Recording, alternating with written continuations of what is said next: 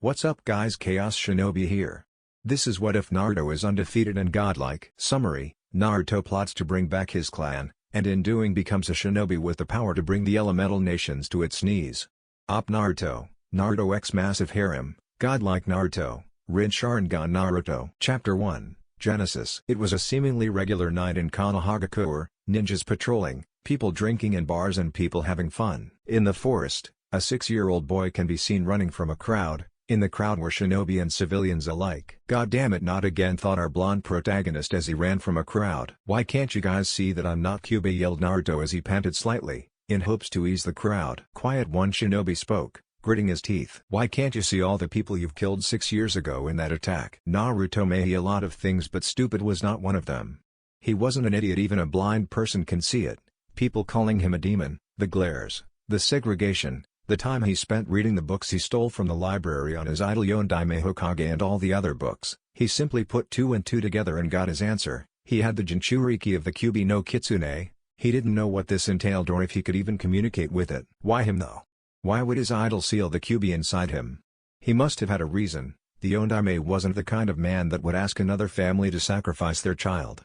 So he came to a conclusion that he was the Yondaime's child, that he sealed the Kyuubi inside his own child. Crazy, right? Of course it was a far-fetched theory and sounded a bit crazy, but it made sense if his logic didn't fail him. Jinchuriki are usually somewhat connected to big village figures, like the Yondaime Hokage for example.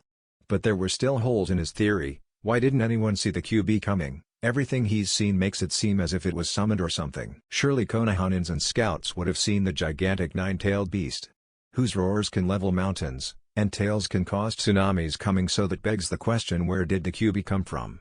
Was his mother attacked during childbirth? Did the Kyuubi get extracted from her during this? He learnt that there were past Kyuubi Jinchuriki, and from what he's read, during childbirth female Jinchuriki's seals weaken, so he came to a conclusion. He mother was a Jinchuriki. He couldn't find any information on Kyuubi's Jinchuriki other than Mito Uzumaki, Hashirama Senju's wife. Anyways, all of this wouldn't matter if he's dead, so back to the problem at hand. He kept running until he reached the Hokage monument. Usually, this would be his safe haven. But right now it was all but that. He was cornered. Please just stop, I'm not the Kyuubi, pleaded Naruto. Stop. Stop. Did you stop when the cries of our shinobi were heard all throughout the night as you rampaged through our village? The fourth sacrificed himself to end you, and you still have the audacity to appear before us and mock us as a child. No worries though. Tonight we end what Yondaime started. Finished the shinobi as he started going through hand signs and shot a fireball at him. Naruto tried to dodge it, but his body was too weak and tried. It hurt. Everything hurt. He felt his body heat up, agonizing heat. As he fell off the monument, his mind started going blank. Is this it? Is this how I'm going to die? I never got to know my parents. I wish I tried out that new ramen flavor.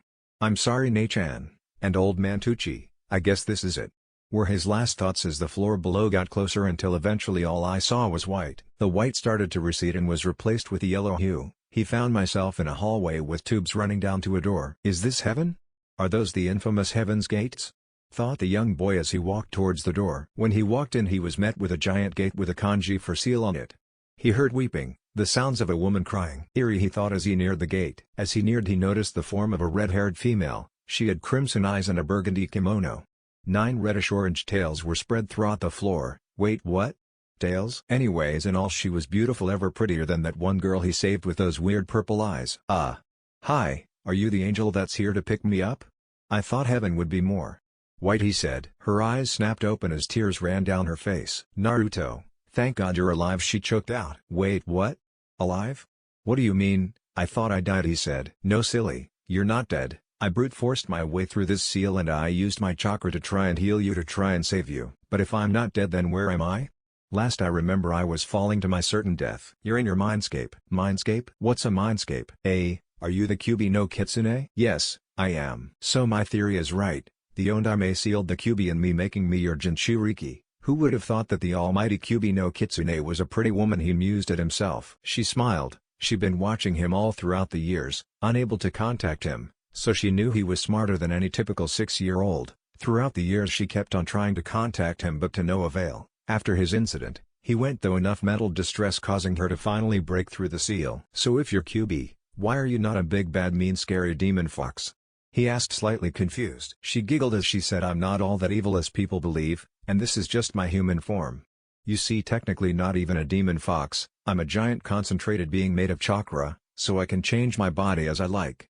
But when Tosama made us, he gave us our form body. I was given that of a fox, but we can change our forms to be that of a human if we wish. I prefer being in this form because in this situation it would have been easier to talk to you like this, plus I would be crammed in my fox form because as you can see your mindscape isn't necessarily what you would call the biggest. But if you want I can change into my fox form. She said, no, you're perfectly fine like that, but if you really are the QB then can you possibly answer some questions I have? Yes, what is it? She already had a general idea of what he was going to ask. Was one of my parents your previous Jinchuriki? Yes, your mother. She was my second Jinchuriki right after Mito Uzumaki. Uzumaki, that's my surname. Another question, if you know who my mother is, do you know who my father was?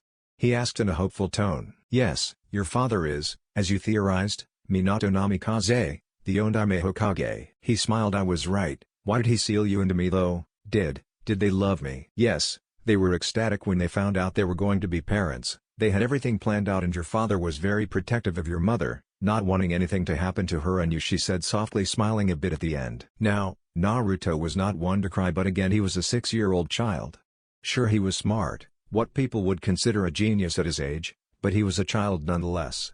He was an orphan, no parents, no friends, no family or close nor distant relatives. There wasn't a day that went by where people wouldn't glare at him or call him names or whisper about him.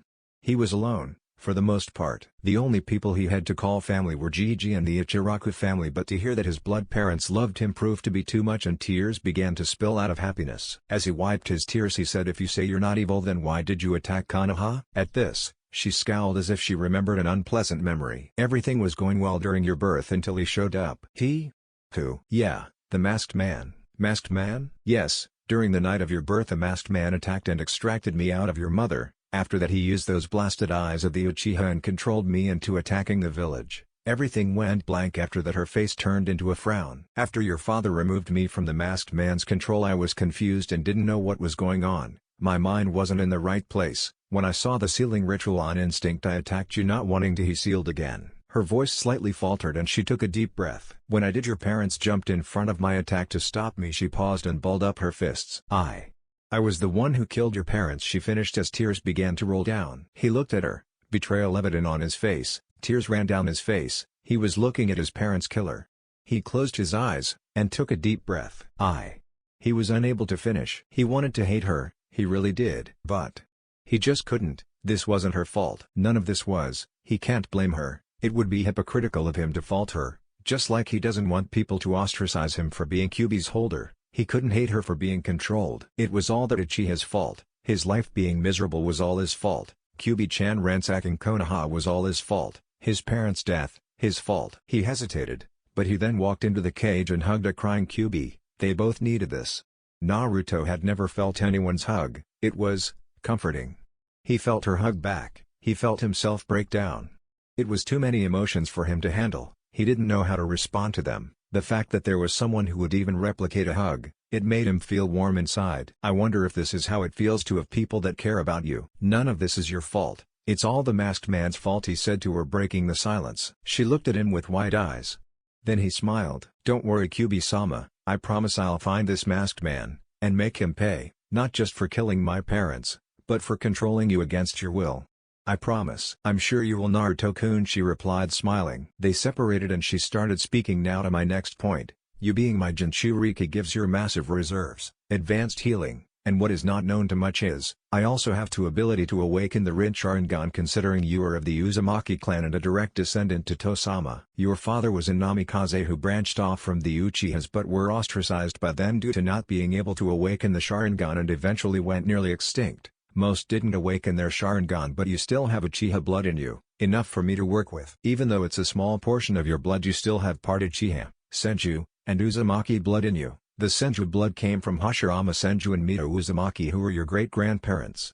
You have blood from both of Tosama's children, making you eligible for the Rin Sharingan. Wait, the Rikudo Sennin was your father? He remembers reading about him in a book. Yes, I was originally part of a mindless beast of destruction and chaos, the Juubi. But Tosama defeated it, then became its first Jinchuriki. Towards his death he knew the Juubi will eventually reform and rampage again, so he split it into 9-tailed beasts, in order to bring peace and keep a power balance.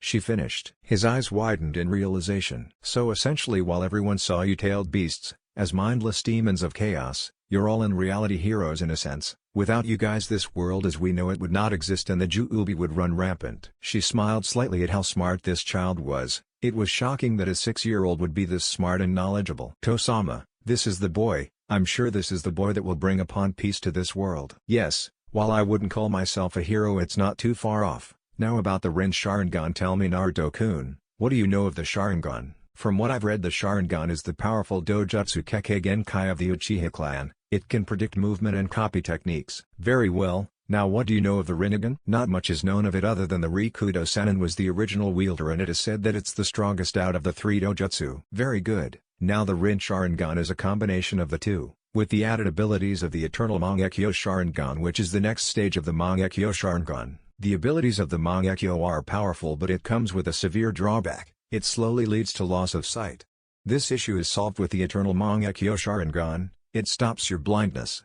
The Mangekyo Sharingan's abilities consist of the Susanoo, Tsukuyomi, Amaterasu, Kamui, Koto Amatsukami, and Izanagi. With the Susanoo you can create a humanoid avatar that works as a shield and is made out of your chakra and fights for you on your command. With the Tsukuyomi you can cast a powerful genjutsu, said to be the strongest and can only be dispelled by the Rinnegan. With Amaterasu you can create the strongest flames that burn through everything as long as you can focus on your target. With Kamui you can travel to the Kamui pocket dimension, you can move objects in and out of it at will and it's said to be superior to the Yondaime's Hirashin since you don't need seals. Koto Amatsukami is a subtle but powerful genjutsu that allow you to modify and change people's memories and replace them with false ones.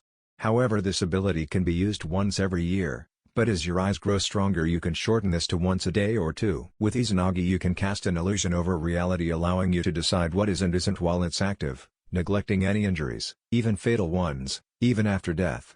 Although it has its limitations it is mostly used as defense or avoiding lethal wounds. But I recommend not using the last one since it can cause tremendous strain to your eyes leaving them unusable for a few days. The Rin Sharingan also gives you the abilities of the Rinnegan. Information on the Rinnegan is scarce due to the rarity of users but due to Tosama being the original wielder I know of its abilities. The Rinnegan has the abilities of the Byakugan minus the 359-degree vision. It gives you the ability to use all 5 elements, you can see chakra and its flow. It can also see the tenketsu of the 8 gates. You can also create black receivers that can transmit chakra. Then there are the 6 paths. The Deva path can control gravity and either pull things towards you to push things from you. The Asura path allows you to mechanize your body. With the human path you can extract souls and read their memories. You can use certain Rinnegan summons with the animal path. These differ from regular summons. You can absorb chakra and pure chakra techniques through the Petra path, although you cannot absorb Shinjutsu chakra. With the Nakara path you have access to the King of Hell. Then there is the outer path, which is you. The Rinnegan allows you to preside over life and death, granting you the ability to revive the dead, but beware it costs a lot of chakra. You can summon the demonic statue of the outer path which is the body of the Juubei. I'm made of its chakra and the statue is the hollow husk of the Juubei. Although I recommend not using this as it does not require chakra but your life force, usually it will kill you but due to your Uzumaki lineage, it'll leave you in a terrible crippled state. There are certain abilities limited to the Rin Sharingan, like Limbo. Limbo allows you to reside inside an invisible world that is usually impossible to detect. While in this world you can still make physical contact with the physical world, allowing you to harm your enemies. While in this world, you can make up to 4 clones that reside in the Limbo world, all of which have the same abilities as you. Finish the redhead. Wow, that doesn't sound fair to the rest of the world. She chuckled a little bit at his response. Yeah, I know, it's a lot to take in but don't worry Naruto-kun, I will train you how to use these abilities, said the red-haired beauty reassuring him. Will you really? Will you teach me how to be strong? I hate being weak. Yes. Don't worry, after I'm done with you there won't be a single soul who will beat you, she said smugly. Yada, he exclaimed and jumped in happiness. Thank you Kyubi-sama, I promise I won't disappoint you. She slightly smiled, this child is destined to do great things. Please, none of that Kyubi-sama stuff, call me by the name Tosama gave me, call me Kurumi, but it's time you should be waking up Naruto-kun. I'll be giving you tips on how to use your abilities while in your mindscape. Since you've already made initial contact with me I'll be able to talk to you while you're not in your mindscape. So when you respond talk in your head, I'll be able to hear. Now wake up Naruto-kun, I sense people near you. Okay, I'll see you later Kurumi-chan. Chapter 2, The Awakening. As Naruto's consciousness started returning to him and he regained my senses he began to hear talking. Sounded like Old Man Hokage and three other voices, two male one female. "No Danzo, I'm not letting the boy become one of your mindless puppets," said the only voice he recognized, which was the voice of the third Hokage. "Then what do you suggest we do with the boy, Hiruzen?" said the other male voice. "When he becomes of age I will enroll him in the academy." "Why will you let the demon brat join the academy? Don't tell me you really plan on letting the brat become a shinobi," said the female voice. "Let me remind you, Koharu, he is not a demon, he simply holds the demon," replied Hiruzen. Naruto started shuffling. "You're dismissed." He's waking up. When he heard footsteps, then the door opened, then closed. He took this as a cue to start shuffling some more and his eyes fluttered open. Ow, even opening his eyes hurt. "Gigi, is it true you're going to enroll me in the academy?" asked the blonde boy. "Yes, once you reach age 10 I'll enroll you in the academy." I smiled slightly. "I will be making my ascent to become a shinobi." "Gigi, can I leave this place and have that new ramen flavor?" The old man chuckled. "Yes boy, but not right now. You need to rest. I estimate you'll be out in 2 months, but you should be able to eat in about a week." Time skipped to 8 days later. These past 8 days he's been spending his time in his mindscape while his body rested. He changed the appearance of his mindscape to make it more hospitable for Kurumi-chan. It changed from a sewer to a plain with a few trees. Here and there basically just looked like a regular outdoor plain. Although his injuries, realistically it was supposed to take more than 2 months for his body to heal, but thanks to Kurumi-chan his body healed at a ridiculous pace. Third-degree burns, fractured ribs, and broken arm and leg are not injuries that healed in 8 days. The nurses and doctors were shocked to say the least, but it just added to their rage. The demon can regenerate at a rapid pace. He was free to go, so he headed to his apartment to let Kurumi-chan begin the process. After consulting Kurumi-chan with it and talking about it during these past 8 days, he decided against telling the Hokage about the whole Kyuubi situation and the Rin Sharingan he was going to get. Not that he didn't trust him, but still. As he made his way to his apartment, a thought reached his mind. "Hey, Kurumi-chan.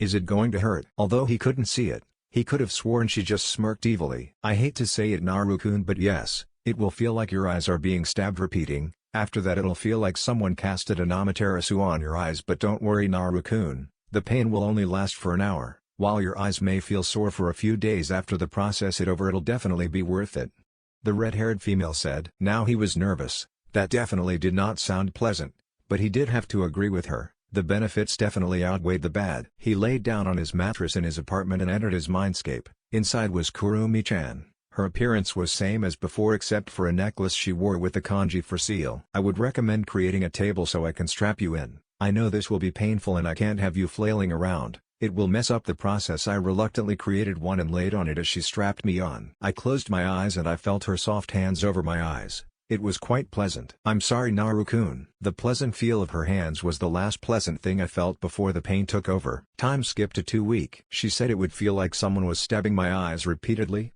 PFDO, how he wish it felt like that. No, it was much worse. This made the pain he felt at the monument feel like a stroll through the park. But I digress. He now my the Rin Sharingan, but Kurumi-chan recommended he rest his eyes for a week at least after the process was done, just to be on the safe side. That was 2 weeks ago and now Kurumi-chan told him that it was safe to use his eyes now. She told him that before he jumps into the deep end he should start with the basics, and it would be better that he trains his body to handle the strain that using these eyes will give me.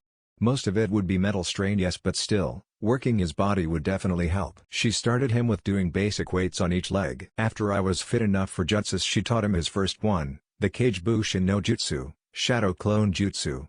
It was an A-rank technique that required a lot of chakra but was no problem for him since cause of his massive reserves. The trick to shadow clones is that the memories from the shadow clone return to the caster after dispelling. It proved great for training. She had him perform them while water walking. Of course, learning these techniques was a walk in the park with his Rin Sharingan, but the difficult part proved to be doing these techniques while walking on water. But he eventually got it down quickly due to his Rin Sharingan. She taught him the basic academy techniques. After I got them mastered we started getting into elemental jutsus. She taught him one jutsu from each element. The first one she taught him was the Kaden, Gokaku no Jutsu, Fire Style, Fireball Jutsu. The basic fireball technique of the Uchiha clan. The second was the Futon, Daitappa, Wind Release, Great Breakthrough, a C-rank technique that allows you to blow wind through your mouth. The third was the Raiten, Jaibashi, Lightning Release, Electromagnetic Murder. It allows you to send a wave of electricity through your hands. The fourth was Doden, Doryuki, Earth Release, Mud Wall, which allows you to create an earth wall when you slam your hands on the floor. The fifth technique was the Suiten, Suita no Jutsu, Water Release, Water Bullet Jutsu. This jutsu allowed you to spit a stream of water out your mouth. You can also split it and shoot them like bullets. He did these until he was able to do them with two hand signs. Except for wind and lightning, he showed complete and utter mastery over these two elements. He can do his lightning and wind jutsu without any hand seals, but he still liked using one hand seal. Kurumi told him that he would have to practice with the three other elements until managed to gain the same amount of control he has with his lightning and wind techniques. Once he's done that, then he would be able to dabble into sub-elements. It's a popular belief that sub-elements like yotan, lava release, or hyotan, ice release, for example, can only be used with a bloodline. However, this isn't true. You simply just have to have complete control over the two elements, or three if we're talking about Jinten, dust release, required to form it. For example, people from the Yuki clan usually had near-perfect control over water and wind, so making ice wasn't much of an issue to them. They just had to practice their balance. To make the sub-elements you have to combine and balance both elements. It sounds simple, but it really isn't. It usually takes a long time, but with shadow clones this time should shorten. His body can now handle taijutsu, so Kurumi had him work on his taijutsu. He learned a taijutsu style based on agility. You would outmove your opponent and land hits in pressure points, slowly crippling your enemy. He had to extensively study human anatomy in order to learn where the pressure points were to make this style work. He also had to be really fast in order for this technique to work. If he was going to be honest, it's based on the Hyuga's Juken. In a matter of fact, he can probably replicate their Juken because he can see the Tenketsu, but he didn't want to. Maybe eventually, but not now. Going to the library was also much easier now. He didn't need to steal the books now. He would simply make clones and henge them and have them go to the library and read a book on every subject, ranging from history to books on chakra theory. He had them go to the restroom and dispel every 10 minutes so his brain won't overload with information. On a book on the Third Shinobi Wars, where he found out about Ozoshiogakuer, his curiosity toward Fuinjitsu bloomed. When Kurumi initially told him of the Uzumaki clan, he was fascinated. They were known for their longevity and their seal masters. He was shocked at how badass his clan was. He decided to try and become a seal master, to continue the Uzumaki legacy and not let his ancestors down. He made a mental note to visit the ruins at one point. Because there was bound to be some scrolls or something, Iwa and Kumo must have searched through the ruins for stuff, but the Uzumaki were known for their seals. He's sure that there was some secret vault with really badass jutsu or seal locked behind really complex seals that only allowed someone with Uzumaki blood or something to open it. Well, at least he hoped there was. But damn, his clan must have been such badasses. He really wanted to bring his clan back to its former glory. That's a goal he'll work towards. It all sounded great and all. However, there is one problem. Konoha. He doubts the Konoha Council allow him to simply waltz out of the village and start a new one. And if he did, then he's sure they will try and control him and the village. He came to the conclusion that he would eventually need to leave the village in order to fulfill his ambitions. However, he will need his inheritance from his father. He already got his mother's, but he can't get his father's until he made Chunin or was 18, so he would have to stay until then.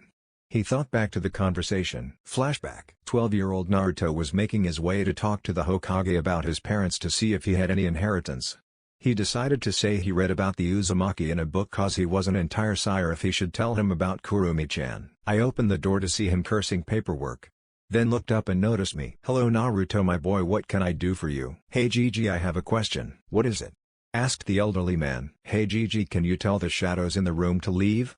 I'd prefer it if this conversation was kept just between us." His eyes widened in shock but soon receded and lifted his hand to signal his Anbu they could leave. "How did you know they were here?" "I could sense their chakra." His eyes widened once again. "A sensor?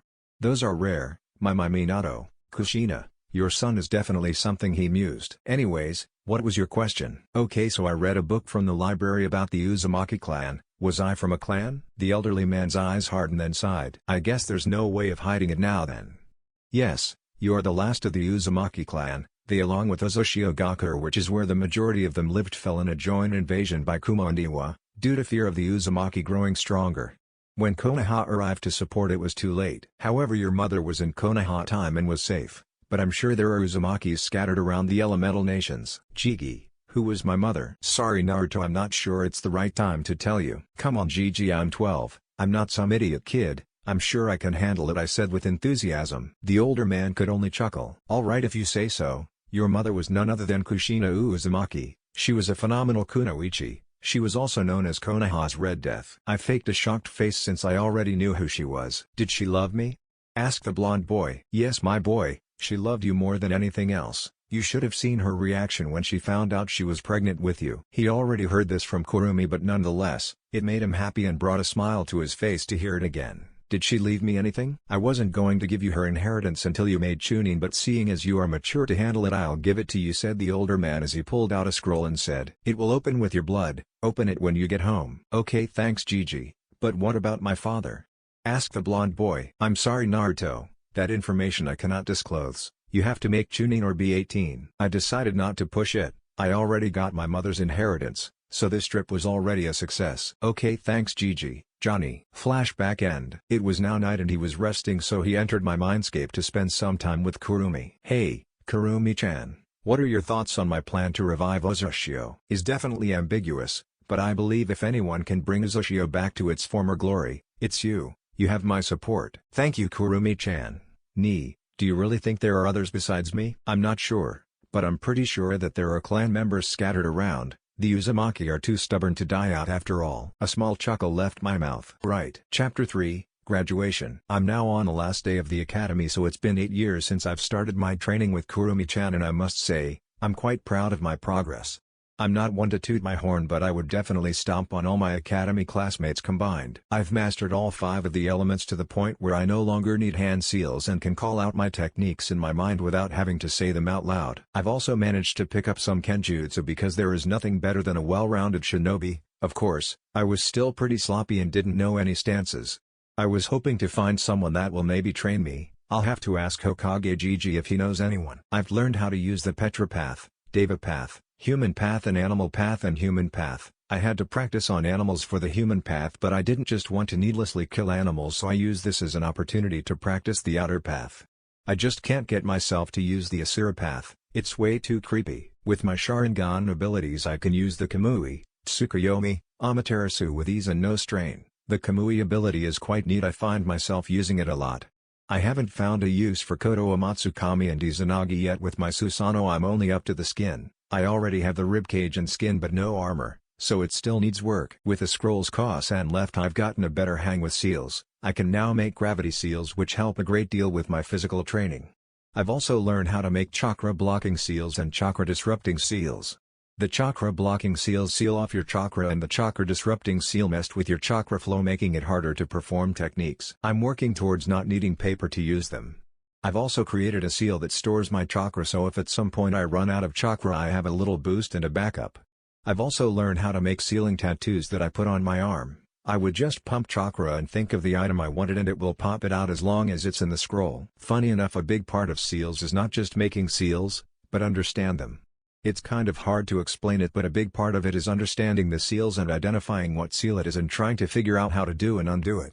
It's quite fascinating. My current Fuinjutsu project I'm working on is a seal that allows me to seal any chakra-based jutsu fired at me and shoot them back out. Like say for example I face another Manji Echo Sharingan user and they fire an Amaterasu at me, I could seal it and shoot it back out at them. This would be useful if I'm trying to conserve chakra. However, I was currently stuck. I was able to suck it in the shoot it out, but instead of having it burst out and shoot towards them it would simply just plop down. Then I remembered back to when I received my mom's inheritance and scrolls, then a smile crept to my face. Flashback. As soon as I left Hokage Gigi's office I dashed home as fast as possible. When I arrived I opened the scroll and used a kunai to prick my finger and wiped my finger in the scroll. Soon a few items popped out. The first one I picked up was a scroll. From Kushino Uzumaki, your Kasan. Hello Sochi, if you're reading this then it means that I'm not around to be with you.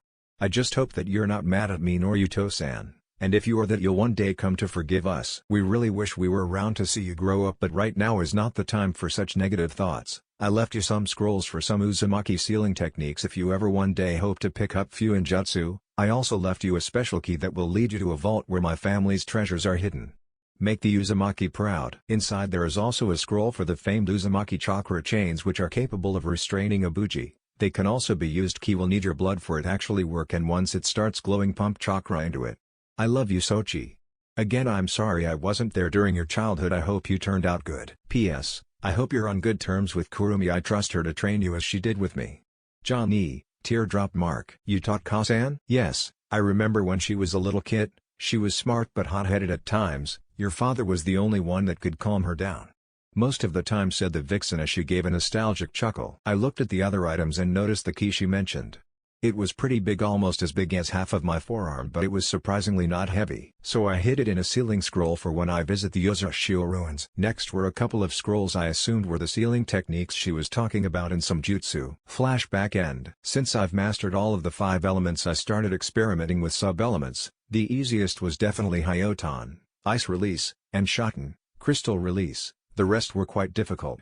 Although Makuten, Wood Release, is a special case, that one I could currently not do since it not only requires earth and water, but you have to be a sage since you have to be one with nature. He would need someone who is familiar with the sub-elements to help me out, something he will definitely be looking out for when I leave. I've heard there was a woman who can use both Yoton, Lava Release, and Futen, Boil Release, fighting in the Civil War in Kiri. I've also mastered the chakra chains that Kasan mentioned in the letter. He can create a barrier and can freely control how much chains can come out and control them at will as if it was another limb. They prove to be useful for many other things outside the battlefield, like multitasking while making ramen. Now that's enough boasting about my abilities. I don't want to get an inflated ego like a certain Uchiha. I finished getting dressed and ate a quick bowl of ramen. I grabbed my stuff and was about to leave via Kamui, but anyone saw that it would be a pain to explain it to anyone if anyone saw it, so I made a one-handed ram sign and left in a blur via Shunshine, body flicker jutsu, and arrived in front of the academy. I've made a lot of great friends through these 4 years that I've been in the academy. It truly saddens me that I'll have to leave, but it must be done. Talking about relationships, Kurumi and I tied the knot. I spent a lot of time with her. I started feeling funny as I spent time with her. I had an idea as to what it was that I was feeling, but I couldn't tell her until I was certain. Until I was sure I fell in love with her. When she told me she loved me too, it was truly one of the best moments of my life. Anyways, when I entered the academy, all my friends whom I've just mentioned were there. Firstly, there was Kiba Inuzuka, heir to the Inuzuka clan. He was a bit brash and loud, always yelling stuff about being an alpha male and whatnot. Can't really understand that, must be an Inuzuka thing. Secondly, there was Shikamaru Nara, heir to the Nara. He's lazy and says troublesome, but don't let that deceive you. He may not be much, but he's a genius. Whenever I play shogi with him, I always lose. We've been friends since before the academy, since he's never been mean to me like all the other kids when they used to play in the park. Thirdly, there is Kuji Akimichi, heir to the Akimichi clan. He's big-boned, his clan jutsu uses calories and turns it into strength. He's a great guy with a big heart. There isn't a moment where you don't see him with chips. Fourth, there is Shino Aburame, heir to the Aburame clan. He isn't talkative, but he's still nice to him, thus a friend to him. Fifth, there is Ino Yamanaka, heiress to the Yamanaka clan. She isn't as bad as it seems. At first look she seemed bitchy, but she's nice to me and that's enough in my book. Now only if she could get over her fangirl attitude and focus on training more, then that'll be more points in his book. Then there is Hinata Hyuga, former heiress to the Hyuga clan. She's shy and soft-spoken and stutters a lot, especially when she's around me. If I'm going to be honest, it gets annoying after a while. She's a great friend though. She's always supportive of me. We've been friends for a long time, since I've saved her from a group of bullies a while back. I mean, what isn't there to like? She's nice, supportive and pretty. Now if we could get rid of that stuttering issue, that'll be a major win. It's not as bad as when they first started hanging out, but still. Her stalking habits and never leaving blush around me can get a bit creepy at times. Also, I could swear I've seen her give me lust-filled gazes at times. But hey, who am I to stop her? Then there is Team and Banshee. Team isn't all that bad. He's just arrogant and emo and lets his emotions get the better of him. I can understand why. Having your entire clan and family killed by your older brother who you cared for and looked up to tends to do things to people. He can probably be fixed. His skill is pretty high for an academy student compared to everyone else, so I can respect that, but still it's nothing to call yourself an elite for. Although he would sometimes catch Sasuke looking at him, a bit weird, but whatever. Then there is the Banshee. She's beyond salvation. I tried to befriend her and she thought I was hitting on her. I honestly feel bad for Sasuke. Let me show you in a flashback. Flashback. It was the first day in the academy. I was excited because I could finally start my journey as a shinobi. Everything was going fine. I befriended a few clan heirs and even a civilian girl named Emi. I was going to befriend another civilian girl named Sakura Haruno. I recognized that last name from the civilian council. Maybe if I got to befriend her, her mother won't be a total, for a lack of better word, bitch to me. However, that was a mistake that made my ears suffer. Hi, my name is Naruto Uzumaki. Nice to meet you, I said with my hand out, hoping to make another friend. Shut up, Naruto Baka, stop trying to flirt with me. My heart is only for Sasuke-kun, yelled a certain pink-haired Banshee. I winced at her tone. What the fuck is wrong with her? I decided to not push it anymore and just walked away in hopes of never experiencing that again. Flashback end. I slightly winced at the memory as I made my way up towards a seat next to a certain lavender-eyed girl while greeting my friends. "Hey Hina-chan, are you ready?" I asked as I sat down next to her but chuckled a bit at her full-blown blush at her nickname. "I hope I am in, Naruto-kun," she said, saying his name barely over a whisper as her blush darkened. What was that, Hina-chan? I didn't quite catch that last part," I said teasingly. "She may be my friend but you can't resist not teasing her." Her blush was now a full-face blush. "Stop teasing me, Naruto-kun, I'm just not used to this yet," she said, looking down slightly. I smiled. "It's okay Hina-chan, I didn't mean to tease you. We can stop with the nicknames if it makes you uncomfortable." "No don't," she said a little bit louder than she expected as her face started steaming in embarrassment as everyone turned at her to see what all the fuss was about, so she crossed her arms on the table and hid in them to hide her embarrassment. So of course, I took this as an opportunity to tease her some more. "I'm starting to wonder if I'm a sadist." I brought my mouth near her ear and whispered suggestively, Hina-heim, I never knew you felt so strongly about that." I could have sworn that when she shuddered she moaned a bit, but Iruka came to her rescue. "Alright brats, quiet down," yelled a certain scarred Chunin before continuing. "Today we will see if these 4 years did anything towards your goal to become shinobi or kunoichi, or if you just wasted your time. We're starting off with a written exam," he finished as everyone except a certain blonde groaned. As they passed out tests I noticed one had a genjutsu over it. He knew it must have come from the Chunin named Mitsuki. His negative emotion sensor always went off when he was around him. He must be one of those fools who see him as the QB. So I simply make a discreet hand sign and dispelled it. "Hey Kuro-chan, get a load of this," I said in my mind. A little while after I made contact with her she requested to share my senses. "She'll see what I see, hear what I hear, taste what I taste, and feel what I feel." I of course allowed that since what did I have to lose, it probably gets boring in here. "Are those really the questions that you need to become a shinobi? That's kind of depressing." "Yeah, I don't see how anyone could possibly fail this." The blonde mused. "So are you going to go through with your plan?" "Yeah, I'll just have to get a passing grade." I read somewhere that every year there is a squad that has the Rookie of the Year and Dead Last of the Year with the best and most promising Kunoichi of the Year in the same squad, in hopes that the 2 top rookies will be a motivational factor for them to improve. So he decided to use this as an advantage to get the best squad for a better chance at passing the Chunin exams. If he is correct, then Hinata will probably get the Kunoichi of the Year and Sasuke will get Rookie of the Year. So he has to become the Dead Last of the Year. So he decided to get the bare minimum to pass in hopes of becoming the dead last. Naru-kun, who would have thought about that? Such a genius. "I may have to reward you if this works," she said suggestively with a giggle. I smiled. A blush crept on my face. "Oh really, Ku-chan? What did you have in mind?" "I certainly have many things that I could reward you with," I said suggestively. Then I sensed her blushing. "Humph. You may have won this round but certainly not the war," she said before ending the link. He seriously shouldn't have told the clones to read every book in the library. As for why there are so many books on seduction in the library is beyond him. He finished the test in time for Iruka to call the end of the test. And they began walking to a room with targets. Next is Shuriken Jutsu. Each person gets 20 kunai. If you hit the target it's worth 10 points. However, after you've used up 10 the target starts to move, and if you hit it you get 20 points, making it a total of 300 points. You have to hit the target at least 10 times to pass. I'm just going to do the points for the characters that actually matter. Kuji, 180 points. Shino, 200 points. Shikamaru, 150 points. Hinata, 220 points. Sakura, 180 points. Sasuke, 240 points. Naruto, 150 points. Ino, 160 points. When everyone finished the scores were shown. Sasuke smiled arrogantly as a certain banshee was screeching about not getting the best score and her precious Sasuke-kun being the best. I just rolled my eyes. After all of that we made our way to a ring. Next is Taijutsu. Winner gets announced when they either get thrown out the ring or your opponent forfeits. No jutsu is allowed. When I call your names, come to the ring. Match 1, Kuuji Akamiki vs Shino Abarame. Both contestants made their way to the middle of the ring. Hajime. Both shifted into their taijutsu stances as Kuuji ran rather foolishly towards the bug boy. They began to exchange hits but Shino was obviously getting overpowered.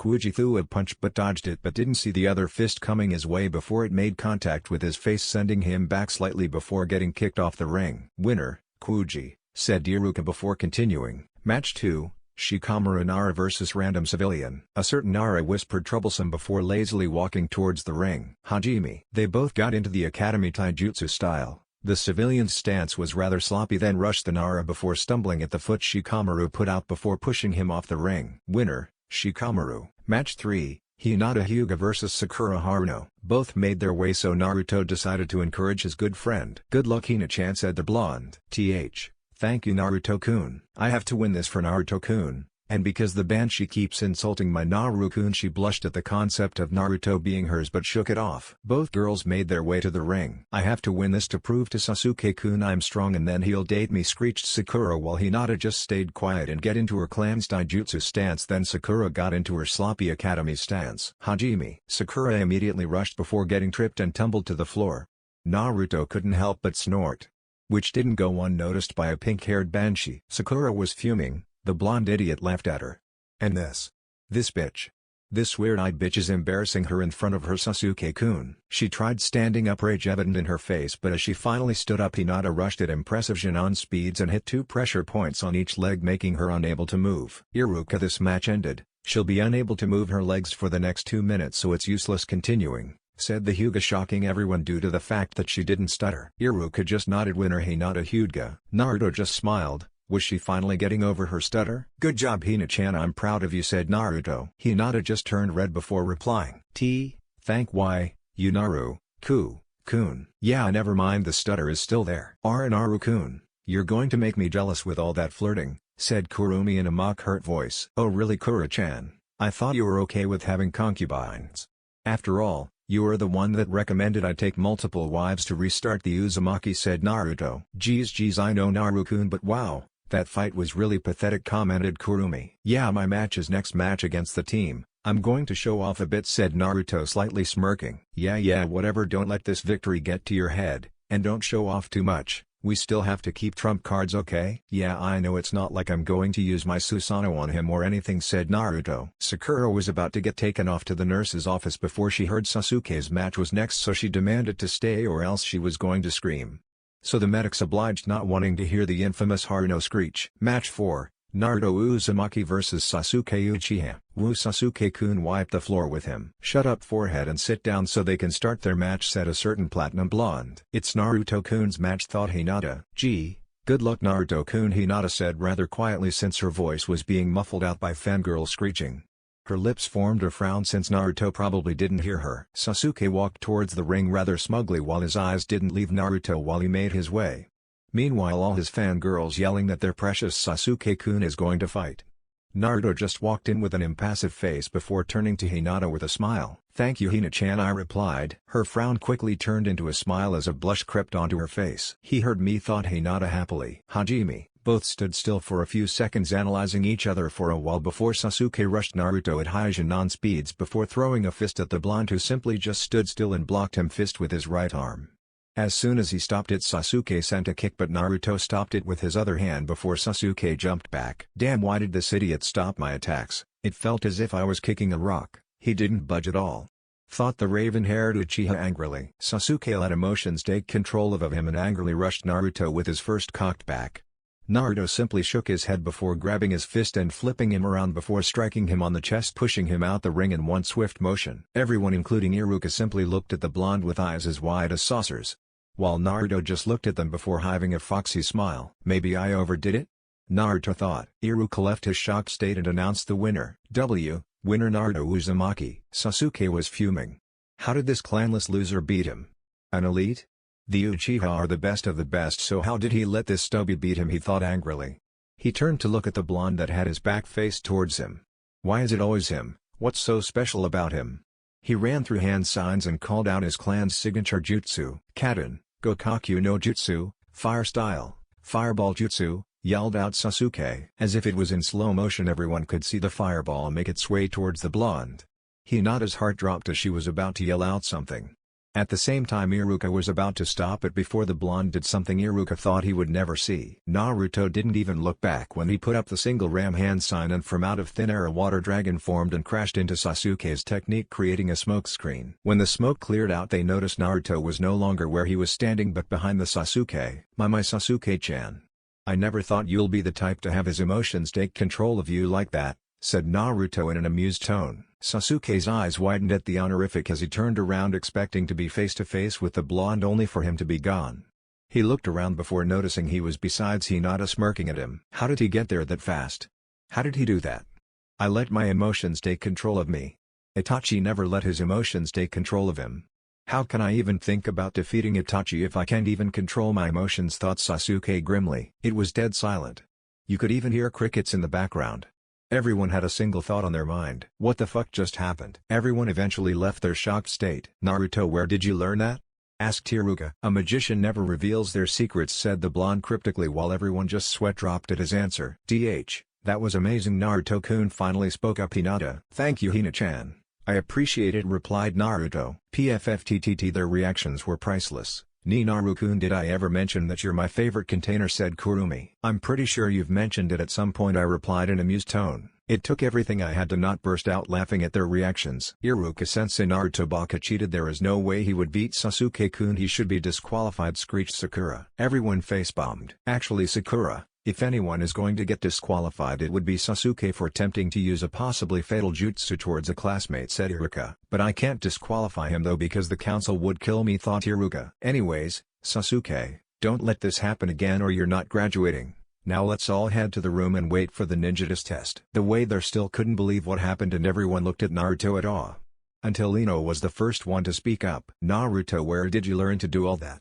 It was kind of cool. Yeah, you definitely put the team in his place, said Kiba enthusiastically. Troublesome, mumbled a certain Nara, while Sasuke was in the back brooding but saw the blonde in a new light. I need to get him to teach me how to do that and how he's so fast, thought the Uchiha. When they arrived to homeroom, Iruka started speaking. Next is the ninjutsu segment. You will have to do the 3 ninjutsu we taught you. If you fail to do any, you will fail. When I call you will go with me to room 101. Starting with, I just dozed off and entered my mindscape. Hey Kurumi-chan. Hi Naru-kun. I've been working on your seal and goddamn, my Tosan is a genius. It's okay Naru-kun, although I do wish I can be out of this seal so I can claim your lips. Maybe when I visit the Uzumaki ruins I can find something that would help me. However, the conversation was cut off. Naruto Uzumaki, said Iruka. I heard my name being called, so I walked to Iruka, then we made our way to the room. First is the Kimawari, replacement jutsu. Switch spots with that chair, he said, pointing to a chair on the left. So I replaced spots with it. Very well. Next is the henge, transformation jutsu, so I henged to look like Iruka. Lastly is the clone, Bushin no jutsu, so I made a single-handed ram seal and made a shadow clone. Very well, you passed. Choose your high 8-band color. This is easily changeable though, said Iruka as he pulled out high 8s with different colored bands. So I chose a black-colored one. Thank you Iruka-sensei, I said as I tied to my forehead as I made my way out of the room. A while later Iruka came back after everyone was done. Congratulations to those of you who passed the test. Today paves your journey as shinobi. Tomorrow you will come here to know who your Jonin squads will be and to meet your Jonin senseis, he said as he left, followed by everyone. Nighttime. I was currently finishing training when in the distance I noticed someone passing by. It was for a second but I managed to recognize who it was. It was my friend Emmy. The last time I saw her I was comforting her because she was crying due to not passing the exam. But then I noticed a giant scroll on her back, so I decided to follow her. I arrived to the clearing she was at and she was looking at the scroll. I noticed it was the scroll of sealing. I decided to show up behind her without her noticing and ran my eyes through it, so copy the techniques. Thank God for the Sharingan's photographic memory. After I finished I decided to make my presence known. Hey Ami-chan, I hope you know stealing the scroll of sealing can put you into prison. She jumped up in shock. You scared me Naruto-kun. Guess what, I'm gonna pass, she said happily. Mizuki-sensei said that if I learn a jutsu from here I'll be able to pass. Mizuki-sensei? What does he? But my thoughts were cut off by the sound of air being cut. On instinct I grabbed Emmy and the scroll jumped away. I turned to look at the spot where they came from and Mizuki was standing there. Ah, I see what's going on. Mizuki-sensei, I got the scroll, said Emmy. Okay good, now give it to me, said Mizuki. No Emmy, don't, I said as I put out my arm to stop her. Why? Said Emmy before being cut off by Mizuki. You, he said as he looked at me with venom laced in his voice before an evil smile crept onto his face. Say Naruto, do you know who everyone hates you? Because you're the Kyuubi, the demon who killed countless people. You're the demon, he said with a smirk. I could have sworn I heard Kurumi snort in my head. I just looked at Mizuki with a blank stare before I went into a mock thinking pose. A demon you say? That sounds pretty cool. I mean Kyuubi is the strongest of the tailed beasts, so it must mean I'm strong, right? I amused. Mizuki just looked at me with shocked eyes before they turned into angry hate-filled eyes. Yes, a demon, and I will be the one to kill the demon, he said before throwing a couple of shurikens, so I grabbed Emmy and the scroll and took her to another secluded place. Stay here and take care of the scroll. He tricked you. I'll take care of him, I said seriously. When I saw her nod nervously I left in a blur. When I arrived to where Mizuki was I was met with Mizuki rushing me with his fist cocked back. I sidestepped his fist and grabbed it and spin him and threw him to a tree. I then called out my technique, Banshu Tenon, Universal Pull. Mizuki found himself being pulled by Naruto by an unstoppable force before he was met with a punch to the face with a strength no Jonin should have.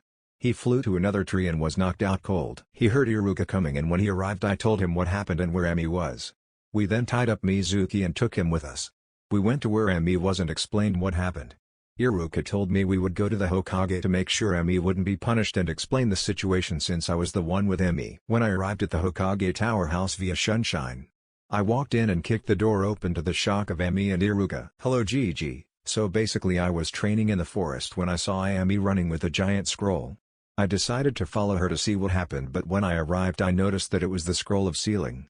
She then told me that Mizuki told her that if she got the scroll she'll be able to pass the academy test she failed. Mizuki then came and attacked us proving that he tricked her, so I confronted him and stopped him then Iruka came.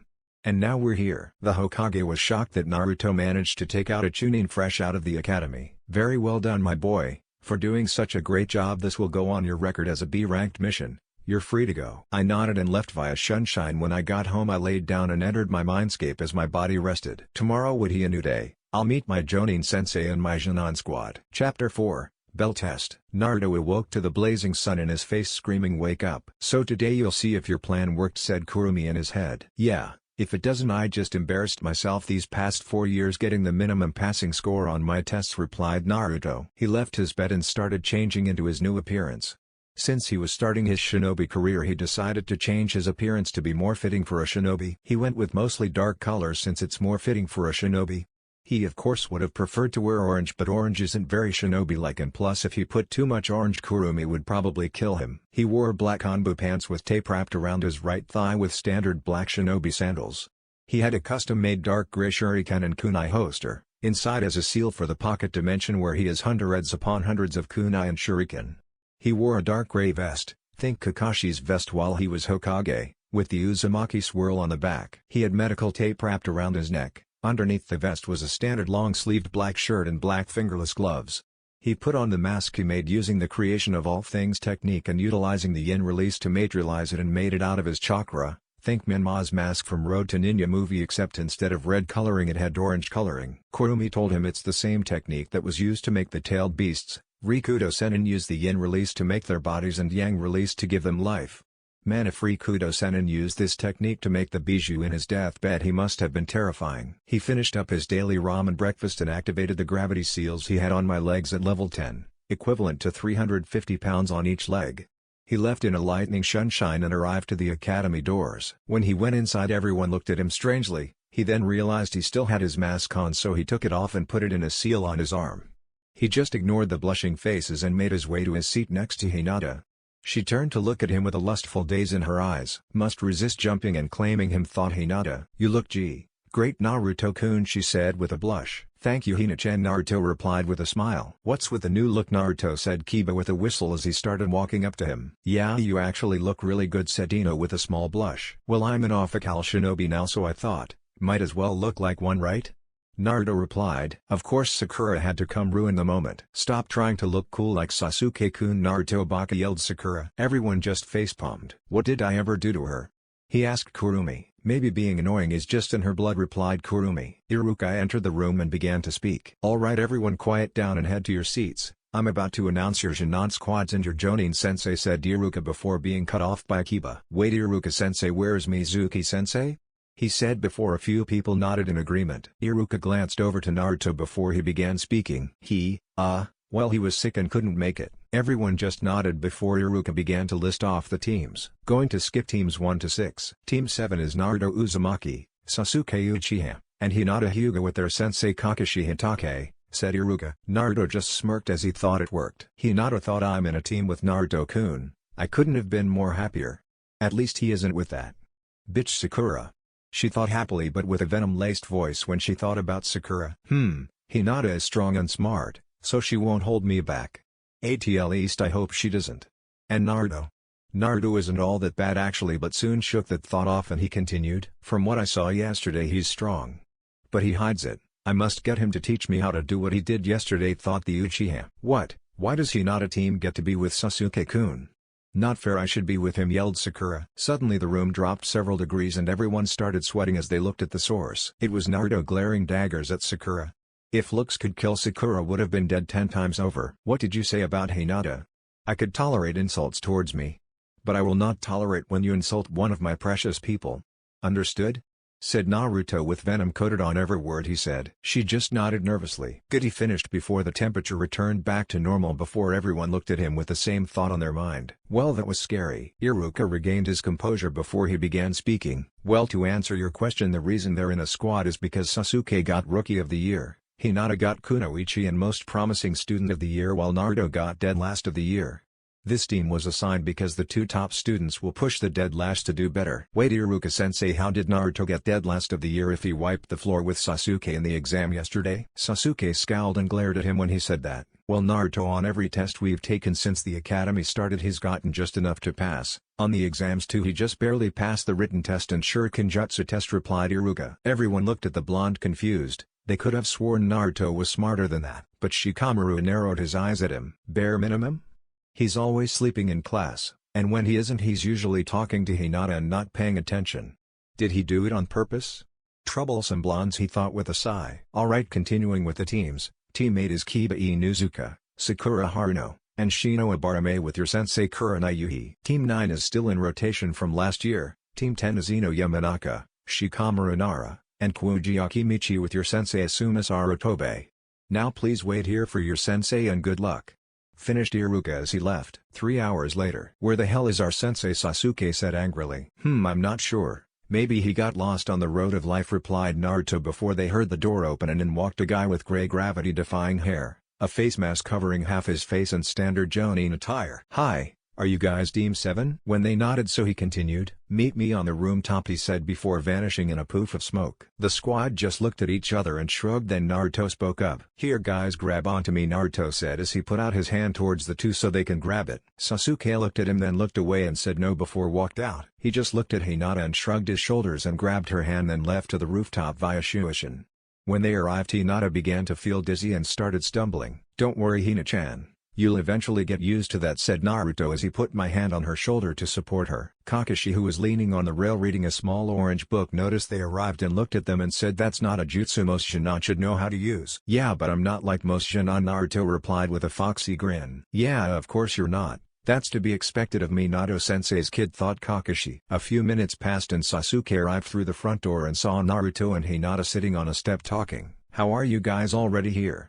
Asked Sasuke. Well, I told you to hold on to me but you didn't want to, so I just left with Sunshine with Hina-chan, replied Naruto before Kakashi started talking. Alright, since you're all here, why don't you tell me about yourself? Things like your name, your likes, dislikes, dreams and stuff like that. Bluey, you go first, said Kakashi as he pointed at Hinata. My name is Hinata Hyuga. My likes are cinnamon rolls. My friends. She looked at Naruto and blushed before continuing in training my clan's taijutsu. My dislikes are people who insult my friends, perverts, and judgmental people. My dreams for the future are to become a kunoichi my family would be proud of and eventually start a family of my own, she finished while her blush got deeper and she glanced at Naruto. Now you emo, said Kakashi while pointing at Sasuke, then he scowled. My name is Sasuke Uchiha. My likes? I don't like anything. My dislikes? I dislike a lot of things. My dreams? I have one dream. And that is to kill my brother and avenge my clan. Everyone's sweat dropped. That's to be expected though, Kakashi grimly. Now you blondie. My name is Naruto Uzumaki. My likes? I like ramen. My dislikes? I don't like it when people insult my friends. Dreams? Well, I had a dream that I was eating a giant bowl of ramen last night, said Naruto. Then it was everyone else's turn to sweat drop. Very well, tomorrow meet me at training ground 7 at 7. So we can take the actual test. Wait, what do you mean, Kakashi-sensei? I thought we already took the test, asked Hinata. The academy test, yes, but not my test. Ah. And I recommend not eating breakfast tomorrow. That is if you don't want to taste it 2 times, said Kakashi with an eye smile before leaving in a poof of smoke. Well, I'll see you guys tomorrow. Take care, Hina, said Naruto. Bye Naruto-kun, said Hinata. Then Naruto disappeared in a blur. Next day at 7, Naruto woke up and saw the time. Oh geez, it's time. Well, he seemed like a laid-back guy. I don't think he would mind if I was 15 or so minutes late.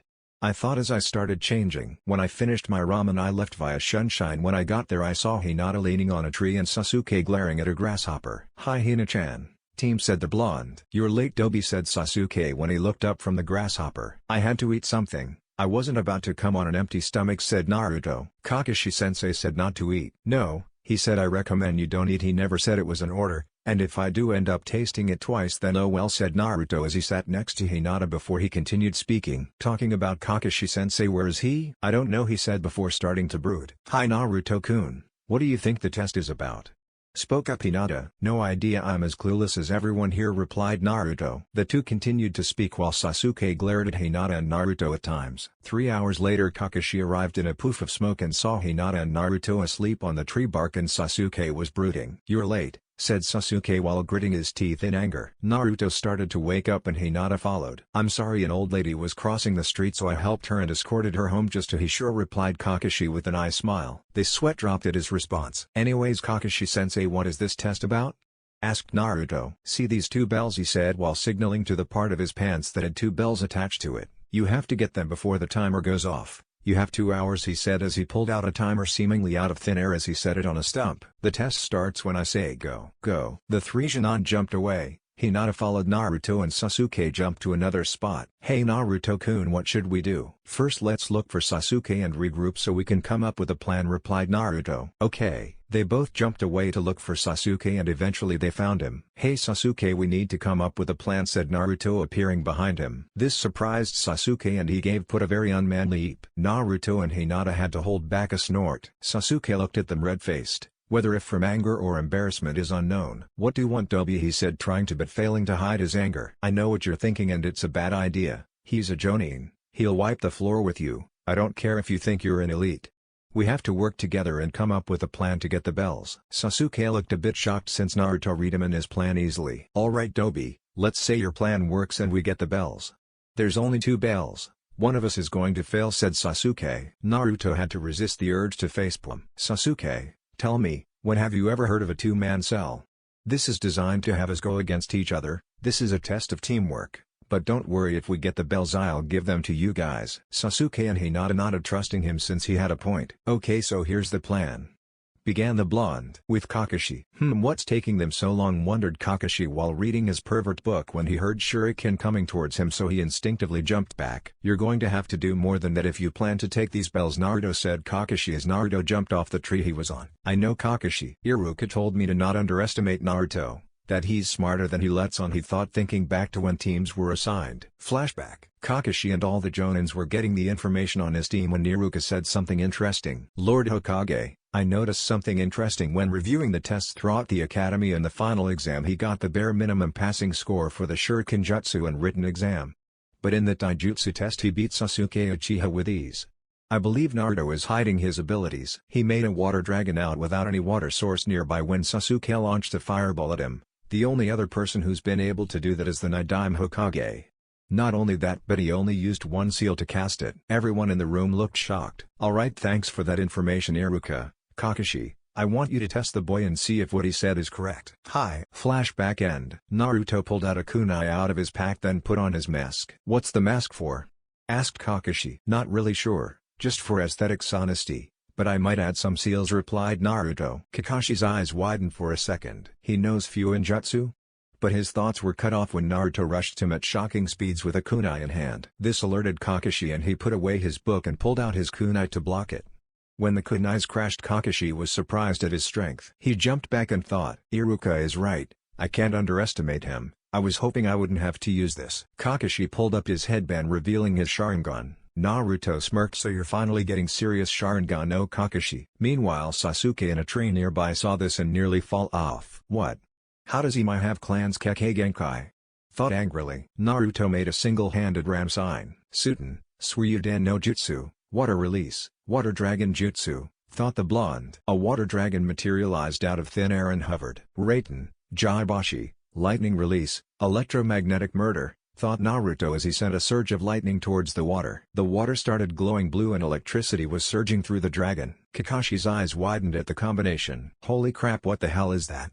I definitely can't get hit by that," he thought as the dragon shot at him quickly. Kakashi made a big jump back to avoid the small damage it does. When landed when he heard a volley of shuriken and kunai coming at him from 3 directions forcing him to go the other way. A trap, damn it he thought as he heard a voice as his eyes widened in realization. Gentle fist art. 8 trigrams 34 bombs. Shit, I totally forgot about the other ones, he cursed in his mind, but it was too late. 2 bombs, 4 bombs, 8 bombs, 16 bombs, 32 bombs. Kakashi fell down due to having his tenketsu closed off. Naruto jumped to where they were and took the bells. How did you do it? He said, still finding it quite hard to believe he got bested by Genins. Naruto spoke it was a quite simple strategy if I'm going to be honest.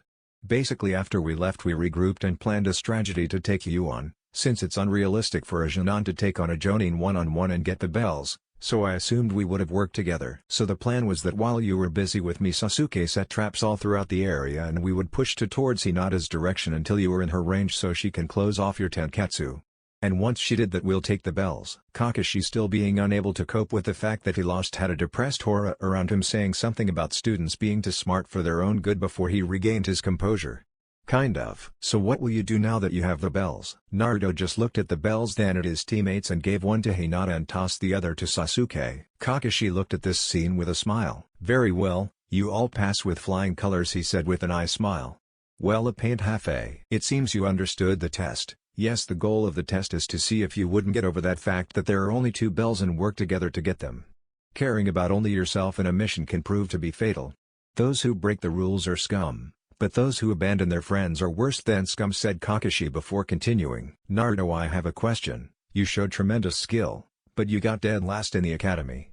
Why were you hiding your skill? In response, Naruto just smirked before he began speaking. Well, a little birdie told me that there's a Jonin squad where there is the dead last, the most promising kunoichi and rookie of the year. So when I started the academy I decided to become the dead last to get a strong team. Kakashi looked at him in shock. Minato-sensei, your child really is something else, thought the Cyclops. Sasuke and Hinata looked at the blonde in a new light. So Naruto-kun is actually really smart, thought Hinata with a small proud smile. Humph, so the Dobi fooled everyone including me. Not that I'll ever admit it, thought Sasuke before another thought reached his head. Wait, Kakashi-sensei, how do you have the Sharingan if you're not an Uchiha? Asked Sasuke. It was a dying gift from a friend, he said with a hint of sadness in his voice. Nobody decided to continue the topic, so Hinata changed it. Kakashi-sensei, you should be able to stand up in about 2 hours. I tried to not hit you too hard, said Hinata. It's okay, Hinata. Alright, tomorrow we're meeting here at 9 to start missions, replied Kakashi. Everyone nodded and began to walk off before Naruto spoke up. So you guys wanna go get ramen? Sure, Naruto-kun, replied Hinata with a blush. Calm down, Hinata, it's not a date. Not yet, at least.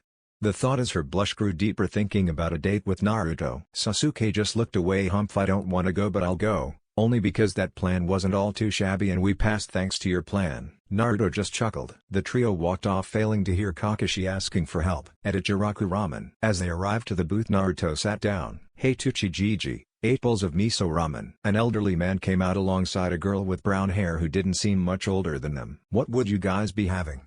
He asked as he looked at his team. Same as Naruto-kun, but only 1 bowl, said Hinata. Ayame immediately got a wide grin and nudged Hinata and whispered. So Naruto-kun is it, she said as her smile got wider. I can't say it's a bad catch, especially with that new wardrobe change, she continued, wiggling her eyebrows as Hinata got an atomic blush. Alright Yame-chan, stop teasing Hina-chan, you're gonna make her faint from embarrassment, said the blonde before continuing. What would you have, Sasuke? 2 miso ramen for me, he replied. Right on it, said the old man. Their food eventually came and they started eating and talking, and to the team's surprise Sasuke was also talking and not brooding the whole time. Where the hell is Kakashi? This meeting was supposed to start 30 minutes ago, said an impatient Hokage. It's Kakashi, what were you expecting, said Asuma with a chuckle. A door flew open showing a battered, panting Kakashi. What happened with you? Asked Asuma. Kakashi just said one word that caused everyone's eyebrows to raise. Jonin. Nobody was able to come out on it. Then Hiruzen started talking. Alright, now that you're all here, give me the results. Team 10 passed. The new generation Ino Shikacho could use some work, especially Ino. She still has fangirl tendencies we need to work on, said Asuma. Team 8 passed. They mostly did well, but Sakura was the weak link. She didn't do anything to help, and the entire time she was complaining about not being in a squad with Sasuke. How did someone like her pass? She is a prime example of the reasons kunoichi are often looked down upon, Kurenai said with a frown. Team 7 passed here but was cut off. Well, that's a new one. Kakashi usually never passes a team. Yeah, I assume the Uchiha was the cause, although he doesn't seem like much, said Kurenai. Asuma just snorted in response. I'm pretty sure the Uchiha wasn't the cause. Anyways, Kakashi continue. I'm curious to see how Naruto-kun did. Everyone else raised an eyebrow but weren't able to comment on it because Kakashi started speaking. Well, it seems that Iruka was correct that Naruto is hiding his strength. Immediately when the test started he gathered up the squad and figured out the point of the test. Naruto attacked me and made a water dragon out of thin air with a single seal like Iruka said he could. But the next part is the terrifying part. He added lightning to it making it stronger. I of course had to dodge it but he kept on attacking me forcing me to move. I ran into some traps that forced me to move into a clearing where Hinata was waiting for me ready to close off my Tenketsu with her Juken. It was all a plan formulated by Naruto. He would pressure me into moving in a specific direction, and to make sure I didn't stray away from the path he was making for me he made Sasuke set up traps, and once they had me where they wanted Hinata would finish it, said Kakashi. To say everyone was shocked was the understatement of the decade. Everyone except Asuma couldn't believe it. How? He's barely out of the academy, and graduated as dead last. Asked Kurenai. Yes, but that's not all. When I asked him why he was hiding his skill he told me because of how squads are formed. The Rookie of the Year most promising Kunoichi of the Year and the dead last made a squad. And when the academy started he made sure to get the bare minimum score to pass through the years in order to get dead last to ensure he got a good squad. Everyone again was shocked. That's really genius actually said a random Jonin. It was Asuma's turn to talk. Yeah, the kid's knowledge is nothing to scoff at. Even at 8 years old, he managed to learn how to apply wind chakra to a blade in just 2 days, and in 5 days he improved upon it. He also soaked up every wind jutsu I threw at him. The kid is a literal genius just like his father. He finished with a chuckle as he put a cigarette in his mouth. Wait, Asuma, you knew? Asked Kakashi. Yeah, he came to me asking if I can show him wind jutsus cause he found out there aren't much in Konoha. I was shocked because he wasn't even in the academy and he knew his affinity and nature transformation. He doesn't know one, but 2 of his nature transformations. Most academy students don't even know their affinity. That's nothing though. I think he's still hiding a great lot. Interesting kid I must say, said Asuma. Yeah, he's a natural leader.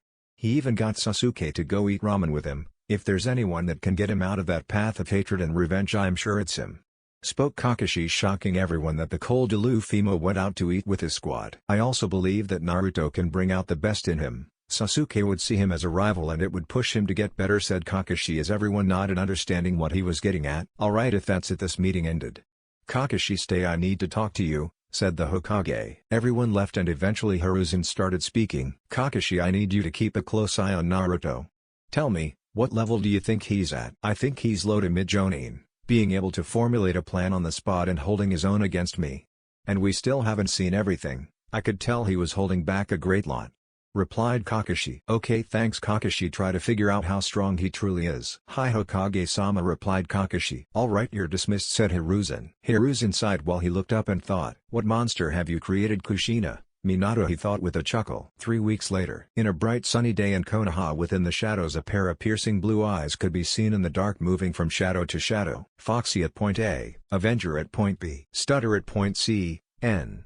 Naruto-kun, why did you give me this name? I don't stutter that much anymore. Sorry Hina, it was either that or red face. Alright guys, pay have a lock on our target at point B, Avenger engage in 3, 2, 1. Shrieks and crashes can be heard and out an alleyway Sasuke walked out with scratch marks on his face grumbling something about cats from hell. I really hate this cat, we've caught it for the 15th time already. I would know cause I've been counting, said Sasuke. I never said D ranks would be fun, replied Kakashi. I'd much rather a boring C rank than this bullcrap.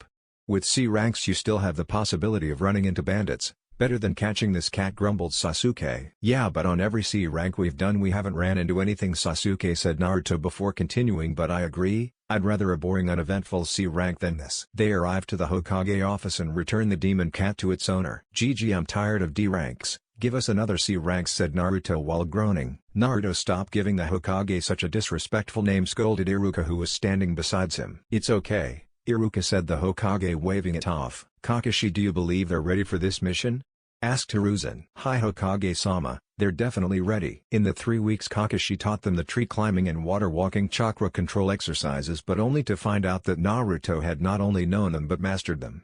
After they all learned it he found out their affinities, and Kakashi was shocked to find out Naruto had all 5. Flashback. Alright, see this that I'm holding, said Kakashi as he gestured towards 3 slips of paper he had on his other hand which Naruto recognized as chakra paper. Crap, Kurumi, I have a feeling we're going to have to eventually tell Gigi and Kakashi about and you and the Rin Sharingan. Are you sure, Naru-kun? Yeah, Kakashi is about to find out about me having all 5 affinities, and maybe I could help train Sasuke with his Sharingan. Why are you so intent with training Sasuke though? Don't tell me you're just doing this cause of that, she finished with a chuckle. No, of course not, replied Naruto with a chuck of his own. What are the papers for?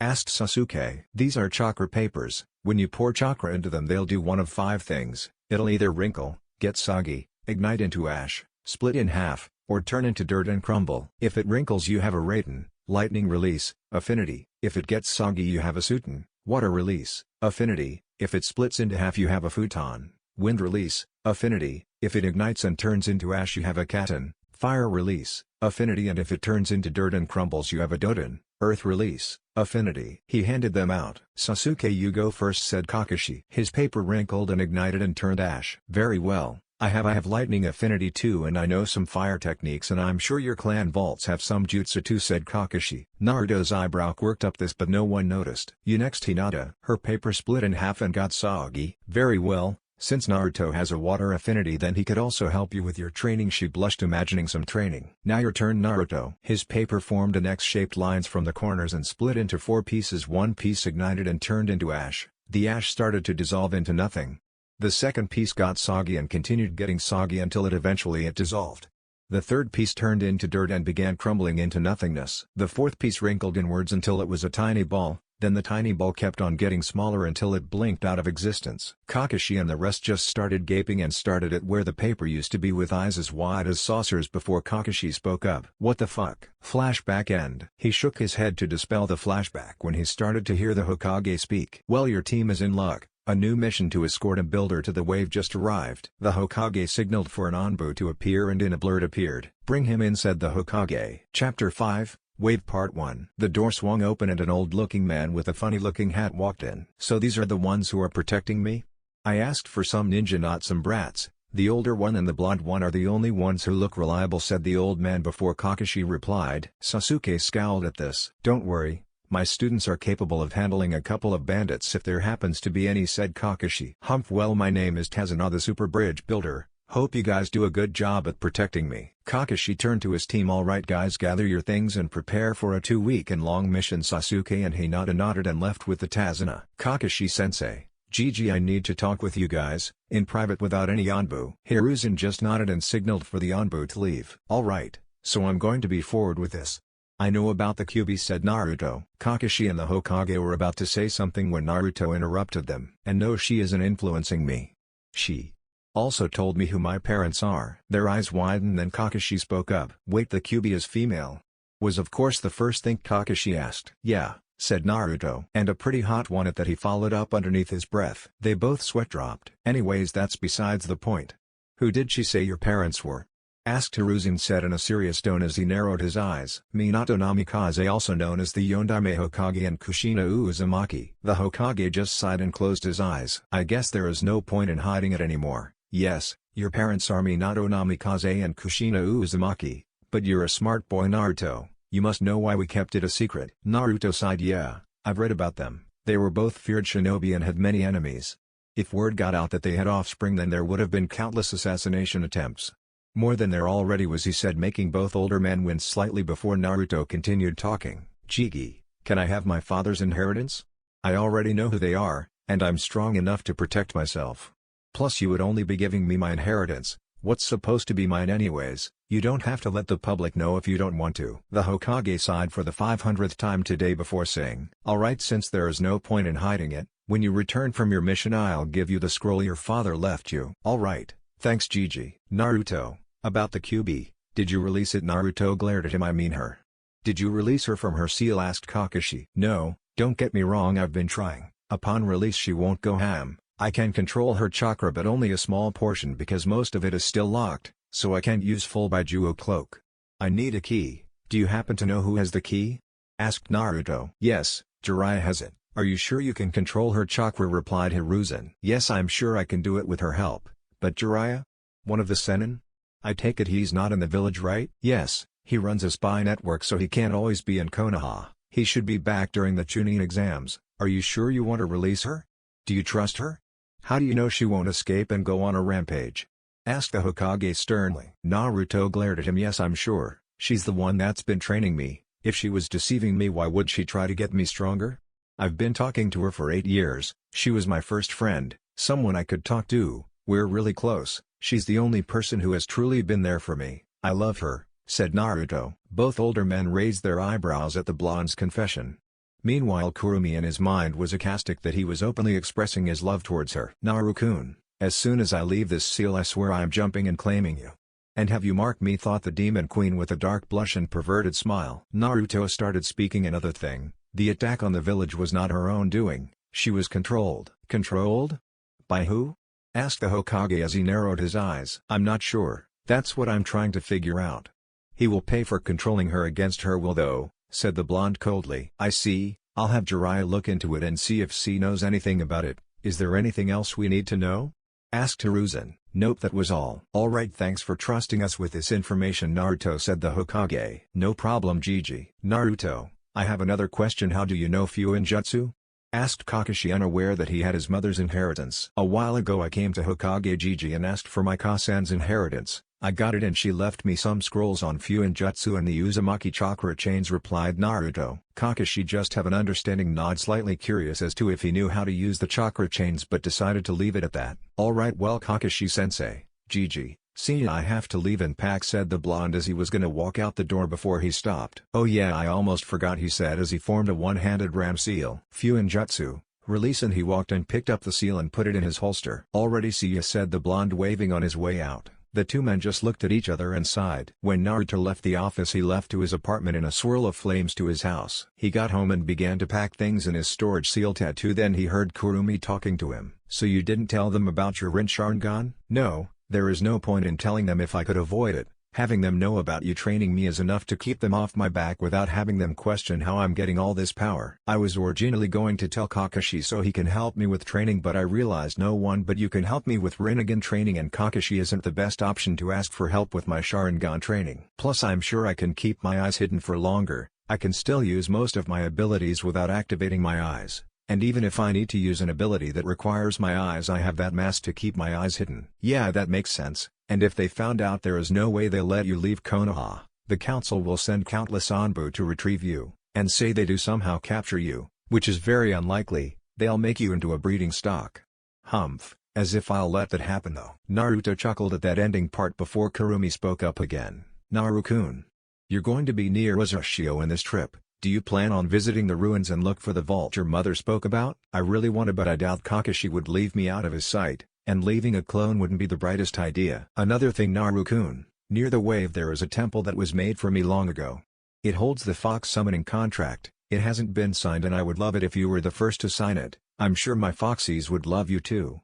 Inside the temple are also many other scrolls and jutsus that my foxies have snatched since around the Warring States era. Try to visit it to sign the contract and possibly look for scrolls to help with your sub-elements and expand your jutsu arsenal. Alright, I'll try and visit it. If it's close enough I'll make discreetly clones and send them to find the location, said Naruto. Sounds good, but don't tell Kakashi or let him find out. He'll probably have to tell the Hokage and the council might try and raid it to get what's inside.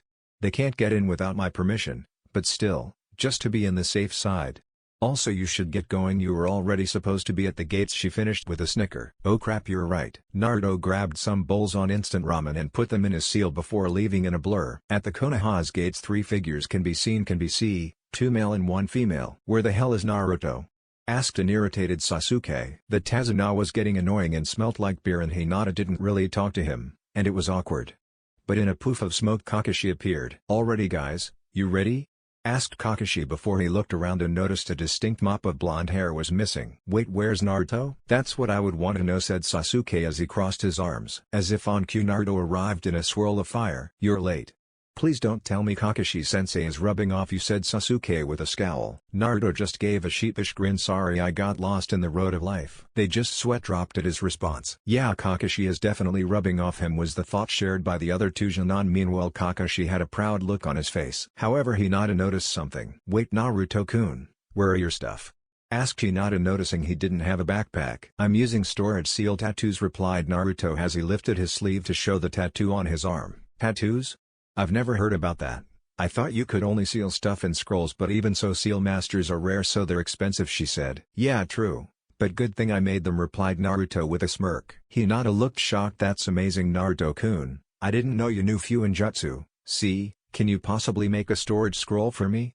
That is if you know how to make scrolls, and it's okay if you don't want to. Yeah sure, I see no problem with that. I could make it when we arrive at the wave. Show me how to make those dobi, said Sasuke. Why should I team? Alright, since we're all here let's go, said Kakashi, deciding right now isn't the best time for them to argue. Naruto summoned his mask and put it on, then they all started walking out. Again with the mask, dobi? Asked Sasuke. Yeah, I like how it looks. Why? Are you jealous cause you don't have one? Teased Naruto. Humph, as if I'd want one. It makes you look like a loser. Tazuna then turned to Hinata. Are they always like this? Hinata sighed. Unfortunately yes. Kakashi looked at his team and also sighed. This is gonna be a long trip. On the way to the wave, Hinata and Naruto started making small talk with the builder. It was mostly just him bragging about how great of a bridge builder he was. But on their path Naruto noticed a puddle. He was sensing chakra in it, so he looked at Kakashi, who just nodded at him. Naruto started reaching into his holster, which now held a few new things. As they got closer, the shinobi hiding in the puddle jumped out and with their chains split Kakashi in half. Hinata and Tazuna looked in horror. When the two nin landed, the one with the mask they saw with the squad disappeared in a burst of speed that appeared again next to them. He then made a rat hand sign and said, "Gravity seal level 150, active." All of the sudden, before they knew it, the two shinobi slammed into the ground by an invisible force, making a small crater where they're laying. On impact they broke a few bones, thus rendering them unable to move. Kakashi soon appeared next to them, shocking the builder and to a lesser extent Hinata, cause then she noticed the splinters where Kakashi's body was supposed to be. Understanding what happened. Gozu and Maizu, the demon brothers. 2B ranked missing nin from Kiri. What are you two doing attacking a Jinan squad? We don't give a damn about the squad, just give us the builder and we'll be out of here, replied one of them. Kakashi narrowed his eyes at the mention of Tazuna. Sorry, can't do that. We have to protect him. Who sent you? Said Kakashi in a serious tone. As if we'll tell you, said the other one. Naruto unsealed a sword. He's been getting more practice with his kenjutsu. His mother left him some scrolls on some Uzumaki kenjutsu. He didn't have any special sword though, just a standard sword. He pointed the blade at one of them. Answer the question, said Naruto as he brought the sword closer. You're a Jinan. You wouldn't dare, one of them said. At this Naruto swung his sword and cut off one of their hands. Hinata and Sasuke were scared at the action and Kakashi was surprised but decided to not speak up on it. What the fuck, are you insane, kid? Shrieked the one who get his hand cut off. Answer the question, said Naruto. Okay. Gato sent us to kill the bridge builder. Gato? As in Gato, the rich dude that owns a shipping company? Said Naruto. Yes, him. Naruto then chopped them behind their neck, knocking them out. Kakashi then looked at Tazuna. You have of explaining to do. Why do you have shinobi after you? This is supposed to be a B-ranked mission at least. Tazuna then went on to explain how Gato has been sucking this country dry by controlling their docks. He also explained that he was barely able to gather enough money for a C-ranked mission for Ninja to protect him because the bridge would end their dependence on the docks, thus ending Gato's control and help with trade in their country. Kakashi sighed, unsure what to do. This mission had the possibility of touring into an A rank, and he wasn't sure if his team was capable of handling this. But then again, they had Naruto in their team, which is practically Jonin level. I don't know, Kakashi. Saving a country is tempting and would look good in my record, said Naruto. Kakashi sighed and then looked at Sasuke and Hinata. Alright, what about you two? I'll go, said Sasuke. Me too, followed up Hinata. Kakashi sighed and looked at Tazuna. When your country gets in better shape, I expect a rank mission pay. Yes, of course. Naruto turned their attention to the two Chunin who were quietly listening to their conversation and said, I'm not, you guys would want to see this. Why? What are you gonna do? Asked Hinata. Kill them, replied the blonde. Why? They can't harm us anymore, said Hinata. Well, 1, they have bounties on their heads, and 2, if we let them go then they'll harm other people, said Naruto as he impaled one of the nin in the heart, killing him instantly, then did the same for the other. Both Shinan and Tazuna winced as he did that. Meanwhile Kakashi narrowed his eyes at the blonde. He didn't hesitate or show any remorse, thought Kakashi. You could have just sent them to Konoha Dobi, said Sasuke, slightly scared at the fact that he just killed 2 people without a hint of hesitation. Yeah, but then I wouldn't get the bounty, said Naruto with a foxy grin. Anyways, let's go. We have a country to save. Kakashi just sighed. He's been finding himself sighing a lot lately. They began to walk until they eventually reached a point where they reached the edge and had to use a boat to travel to the island. When they off the boat and on the land they were walking, then Naruto threw a kunai at a bush and Kakashi and the team jumped into formation ready to fight the menace, but a white rabbit jumped out. Humph, you're scared of rabbits, Dobi?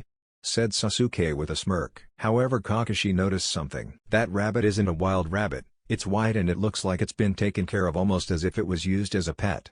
But there is no tags. Then that means, with his QB-enhanced hearing, Naruto heard something flying towards them. But before he could speak up, he heard Kakashi yell, "Duck!" As they heard that, they all ducked and Hinata forced Tazuna to duck. When they looked up, they noticed that the sword hit a tree, and in it was a giant oversized sword, and on the handle was a man who wore a vest and was shitless and wore camo wrist warmers on his arms and legs. He also had tape over his mouth and his height was slashed and had it on the side of his face. "Give me the builder and I might let you leave alive," spoke the man. Kakashi, who noticed who this was, lifted his headband, revealing his Sharingan before he spoke up. Zabuza Momoiki, a rank missing nin from Kiri, also known as the Demon of the Hidden Mist. "What does a man like you want with this builder?" asked Kakashi, even though he already knew the answer. Zabuza saw him and immediately recognized who this was and smirked. "Sharingan no Kakashi, no wonder the demon brothers lost.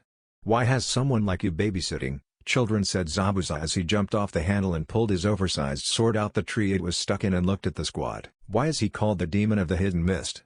asked Hinata. Then Naruto replied, "A while back what Kiri used to do is that they pitted academy graduates against each other in death matches as the final exam. What Zabuza did is he killed all of the graduating academy students even though he was not yet a student. Because of this the academy tradition was discontinued, but it earned him the nickname the Demon of the Hidden Mist." "That's terrible. Why would they do that?" asked Hinata. "It was to try and eradicate emotions for combat efficiency. It was a terrible practice, but it worked somehow." "How do you know all this?" "We weren't taught this in the academy, and even if we were, you were either asleep or talking to Hinata," asked Sasuke. Hinata just blushed at this. "Well, when you've read every book in the Konoha library you tend to learn a lot of things," replied the blonde. Sasuke raised an eyebrow at this but wasn't able to respond cause Kakashi ordered, "Team, formation D." Around Tazuna they all nodded and jumped to formation. "What's this? A bunch of toddlers playing ninja? When I was your age I had to kill to get one of those headbands," said Zabuza. "Leave them out of this. This is a battle between us," said Kakashi as he pulled out a kunai and got in a stance. Now Kakashi, what am I known for?" "Zabuza Momoiki, former member of the Seven Swordsmen of the Mist. Master of the silent killing technique." "That's right," said Zabuza as he began going through hand signs and whispered, "Kirigakure no Jutsu." A thick unnatural white mist began to appear, making it hard to see anything further than 3 feet in front of you. There was chakra in the mist, but Naruto, being a sensor, can sense Zabuza since where he was the chakra was denser. Normally one would not be able to sense this unless you were a sensor. Brain echoed a voice, clearly Zabuza's, however the voice was laced with ki, freezing the Jonan minus Naruto since this was nothing compared to Kurumi's. "Lungs, heart, liver, jugular, solar plexus, or larynx. All of them locations where I can kill you. Only difference between them is how long it'll take for you to die," said Zabuza's echoed voice. The ki being released in the showdown by both Jonin proved to be too much for Hinata and Sasuke and Tazuna. However, Sasuke was faring better than Hinata, and Tazuna was knocked out unconscious on the floor. Sasuke started panicking and got a kunai from his holster. "This is insane," and started bringing the kunai towards his throat. However, Naruto saw this action and stopped him. "Calm down, Sasuke, he can't come after us since he's fighting Kakashi." "Yes, Sasuke, don't worry, I'll protect you guys," said Kakashi. A cold dark chuckle was heard as Zabuza coldly said, "Interesting kid you have there, Kakashi. He seems unaffected by my killer intent. But instead of worrying about your team." All of the sudden Zabuza appeared next to him with his oversized sword. "You should worry about yourself," and swung it, but Kakashi blocked his attack with a kunai. He pulled out another kunai and slashed Zabuza only for him to melt into water. "A Bushin?" But when and behind him appeared Zabuza only to slice Kakashi from behind, but he melted into water. "You copied me, huh?" said Zabuza, and he sensed Kakashi behind him and sliced him only for him to melt into water again. All of the sudden real Zabuza appeared and swung his sword to hit Kakashi only for him to block it, but it hit him with enough force to knock him off the bridge. While this happened, Sasuke was cursing himself for being weak. "Why am I so weak? I'm an Uchiha. Uchihas aren't weak. How could I let myself freeze up?" Naruto didn't freeze up. Hell, he didn't even flinch. "I'll never be able to catch up to Naruto like Tino. What am I saying? More importantly, I'll never be able to defeat Itachi like this," he thought as he gritted his teeth. Back with Kakashi and Zabuza. When Kakashi fell to the water, Zabuza followed suit and they continued fighting. Kakashi found it a bit harder to fight because he couldn't see due to the mist. He was relying on instincts at this point. Kakashi was fending off attacks from Zabuza, but his attention was diverted for a split second. However, this split second was all Zabuza needed when Kakashi felt the air around him get heavy with water. By the time he realized what happened, it was too late. "Suten, Suro no Jutsu, water release, water prison jutsu," Zabuza said as Kakashi got stuck in a ball of water, rendering him unable to move. Zabuza held out his arm to keep the jutsu active. But when he did, the mist started to dissolve and the Jonin could now see what was going on. "Guys, take Tazuna and leave," yelled out Kakashi. "Sorry Kakashi, no can do. Those who abandon their comrades are worse than scum." "I may be a lot of things and scum is not one of them," said Naruto. Kakashi inwardly cursed. Why did he have to choose right to actually pay attention to him? Zabuza laughed. "I must say Kakashi, this blonde is certainly interesting. It's a shame I'm going to have to kill him," he said as a water clone materialized from the water and jumped in front of the Jonin. Naruto smirked and poured a bit of chakra into his storage seal, making a sword pop out. "I'll be able to test how far along in Kenjutsu I've gotten." "You're 1/10 of his strength, but the skill is there nonetheless," he said as he got in a stance. "Sasuke, Hinata, take care of Tazuna." "You wield a sword, huh?" asked real Zabuza. He was really starting to like this kid. "I'd try." As the clone attacked Naruto and they began their battle, Naruto made seal-less clones and sent them to battle the real Zabuza, or at least distract him enough to release the water prison and free Kakashi. Zabuza was fending off the clones fairly easy, but eventually the numbers stacked up against him and he had to let go of the jutsu to avoid getting his throat slit by a clone's kunai. "Damn this kid," thought Zabuza as he jumped back. Around this time Naruto ended his battle with the clone. He won, to say the least. Even though it was 1/10 of the strength, the skill Zabuza had with the sword was still good. Naruto eventually overpowered him though. "Interesting, Gaki Kakashi. First he forces me to stop the water prison, then he defeats my clone in a Kenjutsu battle. I'm impressed," said Zabuza. Naruto jumped down to where Zabuza and Kakashi were standing. "Looks like you need help here, Kakashi," said Naruto. "Yeah, I'll need your help to defeat Zabuza." "Crap, I can fight one and probably still make it out alive, but this blonde Gaki with the mask is definitely strong. I think I need Haku to step in now, though the former Kirinin." Naruto smirked at Zabuza. "Let's dance." Naruto rushed Zabuza in a burst of speed and began to engage him in a Kenjutsu battle. Naruto attacked Zabuza with his sword and Zabuza was blocking his attacks, Naruto wanting to get another sword fight against Zabuza. Naruto had to admit, he started getting a love for battle. He wanted to see if all the training he did paid off against someone like Zabuza. Meanwhile Zabuza was silently cursing, surprised at the blonde's skill at Kenjutsu and forcing Zabuza to take the defensive. He jumped to land to make it easier for Haku to get him.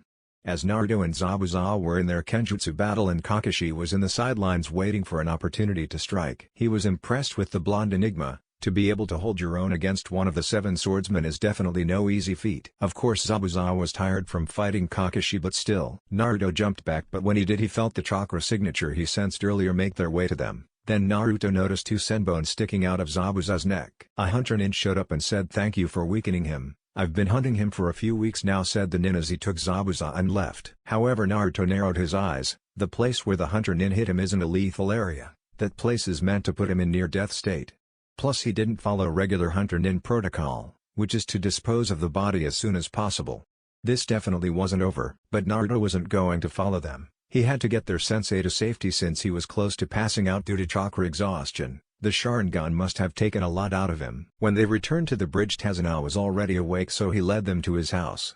When they arrived they were greeted by a beautiful blue-haired lady who was Tazuna's daughter, Tsunami. "She told us there are 3 spare rooms, so we took Kakashi to one." However, there was a dilemma. Sasuke for some reason absolutely refused to share a room with Naruto, but Hinata didn't want to share a room with Sasuke. Hinata offered that Naruto shared a room with her and Sasuke refused that offer too. They eventually reached a consensus and Naruto and Sasuke shared a room and Hinata got her own room. It was 4 days later and Kakashi could now move around. They began training. Both Hinata and Sasuke got water walking down, so Kakashi started teaching them nature transformations. Sasuke already knew what it was, but Hinata didn't, since Hyuga don't really use jutsus. They mostly rely on their Byakugan and Taijutsu, but decided it would be best if he taught Hinata water jutsu or 2. Naruto offered to teach her some since he was good with the element, while Kakashi taught Sasuke with lightning jutsus. The team, with the exception of Naruto, were beat and were currently chatting eating dinner when a kid walked in. Naruto noticed it was the kid who's been glaring at them since they arrived. "Why are you even trying? You're an idiot if you think you can stand up to Gato." Naruto didn't like his tone and glared at him, making the kid flinch. "Then what does that make your grandpa? Are you saying he's an idiot for trying to stand up? What have you been doing besides being a bratty little kid? How do you expect to change if you do nothing for it? Your grandpa is trying and you're just insulting his effort." The kid got angry and was practically yelling at this point. "What do you know about suffering? I'm sure over there in your village you live happy lives with your parents. You don't know what it's like to suffer." The room dropped several degrees and Naruto glared at him and spoke with a tone cold enough to freeze hell. "Shut up. You don't know what it's like to suffer. You think you've had it rough? You have your mother and your grandfather, They both love you and you've experienced the love of a parent. Hinata here was almost kidnapped and turned into a breeding stock for her bloodline, but her father killed the kidnapper. Because of this, her uncle had to be killed due to political reasons and their family has been strained ever since. Kakashi-sensei here has lost everything. All his friends died in a war. His father committed suicide because he saved his friends instead of completing a mission. His teacher died in the Kyuubi attack 14 years ago. Sasuke here knew what it was like to have a family, but they were all killed along with all of his clan by a single man, his brother, all in one night. And I've never even known what it's like to have parents. All my life I've been hated and glared at like a walking disease due to something out of my control. There has even been assassination attempts on me, most of them happening before I even reached 10 years old. When I was 6, one of them nearly succeeded and I nearly died if it wasn't for a certain someone who saved me, not just from dying but from loneliness. Now don't you ever come and try to tell us we've never suffered. Understood? The kid started crying and ran off upstairs. Kakashi-sensei, I'm gonna go relieve stress. Don't come looking for me, said Naruto as he left in a swirl of fire. Is what he said true? Asked Tsunami as she was sweating from the aura the blonde kid made. Unfortunately yes, all of it is true, replied Kakashi solemnly. Why is Naruto hated? Asked Hinata. I'm sorry but I can't tell you, replied Kakashi. Tsunami then said please forgive him. Ever since Kaiza died he hasn't been the same. Sasuke was just quiet this whole time, wondering if the Dobi's life has really been like that. Naruto arrived to a clearing in the forest and punched the tree in rage, breaking it in half. Calm down Narukoi, don't let it get to you, said Kurumi worryingly. Yeah you're right, TCH how can I lose my cool over something like this, said the blonde as he took deep breaths. He just pushed the wrong buttons, that's all. Anyways, this kind of worked out for the better. Kakashi isn't here to see you so you can make clones and send them out to search for the temple. I'll lead them to it since it's hidden. Once they reach the location I'll let them know they can dispel. Then you can go there using your Kamui. Alright, I'll just practice leaf floating. Naruto eventually got bored of this and made a few clones to continue floating the leaf. What it was he had to channel wind chakra around the leaf to make it float and move around. It was basically an advanced form of chakra control, but he can also use it to manipulate things. He was currently trying to move the leaf around but it was pretty difficult. In theory this can be used to make him float around. When he laid down he just entered his mindscape, which has changed a bit. It now had a few trees and a lake, and besides a lake was a cottage with a small porch where Kurumi lived. Wasn't anything impressive but it's better than living in a sewer. Hello Narukoi, said Kurumi as she clomped him and kissed him as soon as he entered his mindscape. You know Narukoi, these little speeches of yours about me are starting to excite me, she said seductively. Well, once I get you out this seal and you can materialize outside I'll tend to that, replied Naruto as he began scratching her ears. Also, do you have a way to hide these tails and ears? Don't get me wrong, you look gorgeous with them, but I doubt Konoha would appreciate a girl with fox ears and 9 tails walking besides the demon brat. Yeah, of course I do. I can also turn into a smaller size but I'll only have like 2 tails of power in that size. But I could still help you with combat in that form. What can you do in your fox form? I can use a mini Baijudama but that's about it ability-wise. I'll of course fast and strong. When you release me you'll still have your fast healing and massive stamina blush and you'll be able to access your Bija cloak. Interesting. When I get home I'll get my father's inheritance. Hopefully he left me instructions for the Hirashin and or the Rasengan, the 2 jutsus he's famous for. So what's your plan? When are you going to leave? My original plan was to leave after the Chunin exams. But I'll have to see because Jiraiya is the one with the key, so I need to stay and get him to give it to me. Naruto stayed in his mindscape waiting until the clones find the location or until it's morning. Chapter 6, Wave Part 2. Haku was currently walking through the forest searching for herbs so she can heal her master Zabuza. He underestimated the masked blonde in his battle and he did a number on him. She couldn't interfere with their battle on Zabuza's orders, but that blonde kid was certainly something. To be able to go toe-to-toe with Zabuza-sama is impressive. Even if she didn't get a good look at his face, she found herself attracted to the blonde. But she must rid herself of such thoughts. Tools aren't allowed to have feelings. She will eventually have to kill him because he poses a threat to Zabuza-sama. As she was picking up herbs she eventually got to a clearing and she noticed a familiar mop of blonde hair lying on the floor. Naruto was in his mindscape when in the outside world he sensed a chakra signature he's felt before. He brought himself to consciousness but didn't open his eyes cause it would reveal he is now awake. It's him.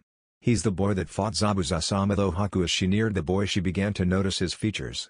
He was attractive, to say the least. She saw his whiskers and the urge to feel them was practically yelling at her face. As she stared at him an unfamiliar heat began rising on her cheeks. No, he's a threat to Zabuza-sama. I must use this as an opportunity to eliminate him. Forgive me, you know it's not very nice to stare at someone while they're sleeping. They would think you were ogling at them, whispered a voice to her ear behind her. She gave a very girly eep and jumped away. She felt like her entire face was burning. She began to reach for her basket to get the senbon she had. She only brought 5 senbon and enough water to make 5 more ice senbon. However, when she reached in, she felt 3 blades on her neck. She didn't dare turn. "They're clones. They will kill you if you give me an answer I don't like to the questions I have," said Naruto. "Crap. How did I let myself get caught?" cursed Haku. "How did you get behind me?" "I sensed you coming, so I created 4 clones. 1 took my place. The other 3 were in case I needed to engage you in combat. The clones and I hid and waited for you to get closer, and when you did I snuck up on you. When you jumped away, I used the 3 other clones to trap you." Haku's eyes widened. He's really dangerous, to come up with a plan like that on the spot. While Haku was in her thoughts, Naruto took that as an opportunity to soak in her appearance. She was pretty, her skin was pale and her hair fell down, and she had 2 locks going down the side and framing her face. Her eyes were brown. She wore a pink kimono and had a choker on her neck. "So tell me, Hunter Nin, why is such a pretty girl like you working for someone like Zabuza?" asked Naruto in a flirtatious tone. "Hunter Nin? What is he tall?" "Oh, how did you know I was the Hunter Nin?"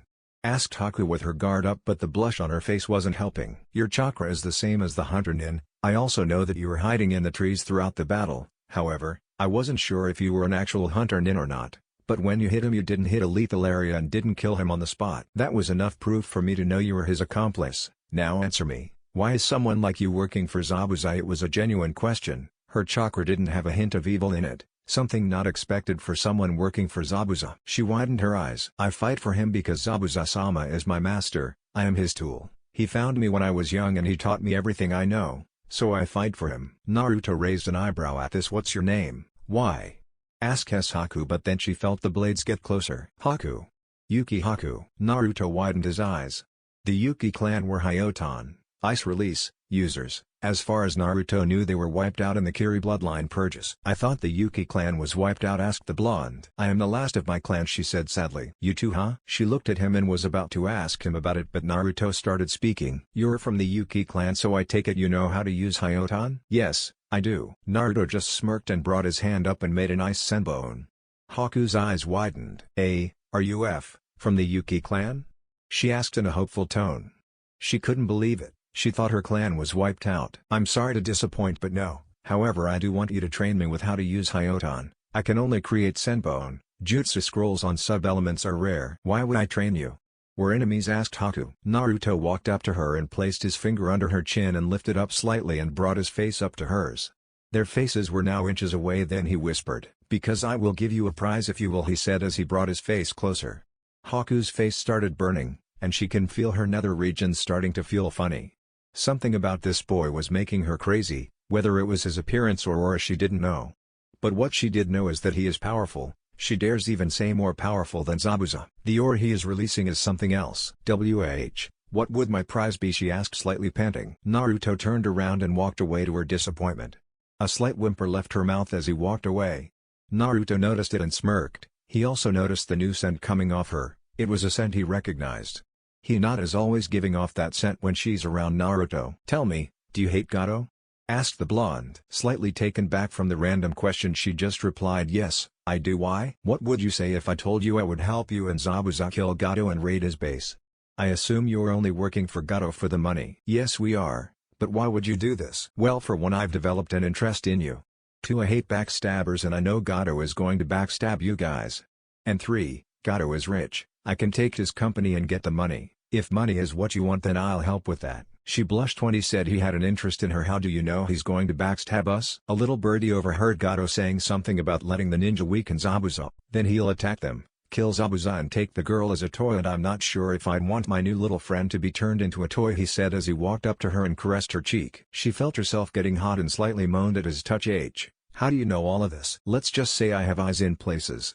Those eyes helped me find Gato's base. If you want, we can go have fun and ransack the place and kill Gato and take his money." The offer was very tempting. All of her senses were screaming at her, "Obey the boy in front of her." "Oh, okay, I'll tell Zabuza-sama what you said." Naruto began to caress her cheek again and brought his hand to her sides and started caressing it sensually. "Thank you, Haku-chan.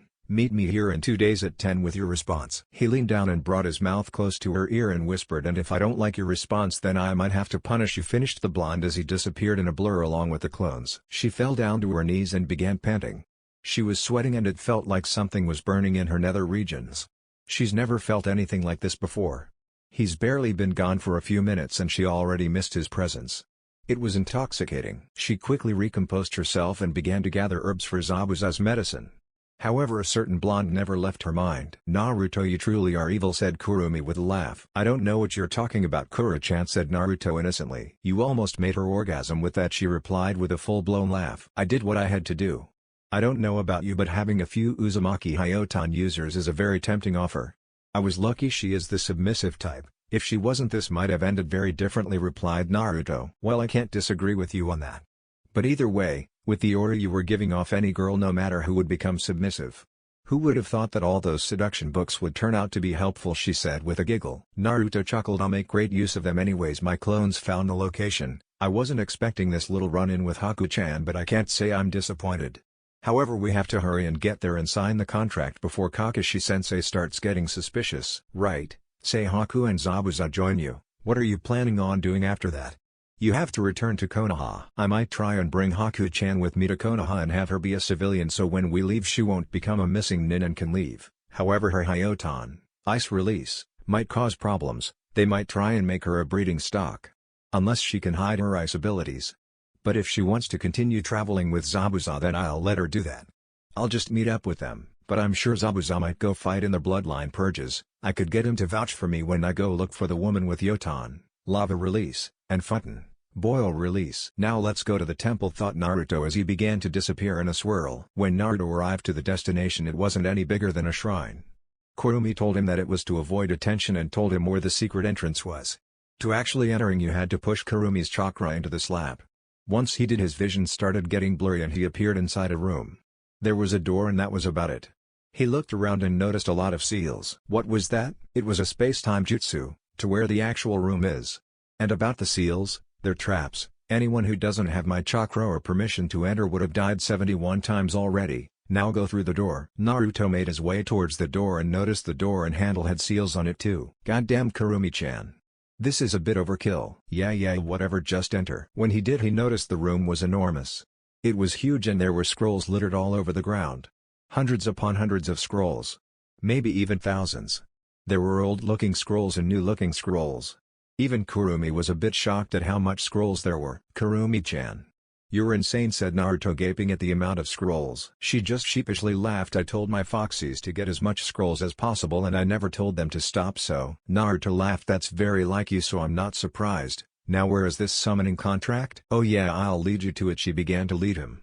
They reached a spot in the wall where Kurumi told him to pour her chakra in, and when he did, it opened up to reveal a giant scroll. "Aha, sign it. Sign it. Use your blood," said Kurumi excitedly. Naruto signed it in his blood and made 600 clones. "All of you, read 20 scrolls and dispel once you've finished it. Dispel every 20 minutes so my brain won't overload with information," said Naruto. "Hi," said all the clones in unison as they all picked up a scroll. "Narukoi, when you send clones, make sure to lace my chakra with it so it can enter. Now let's get out of here and try out your new summons," she said. "Okay, geez, you're more excited than I am," said Naruto as he left the room. Once outside, they went to a clearing. Usually you would need blood for summons, but not for this one. Also, I just do the hand signs and pour chakra, then slam my hands down. Yes. Naruto began running through the hand signs and finished it with a slam. Kushios no Jutsu. When he did, a giant white fox appeared. It had 4 tails and the tips were black. Around her eyes were black marks. "Huh? Since when do we have a summoner?" said a loud booming feminine voice. Then she notices a blonde human in front of her. She assumed this was her summoner. "What is your name, young one?" she asked. "Naruto Uzumaki. Kurumi-chan, lead me to your summoning contract." "Kurumi, hey? It's been a long time since I've last seen her. If you want to talk to her, that could be arranged." "Oh really? Please do." Naruto put his hand on her paw and took her to his mindscape. He's recently learned how to do this. Inside their mindscape, the fox asked, "Where's this place?" "It's Narukoi's mindscape," replied Kurumi. The fox looked down and saw the human form of Kurumi. "We're using human forms, eh?" she said as she began glowing and the light began to shrink and it eventually died down, and out the light there was a beautiful woman. Her hair was tied up in a messy bun and had a white kimono with black trimmings with a black sash. On her head were a pair of white fox ears with black tips. Her 5 swaying tails had black tips as well. She smirked and looked at Kurumi. "Narukoi, eh?" Kurumi gave a blush. "Yep, he's my mate." "Mate? Have you marked each other?" "No, we can't mark each other until he releases me from my seal, and he can't do it until he gets the key." He's going to get it soon though, replied Kurumi. Well, it was nice to see you again. She looked at Naruto, who was besides Kurumi. We'll be honored to have you as our summoner. I'm Hikari, the leader. When we get out of here, use a normal amount of chakra and we'll send you your personal summon. The general abilities of foxes is the ability to shoot out flames and liquefied flames, similar to lava but lighter and not as dense. We can temporarily blind the enemy or the enemy's summon with a bright flash that we emit. It can either be directed or area-wide. Just as a warning, if it's area-wide, your comrades can be affected as well. We are also among the fastest of the summons, faster than the snakes. We can change our size and shrink so we can be used as messengers, however we can only use a human transformation like I am right now once we've fully matured. Max sizes depends on each fox. Minimum is 30 meters tall. It only goes up from that unless they haven't fully matured yet. Each fox also has a special ability, so please summon us when you require our assistance. Naruto-sama, she said with a bow. Of course, Hikari-sama. Naruto replied with a bow of his own. She then looked at Kurumi and smirked. I'll see you again too, as she began to disappear. Naruto left his mindscape and began running through the hand signs again and slammed his hands down. Kushios no Jutsu. In a small poof of smoke, a small fox appeared. It was a dark black with orange tips on its single tail.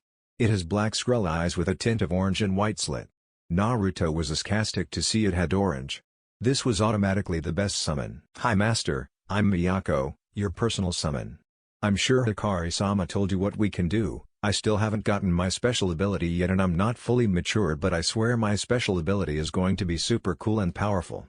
And in no time I'll be a super cool powerful sexy vixen ready to take on any threat for Master. But right now I can be used as a super cool messenger. I can also attack people with my claws and fire, yipped the small fox in a squeaky voice as it jumped up and down and began to climb on him and rested in his head. I'm sure you will, Miyako-chan, said Naruto as he brought her down and carried her on his arms and began to scratch her ears much to her pleasure. Master is nice. I can also tell that Master is very strong too.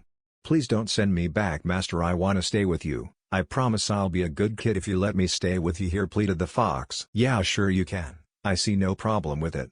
Wait, does it drain my chakra if I have you here for extended time? No Master, I can stay here as long as I like and it won't waste any chakra. You only need to use chakra to summon me, replied the fox. I see no problem then, Miyako-chan. Let's go then. Yay, said the excited fox. I think you might want to hold on for this, said Naruto as he felt the fox grip his arm tighter. Then began to leave in a swirl. When they arrived near the wave in a swirl, Miyako began to yip excitedly. Whoa Master, what was that? That was really cool, said Miyako. Glad you like it. It's what's called a space-time jutsu that is used to teleport. That was super cool and fun, Master. Naruto chuckled. Thank you. I have a question though, can other people understand you like I can right now? No, to other people it sounds like I'm yipping. But you can understand us because you're our summoner. When I get older I'll eventually be able to speak your language. Another thing, because I'm your personal summon we can talk telepathically, so if we are in a steal mission you can hive me orders telepathically. You can't do this with any of the others though, like Hikari-sama for example, so that means I'm special, said Miyako said excitedly. I see, thanks for this information Miyako-chan. No problem Master, she replied happily. Told you they would love you, said Kurumi in his head as she watched the scene. I knew they would. I mean, who wouldn't? Oh no. Please don't, I don't need you getting a big ego. You'll end up like an Uchiha, said Kurumi hysterically. Calm down, I'm not one to stoop that low, said Naruto with a laugh as he made his way to Tazana's house with Miyako on his shoulder. Kakashi and the rest of the squad started getting nervous since Naruto hasn't returned and it was starting to get late. They went out to search for him but didn't find him. Hinata especially was worried for her blonde crush. What if something happened? What if he died before she told him how she feels? Most importantly, he died before he could take her virginity. Now she'll never be able to lose it and she will have to die a virgin. However, their worries were cut short when they saw their favorite blonde making his way towards the house. He was seemingly talking to someone, but where was no one there, making them wonder if he lost a few screws. But as he got closer they noticed a small black fox on his shoulder. They all ran outside, yes, even Sasuke. Naruto noticed him and began apologizing. Hey guys, sorry for my outburst yesterday. He just pushed my wrong buttons and I kind of lost my cool. They heard the small fox yip, then Naruto looked at it and said, no, I'm not a robot, it's just a figure of speech. The fox yipped again. The squad looked at the blonde curiously. Wait Naruto-kun, what is this fox? And you can talk to it? Questioned Hinata. Naruto looked at her with a smile. Yeah, I guess it's kind of like how the Inuzuka can talk to their dogs. Hinata nodded. First of all Naruto, where did you get that fox from? Asked Kakashi. She started following me, replied Naruto. So you let it? Asked Kakashi. Well yeah, I wasn't just gonna leave her. Kakashi decided to just leave it at that. Alright Miyako-chan, said Naruto as he pointed at Kakashi. This is Kakashi-sensei, the one that reads porn all day and my teacher. The fox yipped angrily. Naruto then pointed at Sasuke. This is Sasuke, the emo bastard that broods all day. The fox yipped. Naruto then pointed at Hinata. This is Hinata, the girl I was telling you about, a great friend. The fox growled. Now Miyako-chan, no need to be mean, the fox growled in response. Sorry Hina, Miyako-chan doesn't like you, said Naruto with a frown. It's okay Naruto-kun, but I'm just glad you're safe. I was getting worried when you didn't return, said Hinata with a blush, ignoring Miyako's growl. Well honestly, I kinda got lost, said Naruto with a sheepish grin as he rubbed the back of his head. They just sweat dropped then entered the house to have dinner. When they entered the house, Naruto was greeted by Inari apologizing to Naruto and the team about what he said. It's okay Inari, it was also wrong as me to lash out like that. Grandpa told me how you guys defended him from that ninja in the bridge, so I think we might be saved. Yeah, don't worry. If anyone want to go after the old man they'll have to go through me first, said Naruto, and Inari just laughed. The rest of the night went as usual, Sasuke refusing to look at Naruto while they shared the room. However, Sasuke was studying the blonde. He was an enigma. He managed to hold his own with Zabuza. He still found it hard to believe Naruto was this strong. When he found out Naruto was the Dobi of the year he was slightly shocked, but he eventually told then why and he was even more shocked.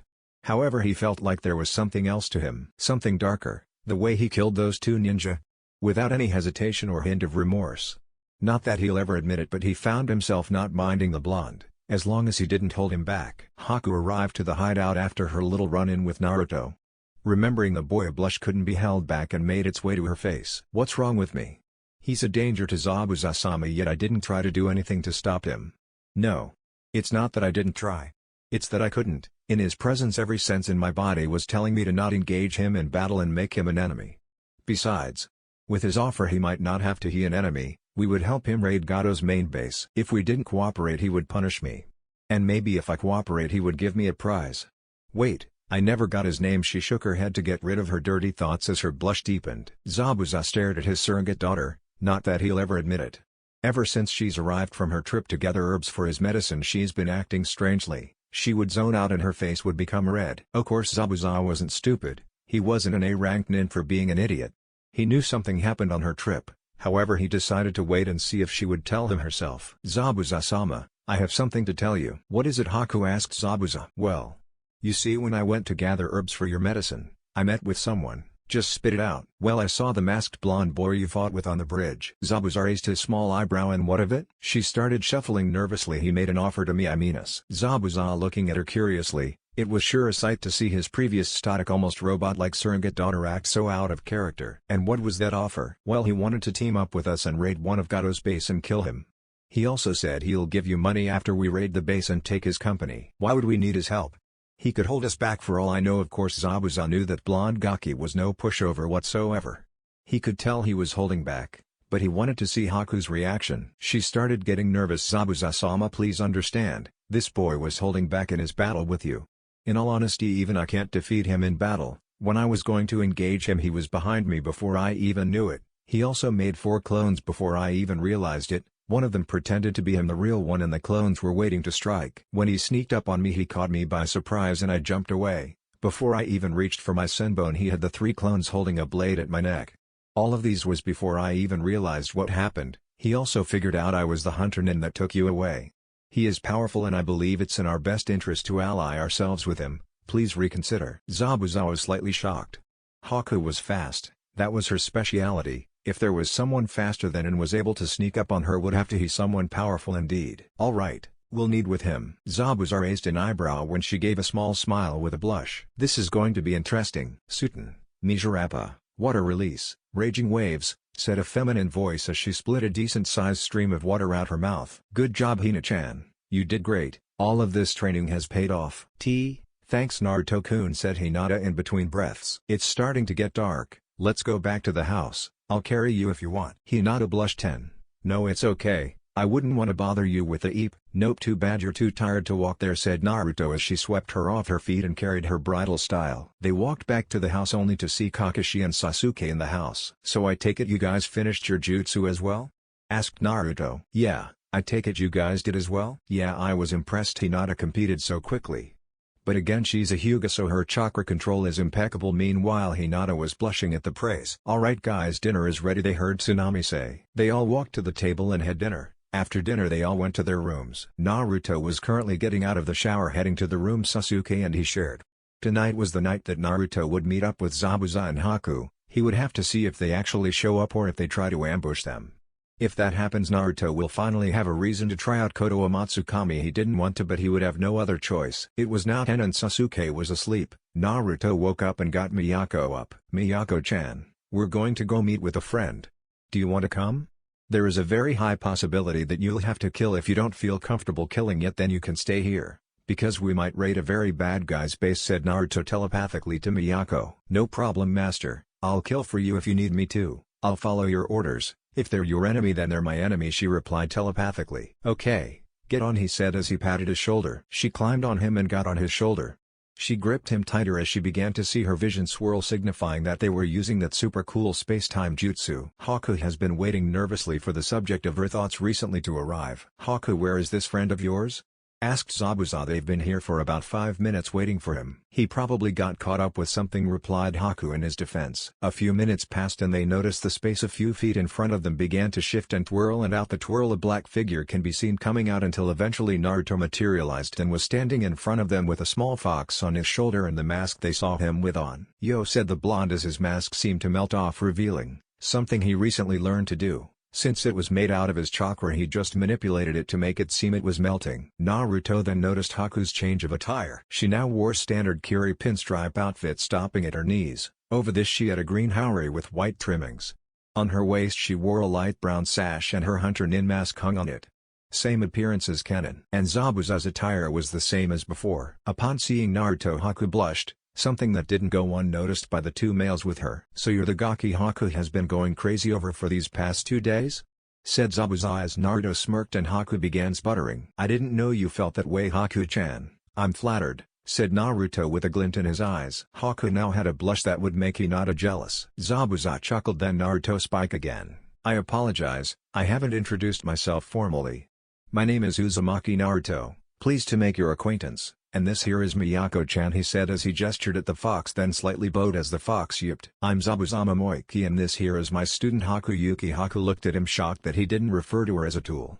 However, she found a smile make its way to her face. Zabuza then said, "So what is the deal?" Naruto turned to him and got serious. "I know Gado's base inside and out. I'll use a jutsu to make him sign his company over to me. I'll give you guys a good pay and I wouldn't mind being allies with you guys." Zabuza raised an eyebrow. "Why would we want to be allied with Konoha?" Naruto chuckled. No, you have me wrong. You'll be allied to me, not Konoha." Zabuza raised his eyebrow at this.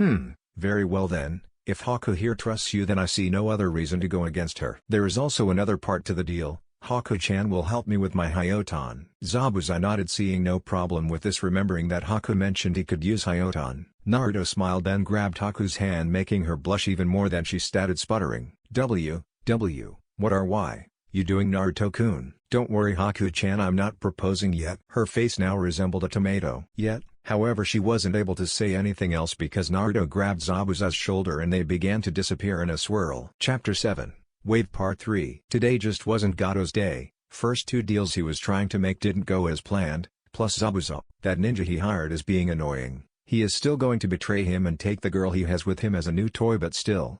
This is why he doesn't try to hire strong nin, they are too expensive, but he has to get rid of that builder. But worst of all, he didn't even finish the job. That builder is still alive and ruining Gado's plans. Well, it's fine, who said there wasn't going to be ups and downs in this line of work? Well, no matter, he'll eventually betray and kill Zabuza. Then he'll take that young girl he has with him as a new toy. It's a win-win situation. He doesn't pay Zabuza and he gets a new girl. However, fate had something else planned for him. So how do you guys want to do this? Big and flashy or stealthy? My affinity is water, so not much I can do here jutsu-wise, plus both Haku and I are masters of the silent killing technique. So I'll say silent is the best route, said Zabuza. Naruto smirked, put on his mask and made his sword pop out. Zabuza gripped his oversized sword and Haku put on her mask and grabbed some senbon. There are 3 floors. First 2 floors are riddled with guards, the 3rd floor has 6 guards. On the entrance gate there are 2 guards, they can be easily taken out. You both will take the 1st floor, Miyuko, and I will take the 2nd. Once you both finish, we meet at the 2nd floor. Then we'll go to the third floor and take out the guards, then we'll have fun with Gato, said Naruto. Haku, Zabuza, and Miyako nodded, all understanding the simple plan. Now, let's dance, said Naruto as all four of them disappeared in a burst of speed. They won't even see what hit them. It was a fairly quiet night, no screaming, no explosions, nothing like that. Only sound that can be heard was the sound of liquid hitting the floor and thumps all throughout the building. 31. Whispered Naruto as he swiftly cut the head off a guard and disappeared. 32. He whispered as he appeared behind a guard and cut him in half, then disappeared. 33. He whispered as he swiftly impaled a guard in the chest. 34. He whispered as he decapitated another one that disappeared. 35. As he whispered as he stabbed him from the back in the herd, killing him instantly, then disappeared in a burst of speed. 36. Whispered Naruto as he appeared behind a big buff-looking guard, and stabbed him throat, rendering him unable to speak, then stabbed one of his major arteries, leaving him to bleed to dead. That's all of them, thought Naruto in disappointment. Then he saw Miyako covered in blood coming at him. That's all of them, master, said Miyako as she shook all the blood off her. Master, you stink, said Miyako as she was walking up to him and sniffed him. Yeah, I'm pretty sure you stink too. We'll go bath at a river when we leave, with a small laugh. Okay, master. How much did you kill? Let me think. I killed 35. We almost got the same, Naruto said with a chuckle. Hey Kurumi-chan, you haven't been talking to me as much. Is something wrong? Nope, nothing is wrong. I've just been watched everything happening, plus you've been quite busy. Ah, okay, I just wanted to make sure. I promise I'll get you out that seal as soon as possible. She smiled. Oh, of course you will, Narukoi. That's when Haku and Zabuza walked in and saw Naruto. You guys done with your floor? Asked Naruto. Hi, they both replied in unison. Alright, let's go, said Naruto as they all disappeared in a burst of speed. Gato was in his room counting his money. He liked counting his money because it reminds him how rich he has. He knows he has a lot, but he just likes to flex to himself. However, his flexing session was interrupted by some rude people who for some reason decided to barge in. Who the hell are you guys? Wait, Zabuza? Who are the other two people?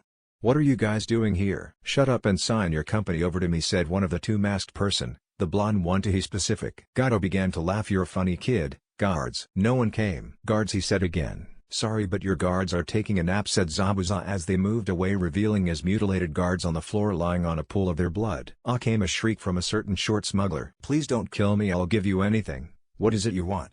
Money? Women? Power? Anything, but please don't kill me, pleased Gato. Naruto smirked. I might just take up on your offer, he said as he handed him some papers. Gato read them and his eyes went wide. Why? You want my company? Please take anything else but not my company, he said. Naruto appeared next to him and gripped his throat and lifted his small body up and said coldly, you said anything. This is what I'm asking for. Now sign it or you'll be meeting your guard soon again. Oh, okay. He choked out as he fell to the ground. When he got up, he signed the papers and Naruto reviewed them to make sure he didn't deceive him. Naruto smirked behind his mask. Now my next request is for you to actually obey Haku-chan's request, said Naruto as he moved away to bring the spotlight to Haki. Her expression was unreadable due to the mask she had on. My request is for you to die, she said as she threw Senbo into a lethal area, killing him instantly. She is usually not one to kill, but the thugs she killed tonight in Gato are scum who deserve to be wiped off the face of the planet. Naruto looked at them. There wasn't much to do anymore except one thing. Well, that's over with. What do you guys say? Wanna ransack and search this place for any cool useful stuff? Said Naruto. Zabuza chuckled. I like this Gaki as he hung his giant sword on his back. Already, well, we'll meet at the front gates when we finish, said Naruto as he left in a burst of speed with Miyako following him. Naruto's search for cool stuff was uneventful until he eventually came across a jail cell full of women. Naruto immediately knew what this was and it made his blood boil. As he made his way, and as he did, they began to look at the unknown masked blonde in fear and they began to shuffle away. I'm not here to hurt you, Gato is dead. You're free to go, he said as he took off his mask and gave them a genuine smile, making some of them blush at his features and decided to trust him since his smile held to deception. However, some were still weary. He grabbed the lock on the gate and pulled it off and opened the gates, and they ran out with tears in their eyes and hugged Naruto. Naruto was trying not to blush due to their certain assets smoldering him. Thank you, choked out one of them as she sniffled. Come, I'll lead you guys to the exit, said Naruto as they nodded and followed him. Naruto arrived to the gates with the girls. He told them they're free to go and clomped him with hugs and thanked him again, then ran off. Haku and Zabuza weren't around, so he guessed they were still looking around. A couple of minutes later his mind was filled with new memories, a few new techniques he'll have to the out. Before he left with the girls he made a few clones to scout and double check if there were any more. They didn't find any more girls, but his clones did find a few jutsu scrolls and looked over them. A few minutes later Haku and Zabuza walked out with a few scrolls. "You guys done?" "Yeah Gaki. There were a few scrolls that aren't my affinity. I found some interesting stuff," said Haku. Naruto nodded, not wanting to butt in. "Well, if we're done here, let's destroy this place," he said as he made a one-handed ram sign surprising Haku and Zabuza. Then he slammed his hands on the floor. "Doton, Asusapurita no Jutsu, Earth Release, Earth Splitter Jutsu," whispered Naruto. As he said that, the ground beneath then began to shake and large cracks began to form, and soon enough the mansion came tumbling down. Haku and Zabuza thought it was over, but they saw Naruto make another single hand sign.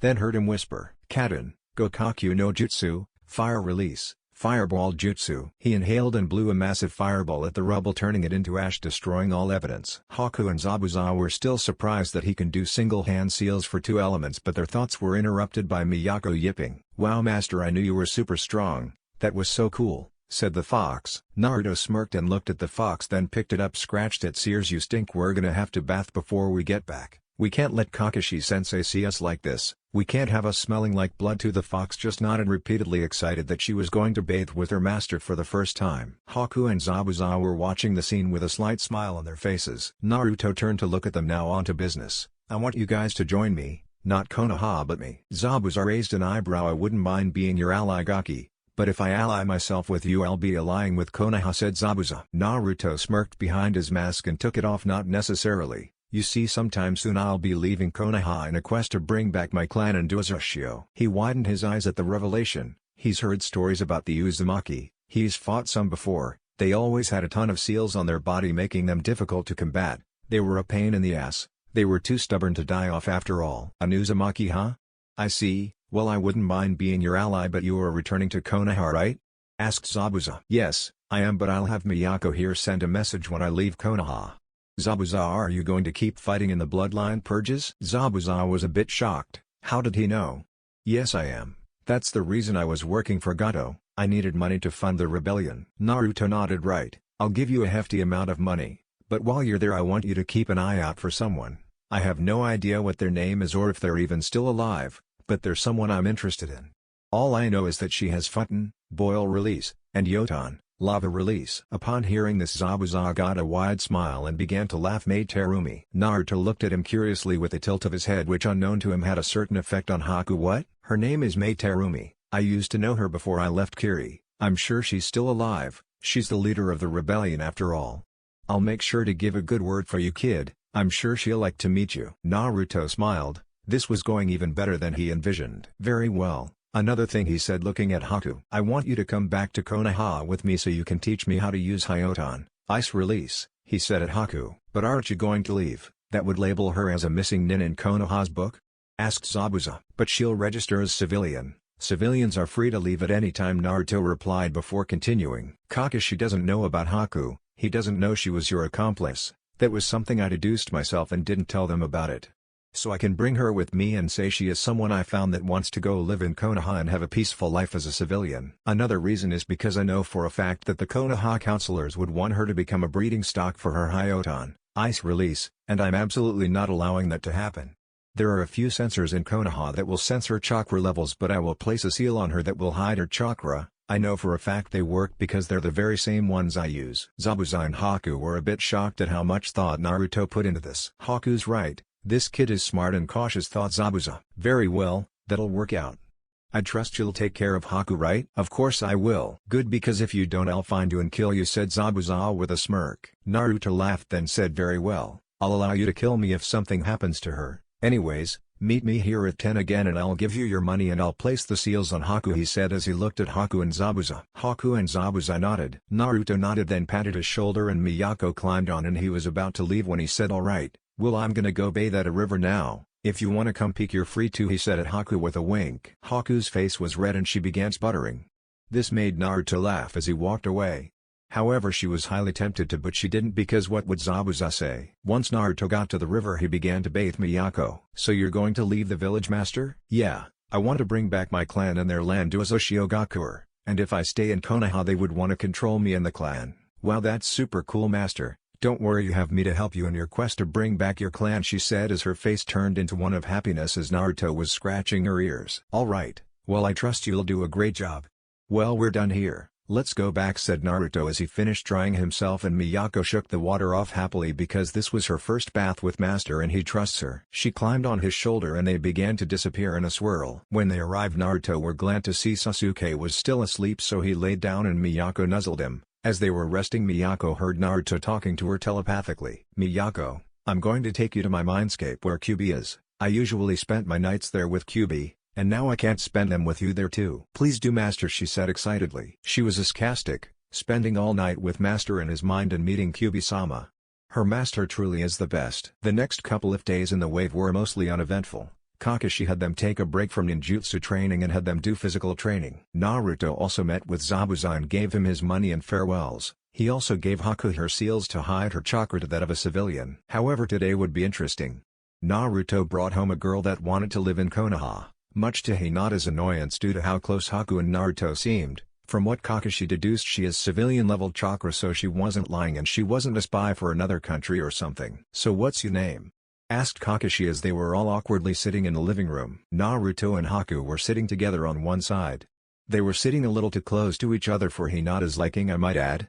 But anyways, Miyako was on Naruto's lap as she was snuggled up pretending to be asleep, but in reality she was talking to Naruto and Kurumi telepathically. She can now talk to Kurumi and Naruto at the same time due to the fact that Kurumi was technically a part of Naruto, so she was kind of also Miyako's master, but she couldn't command her like Naruto could. Just speak to each other telepathically. But anyways, the other couch was Sasuke, Kakashi, and Hinata.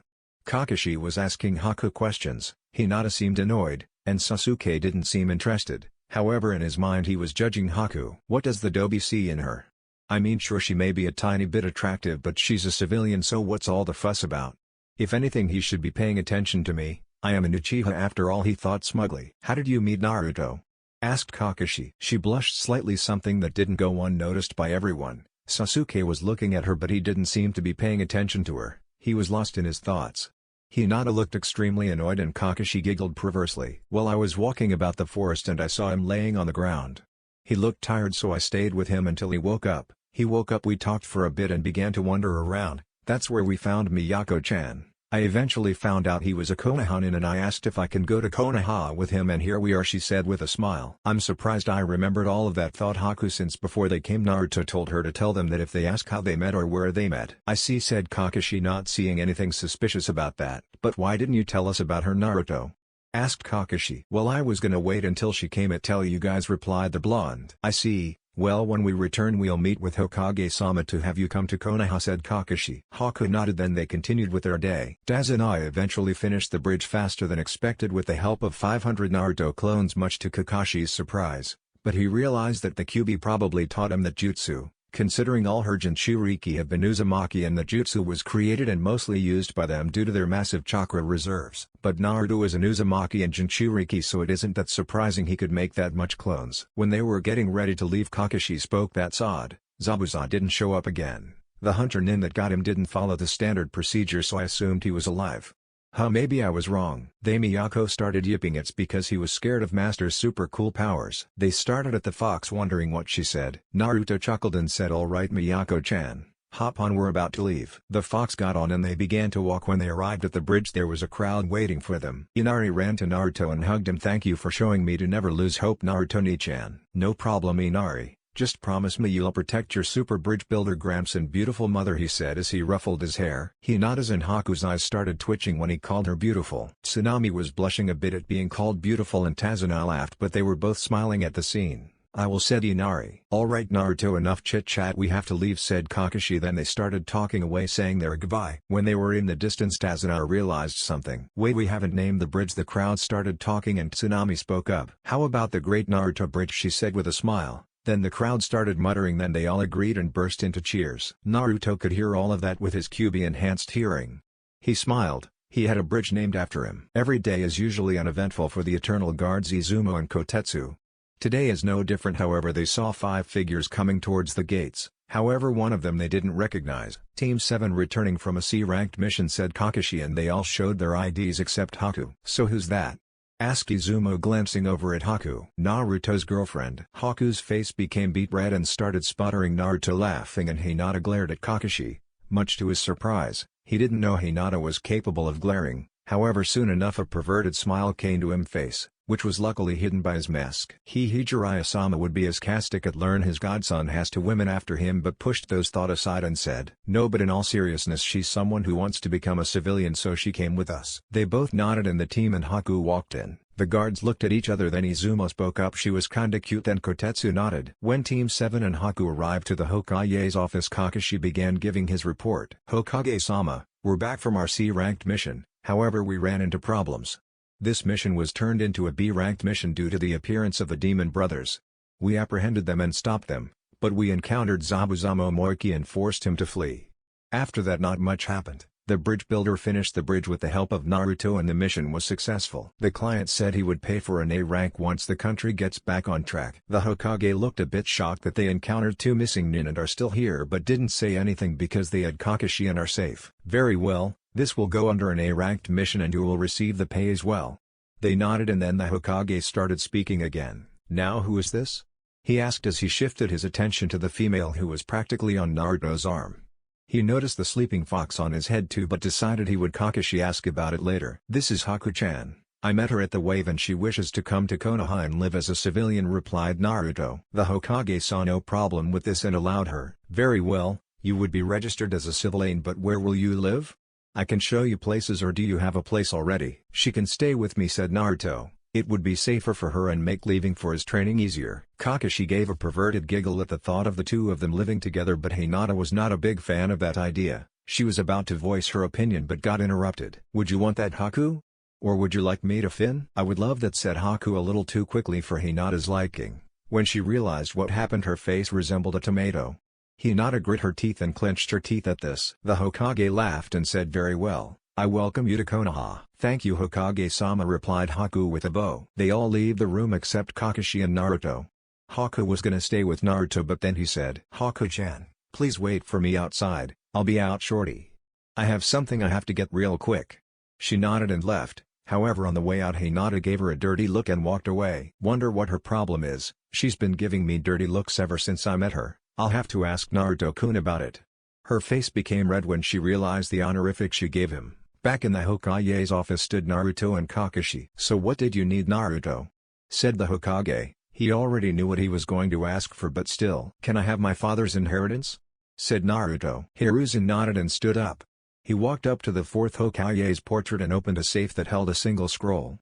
He walked to Naruto and handed it to him. "This can only be opened with your blood," he said to the blonde. He nodded and said, "Thanks, Hokage Gigi," with a genuine smile. "See you later, Kakashi-sensei," said Naruto as he walked out the door to meet with Haku. Once he was out, Hiruzen looked at Kakashi. "So what do you have to say about his performance?" "It seems like he has been holding back more than what I thought. His kenjutsu was on par with one of the 7 swordsmen. He was still holding back some strength. His speed is at least high jonin. And he didn't show any ninjutsu, but I assume it's pretty high since he can do one-handed seals." Hiruzen nodded. "Anything else?" "Well, something interesting happened. Some kid told him some stuff and he had an outburst and left to release his frustration, but he didn't return until the next day towards the end of the day. When he did, he had that fox he had on his shoulder with him. When I asked him about it, he said that he found it. But another interesting thing is that he can talk to it. It may be a Jinchuriki thing because he's the host of the 9 Tails, and by the looks of it they get along, so it may be one of the perks. Just something I'd like to let you know. Another thing, this one is a bit worrisome. When we encountered the Demon Brothers, they attacked me, but I replaced myself with a log, and let them believe I was dead so I can see their target. But what I didn't expect is for Naruto to completely take control of the situation. He used a gravity seal to render them immortal and interrogated them. However, his method are what I'm worried about. When they didn't give him the information he wanted, he chopped one of their hands off. After he got the information, he killed them without a hint of remorse or hesitation and took their bodies for their bounty. Of course this would be standard procedure, that'll take them to the D department. However, this is a Junon we're talking about. Not even most Chunin know about the bingo book and bounties. Finished Kakashi. The Hokage nodded. "Very well, thank you for this information, Kakashi. You're dismissed." "Hi, Hokage-sama," he said as he left. The aged Hokage stood up and looked out his window. "Wonder what goes on in your head, Naruto my boy. I'm sorry that I wasn't able to protect him while he was younger, Kushina, Minato. However, I'm sure you'll be proud to see how strong he's become," thought the Hokage. When Naruto arrived to his house with Haku and got settled in, Naruto then took out a scroll and Haku grew curious. "What is that?" asked Haku. "My father's inheritance," he said as he bit his thumb and smeared his blood on it. The scroll opened up and on it there was a words. Naruto began it read. Dear Naruto, if you're reading this then I must have died protecting Konoha from the Kyuubi. She was released by a masked man. I fought him and defeated him, however he is still out there. Forgive me for having you deal with the burden that is being Jinchuriki. I know the Kyuubi isn't evil, she must have been controlled. I sealed her within you because I trust she will train you into becoming a powerful shinobi like she did with your mother. I trust you will be able to control her power. Your mother wasn't able to fully control, but I trust you will, and put an end to the masked man responsible to thousands of deaths. I hope you don't come to hate me for having you deal with the burden that comes with being a Jinchuriki. I hope that people see you as a hero and not as a demon. Forgive me if it's the latter. I don't have much time, but underneath this I left instructions for my 2 prize jutsus, the Hiroshin and Rasengan. The seal is opened with your blood as well. I hope you put them to good use. I love you, and so does your mother. I apologize I wasn't there throughout your childhood. Take care. From your Tosan. Naruto felt a few tears coming but wiped them away. He bit his thumb again because his other wound already healed and smeared it in the section, and out popped out 10 tri-pronged kunai and 2 scrolls. Seems like your guess was right. He did leave you his 2 jutsu, said Kurumi in his head. Yeah, but it seems Tosan fought the masked man. Who is this masked man? Asked Miyako telepathically. Kurumi-chan, explain everything to Miyako. I'm going to cut the link. Okay master, said Kurumi with a giggle. Haku, who was on his side watching everything with a smile, went wide-eyed at the kunai. She knew what those kunai were and who they belonged to. You must be an idiot to not know it. She connected 2 and 2 and came to a realization. Why, you're fat. Father is the Yondaime Hokage, she said, slightly shocked. The boy standing in front of her is the son of one of the most legendary and feared shinobi. Naruto smiled at her. Yeah, I guess I have to do more training than what I originally thought, he said as he opened one of the scrolls and read it. It was the Rasengan. The instructions came in stages. First stage was chakra control. You have to make your chakra spin. The second stage was power. You had to condense your chakra to make it stronger to have a stronger spin. And the last stage was shape manipulation. You have to combine steps 1 and 2 and shape it into a ball. The scrolls tells you to use water balloons and a rubber ball. You have to burst the water balloons with your chakra with the first stage. For the second stage you have to burst the rubber ball with the power. And the last stage you have to combine both of them to make the shape of the ball and use the water balloon as a guide. This time you have to make sure not to burst the balloon unlike the first stage, because if you do then you don't have the shape manipulation down. Naruto decided he would practice the first 2 stages first, then the last one once he has the first 2 mastered. While Naruto was reading the scroll, Haku looked at him and thought, I thought he was powerful before. Now imagine how much powerful he would be if he learns his father's jutsus, she thought. Haku got put of her shocked state and said, yes, so how am I gonna train you? My chakra is sealed off and I can't show any ninjutsu because I'm a civilian. This brought Naruto out of his thoughts, then smiled and said, well, that's my little secret, he said as he made a few clones to get rubber balls and water balloons. Then he sealed his father's message in the kunai with the scrolls. Naruto grabbed her hand and left via Kamue. They arrived to a secluded area surrounded by trees, however the ground was burning and a lot of the trees nearby were burned to a crisp along with the ground. Miyako, who was on sleeping Naruto's shoulders, awoke and got off, then started stretching. She was excited to hear her master train. Haku noticed that there were already quite a bit of Naruto clones there, various things. Some were doing jutsus, some were playing shogi, some were sparring, some were fighting against each other using their swords, and some were drawing. She looked a bit closer, then realized that they were practicing their calligraphy. She was confused as to why he was practicing calligraphy, but then remembered back to when he applied her seals. She then deduced he was a seal master. And seal masters have to have perfect calligraphy, but that didn't explain why he had all these clones doing all this stuff. Isn't this just a big waste of chakra? Naruto-kun, why are all these clones doing this? Isn't this just a big waste of chakra? Naruto looked at her confused, but then realized she didn't know the secret behind the Kage Bushin no Jutsu. These aren't regular clones, they are shadow clones and their memories come back to me upon dispelling. This was originally used for recon, but it also makes learning jutsu or building up muscle memory much faster. Every day I leave a few clones here practicing different things. I just train my body, things like my stamina, strength and speed with gravity seals. I leave jutsus and other things like that to clones. Once the clones have them mastered, I then make sure I have them mastered when I practice them myself, said Naruto. Oh, was Haku's intelligent response. That sounded like an intense training regime. Naruto chuckled and said, well, they require a lot of chakra to make, but because I'm a Nuzumaki and Jinchuriki that isn't much of a problem, said Naruto. Haku's eyes widened at him being a Jinchuriki. How he was able to do all of that and still walk around like nothing now made sense. She's heard Jinchuriki before, they hold Baiju and usually had massive chakra reserves. To hear Naruto was one didn't really affect her opinion of him since she's heard Jinchuriki are often ostracized by their village. "You're Jinchuriki?" Naruto looked at her. He didn't really mind having her know about his Jinchuriki status, along with having her know his heritage. She's not the type to have her opinion of him swayed by the fact that he's a Jinchuriki. "Yes, I am. I hold the Kyuubi." She was shocked to hear he held the strongest but looked at him in awe. There was so much about him that she didn't know, all she knew is who his father was. She wanted to know more about him. "Tell me, Naruto-kun, what do you fight for?" Naruto was a bit taken back by the question but pondered for a moment. "What I fight for, huh?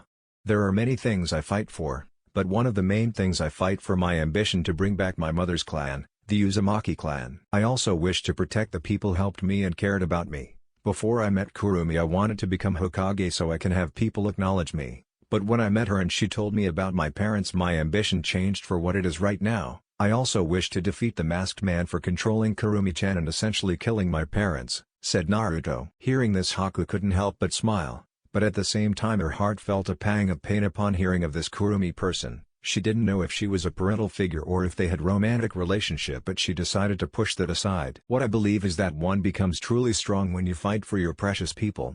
When you fight to protect them," she said. Naruto looked at her. "Precious people, huh? Now that I think about it, I also fight for my precious people. I already have someone precious I fight for. What do you say to becoming one of my precious people?" She blushed and smiled. I would love that. However, she felt that same tug on her heart upon hearing he already had a precious person. She pushed those thoughts aside and looked around and said, "Where are we anyways?" "Kurumi showed me this place. It's apparently far away from Konoha, so we should be able to train here no problem." Her heart felt the tug again upon hearing that name again, but decided to ignore it for now. She then looked around and realized there was no water source, so she basically couldn't do anything because she didn't have enough control to make water out of the atmosphere like the Nidaime Hokage could. She had enough control to do one-handed seals, but that's it. "Naruto-kun, I can't really teach you anything here. The ground isn't soggy enough for me to use the water there and there is no nearby water source, and I can't make ice without water," said Haku. Naruto has to resist the urge to facepalm. Not everyone can make water out of thin air like him, however he came up with a solution. "Right, hold on, let me do something," said Naruto as he walked some distance. Haku looked at him curiously. "What are you doing, Naruto-kun?" He just smirked and said, "Just watch," as he slammed his hands onto the ground and the ground in front of him began to make a deep crater. Haku looked at him still confused on what was going on. He then clapped his hands and above the crater water began to form out of thin air and fell into the crater making a big pool of water. Haku looked at Naruto gaping with wide eyes. "What the hell is he? I've seen him use 3 affinities so far, earth, fire, and water. He can do one-handed seals and he has enough mastery to make water out without a nearby water source. He can hold his own against Zabuza-sama, his speed far exceeds mine. And now he has the instructions for the Hiraishin and Rasengan to add to it. What is he?" Considering who his father is, it isn't that surprising now that I think of it. But he is still truly terrifying. "I'm just really glad I didn't make an enemy out of him," thought Haku with a slight shiver, but she was taken out of her thoughts by subject of her thoughts. "Alright Haku-chan, is that enough water for you?" She looked at him and nodded. Naruto nodded and made 40 clones, 20 for the Hiraishin and 20 for the Rasengan. The clones he sent to get the water balloons and rubber balls came back via their Kamui. 20 of you study the Hiraishin seals and kunai and 10 of you study the first stage, and the last 10 study the second stage, said Naruto as he gave the first batch of clones the kunai and scroll and gave the other the Rasengan instructions. He turned to Haku and smirked. "Let's get started then." While Naruto's training began, Hinata was in her room going over her recent mission and certain problems that arised from them. All of which were stemmed from a certain female Hyotan user. That tramp must have seduced Naruto-kun into having him bring her to Konoha. Yes, that's it. Why else would he do it? She's a civilian, why would Naruto-kun pay attention to a civilian? She must have seduced him. "Don't worry Naruto-kun, I'll free you from her claws.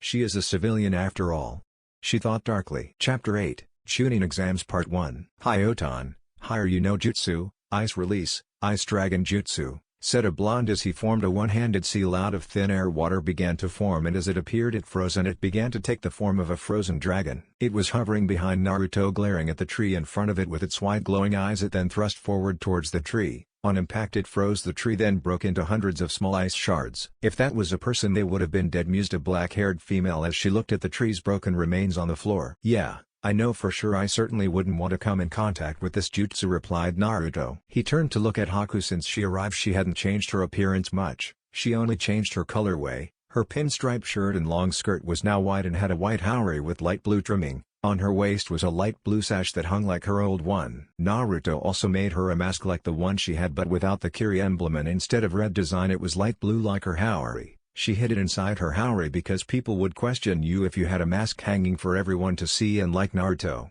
she can't just make it disappear and appear. And she still had her hair in a bun with 2 locks framing her face. It's been a month and a half since Naruto started his training with Haku. He's now taught him every Hyoton jutsu she knows. Except one. However, she would wait until the next day to show it to him.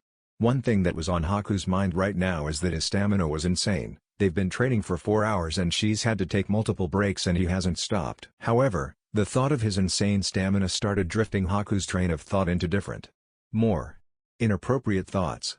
Her face became crimson red, but she hid her naughty thoughts were cut short by a certain blonde. While Haku was indulging herself in naughty thoughts, Naruto felt the sensors he had in front of his house go off, meaning someone was coming to visit him. He had seals all around his house that flare when someone is near them. That way when someone is coming they alert him and he can go back without raising suspicion. Haku-chan, someone's here, said Naruto. Miyako's ears perked up and ran to Naruto and climbed on his shoulder. She didn't want to get left behind again like last time. Haku was pulled away from her improper thoughts and nodded. Then Naruto walked up to her and grabbed her hand, then they disappeared in a swirl. When they arrived they heard the knock on the door. Upon opening it, it revealed the form of Hinata, who noticed something the moment she laid eyes on both of them. Naruto and Haku both failed to notice something. They were both sweaty and panting from training, and not to mention Haku was still slightly flushed from her previous vulgar thoughts. However, Hinata didn't know about their training, so the sight of a sweaty, winded, and in Haku's case flushed, Naruto and Haku gave her a slightly different impression. Hinata grit her teeth and clenched her fists, had to resist the urge that was yelling at her to kill Haku on the spot, and decided that she would save that for a later date, when Naruto isn't present. Through grit teeth she said, "Naruto-kun, Kakashi-sensei wants us to meet up at Training Ground 7 in an hour. He has something to tell us." "Okay Hina-chan, I'll be there," replied Naruto. She nodded and walked out, not before giving Haku a cold look that spoke many levels of death. Naruto and Haku sighed. "Naruto-kun, we have to do something about her. I have a feeling she will try to do something to me, and I really don't want to fight her." Naruto wasn't an idiot. He knew about Haku and Hinata's current relationship. He also knows about Hinata's feelings for him. He also knows about Haku's feelings towards him. He has to do something because he can't have two of the people he cares about at each other's throats. Well, it's mostly one-sided on Hinata's side. Haku was also aware that if she ever gets a chance to be with him, she'll have to share him with other people. She doesn't mind, but it'll be a bit harder to get the thought through Hinata's head since she obviously doesn't want to share him. "Yeah, let's just leave it like that, and if she tries anything I'll have a talk with her and explain everything." Haku nodded. "Well, I'm going to shower and get ready." "You're welcome to peek," said Naruto as he began to walk into the bathroom with Miyako following suit. Haku now sported a full face blush. She still hasn't gotten used to his teasing. This past month and a half she's gotten close to Naruto. She wants to tell him how she feels, but she feels like it's too soon. However, there have been many times she's tempted to take up on his offer. Even though she also grew fond for Miyako, she's jealous that she enters that bath with Naruto. Earlier that day, in a room were all the Jonin senseis of every Jonin squad, the Hokage and a few academy teachers. Hiruzen, seeing that everyone was present, began to speak. "As you may know, the Chunin exams are being held in Konoha in a few days. I want to know which senseis are going to be submitting their squads to participate." As the Hokage finished speaking, the Jonin senseis began nominating. "I, Kakashi Hitake, nominate Team 7 for the Chunin exams. I, Kurana Yuhi, nominate Team 8 for the Chunin exams. I, Might Guy, nominate Team 9 for the Chunin exams. I, Asuma Sarutobi, nominate Team 10 for the Chunin exams." That's when Iruka stepped in to voice his complaints. Whoa, are you really nominating this year's graduates for the Chunin exams? It hasn't even been 5 months since they've graduated. The Chunin exams are dangerous." Kakashi looked at Iruka and said, "No offense Iruka, but there are students now, not yours. If we deem them fit for this exam, then we can nominate them if we wish. Also, let me remind you that my squad took on and defeated B-ranked nin the Demon Brothers from Kiri and forced A-ranked nin Zabuzamo Moiki to flee." "Yeah, but they had you," Kakashi retorted. Kurana is still in denial that a Jonin that graduated as dead last can do all that. "That is true, but if I'm going to be honest, Naruto is the one that did all the work and defeated the Demon Brothers, and when I was fighting Zabuza and got caught by his jutsu, it was Naruto that forced him into releasing it and then engaged him in a kenjutsu battle, one of the 7 swordsmen in a kenjutsu battle, and managed to make him flee." Naruto has also shown great leadership skills, and in both situations he showed great maturity and took control of the situation like any good Chunin. No, like any good Jonin would. So I'm definitely sure my team is ready to take this exam. With Naruto leading them, there is no doubt they'll make it through," said Kakashi. Although she was in denial, Kurenai's interest in the boy grew. She's heard both Kakashi and Asuma praise and speak highly of the boy. She'll visit him and find out for herself what all the fuss is about. Anyways, the Hokage agreed with Kakashi. This would be a great opportunity to see how strong Naruto truly is, and we'll see how he fares against others.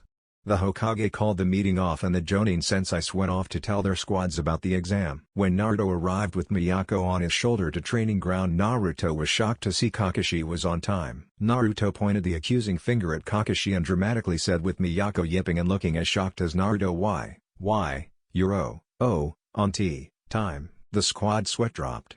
"Is this really the strongest person in their squad?" Kakashi smiled. "Yes, I am. This is an important matter." Naruto and Miyako regained their composure. "Well, what is it, Kakashi-sensei?"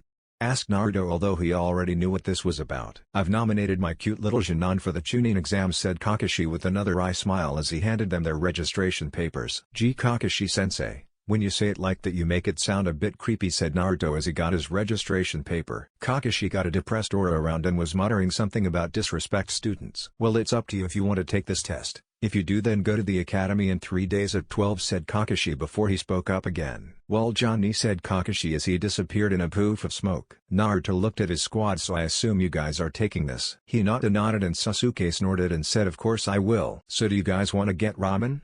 They both nodded and they walked towards a certain booth that served the food of the gods. Team 7 has been getting along quite nicely. Hinata decided to grow out her hair and it now currently reached her shoulders. Instead of the tan jacket she used to wear, it was now a black short-sleeved jacket with lavender trimming. It hugged her frame and showed off her growing assets more. She had a lavender belt-like thing on her stomach. On her one arm she had medical tape much like her cousin Neji, and wore fingerless gloves. On the other arm she had her headband tied to her bicep.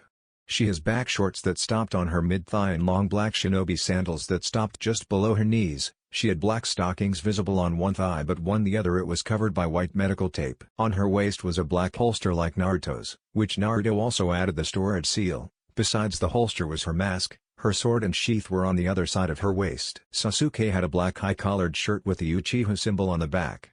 He had black shorts and black shinobi sandals. He had his legs bandaged. He had both of his hands wrapped in bandages that stopped at his forearm. He had fingerless gloves on. He had his mask hung on his waist, and besides the mask was his holster that was identical to Naruto's and Hinata's with the same seals. On the other side of his waist he had his sword and sheath hung on it. Naruto's appearance didn't change aside from the fact that like his teammates he had his sword on his waist along with his mask. Sasuke's superiority complex has been knocked down by Naruto. He now sees him as a rival, someone that will help him get stronger, someone to compare himself with. Naruto has also been helping him get stronger.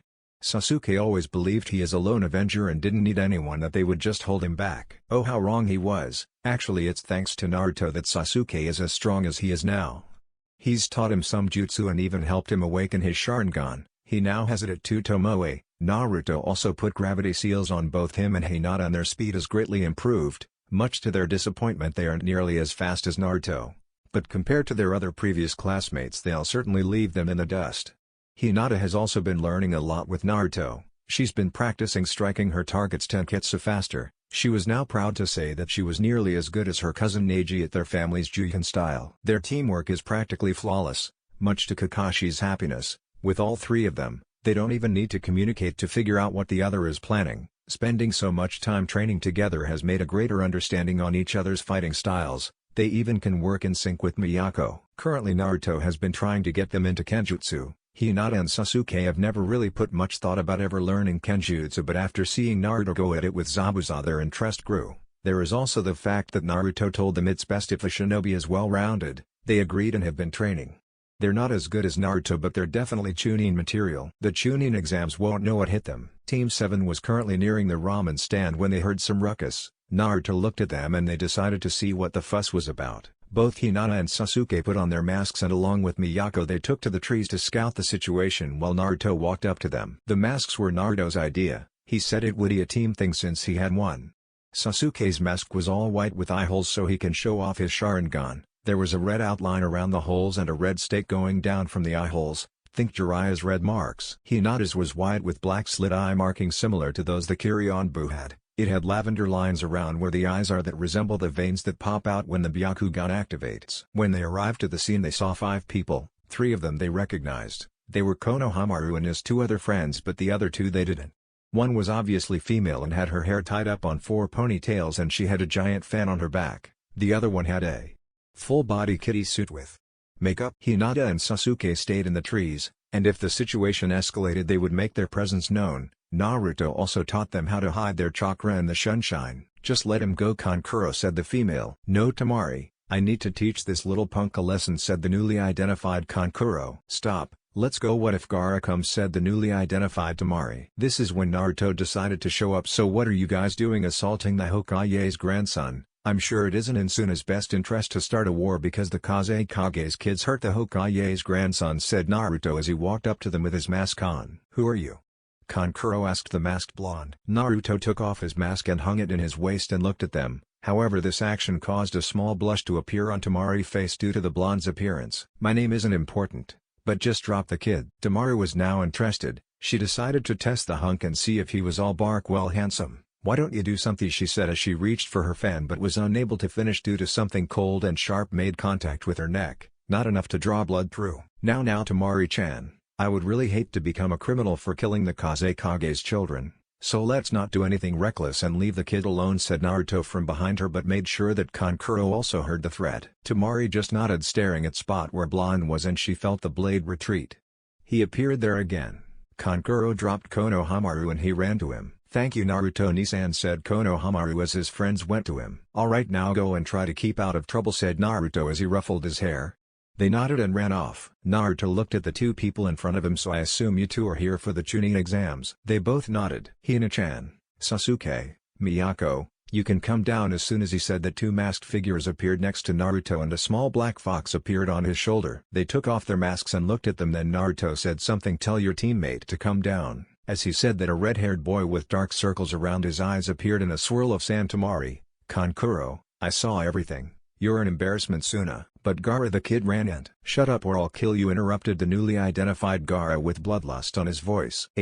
Hi, replied a shaken Kankuro. Narukoi, I sense my sister inside him, the one-tailed raccoon, Shukaku. She's a bit crazy and tends to drive her Jinchuriki insane. They usually call her mother and she deprived them from sleep, hence the circles around his eyes, said Kurumi. Right. Naruto looked at Gaara and said, tell Shukaku-chan. Kurumi-chan says hi. Gaara's eyes widened. How do you know of Mother Uzumaki? I'm similar to you, Gaara, said Naruto. I see, your will help my existence. Mother, your blood Uzumaki. I'm sure Kurumi-chan wouldn't appreciate that. One can't compare to 9 after all, said Naruto with a smirk. Gaara gripped his head in pain due to Shukaku yelling in rage because of being called weak for having one tail. While Hinata and Sasuke were confused on what he meant by all that, Kankuro and Tamari knew exactly what he meant, and were wary of Naruto now. If he can control 9, then this little plan of theirs would end badly. Sasuke, Hina, let's go. This little detour has made me more hungry, said Naruto as he turned around and walked away with Hinata and Sasuke following suit. So that's what the competition is going to look like, huh? Said Sasuke. Yeah, but nothing we can't handle, said Naruto with a smirk as they arrived at the Ichiraku ramen booth. It was now the day for the exam. Team 7 arrived to the academy and saw a large group distracting people. Naruto then saw the sign and noticed that it was a genjutsu, and Sasuke was about to say something about it but was stopped by Naruto. Sasuke, it's to weed out the weaker ones, let's go. Sasuke nodded and then began to walk up the stairs when they were greeted by Kakashi. I knew you 3 would come. Cue Miyako growling. I mean you 4, I came to wish you luck. You better win. I have a lot of money on the line, said Kakashi with a nice smile. The squad just sweat dropped. Okay, whatever, Kakashi-sensei, but you have to treat us to ramen with that money, said Naruto as Hinata and Sasuke nodded. Apparently they both have grew fond of the food. Okay, Johnny, said Kakashi as he disappeared in a poof of smoke. Why does he always do that, said Hinata as they began walking. They noticed someone coming towards them. Hi, are you Sakura? Asked the boy. Team 7 with the inclusion of Miyako shook their heads furiously. God no. They forgot about the monstrosity known as Sakura. They haven't seen any of the other rookies since they graduated the academy. While Miyako was lucky enough to haven't met her, she's heard horror stories of her. Are you Naruto Uzumaki? Asked the boy as he looked at Naruto. Yes. Why? Please fight me. Naruto looked at him with a tilt of his head. No. Why not? I want to see how bright your flames of youth burn. said the boy excitedly with a high five. Naruto sweat dropped at his attitude. Lee, let's go. I thought you said to not bring attention to ourselves. Oh hi Naruto, said a girl with two buns on her head. She came with another person who Naruto eventually recognized in Neji, Hinata's cousin. Naruto knew Tenten because her family's weapon shop is the only one that wouldn't try to scam him, and he grew quite fond of her. Oh hey Tenten, so you're taking the exams too? Hinata narrowed her eyes at her. Another one? Why does Naruto-sama have to be so popular? Her thoughts were cut off when noticed someone else with her. Hinata-sama, said the other Hyuga as he grit his teeth. Neji was her response. Naruto noticed the tense atmosphere between them, then held her hand. He knew of their strained relationship. Well Tenten, it was nice seeing you, but we have to go. See you Lee, Neji said Naruto as he walked off with Burr. Hina, Sasuke, let's go, said Naruto as they walked towards to the room that they're supposed to enter.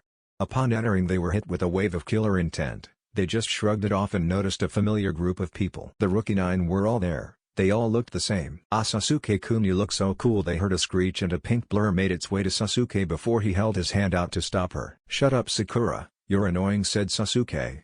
Everyone had to resist the urge to burst out laughing at Sakura's expression. But Sasuke-kun, she wasn't allowed to finish because Naruto told her. Sakura, stop being so loud. Do you really want to annoy Sasuke? He'll hate you forever if you do, you know.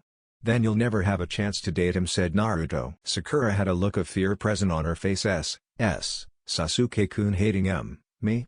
She thought depressed, then eventually moved to the sidelines to try and not annoy Sasuke. After that was over, Kiba whistled. Damn, what's with the makeovers? You three look legit, he said. Everyone eyed Team 7. Ino was blushing at Naruto's appearance. He looked pretty darn hot, but as she was checking him out she noticed something on Naruto's shoulder. What's that? Asked Ino, looking at the black thing in his shoulder. Oh yeah, you guys haven't been introduced yet. Miyako-chan, wake up, he said as the black thing began to lift its head, revealing a fox with orange-tipped ears and a single swaying tail. Are these your old classmates, master? Yipped the fox. However, no one except Naruto knew what she said, but to everyone they heard yipping. Adorable yipping. Ah, it's so cute, gushed Ino as she went and scratched her ears, much to Miyako's pleasure. I like this one, master, yipped the fox happily. Ino, stop, she's already spoiled enough. I don't need her to get any more spoiled, said Naruto. Master, you're mean. Don't say that I'm not spoiled. Naruto snorted. Yeah right, only someone who is spoiled would say that, replied Naruto. However, they looked at him. Wait, you can speak to it? Asked Ino. Yeah, I guess it's similar to how the Inuzuka can talk to dogs, said Naruto. This piqued Kiba's interest. Wait, really? Asked Kiba. Yeah, she's quite a handful though, especially when she gets jealous, said Naruto as Miyako began to yip angrily. It's because if master becomes too popular then he wouldn't spoil me anymore and he won't love me anymore, she said. Don't worry Miyako, I'll still love you, said Naruto as Miyako's ears perked up happily and she nuzzled his neck. Wait, jealous? Asked Ino again, her curiously growing. Yeah. When she first saw Hina-chan was close to me she got possessive and began to growl, said Naruto with a chuckle as Miyako tried to hide her embarrassed and yipped something. Because I thought she was going to attack you, master, she yipped softly. Everyone chucked at the scene, then Ino changed the topic much to Miyako's relief. So what's with the swords? Asked Ino, looking at the swords present on all their waists. Naruto has been teaching us kenjutsu, said Sasuke to everyone, surprised that he could say anything other than HN and brood. They noticed something else. What's with those masks? Asked Kiba again. This time as was Hinata's turn to reply. It was Naruto's idea again, surprising that she didn't stutter. Then Ino noticed something and got a huge grin as she made her way to Hinata's side. So did you and Naruto tie the knot, she said as she wiggled her eyebrows and wiggled her pinky. Hinata's face now sported a huge blush. Well, you two have been holding hands this entire time, so, said Shikamaru as Miyako now sported an annoyed look that didn't go unnoticed. Hinata looked down and noticed that they were and jumped away. Her face now discovered new shades of red. You know you guys are bringing a lot of attention to yourselves, said the voice of someone walking up towards them. Who are you? Asked Naruto. This guy reeked of snakes. There is only two people who have a connection to snakes, someone that goes by the name of Anko, and Orochimaru, and he has a feeling that Anko and this dude aren't acquainted. My name is Kabuto Yakushi and I'm a fellow Konohanin. This is my 7th time taking the test. Kiba snorted. 7th?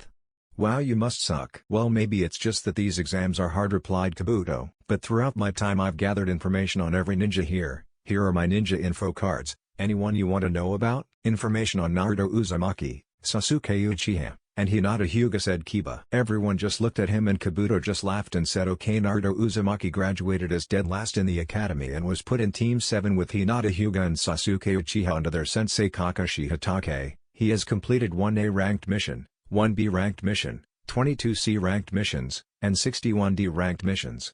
Quite impressive for a Jonin that graduated this year. He's also trained under Asuma Sarutobi for a while before he entered the academy. "Ha, interesting," said Kabuto. Naruto narrowed his eyes. "This is all information only the Hokage should know. I'll have to keep an eye on this one." Next is Sasuke Uchiha. He graduated as Rookie of the Year and was put in Team 7 with Naruto Uzumaki and Hinata Hyuga under their sensei Kakashi Hatake. He has completed 1A ranked, 22 C ranked missions, and 61 D ranked missions. He's the last Uchiha and has shown great promise. Sasuke narrowed his eyes at him. Next is Hinata Hyuga. She graduated as Kunoichi of the Year and was put in Team 7 with Naruto Uzumaki and Sasuke Uchiha under their sensei Kakashi Hatake. She has completed 1A ranked, 22 C ranked missions, and 61 D ranked missions. She is the current Hyuga heiress and had shown great mastery of her clan's taijutsu style. The Rookie 9 were a bit shocked to hear that they had an A ranked. There's a lot of competition from a lot of nations. Well, there is one squad from a new village called Otto. They don't seem like much and probably won't do much. On the other side of a room a bandaged person heard him. "You hear that, Zaku? Let's show them what the sound can do," he said. Zaku threw a kunai at Kabuto. Naruto heard the kunai making its way towards Kabuto and grabbed it before it made contact with Kabuto and threw it back at Zaku, cutting Zaku's cheek a bit. Then it impaled itself in the wall beside him. However, Naruto heard his bandaged teammate making its way towards Kabuto and managed to pull him back before the nin's fist made contact. The punch missed. However, Kabuto's glass shattered and Kabuto threw up his lunge. Naruto looked at the attacker and tried to analyze his attack. He didn't make contact, however his glasses broke, meaning he must have used his gauntlet to make vibrations and or manipulate sound waves. Given that Kabuto threw up, they must target the inner ear. Well, now I can see why their name is Otto. So you use your gauntlet to manipulate sound waves. You targeted the inner ear and that caused nausea, making him throw up, Naruto told him in a matter of fact. The attacker and everyone looked at him a bit surprised that he analyzed his attack so quickly. "Yeah, just because you found out what our attacks do doesn't mean you'll stand a chance against us," he retorted. The door opened to reveal a tall scarred man. "Alright brats, quiet down before I disqualified you all. Imaviki Morino, your proctor for the fire at part of the exams, follow me." Everyone nodded, began to follow him. In a room with all the Jonin senseis, they were discussing their team's chances of passing. But when Ibuki shower up, Asuma paled but Kakashi showed no reaction. "Oh no, Ibuki, well this is certainly going to be interesting. Hope my team makes it by his mind games," said Asuma, slightly nervous. "Why? Who's Ibuki?" asked Kurenai. Asuma replied, "Right, you're new, Ibuki, the head of the torture and interrogation department. He specializes in interrogation and entering and screwing people's minds." Kurenai paled at this. "I hope my team passes this," she thought as she began to think about Naruto and if he would pass. However, she shook those thoughts away. When the Jonin arrived to a classroom-style room, they were given assigned seats. He noticed that each squad was spread out. "Alright, the first part is a written exam. There are 9 questions. The last question will be revealed in 45 minutes. You'll have 15 minutes to answer it. For these first 9 questions you get caught cheating, you're automatically out. The exam begins now," said Ibuki as he sat down. "These questions are way too difficult for any regular Jonin to know. From what I've heard, Ibuki is all about mind games, and with how much emphasis on no cheating, there must be a secret side to this test. They want us to cheat. I can sense a future nin level nin here." "That's probably it, an evidence-gathering test maybe?" "Well, anyways, these questions are easy, so I'll just do them. Hinata can use her Byakugan and Sasuke can use his Sharingan to help them pass, so I'm not worried," thought Naruto. However, he wanted to make sure. He glanced over at Hinata and she nodded as she activated her Byakugan. He then looked over to Sasuke. He smirked and activated his Sharingan. "Show off," thought Naruto with a smirk. Naruto looked at the questions and finished the questions with ease. Seeing that his squad didn't need help, he laid his head down with Miyako following suit. He began to hear people get disqualified. Eventually 45 minutes passed. Naruto kept his head but was still listening for last question. "Alright, time for the 10th question," said Ibuki. However, he saw a blonde kid with his head down. He recognized him as the kid Kakashi and Asuma always praise. He's always been curious of the kid, so he decided to test him. He grabbed a kunai and threw it at him so it can slightly graze his head. Naruto, who still had his head down, heard a kunai making its way towards him, so before it hit him he manipulated the wind around it to make it come to a halt, and then it dropped to the ground to everyone's surprise. "You know, it's kind of rude to attack someone while they nap," said Naruto as he lifted his head up. Miyako was glaring and growling at the person who dared attack her master. She was about to attack when she heard her master speak. "Miyako, calm down," said Naruto softly. But master." "Miyako." "Hi master." Everyone just looked at the scene with a raised eyebrow, and Ibuki just sighed but got a slight smirk. "Interesting kid indeed." "Well, pay attention brat, You wouldn't want to ruin this, would you? Anyways, now for the 10th question. If you don't take it, your entire team fails, but if you answer it wrong you can never take the exam ever again, so this is your chance to drop out. What? That's bull, you can't do that. I know for a fact that there's people who have taken the test before and are retaking it, said Kiba angrily. Well, they didn't have me as a proctor, so shut up before I disqualify you and your team, replied to Vicky, and Kiba reluctantly shut up. As time went by, people started to walk out, not wanting to take the risk. Naruto was just scratching Miyako's ears waiting for the 10th question. You seem confident that you'll pass, Blondie, he said while looking at Naruto. Naruto smirked, cause a few flushed faces. Even if I fail, then being Shinan forever won't stop me from accomplishing my ambitions. And I'm not going to drop out and possibly ruin my teammates' chances of passing, said Naruto, while Hinata smiled and Sasuke smirked. In the Jonin room, Kakashi smiled at Naruto's words. See? There's no way my team is going to lose, said Kakashi. Yeah, whatever, you're just lucky that you got 2 prodigies on your team, said Asuma. Nope, that's where you're wrong, it wasn't luck, it was all Naruto's planning, said Kakashi. Yeah, but having Naruto in your team isn't going to make all of them pass, said Kurenai. Yeah, I know, but you're forgetting that Naruto along with I have been training Sasuke and Hinata. He got rid of Sasuke's superiority complex and Hinata's shyness. Not to mention their teamwork is flawless, even with Naruto's fox buddy, replied Kakashi. Everyone turned their attention to the exam, however everyone's interest was on a certain blonde and his team. Back in the exam room, a few more contestants left. Ibiki, seeing that no more people were leaving, decided to end it. Alright, well, if that's everyone then. You all pass, said Ibiki. Huh? Said Kiba's intelligent response. The 10th question was to see if you'll take the risk of taking the question. What were the other 9 questions for then? Asked a confused Amari. Evidence gathering. For the first 9 questions you were supposed to cheat and not get caught. In a real situation, if you get caught, then your life could very likely end. The 10th question was to test your willpower and if you're willing to take risks. Sometimes you don't have the luxury of choosing your mission and will get a dangerous one. If you can't take a risk like that, you're not worthy of becoming a Chunin, said Ibiki. As he finished his speech, a black and purple blur came in stages and 2 kunai came in from the window and hung up a banner that said your second proctor, the super sexy and single Anko Matarashi. Ibiki's sweat dropped at her arrival. That's a lot of brats, Ibiki. Don't tell me you've grown soft. Ibiki smirked and said, well, maybe we have an interesting batch this year, as he glanced at Naruto. Anko looked at the kid he was hinting at and saw it was a blonde boy with whiskers marks on his face. She recognized him as the Kyuubi Jinchuriki. She smirked at him, something that didn't go unnoticed by both Miyako and Hinata. Well, no matter, once I'm done with them over half would be gone. Alright brats, follow head to training ground 44 and if you're not there in 20 minutes you're disqualified, she said as she left in a leaf sunshine. Miyako, climb on. Hina, Sasuke, come, I know where it is, said Naruto said as he walked up to them. They nodded and Naruto grabbed Hinata's hand and grabbed Sasuke's shoulder and left in a enlightening sunshine. When everyone left and all the papers were on Ibiki's table, he began to go through them. However, on one of them he noticed some writing on the corner. Be wary of Kabuto Yakashi and another Kuzaku no Ichi. They both reek of snakes. There are only 2 people that I'm aware of that use snakes. And call it a hunch, but I feel like Anko isn't acquainted with any of them. Just letting you know. Uzumaki Naruto. Ibiki narrowed his eyes. I have to relay this to Hokage-sama. Naruto and his squad were the first to arrive at the training ground. When they got there they saw Anko leaning on a fence eating a stick of dango. She turned to look at them, slightly surprised that they arrived in an elemental sunshine. I wasn't expecting for brats to be arriving so soon. Well, sorry to disappoint you, Anko-san, but we don't really want to risk being late, replied Naruto. She smirked and said, well, who said I was disappointed in having you here, Blondie, ignoring the fox's growl and yipping. Master, why do you flirt with everyone, said Miyako. Kurumi laughed. You'll get used to it, Miyako.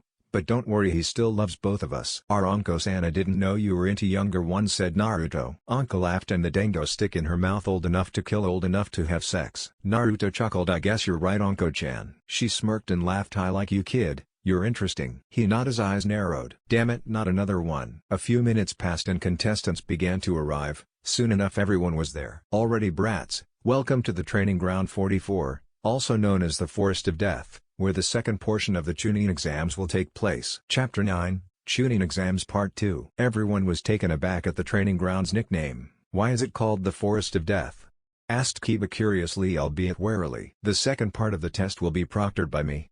In this test, each team will get 1 scroll, either the scroll of heaven or earth. To pass you will have to get both scrolls.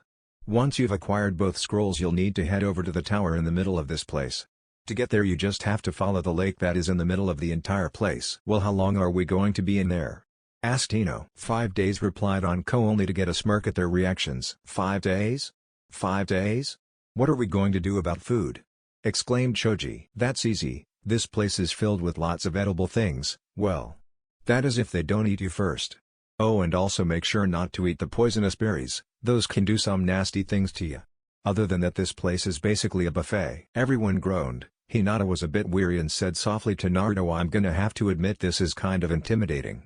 This forest gives off an eerie aura. Yeah, I can see what you mean, don't worry though, it isn't much, Naruto told with a soft reassuring smile which eased all of Hinata's worries. Yes, of course, I think that this forest won't pose any threat to you, said Hinata softly. This caught the attention of Anko. Ara, we have a tough guy here, you know, people like you are often the ones to die right off the bat. Well, how bold of you to assume I'm like those people, seeing you have no idea what I can do, he retorted. She clicked her tongue at them and pulled out a kunai and threw it at Hinata with the intention of grazing her cheek to send him a message. However, this action was cut short when Naruto moved her aside, reached out and grabbed it from the loop on the handle and threw it back at her, grazing her cheek all in one fluid motion. He narrowed his eyes and gave her a cold glare that could freeze hell 10 times over. I would appreciate it if you didn't try to harm us, Proctor-chan. He spit out the last part with malice. She was taken aback by his tone. She would never admit it, but his tone intimated her and caused a crisis in her panties.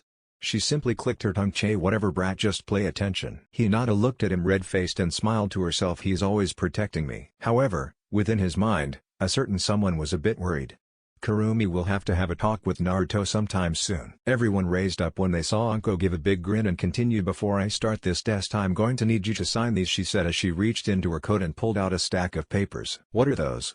Asked an irrelevant Kusonin. These are agreement forms. Some of you may not make it out the forest, and you need to agree that Konoha won't be held responsible for anything that happens to you. And here, she replied. All of the rookies with the exception of a few began to sweat. Geez, this sounds troublesome, thought Shikamaru with a sigh. When they all got their papers, they all reluctantly signed them. Everyone went to their gates to sign the papers. Anko went to their gate to collect their paper, then left.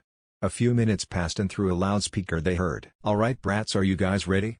When the bell rings, the second test will begin." Anko was about to commence the test but had a little moment to herself. That QB brat is interesting. He spoke with confidence and had skills to back it. He was also not intimidated by the force like most. She licked her lips and smiled. Very interesting indeed. Anko brought the microphone to her mouth and go, she said as a bell rang and the gates opened and every team sprang into action. The second test has officially begun. When the gates opened, Naruto and his team sped through them. A couple of minutes passed and Sasuke decided to speak up. Alright, Naruto, so what's the plan? Asked Sasuke as they jumped from tree to tree. Well, the plan is, since we have the Scroll of Heaven, we'll look for a team with the Scroll of Earth. However, this task will prove difficult unless we get lucky. There is no sure way to know what team has which scroll, so we'll have to fight each team we come across in hopes they have the scroll we need. There is no need to spend more time than we need in this forest. I don't want much of our abilities to be revealed, so we need to make this quick. There's also that issue of that malevolent chakra that comes from the kunoichi that reeks of snakes. That can't be a good sign either. Yeah, Master, all of Fox senses point towards her being a big no-no. I know that Master is super duper strong, but Miyako will get angry as Master gets hurt, said the fox that was currently jumping from tree to tree with Team 7. Just make sure to stay safe, Narukoi. Yeah, I will, Kurumi-chan. Miyako-chan. Team 7 has been tree jumping for about an hour looking for the stream towards the middle. Naruto made a plan to stay along the stream as most teams would probably be doing that, making easy to find a group. Then they came across one of the teams from Kuso. They couldn't see what scroll they had since they had it hidden. However, they couldn't let up the chance to see what the competition was packing, so they'll have to find out. Naruto glazed his eyes over the team. Their chakra levels aren't anything too impressive and they seem like average and Sasuke should be enough to take care of them.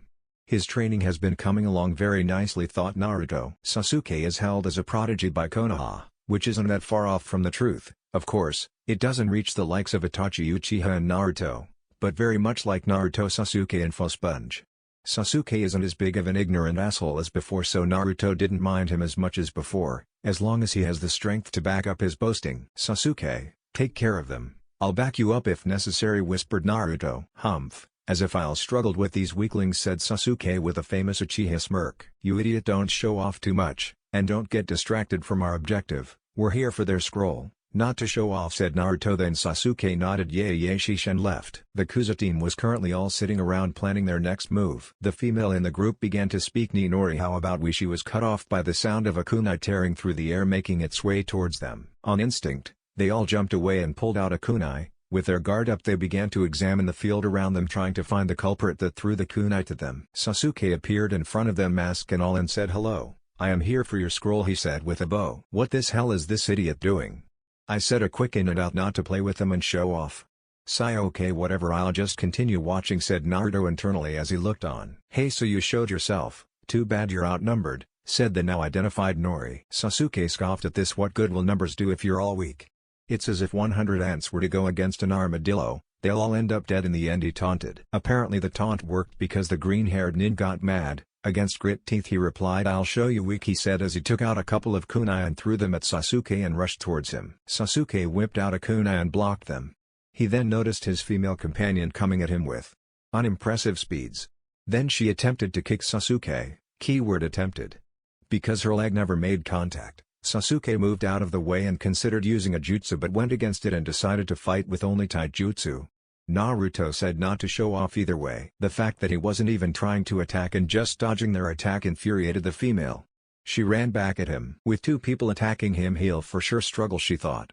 She flashed a knowing look at her male companion, Nori, and they both nodded in unison as if they both had the same idea. They both dashed at him. Sasuke, still in the same stop he's been this whole time, simply deflected their attacks. As a fist made its way towards his head he simply moved his head and pushed them to the side. Nori, while this action took place, decided to strike from another place and went for his legs. Sasuke jumped to dodge it and kicked Nori away. He hasn't moved from that spot and is still destroying us. What the hell, this is so infuriating, why can't we hit him? I'm supposed to be one of the strongest from this year, thought Nori as he watched his female companion fight the masked enigma. Said female was now fighting sloppily. Her anger and slight fatigue was getting to her. She stopped to begin to run through some hand signs, albeit slowly. This gave Sasuke enough time to rush her and kicked her away. She landed near her blue-haired teammate who was watching from the sidelines this whole time. However, Nori saw this as an opportunity to attack Sasuke. Suka, we have to leave. Nori is fighting the masked-haired nin right now. We can escape because as we can see he won't win. We have to try and make it out of here, said a blue-haired nin to the now identified Suka. Huh? But shouldn't we help him, she retorted. Don't be stupid, do you want to pass this test or not? He asked. Why, yeah, but shouldn't we help him? We can outnumber him. Nori is getting his ass handed to him. If he can beat him, then what makes you think we can? He asked her. Why yeah, but we can't just leave him. He's our teammate. She was starting to get mad. Was this really her teammate? She knew he was trying to get in her pants, but she never thought he'd go this far. Humans are truly despicable. You idiot, don't you want to become a chunin? Come on, let's go, we don't need him, we'll just leave the with scroll, he insisted as he grabbed her wrist. She recoiled her wrist away from him and narrowed her eyes at him. No, she said firmly, I'm not leaving Nori. I'll never do that to someone. She stopped herself with a cough. That's when they noticed a fox near them giving off an aura. What the, they simultaneously thought. It's not every day you see a fox giving a powerful aura. Sorry mister, miss, but master kinda needs me to take you guys out. They weren't able to react because before they knew it they lost their concessions. Yay, master is surely going to praise me. Now I just have to search for their scroll. I hope they have it, Miyako thought as she began to examine them. Sasuke was not struggling with his opponent. In matter of fact, he was just playing with him, like how people would play with their food. Nori was thrown behind and threw up blood and gripping his stomach, a result of Sasuke's attacks damaging his internal organs. I'm fighting with everything I have and he doesn't look a tiny bit winded, and my teammates are nowhere to be seen, B thought as he looked around. I'll have to surrender, he thought to himself. If what you're looking for are my scroll, I don't have it. My teammate Sakuya has it, he finally said. As if on cue, two other masked people showed up, one female and the other had a fox on his shoulder. Emo-chan, we have the scroll. Fighting them is useless now. Let's go, said Foxboy. TCH, what did I tell you about calling me that? Also you ruined my fun, scowled Sasuke. Yay, whatever, let's G. However, Naruto was cut off. Wait, what happened to my teammates? Nori asked weakly. Naruto turned to him and said, they're not dead. That's all you need to know. Killing will just make me suspicious. Even though killing is allowed, I don't want to risk it, thought Naruto inwardly. Not wanting to be interrupted anymore, Naruto knocked Nori out. Alright, let's go. They nodded and moved out. So did you get their scroll, asked Sasuke. Yes, but it isn't the one we needed. Sasuke sighed. I was afraid you were going to say that. Yeah, well, it's not my fault. We'll just have to keep looking. A body could be heard slicing through the air hastily. Kuku, I have eyes on you, Sasuke. Soon your young body will be mine along with those blessed eyes of yours. However, other blonde kid can prove to be a fun toy as well, were the thoughts of a certain snake as he made his way towards his target. Three bodies could be seen rushing through the air as they stepped from branch to branch. Alright, let's stop here. I'm sensing chakra signatures. They're flaring, so that means that there must be a battle going on. Hopefully there we find the scroll we need and get to the next stage as soon as possible. Right, nodded Hinata. Miyako yipped in response. Sasuke simply nodded. We'll conceal our chakra and wait for their battle to end. Their fight was overall nothing that impressive. It mostly consisted of taijutsu and some small C-rank techniques. Eventually their fight ended and the team that won had both scrolls. Now they just need to take the one they need. Let's go, said Naruto as they all made their way down. I'm sorry, but I'll need that, came a voice behind the team's leader. On instinct he jumped back and pulled out a kunai. Who are you? He said as he noticed there were 2 other people behind him, all donned in masks. He made his way to his team to group up. He needed to come up with a plan to deal with these intruders. They just fought for them and he's sure as hell not about to have some masked weirdos take them from him. He's trying to group up again. He's not as brash and stupid as the last team. This makes it all the more fun, mused Naruto. Who we are is of no importance, we're just here to take your scroll, said Naruto as he pulled out and swirled a kunai on his hand and threw it only for it to be blocked. They rushed towards each other and engaged in a battle of taijutsu. He's actually not that bad, he's pretty good. He definitely would have made Chunin. But unfortunately fate put him against us.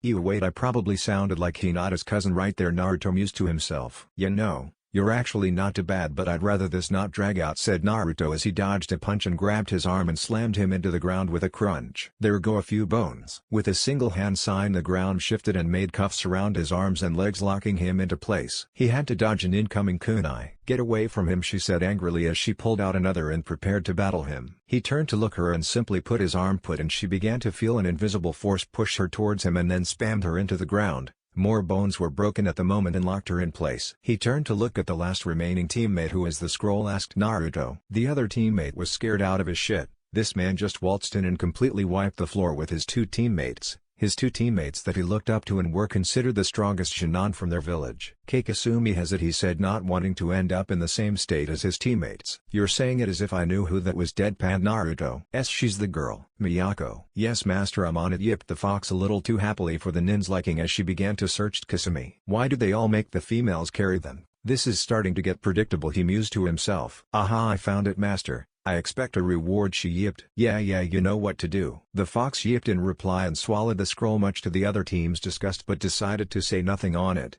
as they didn't want any more broken bones. They left, but not before knocking the other team out. Naruto felt the malevolent chakra from before and was instantly put on guard. Sasuke, Hinata, Miyako, formation, she's here. They all jumped into formation, each covering each other's backs. What is it, Naruto-kun? I don't sense anyone, said Hinata. It's faint, but it's there, and I get the feeling it isn't here to share their rations. Kukukuku, so Sasuke. We finally meet, said a disembodied voice that echoed through the trees. Sasuke instantly perked up. Who is this? Do I know you? He asked. Master, this is the person we saw that smells a lot like snakes. I don't like her, she smells, said Miyako in his head. Naruto for some reason imagined her making a funny wincing face as she said that. No, I don't believe you do, however your brother does, said the voice, followed by a cackle that sent shivers down his spine. My brother? His eyes hardened. What about my brother? What do you know about him, he said as he slightly raised his voice. Kukuku ever so gullible, however his thoughts were cut short by a kunai making its way towards him at impressive speeds. How? He thought I was concealing my presence. He left his disguise and Sasuke and Hinata instantly gripped their kunai, preparing force fight. How interesting. I didn't think you would figure out where I am, he said as he locked eyes with Naruto. Naruto didn't reply. His gaze still locked on Orochimaru. He addressed Sasuke. Sasuke, we'll take him on together. We don't know how strong he is. Hinata, back up if we need it, he nodded in response. Orochimaru smirked and inwardly thought, they believe they can take me on. Cute. But much to his surprise both Naruto and Sasuke pulled out swords and made it towards Orochimaru with the intent to kill. This caught him off guard and he had no other choice but to dodge. What the hell? Sasuke is supposed to be Chunin level, and call me crazy but that was definitely not Chunin level speed, and Minato's brat may even be faster than Sasuke. No matter, I am a Sannin. However, having the Sharingan and a Baiju wouldn't do any harm, the snake thought with a smirk. Meanwhile in Naruto's head he was thinking of something along the lines of, I can't show too much skill so I need so hold back. Miyako, protect Hinata and the scrolls. Orochimaru will be my first test of strength. He won't be an easy opponent but I'll manage, plus I have Sasuke, and my Naruto sense is telling me he wants something from Sasuke. And I'm assuming it's his eyes, he commanded her telepathically so Orochimaru won't hear him. Hi master, she nodded. The battle has proved to be difficult for Orochimaru, he underestimated the brats. Okay, that's enough playing around, he said furiously as put his arms out and put his sleeves came an onslaught of snakes. Sinai Jashu, Hidden shadow snakes. They lunged towards Naruto and Sasuke but were cut down by their blades only to raise Orochimaru's frustration. "Fine, if you want to play swords I'll happily oblige," he said as he opened his mouth wide, and in a grotesque-looking and sounding scene he pulled out the Kusanagi no Tsurugi, grass-mowing sword, from his throat. Hinata and Sasuke visibly reacted in disgust. However, they were left with no time to do so as he immediately attacks them. Naruto rushed to intercept the blade. Orochimaru and Naruto then find themselves in a dance of some sort. Orochimaru definitely deserves the title Snake Sannin with the way he moves. When trying to land a strike on him proved to be tougher than he imagined. While Naruto was strong and physically fit, he unfortunately wasn't to the level of Orochimaru at his current level. Naruto reluctantly released one level on his seals. Upon doing that, the air around him seemed to change and he moved at even greater speeds and was not able to land several hits on him. What the hell? Did he have seals on him? Not to mention his Kenjutsu levels are incredible. Kukukaku, what an interesting specimen indeed, I'll have to watch over him. Orochimaru jumped away and looked at Naruto hungrily, then licked his lips. Kukukaku, yes, you are most certainly interesting. I came for Sasuke but I think I found a new toy, he said with a wicked grin directed at Naruto. He shuddered in response. I have an idea of what you want, however I'll have to apologize, Sasuke isn't going anywhere. We'll see about that, Orochimaru said, narrowing his eyes. I can't underestimate this kid, he held his own. I need to at least mark Sasuke and plant seeds of doubt, but that will prove difficult with him here. Clones would be difficult to use since the Hyuga is here and would be able to identify it. Unless, thought Orochimaru. Orochimaru ran through hand signs and blue mist, effectively blinding everyone. Hinata, eyes. Hi, she closed her eyes and focused chakra to her eyes. Byakugan, she exclaimed as veins bulged around her eyes. Naruto-kun, I can't see anything. Mist is laced with chakra. It's really dense too, so it's making it difficult to see. Naruto closed his eyes and tried to use his sensory skills to try and locate him. The downside to this is he had to stay still and focus in order for it to work. However, it was to no avail because all he could sense was the mist. However, he felt an influx of chakra and it was right next to. He opened his eyes in realization. Shit! He exclaimed. He heard Sasuke exclaim, however something about his tone was off. Naruto made a hand sign. Fuuten, Kazeo Yaburu no Jutsu. Wind style, wind break jutsu. Wind began to form around him and dispersed outward, blowing all the mist away. He looked around, finding Sasuke. He looked a bit different, but Naruto paid no attention at the moment. He was worried about other pressing matters. Kukukaku, you may be strong but you still can't stand up to one of the Sani. He was cut off by a fist introducing itself to his gut. Orochimaru fell back and grunted in pain as he got up. He sensed Naruto coming at him and was about to react when he felt a kunai stabbing through his hand. Then multiple other kunai on his leg. He didn't exclaim in pain, but it still hurt even for a Sannin. What the hell did he add to these kunai? What did you do to him? Kukuku, you lost. Sasuke will come to me on his own will. Nothing you do will stop him. I can give him power and that's what he seeks, he said as he started melting into mud. DCH, the snake escaped. Now what did he do to him? He said as he walked towards Hinata, who was watching over him. Hinata, watch the area so no one tries to sneak up on us, he told her. Hi. Naruto-kun, she said hesitantly. Yes?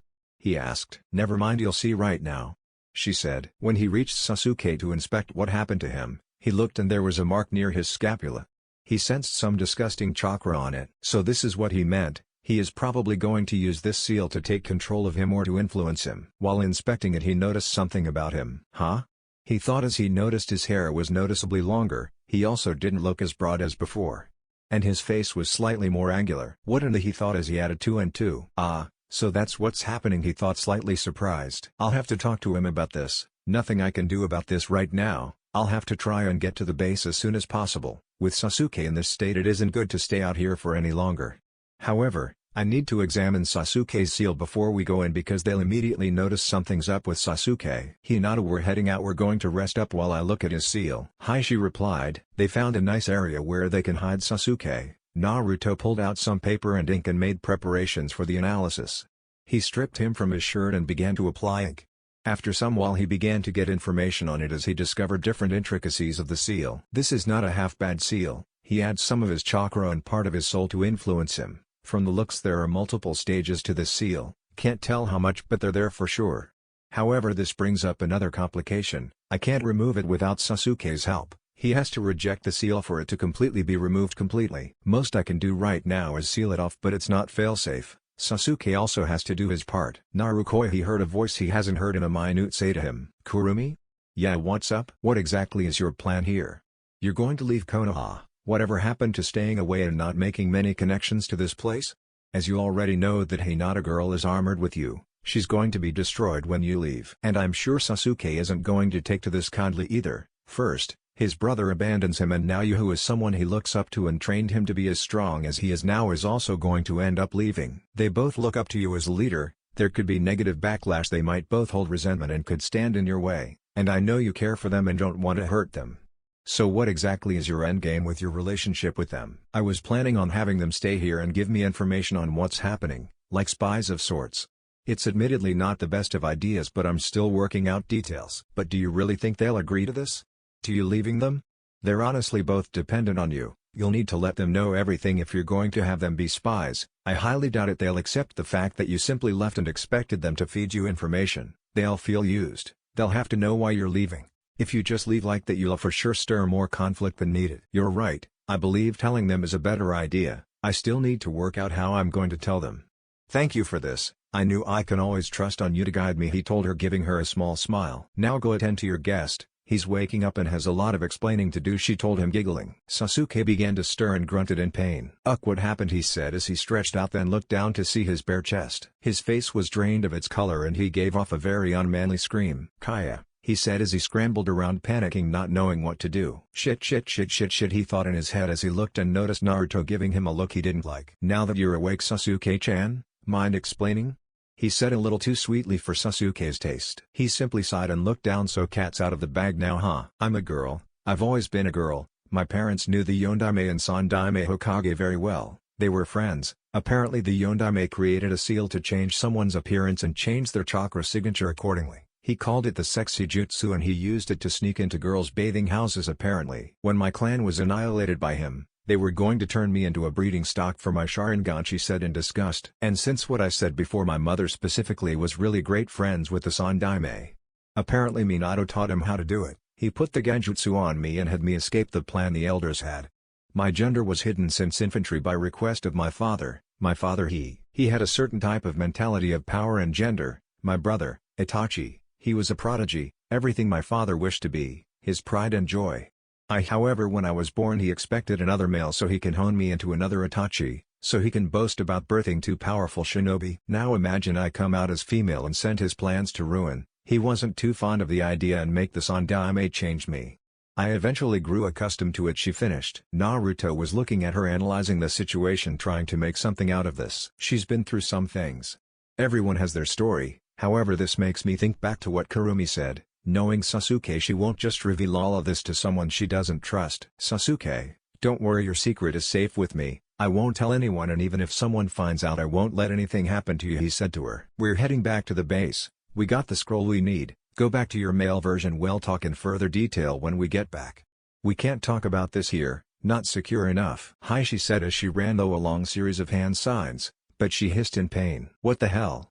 She asked as she reached where her seal was. Oh right, forgot to mention that Orochimaru marked you with a seal. I sealed it off for now. Try not to use chakra for a bit, cause it might hurt. You should wait a few days. Hi, who's Orochimaru and why did he mark me? She asked, grabbing it. He's the one who attacked us. The reason he attacked you is probably for your Sharingan. Not sure what he wants with you, but he marked you with a seal.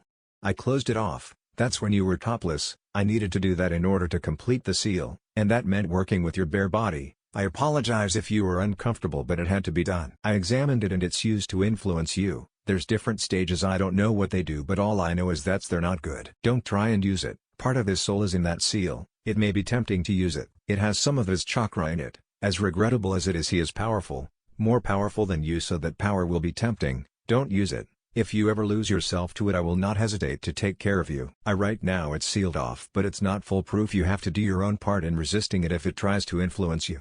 Understood? He said in a serious manner. Understood, she said firmly. Naruto smiled at her. I cannot remove it right now. We have to wait till after the test. But rest assured I will remove it. She was slightly flustered at the mention of him working of her bare body, but nodded in agreement. Let's go, he said to all of them, and they all nodded and moved out. Congratulations, you all made it. Wasn't expecting for you all to make it so soon. You're the second team to make it here, said Iruka, surprised that they made it so soon. He had his doubts about this team. Most teams are usually specialized, for usually combat or recon or tracking. However, the teams this year was different. Team 7 has Hinata, a recon, Sasuke, a combat, and Naruto A. He didn't know what Naruto was, he was seemingly useless throughout the whole year, however after that he did a complete 180, he beat Sasuke and got Rookie of the Year. So honestly, he didn't know what to expect. Second? Who was the first? Asked Sasuke surprised. Some group from Suna, a red-haired off-putting kid with a gourd on his back said Iruka. Well, you have 4 days to rest here and prepare for the next test. Right, they all said as they left. It's been 3 days, teams came in as the days went on. Naruto was currently in his room when his senses picked up someone coming towards his door, however it was Sasuke's. A knock was heard and Naruto got up to open it. Sasuke walked in and closed the door making sure no one saw her come in. Naruto, can you put on a silencing seal? I don't want to make sure no one is listening in. He nodded and made a single hand sign and multiple seals lit up. Naruto had set some seals up beforehand just in case. Sasuke went through hand seals and undid her gene just to going back to her original version. Naruto simply raised an eyebrow, still not used to seeing you like that, he said with a slight laugh. She blushed. Shut up idiot, I came here to talk, she said as she tried to regain her composure. Well? Talk. Right, she cleared her throat, so as you know I'm a girl. We agreed to keep it a secret and act the same, but tell me about you, she said as her eyes hardened towards the end. I know there is something you aren't telling me, both Hinata and I. You know my most profound secrets, now tell me yours. Naruto sighed. He should have expected that. Sasuke, I'm sorry I can't tell you anything right now. I will in time, so please just be patient. Sasuke looked at him and was reluctant to agree but did. As she walked out she looked back at him and smirked. I'm still going to kick you ass idiot. She ran through hand size and transformed again, then talked out. When she left Naruto sat down and sighed. Kurumi is right. Miyako walked out of a shadow in the room. Well, I think it went better than I expected, master. She's not as stubborn as I thought she would be. You're right about that, he said with a laugh. I'm going to have to tell them eventually. His eyes hardened. And if they don't agree or try to go against me, I'll have no other choice. He shook his head to clear his thoughts. Chapter 10, Chunin Exams Part 3. The 4 days have passed and the doors have closed. All the people who made it officially passed the second part and it was time for the next test. All the remaining people were taken to an area of sorts and standing there was the Sundaime Hokage along some of Konoha Jonin standing on a platform. The Hokage cleared his throat to catch everyone's attention, even though he didn't need to everyone's attention already being on him beforehand. After all, it's not every day you're in the same room as the Professor Hokage along multiple Jonin Anko. The woman Naruto recognized as the proctor from the previous test started speaking. Greetings, I'd like to congratulate you all for making this far. It is surely no easy feat. However, due to there being too much teams that passed, we will have to hold a preliminary round consisting of randomly selected one-on-one matches. This will test your individual battle prowess. Each test so far has challenged different aspects. On your first test it tested your information gathering skills, on the second test it tested your ability to work in a team, and this test will, as I said before, test your individual battle ability. She looked at the Hokage-sama, if you will. First, I want you guys to know the true purpose behind the Chunin exams. Why do the allied nations do these exams on a conjoined basis? Obviously to improve the ability levels of the shinobi and increase friendships between countries. But it's important to know the true meaning. These exams are, so to speak, represent battles between allied nations. As you may know, our counties have been at vie for land and power. And in order to avoid having meaningless battles resulting in decline in militaristic power, we would send out best of best to battle in select locations. This is how the Chunin exams came to be. So why do we do them? It's not like we're doing this to choose Chunin who'll go and battle each other, asked Sasuke. Not precisely. These exams also provide a place where shinobi can carry the pride of their country and test it against others who also carry the pride of their country. Their nation's pride? Interjected Ino. There will be many leaders and people of power from various countries who may want to hire shinobi attending this event. This event can very much decide the fate of your ninja career from here on out. More importantly, these rulers will watch your battle and gauge the strength each village had to offer. The stronger the village, the more requests for jobs will flood. The weaker the village, the less requests they will receive. This will give the village more power in negotiations, so it's important to show how much military strength the nation has. Okay, even so, why do we have to risk our lives? Asked Kiba. A village's strength is a shinobi's strength, and a shinobi's strength is a village's strength, and one can only be measured when put in a life and death situation. This battle is a chance to display how much strength the nation has. And for this is the reason your forerunners fought in this exam. Then why use terms such as friendship? When all we're doing is nothing more than a toned-down version of war. Asked Amari. Yes, however, in the world of shinobi, friendship is a custom that is preserved by fighting and dying. That is what friendship means in the world of the shinobi. Everyone with the exception of few were taken aback. I don't care. "Just tell me who I'm going to fight," replied Gaara, clearly uninterested. "Very well," replied the Hokage. That's when a shinobi jumped in front of the Hokage and bowed. "Please let me take it from here, Hokage-sama." "Very well," the Hokage nodded. "All I have left to say is, good luck to you all," he said before leaving. The man turned around. He had a headband that covered the top of his head. He had a set of dead fish eyes with tired bags under them, a standard Konoha flak jacket. "I am Hayate Gecko and I'll be proctoring the next portion of your exam," he said before he went on a coughing fit. "Is he okay?" thought Hinata inwardly. "Before we start, there are a few of you that just barely finished the exam. If you want to drop out, this is your chance," he told them. That's when a silver-haired nin raised his hand. "I'll like to drop out. My team is exhausted and I'll surely fail if we continue like this," he said. Naruto narrowed his eyes at him. "He's suspicious." "I know, master. He smells of snakes just like Orochimaru." "That surely isn't good," said Miyako. "I know. However, that's not our priority right now. The teams are being given out right now," he told her. "If that'll be everyone, let me explain how we will go about this," he finished and went on another coughing fit. "Yeah, he's definitely not okay," thought Hinata. "Each of you will be assigned a number. It's randomized so you have the chance of going against someone from your village, may even be someone from your team. That being said, once a fight has begun, it ends once one of you forfeits or cannot continue. Killing is acceptable, how looked down upon. If you interfere in someone's fight, they will automatically be disqualified." The bite board behind them lit up. The screen began to cycle through names until it fell on Sasuke Uchiha vs Kintsuchi, Zaku Ibumi vs Shino Aburame, Misumi Tsurugi vs Kankuro, Sakura Haruno vs Ino Yamanaka, Tenten vs Tamari, Shikamaru Nara vs Yoroi Kato, Sora Komachi vs Kiba Inuzuka, Hinata Hyuga vs Neji Hyuga, Gaara vs Rock Lee, Dosuke Inuta vs Choji Akimichi, Naruto Uzumaki vs Yun Kazami. Sasuke looked around and found the girl he was facing. He noticed she had a haughty, confident look to her. Zaku and Shino looked at each other and Zaku had an arrogant smirk to him while Shino had his normal stoic face. Misumi and Kankuro looked at each other with unreadable expressions. Sakura looked at Ino. "Hey Ino pig. I'll finally show Sasuke who's the girl that's meant to be with him once I'm done with you," said Sakura as she looked at Sasuke with swooning eyes. He just rolled his eyes and looked away. Tenten looked at Tamari. Tamari looked at Tenten. Both had arrogant smiles on their face. Shikamaru lazily looked at his opponent. "This is so troublesome. I wish I could drop out, but my mom would tear my head off if I did," he thought with a slight shudder. "Hell yeah, I'll be fighting a hot chick," said Kiba as he pumped his fist up in glee. Hinata looked at her cousin Neji. He thought sadly. She didn't hate her cousin, however, unfortunately, the feeling isn't mutual. He always used to call her weak, but she's changed. Her expression turned to a determined one. "I'll show you, Neji, that because of Naruto-sama I'm not the same girl as before. I'm strong enough to stand on my own 2 feet now." However, her face flushed realizing the honorific she used on Naruto. "Naruto-sama. I wonder if he'll mind." Gaara gave Lee a crazed look. "Mother will be pleased with your blood," he thought to himself while Lee yelled in his typical Lee manner. "He will be a good opponent to test my flames of youth," he exclaimed as he gave Gaara a thumbs up and blinding smile. Choji looked at his mummified opponent while fearfully eating chips. "Geez, this dude is scary. I really don't want to fight him." He considered dropping out as well, but not only will Ino slug him, but his mother, very much like Shikamaru's, will definitely tear his head off. Wonder if that's why they get along. Yun and Sora looked at each other and nodded. Both were females. Sora wore a Chinese dress that covered her modest chest and thigh-length socks and had her brunette hair tied up in a single bun laying on the side of her head with a pin through it. She also had a short sword on a hilt laying on her back. The other one, Yun, elegantly wore her dark blue hair dropped down reaching her thighs with a single small braid running through the middle complementing it. Her chest was noticeably larger than Sora's. She also had a beauty mark under her eye.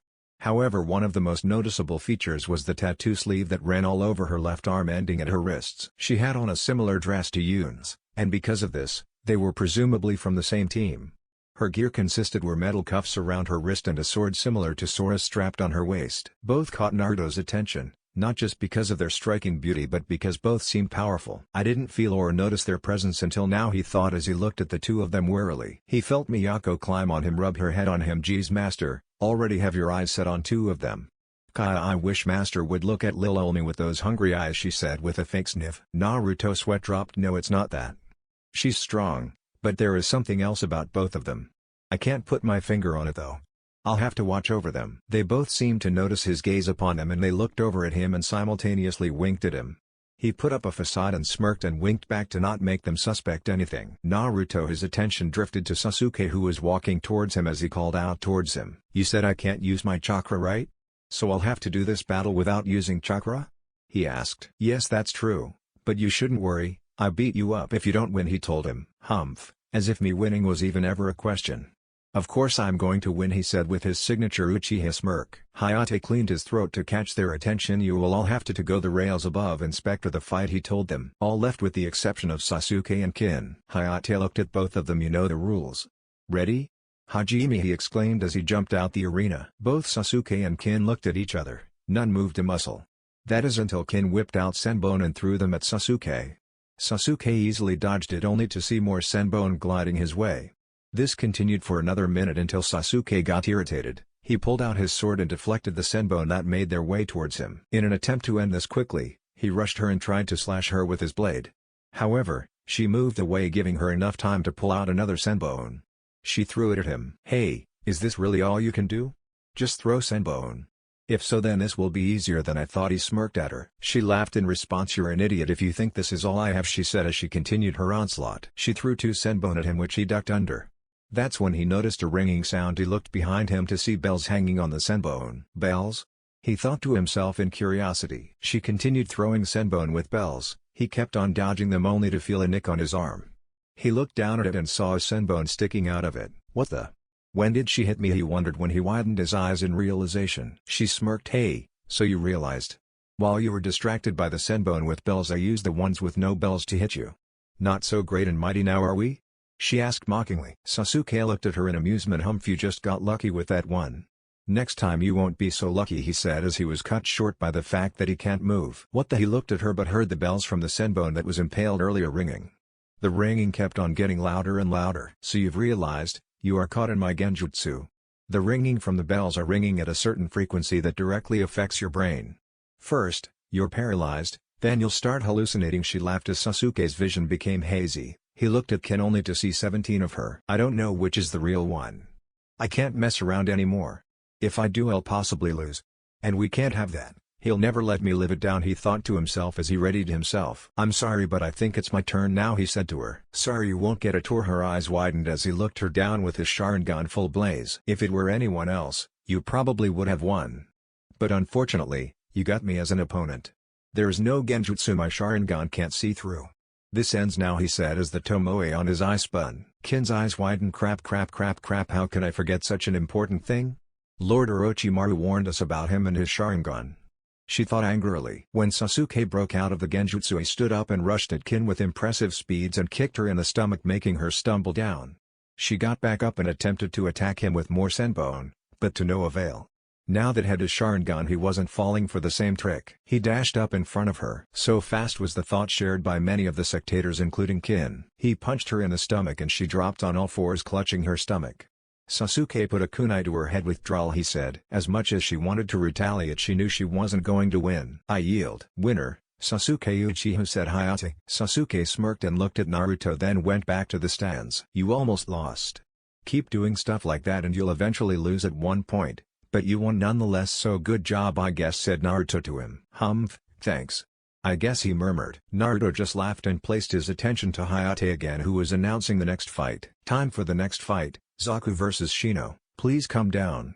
Fight is same as canon. Winner, Shino Aburame. Next fight, is Mitsuki vs Kankuro, please come down. Fight same as canon. Winner, Kakuro. Next fight is Sakura Haruno vs Ino Yamanaka, please come down. Both Sakura and Ino glared at each other and made their way towards the arena. Once there, Sakura started yelling in her typical fashion. Hey!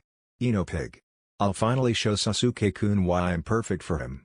Although I would have preferred to fight Hinata, she's been getting too close to Sasuke since they're both on the same team. That is my rightful place, she exclaimed angrily. Both Hinata and Sasuke raised an eyebrow at her statement and looked at each other and shrugged. What the hell is wrong with her? I swear it takes a special type of person to think of the things she does.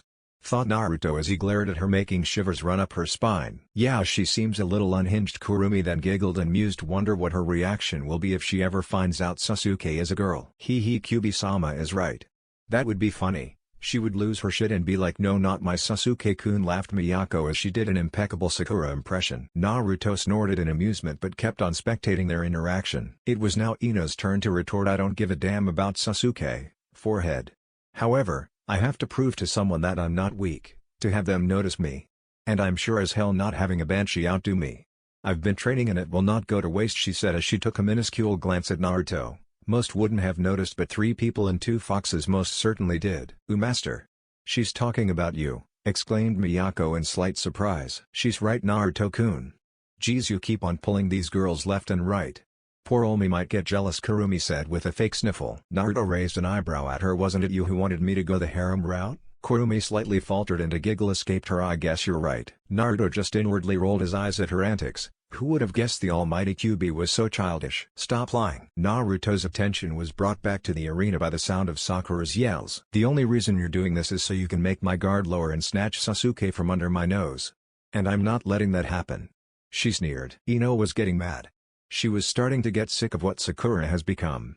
I don't like Sasuke, not anymore. I did at one point, but it's been so long that it doesn't matter anymore. I only ever pretended to like him all this time because of our rivalry. From the simple rumor that I liked Sasuke, you destroyed our friendship. Only reason I kept this facade is because this rivalry connected us, made me feel we still have a friendship of sorts, as twisted as my definition was. But I've now realized some friendships aren't worth attempting to salvage. You aren't the same Sakura I was friends with all those years back. But unfortunately for you, I'm also not the same Ino, she spat in anger. Naruto was slightly surprised. No, he was very surprised. He knew Ino, even though her and Sakura were at each other's throats throughout the academy. Whenever they conversed and the subject was Sakura, as much as he didn't want to admit the subject has popped up a few times, he could notice a tinge of longing in her, as if she missed her. It honestly started to make him feel like Ino swung that way. He never asked on it, but now he understood her, and now hated Sakura all the more. He also started seeing Ino in a new light, but he started to feel like Ino could be someone he actually could get along with. Ino didn't give Sakura a chance to retort when she looked at Hayate and said in the coldest tone she could muster, "Start it." He nodded. Sakura Haruno versus Ino Yamanaka. Hajime. You're going to regret that, pig, exclaimed Sakura. Not one tinge of regret on her soul from what Ino said. While Ino didn't respond or show it, she felt hurt. She will have to put that all apart though if she wants Naruto to notice her, like he does Hinata. She's noticed how they interact now, and she knows Hinata isn't the same person she was, and she felt that was due to Naruto. She's not gonna lie, she felt a tad bit jealous, but that won't hold her back. She started taking training seriously and will show it. Ino pulled out kunai and threw it at Sakura as she charged like a barbarian. Sakura dodged it just in time, it almost hit her arm. While Ino wasn't too confident on her taijutsu, she was sure she could take Sakura on. Ino rushed Sakura. Sakura's untrained eyes and reflexes could barely keep it with Ino's onslaught of punches and kicks. They eventually overpowered her and sent her back with a yell. Sakura, tired and bruised from all her dodging, could barely stand. Ino definitely noticed this. This is my chance. Just you watch, Naruto. I will prove to you I'm not weak, she thought as she remembered the conversation he had with her back while in the academy. The conversation that ignited her interest in him. Flashback. Location, Konoha. Time, a week before graduation exams. Ino was walking in town when she noticed a blob of blonde hair. She walked over to him and saw it was Naruto. And of course he was eating ramen on his favorite ramen stand. Hey Naruto. Oh hey Ino, he said as he was slurping ramen. Naruto never really talked to Ino outside of school. At school they would converse but not often. Not as often as Ino would have liked. I usually never see you outside of class. She laughed. That's right. Care for some ramen? Nah, I'm on a diet, she replied. Diet? What the hell is a soon-to-be kunoichi doing dieting? He asked seriously. Well, Sasuke. She wasn't able to finish what she said as Naruto cut her off. No, I don't care about Sasuke. This is you were talking about. While we are not the bestest of friends, you are a fellow classmate and friend. And I can't have a friend dieting. Dieting will leave you weak. And if you ever do on a mission like that, chances are you won't return, he told her seriously. Ino was surprised. No one had ever cared about her like that before. A warm feeling began to erupt in both her stomach and cheeks. We're eating ramen. While it might not be the healthiest, it's a start. Ayame, get her a medium miso ramen with extra vegetables, he told the brown-haired worker. Sure thing, Naruto-kun. Naruto turned to look at Ino. So, have you been training for the exams? Training? Isn't training something you do after you get a ninja team? She asked. Naruto had to resist the urge to facepalm.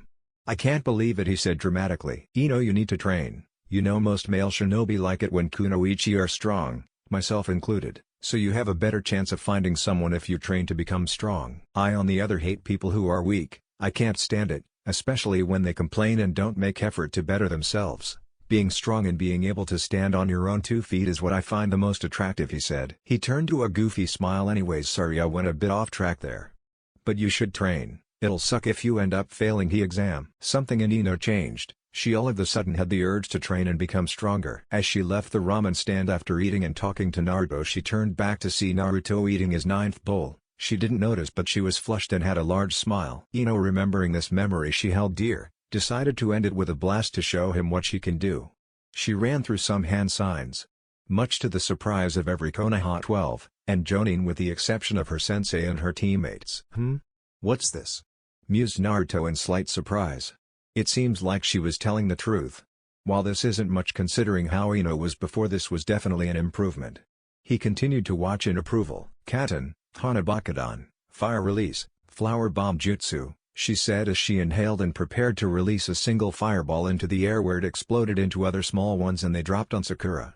She yelled in pain as they burned her. Ino however toned the jutsu down in order for it to not damage her too much. While she did want to get her message across, she didn't want to flat out kill Sakura. Winner, Ino Yamanaka. Ino was panting. She didn't have the best of stamina, but she still smiled in happiness. I did it, she thought to herself, and looked over at Naruto only to see him looking at her with a gentle smile which only made her heart flutter. She went back to the stands and was congratulated by her teammates and fellow Konohanin. Next fight, Tenten vs Tamari, same as Kennen. Winner, Tamari. Now will Shikamaru, Nara and Yoroi Kato come down? Geez, what a drag, thought Shikamaru inwardly as he reluctantly made his way towards the stage. Once both were on the stage, Hayate looked at both. Ready? Hajime, he said as he jumped out of the stage. Yoroi began to try and engage in a taijutsu battle. Shikamaru was not too confident on his skills on taijutsu, so he just began to dodge his attacks.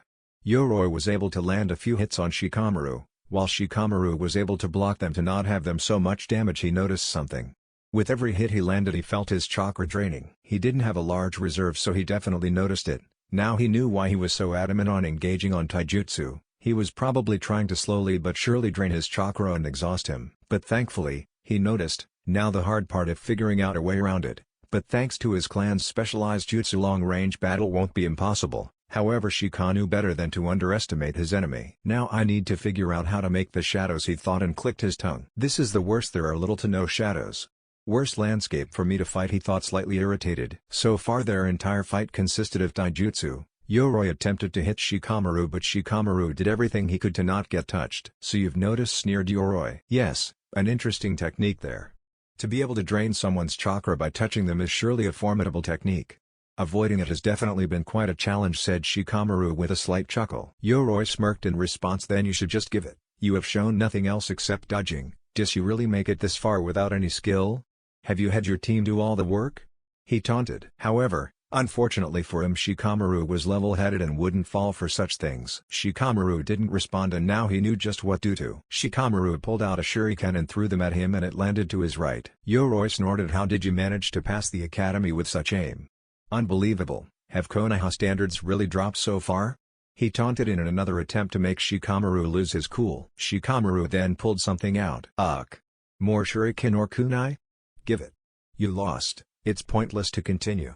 All your efforts so far have been futile, he said, getting tired of this. Shikamaru gave an uncharacteristic smirk and threw the object he was getting towards Yoroi, only to have it completely miss its target and have it thrown to the left of him. The object exploded in a blinding flash. When he tried to move away but realized he couldn't move. What the, he thought. What have you done?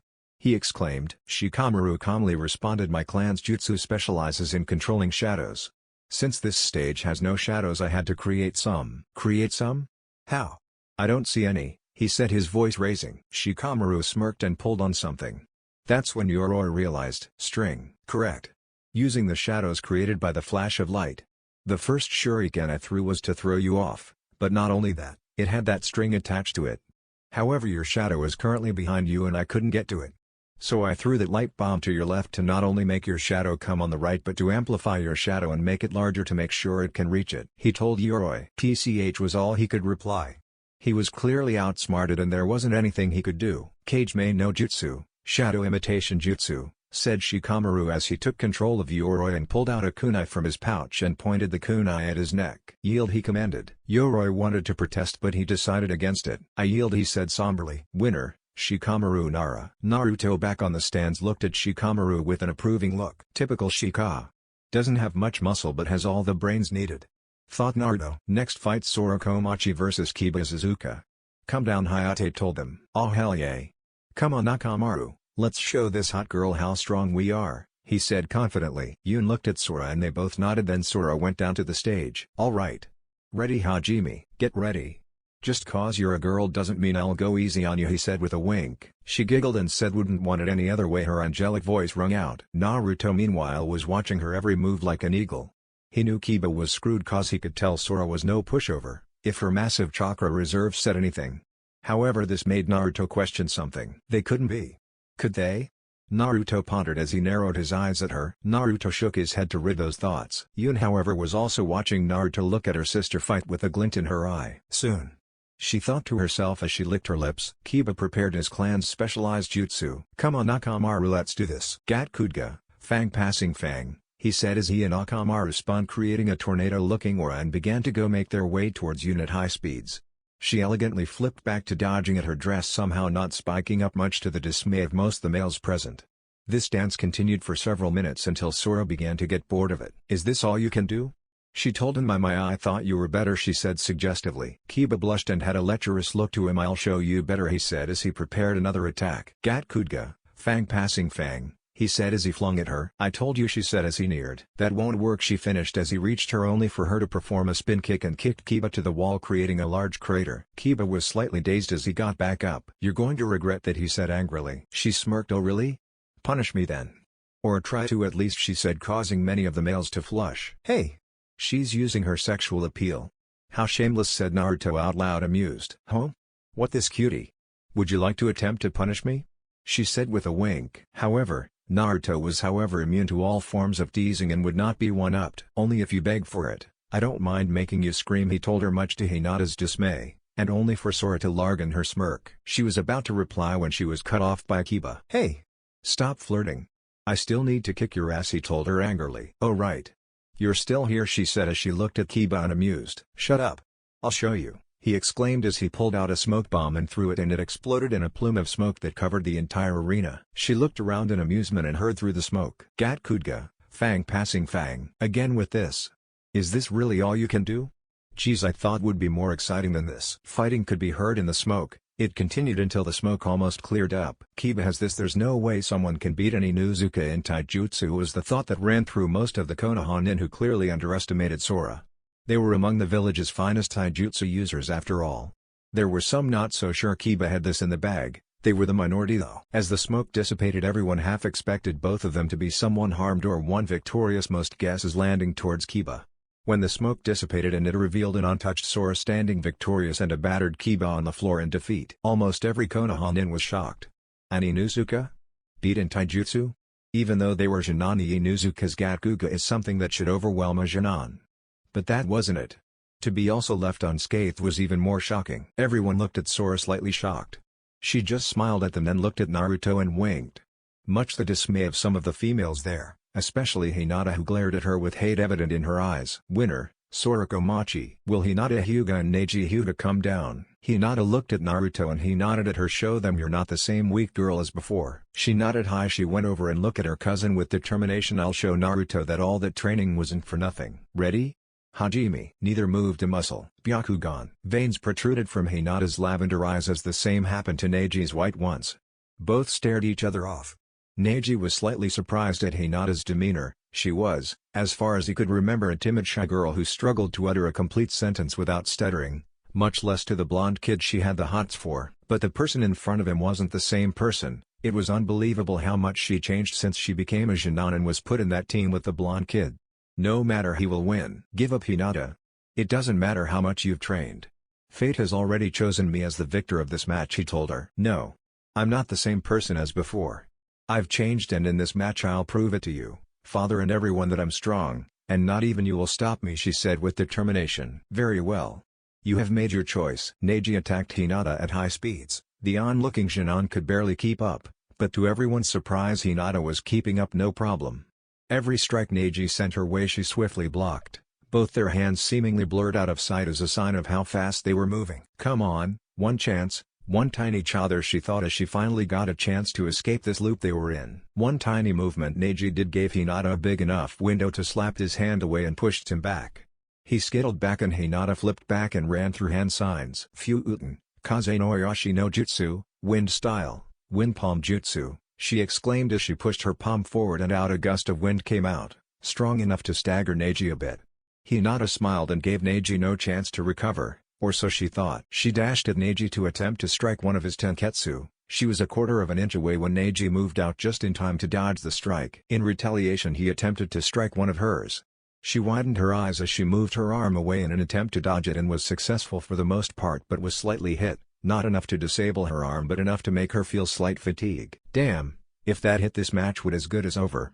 She thought grimly. Neji saw that he hit her and started getting overconfident. I told you, it's pointless. This was a large mistake on his part. He started getting cocky. He began to play a little more aggressively, not focusing enough on defending from her attacks. Hinata noticed this and took advantage of it, taking the chance she had to strike his tenketsu. He again dodged it but she managed to tap his tenketsu, much like she did to him, effectively leaving both of them on the same boat. Crap, this is going worse than I had thought, he said inwardly as he panted.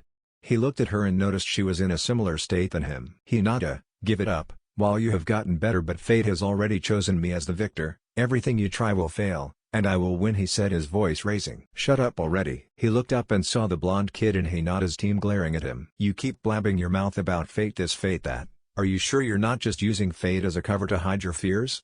You're not the only one with problems. You keep on trying to hide behind the word fate instead of trying to do something to change it. If you keep on hiding behind fate, then your life will be filled with nothing than a one-directional boring world where fate will chain you down to mediocrity and you'll never be able to surpass anyone, or accomplish anything.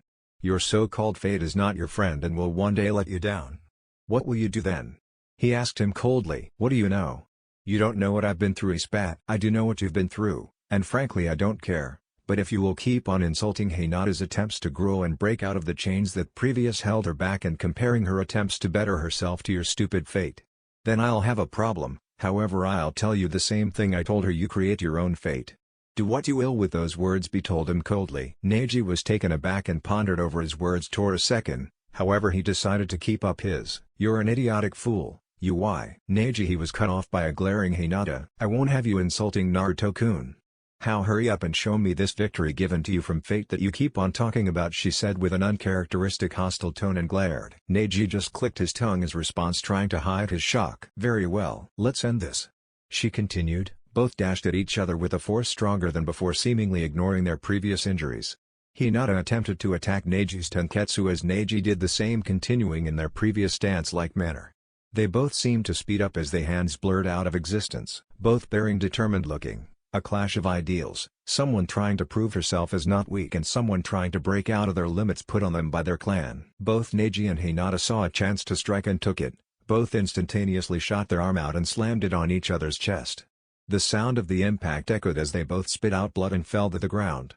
A second passed and no one moved a muscle. The sound of both bodies falling echoed in everyone's heads. Naruto blurred out of existence at speeds not even Jonins could follow and showed up next to Hinata in an instant. Hinata smiled at him. Naruto-kun, she said hoarsely. Did I do good? Did I prove that I can stand on my own 2 feet even against someone like Neji? Yes, Hinata, you did good. However, if you keep on asking me questions like that, all that talk would all be for nothing. But I'm proud of you, he said as he put his hand on her chest, hearing her heartbeat. You'll be okay, Hinata, he told her. She laughed that eventually broke into coughs. I know I will. I have you at my side after all. But please check on Neji. Our ideals may not match, but he's my cousin and I care about him, he told her. Right, he said as he moved, making way for the medic team to take her. Naruto moved towards Neji and his team who was surrounding him moved away. I may not agree with you, but Hinata cares about you.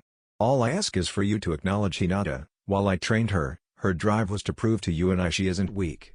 And I can now proudly say she isn't weak. Neji gave a slight nod. Yes, I can see that. Look at how we both are left.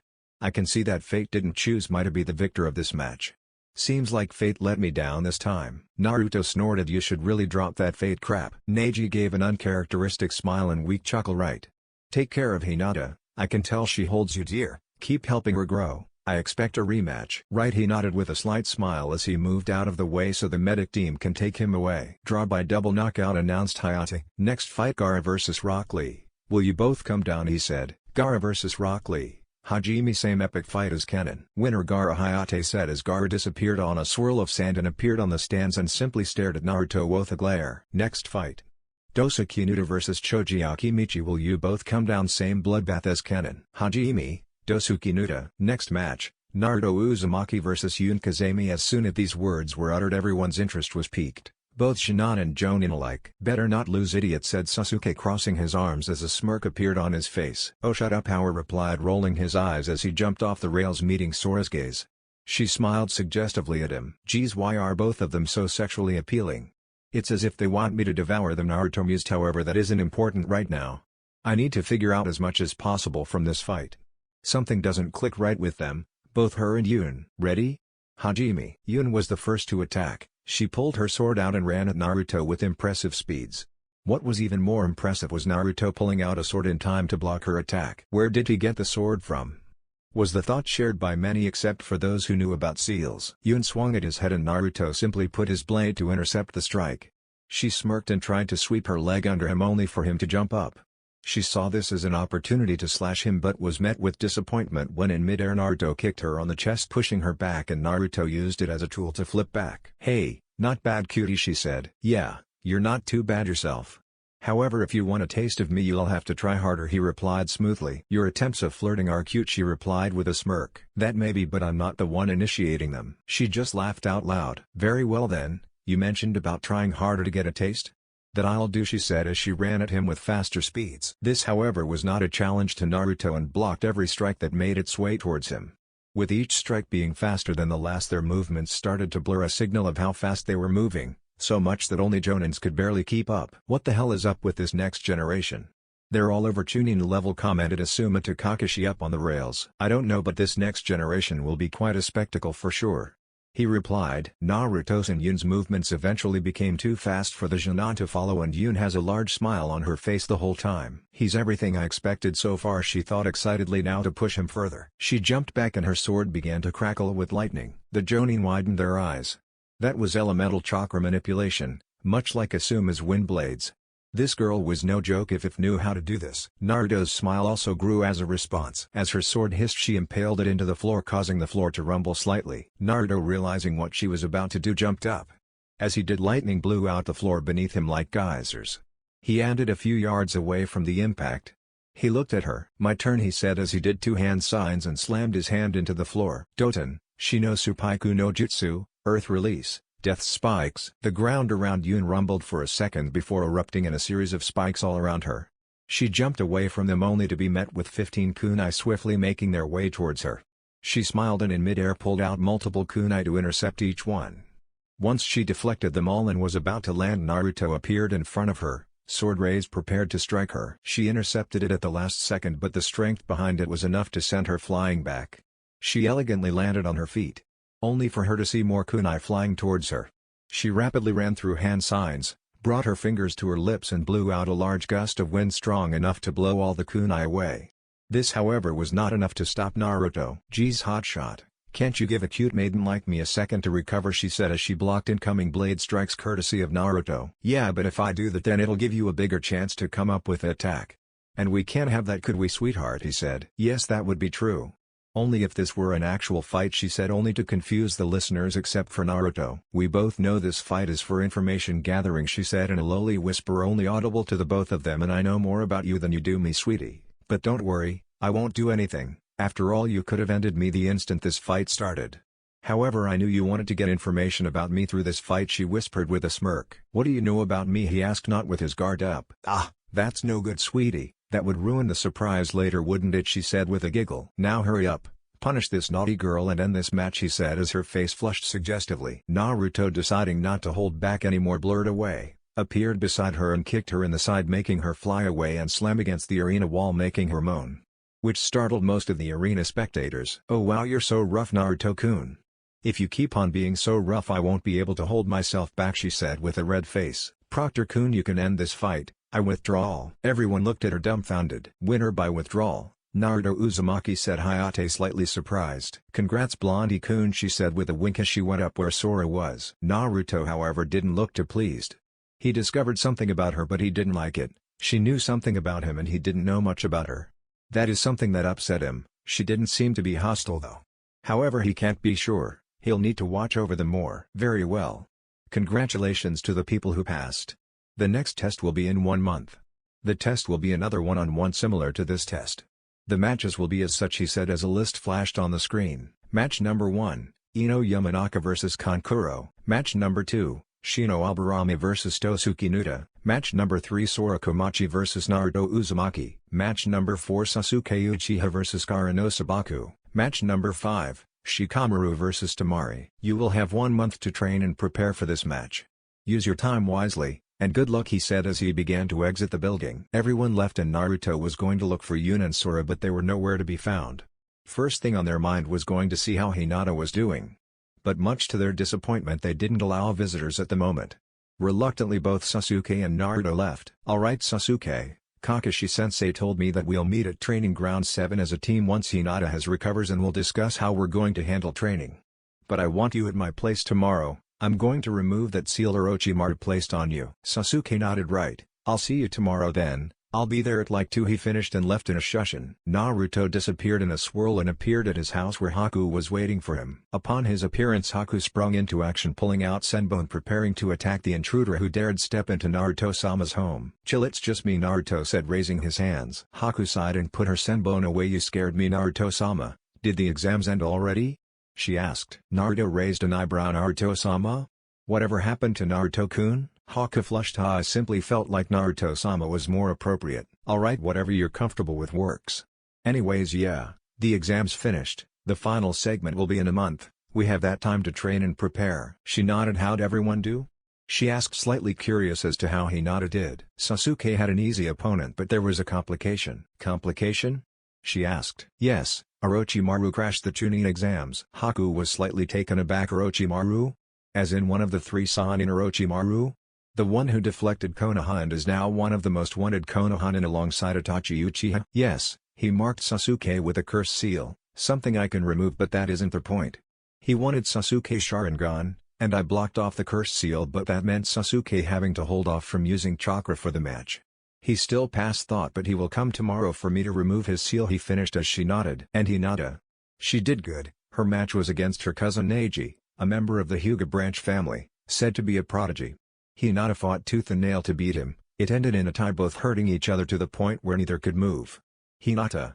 She's going to be a difficult case. I know she cares about me, but her love is obsessive and possessive, and we will have to try and work with that. After all, I can't fulfill my goal with just one lover," said Naruto with a snort, to which Haku giggled. "Well, Naruto-sama, seems you have your work cut out for you," she said with a giggle. "Right, have you gotten in contact with Zabuza?" he asked her. "Yes, they're nearing Kiri. The purges are still as bad as it was. He will try to meet with the leader and put in a good word for you." "Hey Naruto-sama, when are we leaving?" she asked. "I would rather sooner than later, but I have some loose ends to fix here and I need more setup before I can leave. Cause if I leave right now, too much problems will arise that will bite us in the ass later down the road, and we can't have that." "Right," she nodded. "I'll be in my room resting. See you later, Haku-chan," he said as he left to his room with a wave. Naruto awoke to his senses being invaded by a delicious aroma. He stood up and began to walk down to see Haku making his breakfast with Miyako on her shoulders, blabbing on about how her master was in whatever. "Morning," he said with a yawn and sat down on one of the chairs. "Good morning, Naruto-sama," she said as she began to get a plate to serve him. "Good morning, master." Miyako helped Haku-chan, the fox said excitedly as she jumped off Haku's shoulder and jumped onto Naruto's lap so she can get pet. Haku brought the food and Naruto licked his lips. "Itadakimasu," he said, and he began to gobble it down. "Shoo, good," he said mid-bite. "It's been a while since I've eaten fresh cooked from you, so this tastes 10x better," he praised. Haku giggled and was about to respond, but a knock on the door stopped her. She looked at Naruto and pulled out Senbon. "Chill, it's probably Sasuke," he said. "Right. Still doesn't hurt to be safe," she said as she went to open the door. Senbon, on the other hand, and to no one's surprise, Sasuke was there, arms crossed with his signature scowl. Yo, I'm coming in," he said as he began to walk in and saw Naruto eating. "Are you done eating, idiot?" he asked. "Oh, shut up, Sasuke, hurry up and undo your genjutsu and get undressed." "You don't have to get fully undressed, but enough so your entire back is exposed," he replied. He blushed in response and began to mumble something about perverts. Haku, on the other hand, was confused. "Genjutsu?" she thought inwardly. Sasuke, however, was hesitant when he saw Haku standing there. "Idiot, can we trust her?" he whispered, looking at Haku. "Sasuke, I'd trust Haku with my life. You can trust she'll keep your secret, but if you're not comfortable undoing it in front of her, I will her leave," he said. Sasuke shook his head. "No, it's okay. I'll eventually have to get comfortable with being in this form around people, he said as he began to run through a series of hand signs. When he ended it with a kai and instead of a normal Sasuke there was standing a female the height of Sasuke, her small but noticeable mounds on her chest. Her attire was the same that Sasuke was wearing and her hair was a dark shade of black that swung freely behind her reaching to her mid-back. Her skin was pale, her face more angular, feminine, and her pink lips were bearing a scowl. All in all she was beautiful. Haku stepped back a bit in surprise. Who the heck are you? I'm Sasuke, she replied. She was about to retort when Naruto said something. It's true, Sasuke has been using a genjutsu disguising her gender for reasons that aren't my right to tell, he told her. Haku nodded. She was not one to judge, each person has their own reasons. Sasuke began to take her shirt off, her pale skin illuminating in the sunlight. Once she had it off and was covering her chest. She lay down on her stomach where Naruto had told her. Haku, go get my seal equipment, he told her. Haku nodded and left. She came back a minute later with ink and pens. Naruto grabbed one of the pens and dipped it in the ink. Brace yourself, cause this is going to take a while, he told her softly. Naruto's brush hit her skin and she slightly shuddered and moaned at the touch. One stroke, then another, and another, all of them making her tired as it went on until her world went black. Upon awakening, Sasuke felt fatigue all over her as she stood up. In front of her was Naruto eating ramen. She looked at him for a second, down at her chest, and scrambled to cover herself up. Naruto just let out a chuckle and she glared at him. How are you feeling? He asked. She sighed and stretched. Everything is tried. How long was I out? 8 hours. Her eyes opened on shock. She looked outside and noticed it was starting to get dark. Her stomach rumbled and she flushed in embarrassment. You hungry? He asked, trying not to laugh. Yes, she said quietly. I'll make you something, he said as he got up. I'll do it, Naruto-sama, said the voice of Haku, who was sitting beside Naruto. Sasuke raised an eyebrow at her form of addressing Naruto. Nah Haku, it's okay, I'll make it myself, he said as he put his arm out to stop her. You better not make me ramen, idiot, said Sasuke. Naruto chuckled. Well, ramen is the food of the gods. That isn't all I eat, for your information. Sasuke looked at Haku. So do you and Naruto have that kind of relationship? She asked. Haku raised an eyebrow. What kind? Sasuke flushed. Well, you know. You called him Naruto-sama. Haku's face exploded in a shade of red. No, we don't have that kind of relationship yet, she exclaimed, wailing her arms around. Yet? She quirked her eyebrow. Haku could only sputter in response. So you do want to be in that kind of relationship? Haku didn't reply and just looked down red-faced. She's too embarrassed to reply. Sasuke smirked inwardly. That idiot sure keeps some interesting company, she mused to herself. Naruto came back with some food, insert your favorite food or whatever, and Sasuke began to eat as she pondered over the last few days. One-chan, so what do you think about Naruto-kun? Asked an excited voice. He was interesting indeed, he is much stronger than we thought, said the other voice with a giggle. Yes, he was most certainly interesting, can't wait to fight him again, she continued. Both made a single hand signs on doing their genjutsu. Yes, we better report out observations to her. She'll definitely want to hear this, she thought with a smirk as they both disappeared in a blur of speed, leaving Konoha. Chapter 11, Chunin Exams Intermission. As I ran back home I noticed something off. The kind lady at the stand near the entrance wasn't there. There was also a scent that grew stronger the further into the district I went. As I ran out the corner of my eye I noticed something. Bodies. Now that I noticed red stains all over the floor, I wasn't an idiot, I knew exactly what those red stains were. The more I looked the more bodies I saw. My eyes widened as I began to tremble. Ka-chan. As fast as my little legs could take me I ran towards my house. As I entered it was eerily quiet. Every step I took resounded in my head. Every step I took was as loud as ear-deafening bombs. My vision was foggy as my mind ran rampant and imagined the worst.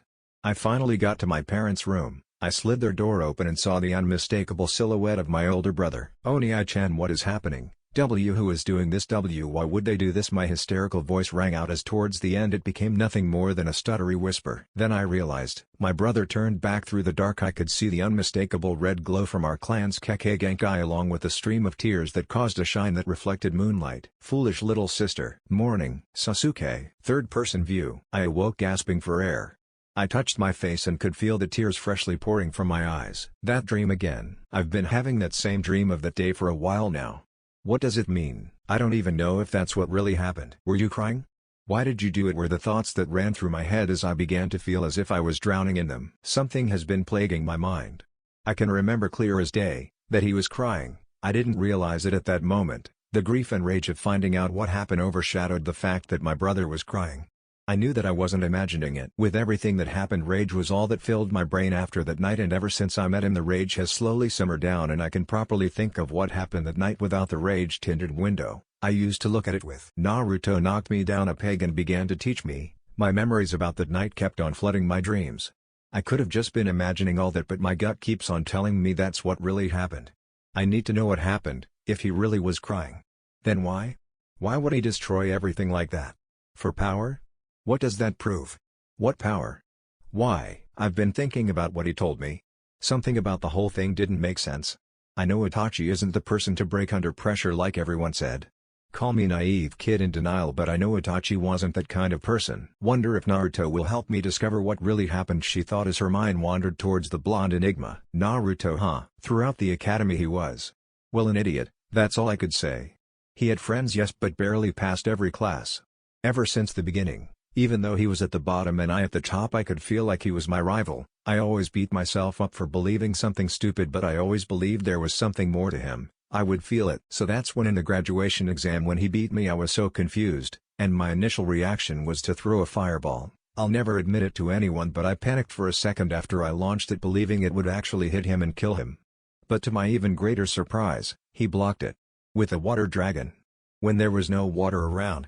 It all came as a shock to me. I didn't know what to do, but when I found out we were on the same team I demanded him to train me. Of course, he rejected my offer. Then came the wave mission.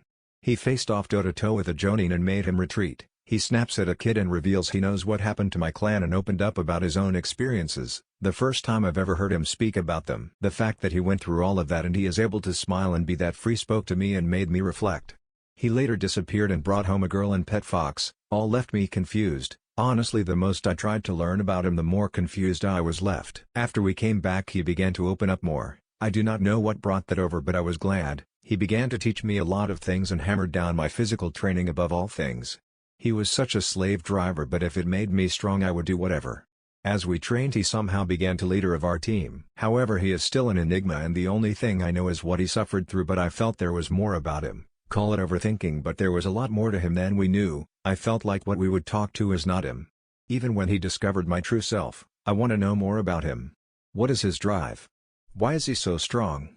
Why does he make me so mad yet happy? Why doesn't he open up to me? Is he scared? Does he even have any fears? All questions I don't know the answer to. I looked at my timer and it showed 6 a.m. Kakashi told us to meet at our training ground at 10. I kicked my feet up and stretched my muscles out. I looked at the mirror and saw myself. Only it wasn't myself and was the fake me. While I had gotten used to this form, I wish I could freely walk around in my true form. I shook my head to rid those thoughts and began my morning routine. After I changed and was ready, I activated the seals Naruto put on me while he was sealing off the cursed seal, and instantly felt my limbs get heavier. I slightly smiled. Yes, this will definitely help me get stronger. The weights from before worked great, but they started getting clunky and were getting in the way, but now it feels much better. I went out for my morning jog and small training session I got into a habit of going through before our actual training sessions. I kind of stole the idea from Naruto, but hey, it works, so who cares? I returned home at about 9. I still had an hour, but Kakashi-sensei probably wouldn't be getting there until 1, but I left anyways. Upon arrival I just sat on a tree branch waiting for someone to arrive, and soon enough Naruto arrived with his signature fox following behind. We were usually the first 2 people here. "Yo idiot," I called down to him. "Oh hello Sasuke-chan," he replied looking up. My face slightly flushed and I clicked my tongue shut up. He gave me a shit-eating grin and asked, "So have you tried out the weights?" I jumped off from where I was perched on and landed in front of him. I looked at my arms and made a circular movement and flexed my muscles to see how they felt. Yay, they're way better than weights.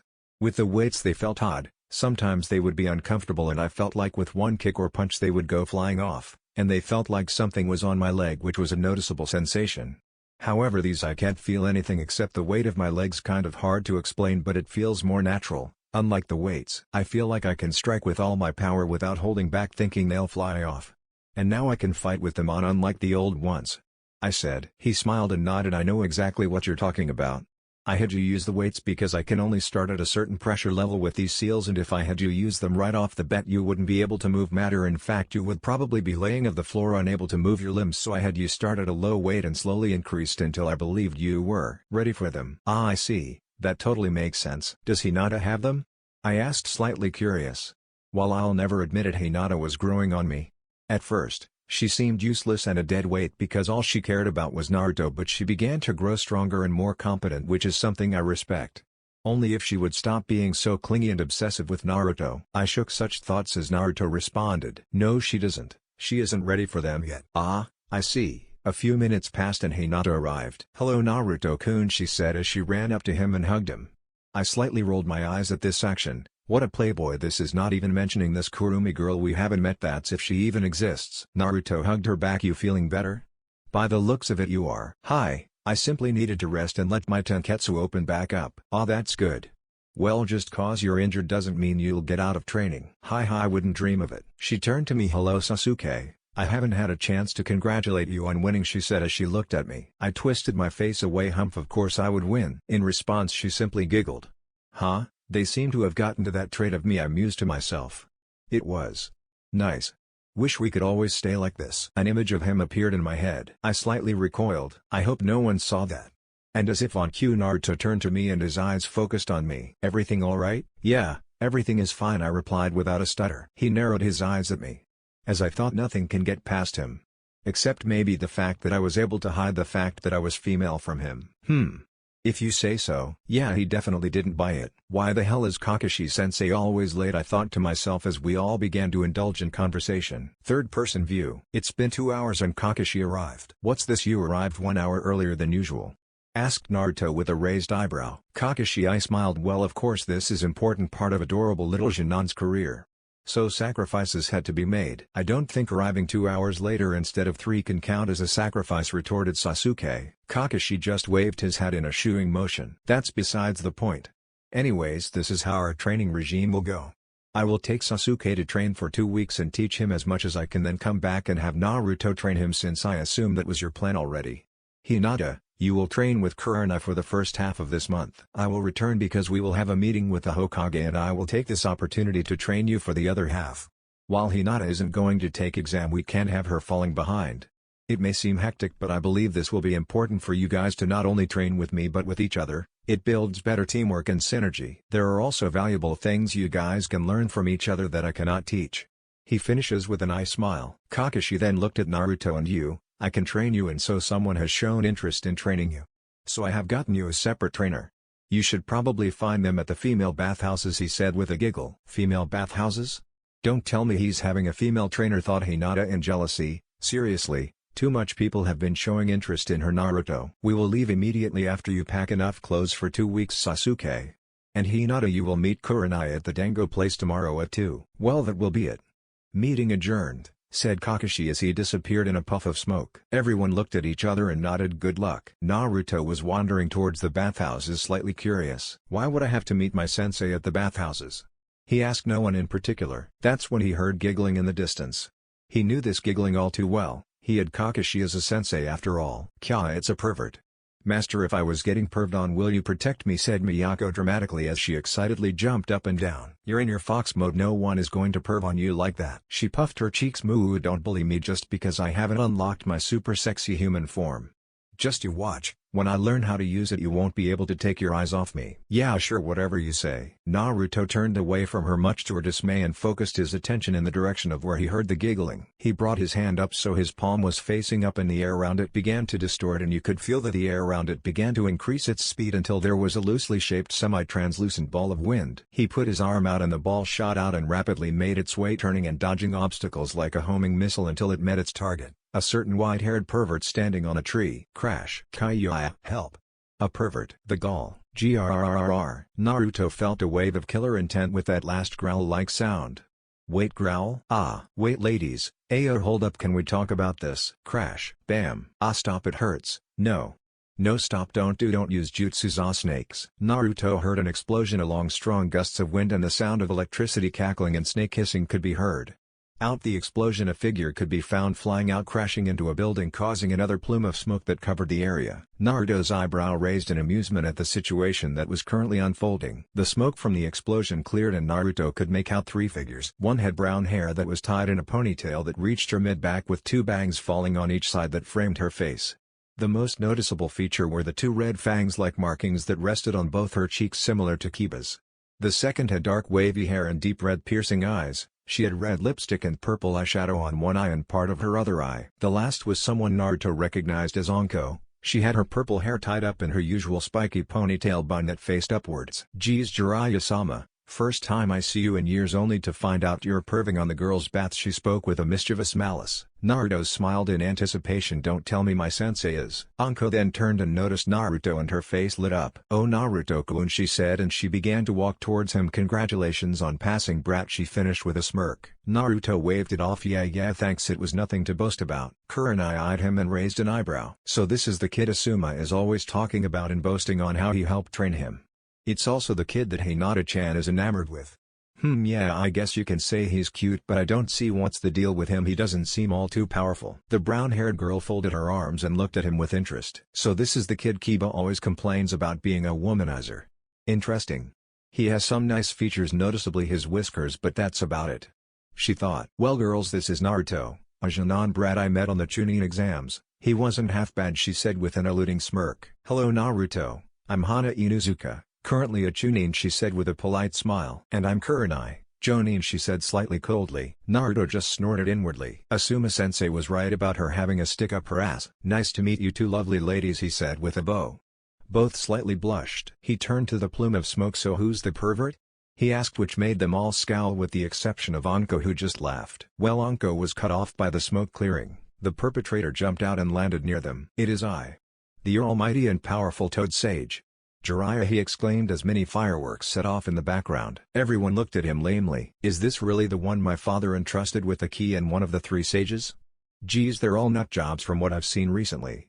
I hope the last one is normal," thought Naruto. "So you are the pervert I knocked off?" The three females looked at him curiously. Jiraiya pointed at him in a dramatic manner. "So it was you who betrayed me." The three females face-bombed. "Is this really the strongest Konoha has to offer?" "Yes, it was me." Why would you do this to me?" "I'm not okay with perving on women. If you want to be a pervert, go to a brothel or something instead of peeping." "I mean seriously, what kind of idiot peeps on women instead of just going to a brothel? Are you trying to get caught?" "Yeah, that's probably it. You're probably a masochist, right?" "Geez, you're more of a pervert than I thought," said Naruto as he went in a tangent. Everyone looked at him slightly stumped until Anko broke out laughing. You seem more outgoing than what I had thought," she said. This took Naruto by surprise. Am I?" he asked himself. "Yes, you have," Narukoi said, a voice he hasn't heard in a while. As time went on, he was progressively spending less time with Kurumi, only the occasional comment but nothing else, but as of lately she has hardly said anything. "How so?" he asked curiously.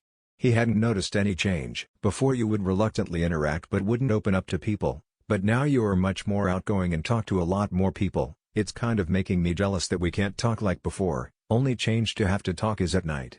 Wish I could be out this seal so I can walk by your side," he said, her tone getting more disheartened as she went on. Noticing her disheartened tone, Naruto quickly showed up on his mindscape to see if anything was wrong. He hasn't heard her like this. Upon entering, he appeared in a grassy field just outside a cabin which Kurumi lived in. He looked at her. She was on her normal attire, only without shoes. She was on her knees as a downcast expression defined her features. He felt a slight pang on his heart on seeing her like this.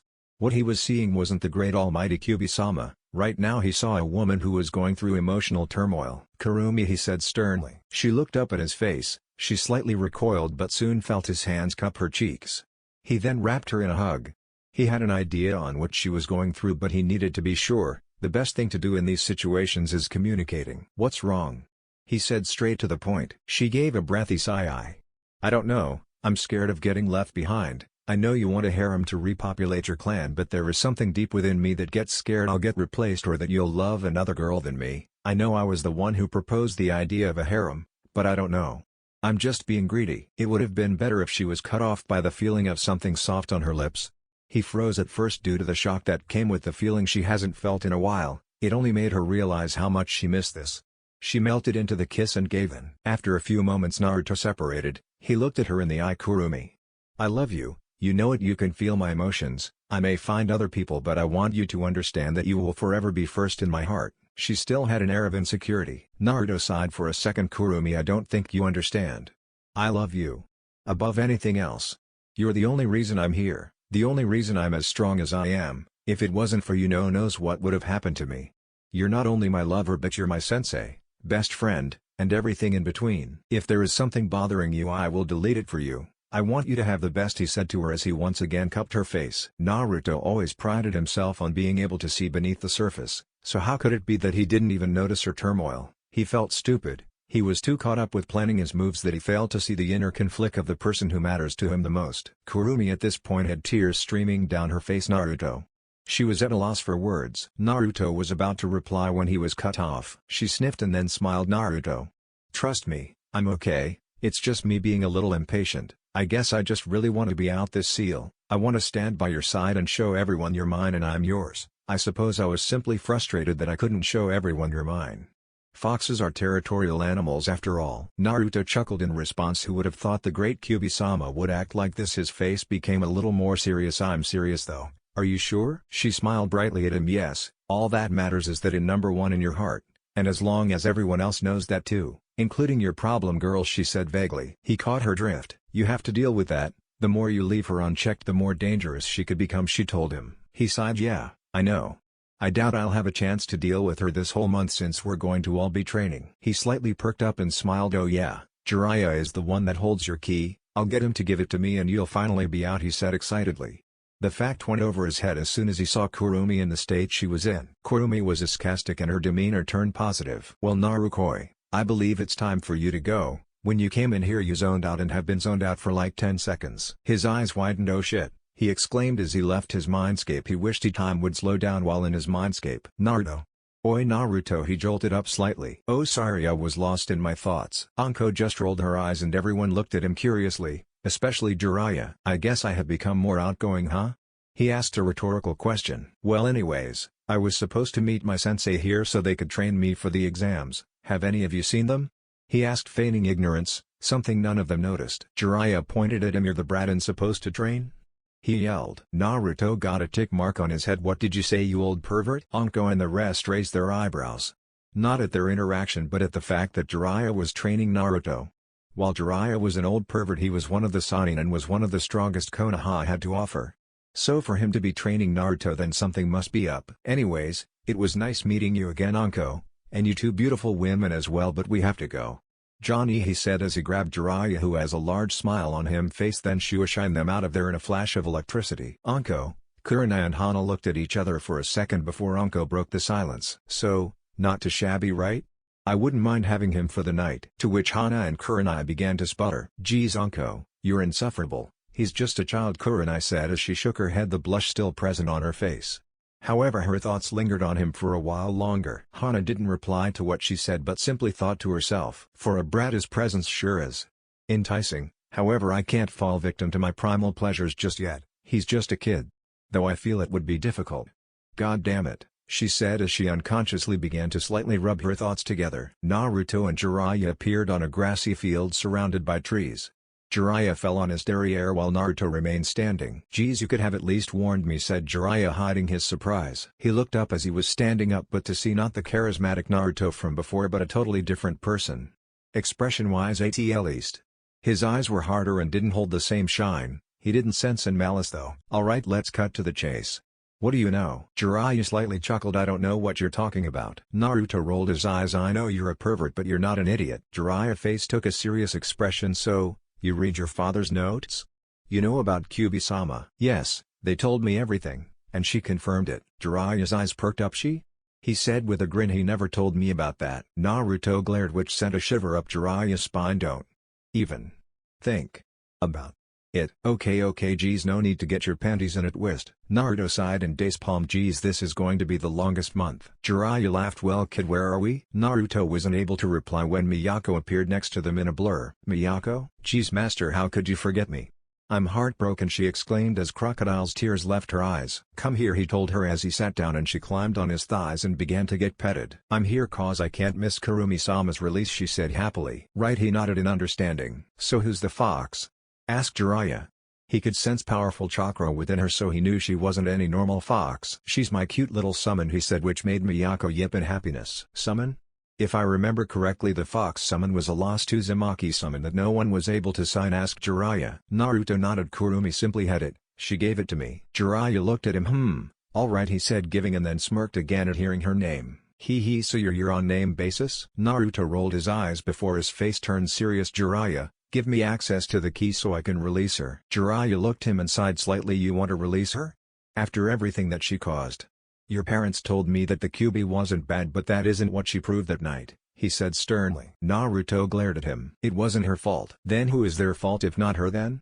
He asked back. Naruto sighed. Kurumi was mind-controlled by a masked Uchiha to attack Konoha. Masked Uchiha? How do you know that she isn't just telling you this to cover herself up? Naruto's eyes reddened for a second then glared as his chakra flares cracking the ground slightly. She would never do that. I know she's telling the truth. She has no reason to lie. He spat. Jiraiya was sweating bullets. After a while he sighed and looked at him. Are you sure about this? Naruto, please understand my weariness. Your parents told me that the Kyuubi wasn't evil, but to my surprise I hear that she went on a rampage in Konoha and killed thousands along with Minato and Kushina. Kurumi winced inwardly. Naruto sighed. He was being too hard on Jiraiya. I know where you're coming from, but I trust her with my life. She's the reason I am the way I am now, he said. Jiraiya snorted. You're whipped, he said laughing. Naruto scowled. Shut up. Jiraiya ran through hand signs summoning no jutsu and a toad appeared. He was mostly orange with blue-green outlining him. Along his stomach were white rolls. Geratora, the key, he told the toad. The road looked at Jiraiya slightly shocked. Jiraiya-sama? Are you sure? He asked as he looked between Naruto and Jiraiya. The toad nodded at Naruto. Naruto-sama. Naruto nodded back. Yes, Geratora, I'm sure. The toad nodded its small head. If you say so. Hope you know what you're getting into. Toad began to stretch, more specifically the white rolls that were on his stomach. The frog jumped at Naruto and began to crawl its way inside his mouth and down his esophagus. He melted inside his mouth. Naruto shuddered in disgust. What the hell was that? He yelled at Jiraiya. Jiraiya laughed. That was your father's idea. He always had a prankster part to him and he thought it would be funny. Naruto began to grumble. Damn old man. I'll have to slug him if I ever meet him. Well, Gaki, you have full access to the key now. Do as you wish. Naruto nodded and closed his eyes and went into a meditation pose, then entered his mindscape only to find Kurumi in there with tears in her eyes. Narukoi. Naruto gave her a big smile. He took off his shirt and the seal on his stomach was visible, with the inclusion of a new seal that ran along the length of his arm. This must be the key. Naruto knew what he had to do. He began to bring the key near his stomach and they both began to react. He jammed the key in the seal and it blew up in an explosion of chakra. He was forcefully pulled out of his mindscape. Naruto awoke on the outside world. His back arched in pain as chakra began to envelop him. The shirt began to burn though the area where the seal was. A dark red, almost red substance began to leave the seal. It wasn't a malevolent chakra like Jiraiya expected, but instead it felt strangely relaxing. You could still feel the power behind it, but you couldn't feel any malice. As Naruto's pained cry resounded, the chakra began to take a form other than that of a blob. It contorted and shrank until it was the size of a human. The deep red mass began to get color and began to take on a more refined shape. Soon a beautiful girl in all her glory appeared.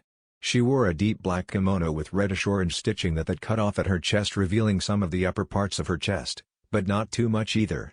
Her deep crimson hair, which only popped out of due to the dark nature of her kimono. On her crimson hair there were fox ears that were the same bloody crimson at the base and became an orange on her tips in a gradient. That was not the only noticeable feature.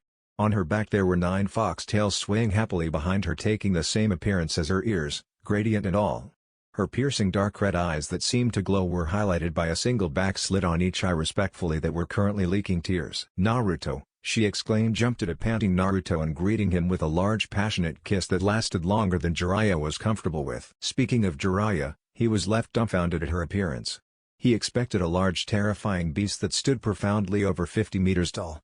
Not this, a beautiful crying woman with fox ears and tails. Throughout the kiss, Kurumi felt a burning urge deep inside her.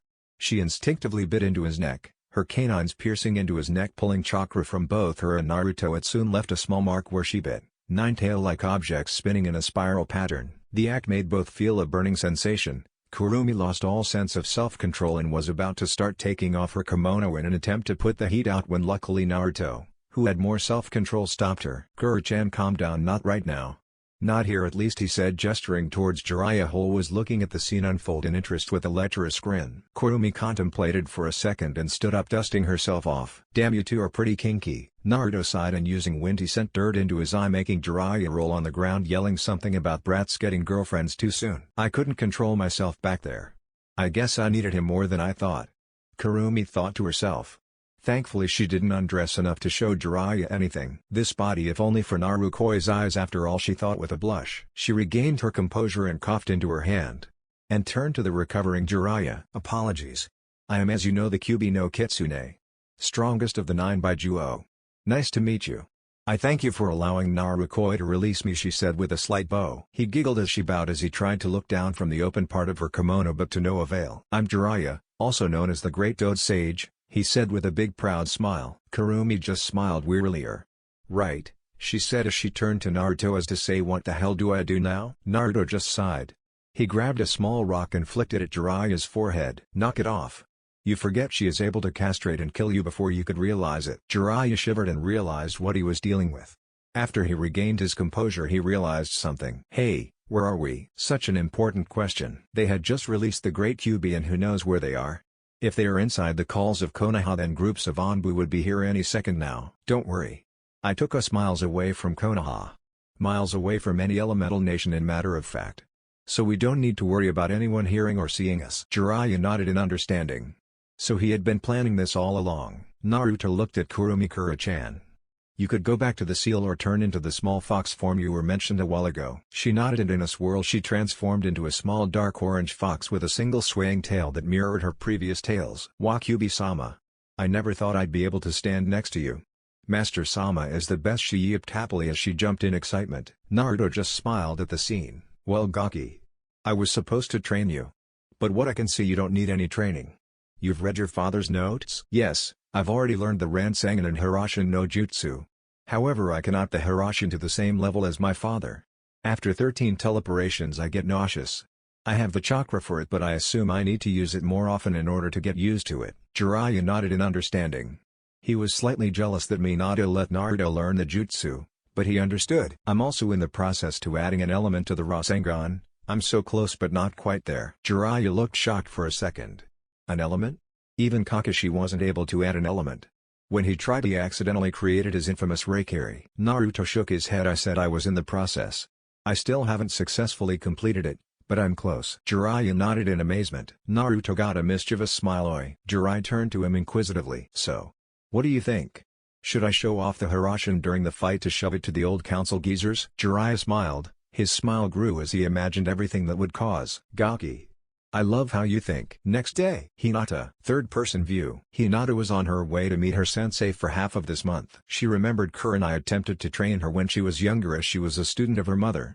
But due to her previous shy nature, she didn't learn anything, and her father told her to stop training her. She had apparently requested her for the Junon team, but Hokage-sama denied her request. So now she asked to train Hinata even though she isn't going to fight in the exams. She arrived at her destination and saw Kurenai enjoying a dango by myself. He seemed to notice Hinata and a smile overrode her face. Hey Hinata, she waved her over. Hinata walked to her and sat down on a stall beside her. Do you want any? She asked, using up the stick of dango she had on her hand. No thanks, Hinata replied, putting her hands up, shaking her head. Kurenai shrugged and ate the last of it. Suit yourself. She stood up and mentioned Hinata to follow her. They began walking away from the stand and towards the direction the training fields are at. Do you know what I specialize in? She asked Hinata, as to understand how much Hinata knew or didn't know about her. No. Not necessarily. All I know is that my mother trained you when you were younger. I see. Well, I specialize in genjutsu. Genjutsu, along with medical jutsus, need great chakra control. And you, being a Hyuga, you have near perfect or maybe even perfect chakra control. So this makes you a good candidate for it, so I'd like to train you even though you won't be fighting. Hinata nodded. I see. Well, Naruto-kun is too busy training and so is Sasuke, so I don't really have much of an option. Kurenai smiled. Well, let's go then. They arrived to the training grounds and Kurenai began to explain the basics of advanced genjutsu. Hinata nodded, slightly understanding. She now had a new profound respect for genjutsu users. Genjutsu in the academy seemed pretty boring and useless, but now she realized it could be a very powerful tool. Hinata, keep in mind that the best genjutsu is subtle genjutsu. They can't dispel it if they don't know they're in it. One can only dispel it if they themselves know something seems wrong, if they have near-perfect chakra control and notice an interference. Jinchuriki can also dispel it rather easily due to their Baijuo. It could tell them if something is interfering. That's why nin like Itachi Uchiha are very dangerous. He's mastered the art of genjutsu. Usually, only talented Uchiha can put people under a genjutsu through eye contact, making them dangerous, and according to rumors, Itachi can even do it without the need of eye contact, making him even more dangerous. He'll put you in a genjutsu in a blink of an eye and you won't even notice and kill you while you're in it. Hinata nodded, starting to understand and like this whole genjutsu business. I'll get you started at basic techniques and build your way up to more advanced techniques like my signature technique, and maybe one day you would even be able to create your own technique and be the third to take up the mantle as the genjutsu mistress, said Kurenai with a hint of hope and pride. Third? Asked Hinata. She's never heard of someone being the genjutsu mistress before. Kurenai. Ah, you've never been told? She asked, slightly surprised. Hinata shook her head in denial. Ah, well, your mother was the first. She then taught me and I took up the mantle, and when she was alive her face took a slightly saddened expression. She used to tell me how I would be the one to train you into being the third generation. Hinata's mood lightened at hearing something about her mother. The clan's people and her father would never tell her anything about her mother whenever she asked, so hearing anything about her was always a good thing. Well then, let's get started. Sasuke. Third-person view. Kakashi, why are you having me do this? Grunted Sasuke in annoyance as he climbed up a rock. This is the first part of your test, Kakashi replied as he looked down at his book while also climbing effortlessly. Sasuke shot him a glare, then went back to focusing to climbing the rock.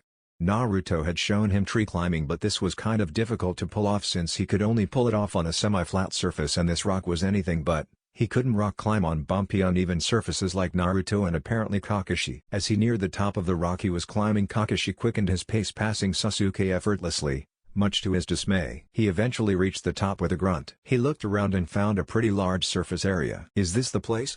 He asked. Kakashi smiled at him. Yes. Sasuke looked at him in annoyance. Where am I sleeping then?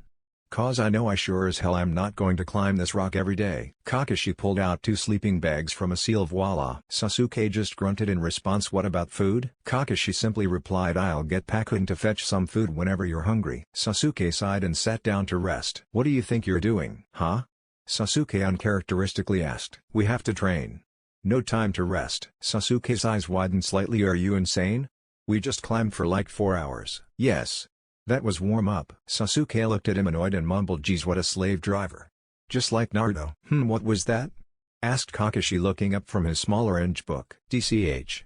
Whatever, let's just get started. Kakashi closed his book and put it in his pocket. Alright, so the technique I'm going to teach you is my signature Reikiri. It's an assassination type jutsu. In all honesty, I shouldn't even really be showing you this technique.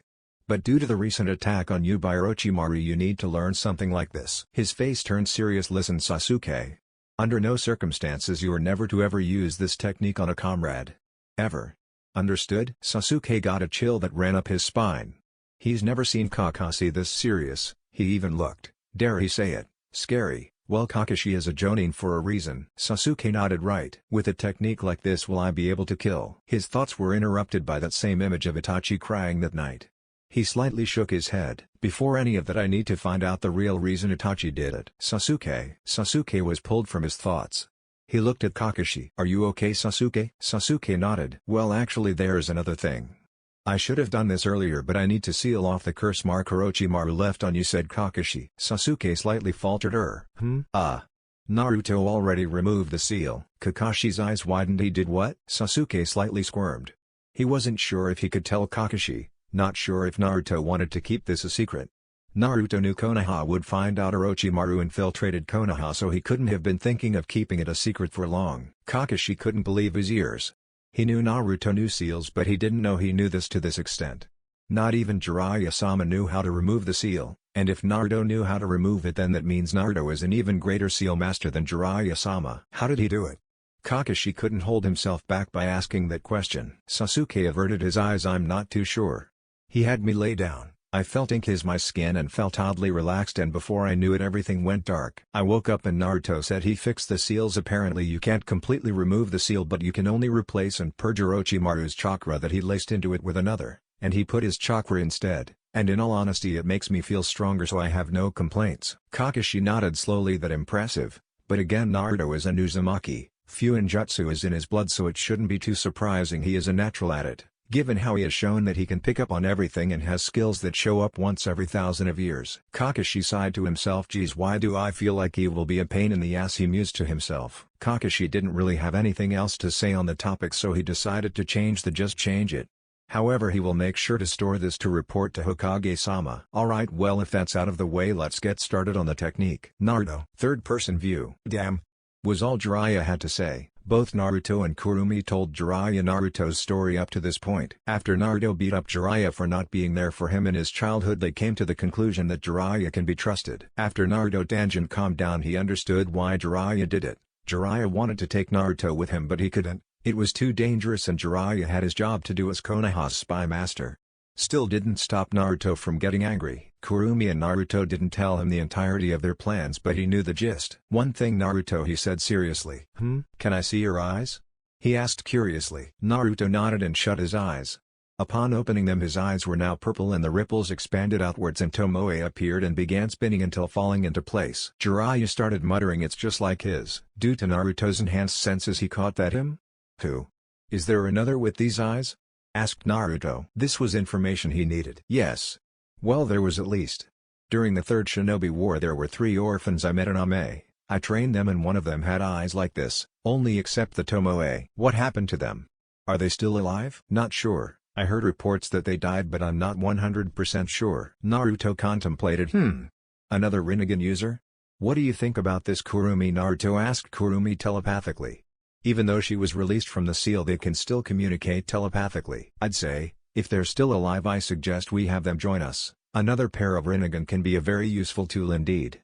However, if he proves to be an enemy we need to eliminate him as soon as possible, as another Rinnegan user can be a dangerous foe, even to you. Naruto nodded. He knew better than to underestimate someone like this. What were they like?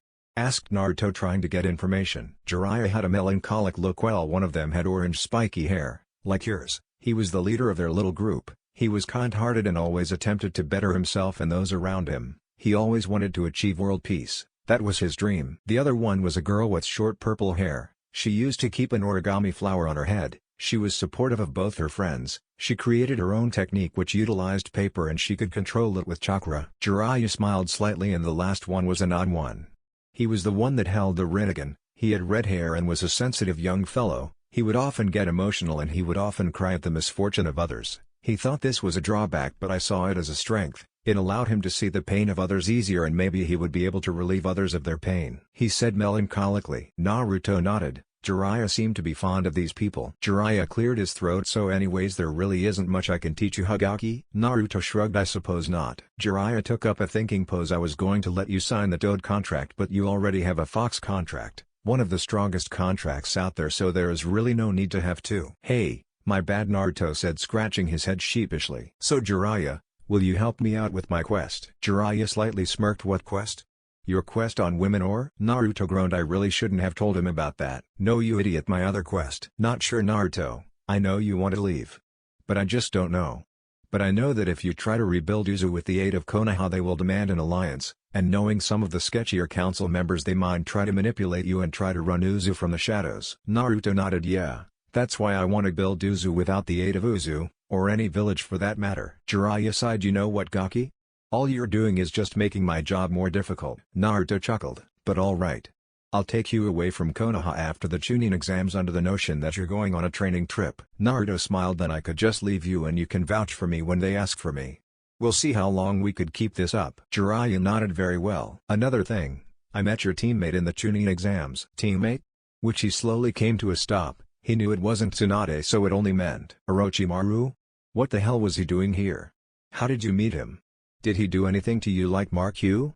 He exclaimed. Naruto defensively put his arms up. No. Calm down, let me explain. Jiraiya seemed to simmer down a bit. Go on. Well, he infiltrated our Chunin exams. Actually, I'm a bit surprised Gigi hasn't told you. Jiraiya nodded in agreement. Anyways, that's beside the point. So he infiltrated and attacked me and my team. We battled him, but being the snake he is, he bit my teammate and left a mark on him. I looked over the mark and it was a cursed seal. It had a portion of his chakra and soul on it. I was able to purge the chakra and soul but not the actual mark. So I put part of my chakra and Kurumi's, because if we left it without any chakra it could have possibly killed Sasuke since the seal integrated itself into his chakra stream. The seal needed a foreign chakra to sustain itself. If it didn't have any foreign chakra it would eventually consume Sasuke's own chakra, which in turn could be fatal since his chakra isn't potent enough to keep it at bay. I had to use both Kurumi and Ice chakra since mine alone isn't potent enough and Kurumi's is too potent, which could also have negative effects, so together they balance each other out, Naruto said, finishing his explanation. Jiraiya on the other hand was relieved and shocked.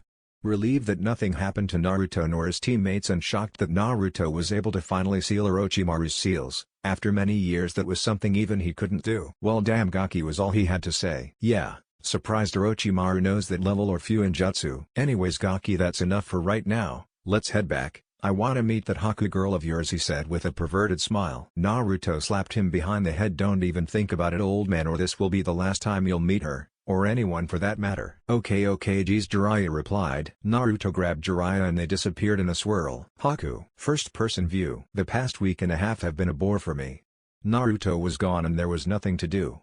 So you can only imagine how delighted I was when he all of a sudden appeared before me after his exams were over. He explained what happened with the Snake Sannin, and to think Naruto-sama was strong enough to go toe-to-toe the Snake Sannin made me feel giddy inside. This leads me to my current predicament. He's going to be gone again for training, but if you ask me, he doesn't need training, but he kept on saying one could never train enough. I was currently lazing around reading one of his scrolls when I felt multiple pulses indicating there were multiple people inside the house. Only a second later I realized one of the signatures was Naruto's, so I immediately dispelled any notion that it could be an enemy. However, this only made me more curious about the other signatures, who I didn't recognize as either Sasuke's or Hinata's. Yo Haku-chan. Greetings Naruto-sama, I said with a bow. It was only reasonable that Naruto-sama would receive all my possible respect. I turned my head to look over at the two other people there. One was currently close to Naruto, too close I could even say. And the other was an old man. However, red sirens started going off. I soon realized this wasn't any random old man. This was Jiraiya, one of the three Sannin, one of Konoha's best. Massive bounty on his head. Hey okay listen, Zabuza made me memorize every nin in the bounty book. Said the old man analyzing me. I instinctively covered myself and started to reach for the senbone hidden in my sleeves when Naruto-sama stopped me. It's okay Haku, if he does anything I'll beat him to a pulp, he reassured. In response I stopped myself. Who are these people anyways? I said a bit rudely, I'll have to admit, but I had to keep the facade that I didn't know who these people are. And I was also dying to know who that woman was and why she was clinging too much to Naruto-sama. He sheepishly laughed. Well, you see, this old sage is Jiraiya, one of the Sannin, and He cleared his throat. Geez, why is he hesitating so much? Is this his fiancée or something? My stomach admittedly dropped at the thought. I wouldn't be too surprised honestly. However, I wouldn't doubt it knowing how much of a womanizer Naruto-sama is. This is Kurumi, my lover, he said. Ah, so this the famed Kurumi. Nice to meet you, she said to me. Hello, nice to meet you, I said respectively. After all, getting on her good side would only result in a positive outcome. I knew who she was and what she meant to Naruto. That's not even mentioning all the power she holds. She would squish me in a second. I looked over the old man and he had a lecherous grin and looked at me. I must say, kid, you do have some good taste. One voluptuous one and another petite one, so you can enjoy the best of both worlds, he said almost sage-like. If you didn't pay attention to what he said, you might have thought he said something insightful. I slightly faltered and instinctively covered my chest. Is this really one of the Sannin? I looked over at Naruto and he just nodded. Understanding, I turned towards him and bowed. Hello Jiraiya-sama, I'm Haku, pleased to make an acquaintance. He waved it off. No need for honors, he said. I nodded. Well, now the introductions are finished, now let's get to more important matters, said Naruto. Jiraiya here knows about our plan to revive Uzu. I looked at him wearily. Naruto-sama, are you sure? Yes. He agreed to help us with our quest. I trust him. He trained my father and knew him well. I nodded, understanding very well Naruto-sama. I wasn't sure on where Naruto-sama was going with telling Jiraiya about this. I thought he wanted to keep all this under wraps. Was there something that happened between them that I didn't know? Jiraiya giggled perversely. Both Naruto and I ignored him, not wanting to know what was going through his head. I turned to Kurumi and him. So you successfully released her? Kurumi gave a large smile. Yup. Thank the heavens it all went well, she followed up. I nodded slightly awkwardly, not knowing what to say anymore. I knew about his plan on reviving Uzu and the measures he would take. My face slightly flushed at the thought that I would be helping him. However, luckily Naruto changed the conversation. On my head I sighed. I honestly didn't know how to feel about this. On one hand, I was glad Naruto-sama will have his lover at his side now, meaning he will be happier, but on the other, I didn't really know what this would mean for us. I closed my eyes and sighed. No point in indulging myself in negative thoughts. Everything is going to be okay, I said to myself with a small smile. I'm going to be training with Jiraiya. Kakashi told us what we will be doing during this month. We have talked with Jiraiya and we will be delaying our leave. I have also spoken to Zabuza and he said things haven't gotten too hectic. He also secured a meeting with the leader of the resistance when I leave. However, this is pretty risky. If things go south and I don't finish my objective here, my plans can easily derail. but it also wouldn't help if we just immediately leave, cause the leaf could very possibly ruin my plans. I decided to interject, but Naruto-sama, what about Jiraiya-sama, isn't he loyal to the leaf? She questioned. Jiraiya chuckled. I may be loyal to the leaf, but I'm even more so loyal to Naruto's family. They added so much more to my life and owe a lot to them, plus this doesn't bring any threat to the safety of the leaf, so there is no incentive to go against his plans. Haku nodded, albeit hesitantly. All she cared about was Naruto's safe being. Third-person view. She felt her chakra surge, the same chakra that ruined her life, the same chakra that ruined her system and left the dreams of becoming a kunoichi. Just that, dreams, same chakra who erased those who she loved dearly. She has always felt the lingering sensation that she wasn't the only one with this chakra, and now she felt that sensation today full blast. She just had to find out what happened. Chapter 12, Chunin Exams Intermission 2. 2 weeks left until final exam. Konoha. First-person view. Anko. 1, 2, 3, 4, 5, 6, 7. I pulled the last ball out and stabbed the stick into the table. 8. Anko-san, what did I tell you about stabbing those sticks into the table? You know I might end up making you pay for them, came the familiar voice of the owner. I smiled at her. Hee hee. Anko. I turned my head and saw 2 Anbu members. Hokage-sama needs you at his office. I raised my eyebrow but then nodded right. They left in a blur. I left my money on the table and made my way to the meeting place. I eventually arrived at the destination and saw Kakashi there. Ah, Anko, you're here. This meeting can begin, said the Hokage. He gave a signal and the Anbu dispersed. I'm sure you both know Sasuke Uchiha took this recent Chunin exam, he said as I nodded, wondering where he was going with this. According to Kakashi here, it seems he was marked by Orochimaru, he said as he closed his eyes and blew out smoke. I widened my eyes. What? Orochimaru? He was here? Why are we barely being told? Shouldn't this be a lot more worrying? I uncharacteristically yelled. He was calm and so was Kakashi. What's going on here? Kakashi, shouldn't you be a lot more worried? This is your student we're talking about. Anko, I'd appreciate it if you let me finish. Right, my bad Hokage-sama, I said and hold my tongue. His mark has been sealed, completely. Kakashi here has double and even triple checked, as well as Jiraiya. And every time he did, he felt no trace of Orochimaru's chakra. What? How? I exclaimed. I couldn't believe my ears. Did Kakashi or Jiraiya finally manage to learn how to completely seal it?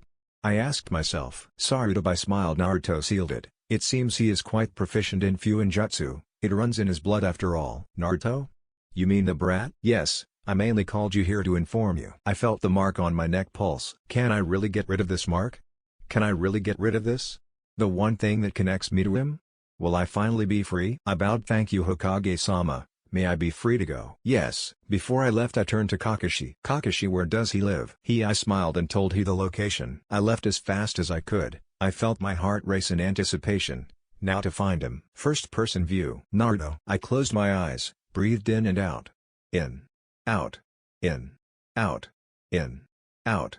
I stopped myself and responded to my instincts and jumped out the way. All I heard was the slight quiet whistling of the senbon. More. I smiled and pulled out one of my father's kunai to attempt to block all the additional incoming senbon. 1, 2, 3, 4, 5 ga. One of them hit. I pulled it out and twirled it on my hand before returning it to its source and hoped to hit it. I felt a presence rapidly appear next to me. With barely enough time to respond, I blocked the hit. Ga. I feel slow. I didn't like it, by the way. With barely enough time to gather my thoughts, Haku appeared next to me again with the follow-up. Haku was fast, no doubt about it. I attempted to catch her kick. I did, then threw her in the nearest tree I sensed. Crack. TSK, an ice clone. Before I realized it, Haku was in front of me. Boop, she said as she poked my cheek. I finally opened my eyes and Haku smiled at me. I still don't see the practicality of this. You said it yourself. I have the perfect eyes, I asked inquisitively. This isn't about its practicality, Narukoi. This is about honing your instincts. If you somehow lost your eyes, what will you do?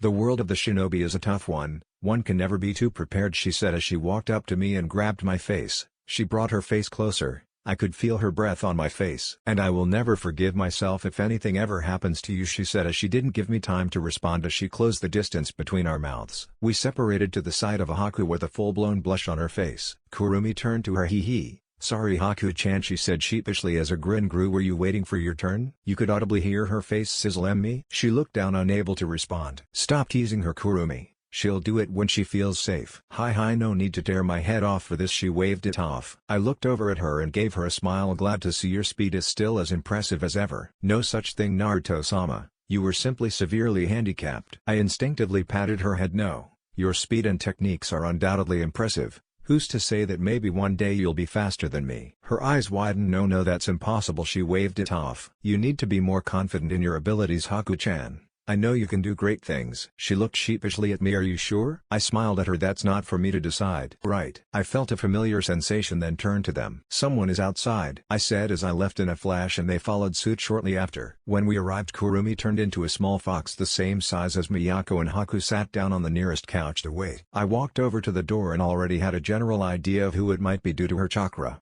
I opened the door and to my surprise Anko immediately tried to pin me into the wall. Before she realized it, she was paralyzed and had 3 senbones sticking out. A fourth one hit and she fell on the floor unconsciously. I looked at Haku with a slight deadpan. Was that last one really necessary? I didn't even find out what she wanted. She sheepishly looked at me. Sorry Naruto-sama, it was just instinct. Anko was barely able to grab a single hand before she dropped. I looked at Haku proudly. I was simply going to let her to see what her plan was. She's good. Hope you know that was a clone, I said as I walked behind her, and the clone that was standing next to Anko dispersed. She got even more embarrassed when she realized I wasn't in any danger. 2 hours later, after patiently waiting, I noticed Anko start to stir. Her eyes started to open and she quickly stood up. What happened? She asked, slightly groggy. Her eyes once again widened as her memories shot back. She ran up to me and got on her knees and bowed all the way down until her forehead hit the floor. Please, she said, her voice slightly cracking. Please remove my mark. I looked at her inquisitively. Mark? Kakashi told me you were able to remove Sasuke's curse mark, she said as she still bowed.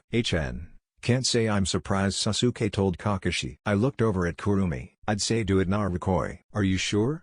This requires your chakra. Yes, I know, but we can't simply leave her like this. She's breaking down as we speak. Plus you are the one who said we need to gather more allies. I see this as the perfect chance. Very well. I looked over to her and was about to respond when she cut me off. Please, she said, looking up, seeing my face for the first time since she arrived. I'll give you anything. I'll give you money, my body, my soul, anything. Please, she said as her voice cracked and tears slowly escaped her eyes. All I want is to get rid of this mark. It connects me to him and reminds me of those days. It disgusts me. I hate myself for even living with this mark. I hate that it connects me to him. Every day I live knowing fact that I'm still connected to him through this vile mark. I hate it. I hate it. I hate it. I hate it, she continued as tears continuously fell to the floor and she began to grit her teeth and kept looking down in shame. I walked up to her and lifted her head. Don't worry, Anko-chan. I can fix you. I can get rid of this seal, the seal that connects you to that vile man. All I ask for you is your loyalty. She looked at me in anticipation. Can you really? I gave her a reassuring smile. Yes, don't worry, as I instinctively rubbed her head and pulled her close to me until her head rested on my chest. Please. I'll give you anything and everything I'll give you, she said, but she could no longer continue her sentence as she broke down. I continued to hug her as she let loose. Thank you. Thanks, she said, unable to finish. I gave her a while to cool down, then explained the process. In order to complete this seal, you'll need to be completely bare, by the way, I told her. I saw her face slightly light up. She then shyly nodded and began to undress, ignoring the presence of Haku and the 2 foxes who simply watched in curiosity. As she undressed, I summoned my ink and brush and began to mark down the symbols around the floor so that they circled her. I looked at her. Lay down here so I can finish the circle, I said to her, and she nodded and laid down. I looked down at her and had to admit, she most certainly had an attractive body, just the right amount of muscle. By the time I finished ogling at her body, the circle was complete. Anko-chan, just a small warning, this might feel slightly odd. She meekly nodded, not saying anything. I assume it's because she didn't want to possibly say anything that would change my mind. I infused more chakra into my ink and began the process. The moment the brush touched her, I heard her slightly groan at the cold ink. I saw her face getting more and more flushed as I continued. She began to slightly squirm. It seems it has a similar effect it had on Sasuke, I mused to myself as I looked at her nether region. After a while she lost consciousness and fell into a slumber. I remember Sasuke losing consciousness a lot faster. Maybe it's because she's had the mark for longer? Should I tease her about the mess she's making? I mused to myself. I don't remember Sasuke leaving this big of a mess.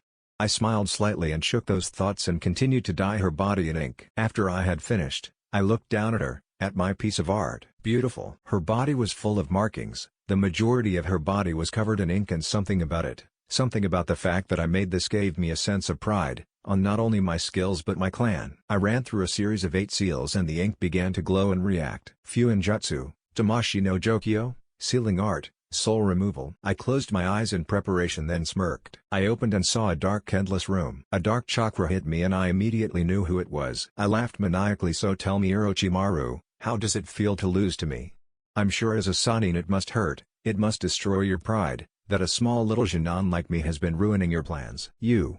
I heard his disembodied voice boom all throughout her mindscape. You damned brat, you have no idea who you're messing with. Once I gain Sasuke's body, I'm coming after yours. I am Orochimaru, the best of the great Sannin. If you think a small brat like you is going to stop my plans, you're severely mistaken. I gave an all-knowing smirk. This was kind of fun. I already stopped your plans. The cursed mark give a lot power, but at the cost of their sanity. An impressive seal if I had to admit. The fact that someone like you knows such a vile seal doesn't surprise, but you forget, I'm an Uzumaki. Taking care of such seal is no issue for me. It's in my blood. Orochimaru materialized near me. Same mistake as last time, you cannot beat me, you were only able to run away like the little cockroach you are. And believe me, next time I fight you, you will not make it out alive, I said as I appear next to him in a blur and grabbed him by the throat. Gutty, trust me BHR brat, I will end. Yeah whatever you say, I interrupted, then squeezed his throat until he exploded. The area I was in also was cleared of any darkness, and off to the distance I saw an Anka laying on the ground rolling around in pain. I walked up to her, but it seemed she wasn't responded to anything that happened in here. Before I realized it, her mindspace began to shake and rumble. We had to hurry. Kurumi. Hi. She showed up next to me in human form. We put our hands together and began to run through hand signs. I felt a portion of Kurumi's as well as a portion of my chakra leave my body. The two chakras played around with each other, then both eventually combined and condensed into a small tight ball, then began to rapidly expand like an explosion. The shaking stopped and I looked over and saw Anko sleeping soundly in her mindscape. I contently smiled and closed my eyes. Upon opening them I was back in the outside world. Wow. As amazing as ever, Master, Miyako said excitedly. I inwardly sighed as I felt two familiar chakra signatures near my house. I just can't seem to catch a break, huh? As I finished that sentence my eyes widened. I then smirked. Interesting, I'll definitely to check that out. I made a mental connection to a clone who was in Kurumi's storage room. Don't dispel, stay put and grab that scroll, I'll be there in a bit. I mentally felt the clone nod. Kurumi, Haku, grab Anko and lay her down on my bed. Don't put her clothes back on, her skin is still sensitive from the process. Instead grab her clothes and fold them neatly near her. She won't be waking up until a few days. They both nodded.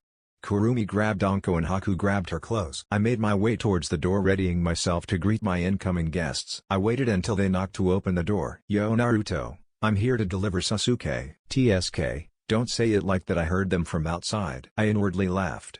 I opened the door and was met with the sight of Kakashi and Sasuke. Yo, team. Sensei, I waved at them. Shut up. Yo, finished Kakashi with an eye smile. So Naruto-kun, what have you learned? He immediately asked. Kakashi-sensei, a magician never reveals his secrets. He rolled his eyes. Yay, whatever, it was worth a shit. Well, I leave Sasuke in your care. Sasuke scowled at this. I'm not like some dog. Kakashi simply waved it off. Hi, then left in a sunshine. So where's Haku? Asked Sasuke as she walked in. She's attending to a guest. She raised her eyebrow but decided to not pry any longer. I closed my eyes and took a large breath. Here we go. Don't worry about it, Narukoi. I'm sure she's ready to know. She is similar to you. She lost her family and had no one. Remember what I told you. Flashback. Oh, Naruto, I need to talk to you. My attention was immediately captured. She never called me that. I turned to her and she was standing with a slight smile. I could read a serious undertone to her smile though. I know that you can't achieve your dream alone, but you need to open up to the other girls a lot more, mainly Hinata and Sasuke. They need to know about us, about our plans. Hiding this for any longer will possibly make them feel like they've been lied to. They are both extremely reliant and not to mention loyal on you. I looked down and sighed. Yes, I know, but I don't know. I heard her talking towards me. I felt her pull me into her large bosom. You're strong, she slightly laughed. You're definitely strong. But not even you can take on the world. Physically yes, but mentally. You still have a lot of work left. You may be strong, heck you are the strongest being in Konoha, but I know you care about those two, more than you let on. You know Kurumi, I said with a slight chuckle. I can never win against you. Foo, of course Narukoi, I know you better than even you know yourself. I know you inside and out, she suggestively said as she rubbed her hands on my chest, on my back. Flashback. End. Third person view. Sasuke, undo your genjutsu, said Naruto. Okay. She undid and she stood in all her female glory. I examined her for a quick second. You know, you're a lot cuter this way. Why do you keep on going back? Naruto asked. What? Cute? She exclaimed and a blush formed on her face. Don't sprout idiocy. She tried to glare at Naruto, however a glare with a blush didn't mix well. for intimidating at least. Who knows of you being a female by the way? Only Hokage-sama, Kakashi, and a few clan heads know my true gender. I know the issue of getting turned into a breeding stock still stands, but you're strong enough to defend yourself, plus you have me. If anyone tries anything I'll have them deleted before they even realize it. And she smirked as if anyone would even be able to touch me. Naruto sighed but a small smile made its way to his face. Well Sasuke, it's time he said mysteriously. Kurumi and Miyako walked towards Naruto. Haku was still tending Anko. Sasuke was about to retort something when Naruto grabbed her arm and disappeared in a flash. Upon arrival, Sasuke looked disorientated and confused. She looked around herself clearly stumped. Naruto, where are we? She asked as she grabbed her head slightly nauseous. Sorry about that, that'll take time to get used to. Naruto, what's going on? She asked and put a bit more force into her voice. I think it's time for me to tell you about everything. Just spit it out. She was beginning to get impatient and slightly nervous. She hadn't seen him this serious. She noticed something. The second fox began to morph. A deep red powerful chakra surrounded it and began to morph, then finalized into the shape of a female.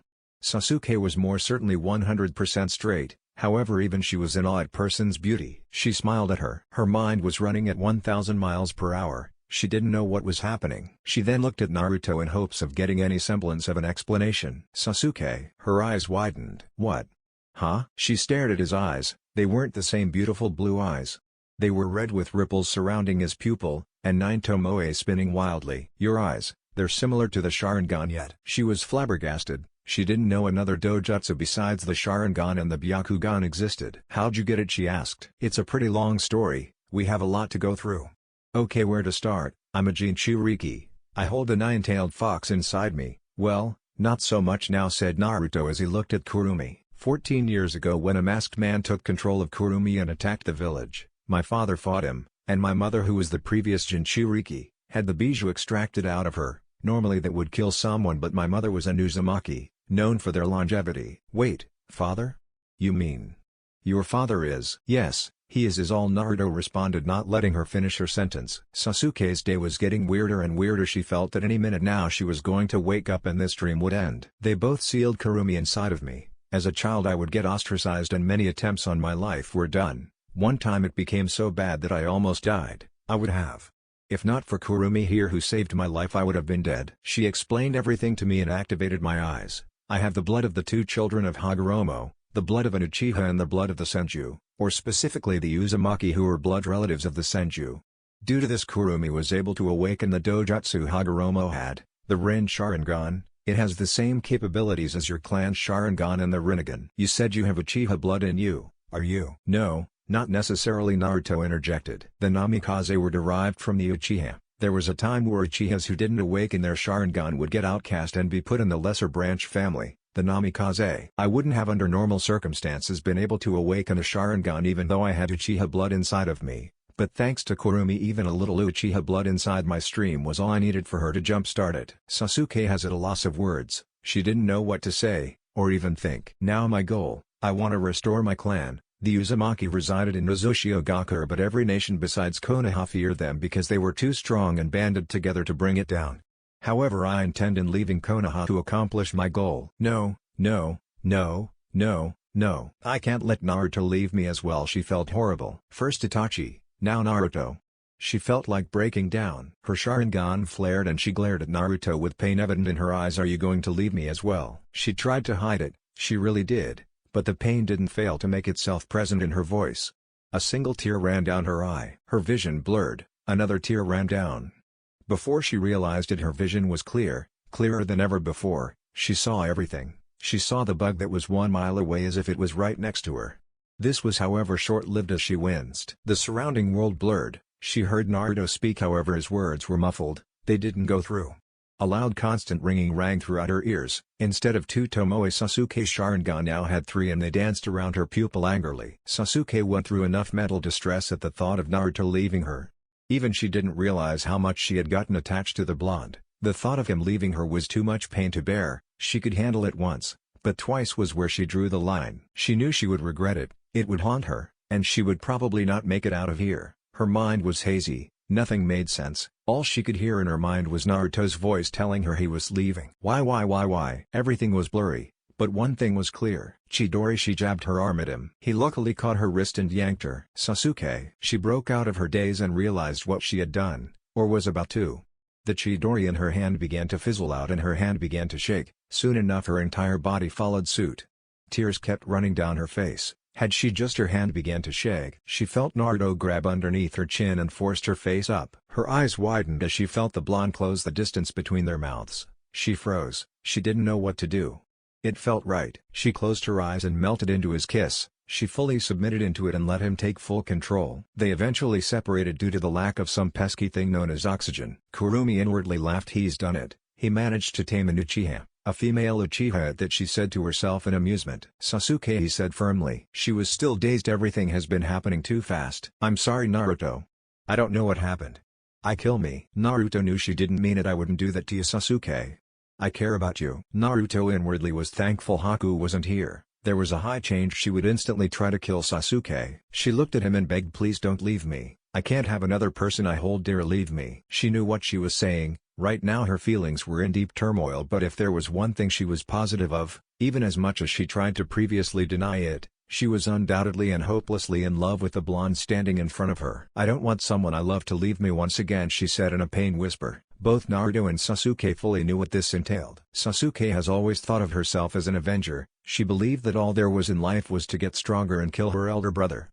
But, after meeting Naruto, her path became slightly blurred. Memories she had locked deep within resurfaced and she wasn't sure what to believe. However, right now, she knew her path. She will follow Naruto wherever he goes, attaining the power necessary to confront Itachi and force him to tell her the truth of what really happened that night. She looked up. Then I will be able to restore my clan. She faced Naruto with determination present on her face. I will follow you, Naruto. I simply ask of you to make me stronger, and when the time comes I want you to help me find the truth of what truly happened that night. But please, don't leave me. I won't. Come, there is something I need to show you. She meekly nodded and followed him. Look, said Naruto as he materialized a bit of water. The water was clear enough for her to see her reflection. She saw that instead of 2 tomos she previously had, she now had 3, a fully matured Sharingan. How? She asked, stumped. Do you know how your eyes work? What's that supposed to mean? Do you know how one normally would awaken their Sharingan and mature it? She shook her head then paused. A memory broke though. She slightly shook. My brother, he told me that night. If you want eyes like mine, kill your best friend, then come seek me. Naruto shook his head. No, you see, everyone seems to believe the Uchiha are cold, ruthless, unloving people. But that is simply not true. In the contrary, they awaken these eyes because they love something so dearly. The Uchiha are one of the most loving people, but once they lose that person they held dearly, something in their mind snaps and awakens their eyes. There is a stage after this Sharingan, when an Uchiha with a fully matured Sharingan experiences a deep negative emotion such as the death of a loved one, or of a best friend like your brother said, they unlock the Mangekyo Sharingan. These eyes give you one of the following: the Susanoo, Tsukuyomi, Amaterasu, Kamui, Koto Amatsukami, or Izanagi. Wall of text incoming. With a Susanoo you can create a humanoid avatar that works as a shield and is made out of your chakra and fights for you on your command. With the Tsukuyomi you can cast a powerful genjutsu, said to be the strongest and can only be dispelled by the Rinnegan. With Amaterasu you can create the strongest flames that burn through everything as long as you can focus on your target. With Kamui you can travel to the Kamui pocket dimension. You can move objects in and out of it at will, and it's said to be superior to the Yondaime's Hiroshin since you don't need seals. However, it isn't instantaneous. Koto Amatsukami is a subtle but powerful genjutsu that allows you to modify and change people's memories and replace them with false ones. However, this ability can be used once every 10 years. But as your eyes grow stronger you can shorten this time. With Izanagi you can cast an illusion over reality, allowing you to decide what is and isn't while it's active, neglecting any injuries, even fatal ones, even after death. Although it has its limitations, it is mostly used defensively or avoiding lethal wounds. But I recommend not using it as it will remove your ability to use one of your eyes. Sasuke instinctively felt her. They knew they were powerful. Did her brother have those eyes? If so, she was still leagues away from matching him. She grit her teeth, then breathily sighed. No matter, I have Naruto. These eyes come with their own drawbacks though. This power isn't free. When you use these eyes they deteriorate your vision until you become blind. However, there is a way to counteract that. When you take the eyes of someone whole, also awaken their Mangekyo and implant them, they turn into the eternal Mangekyo Sharingan. Not only do they remove the blindness, they also grant you the abilities of the abilities I mentioned. These eyes we have are powerful. There is no doubt that people will try to take them from us. That's why I tried to get us into a habit of using these masks," said Naruto as his mask began to out of the leaves that were floating around. "Hinata's Byakugan, your Sharingan and my Rin Sharingan, all dojutsu." Sasuke looked down at her mask. She grabbed it and put it on. She held this mask dearly. It is one of the first things Naruto gifted to her. "Right. Let's start with something I've been learning myself." She nodded. "First we're going to start with you closing your eyes." "Huh? Did I stutter?" "I said close your eyes." "You just went on a huge monologue on how my eyes are powerful and you want me to not use them?" Naruto simply laughed. "You see my cute little Sasuke, yes, your eyes are powerful, but tell me, when did you ever see me use my eyes?" Her eyes widened. She hadn't. Naruto is one of the strongest people she knows, and he hadn't even used his trump card yet. "Yes, you have powerful eyes, but what happens if you somehow manage to lose those eyes?" Kurumi, who was hearing everything deadpan, he stole what I said word by word. Sasuke thought it over then sighed. "Fine. Before we start, there are some things I want to ask you.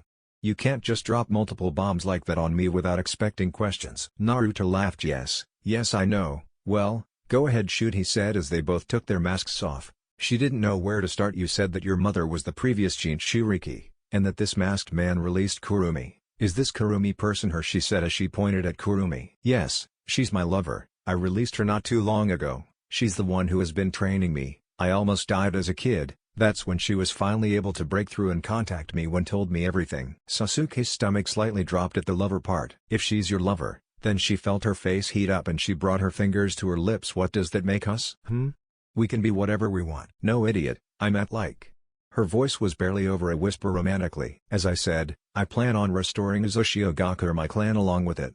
But in order to restore my clan I'll need offspring.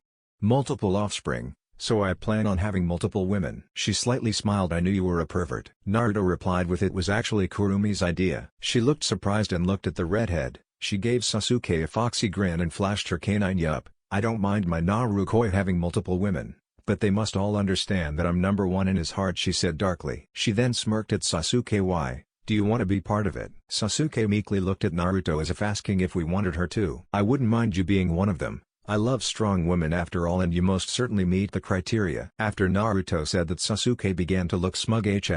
"Of course I'm strong." "You know, Sasuke, have you ever thought about staying female?" Sasuke thought about it. "Hokage-sama never forbid it. Plus if you prefer to see me like this, I'd rather be like this." Naruto laughed. "It'll definitely be a shock to our old classmates." "I still have more questions. When do you plan on leaving?" "I plan on making more connections to Konoha before leaving. I ideally want to leave sometime after the Chunin exams because there is someone I want to meet. While I have someone there helping me make connections, I want to go there myself because it's personal. Someone I hold dear was affected by it." "Do you mind me asking what it is?" "I wanted to go help Zabuza fight in the Carry Rebellion." Her eyes widened. "Zabuza?" "Yes. When we were at the Wave and I left for a while, I was meeting with Zabuza. He was working as a mercenary to get money to help fund the rebellion.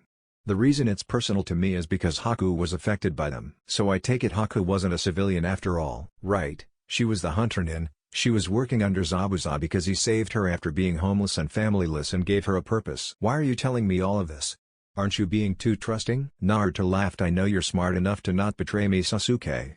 Because if you do I won't hesitate to kill you," he said sternly, his Rin Sharingan flaring. "Plus you wouldn't only be making yourself an enemy of me, but of Kurumi and Haku." Sasuke turned to see Kurumi, who smiled darkly and let a bit of chakra out to show she would stand no chance. She also heard Miyako yip. It had been a while since she heard her. "Right, you would also be making an enemy of Miyako." She looked smug after that comment. "Don't worry, Naruto, I won't do such a thing," she said as she bowed. "Yes, I know, I trust you enough." She smiled also. Who knew I was this submissive? I kind of like it, she thought to herself. Her personality was so different when it came to Naruto. He made her experience this feeling for the first time. "I now have a question for you, Sasuke." "What's your name?" "Sasuke," she said dumbly, not understanding. Naruto faltered. He kind of walked into that one. "No, idiot, your real name." "Oh, it's Satsuki," she said curtly. Naruto nodded. "Sounds cute." She blushed. Hi. "Let's get to training then," she said as she put on her mask to hide her blush. Then Naruto followed suit. "Right, start by closing your eyes and taking deep breaths in and out." She obeyed and starts to take deep breaths. Before she realized it, she knew Naruto had moved. He made no noise, but she knew he was on the move. She lifts up her right arm to intercept something. It hits and she gets knocked back. She gets up rapidly because she felt him on the move again. Her senses betrayed her and she felt a punch on her gut. She grabbed her stomach in pain but was soon launched by a hook to her face. She groaned, "God, I forgot how much of a slice driver Naruto was, even worse than Kakashi. He at least held back so he wouldn't injure me, but not Naruto.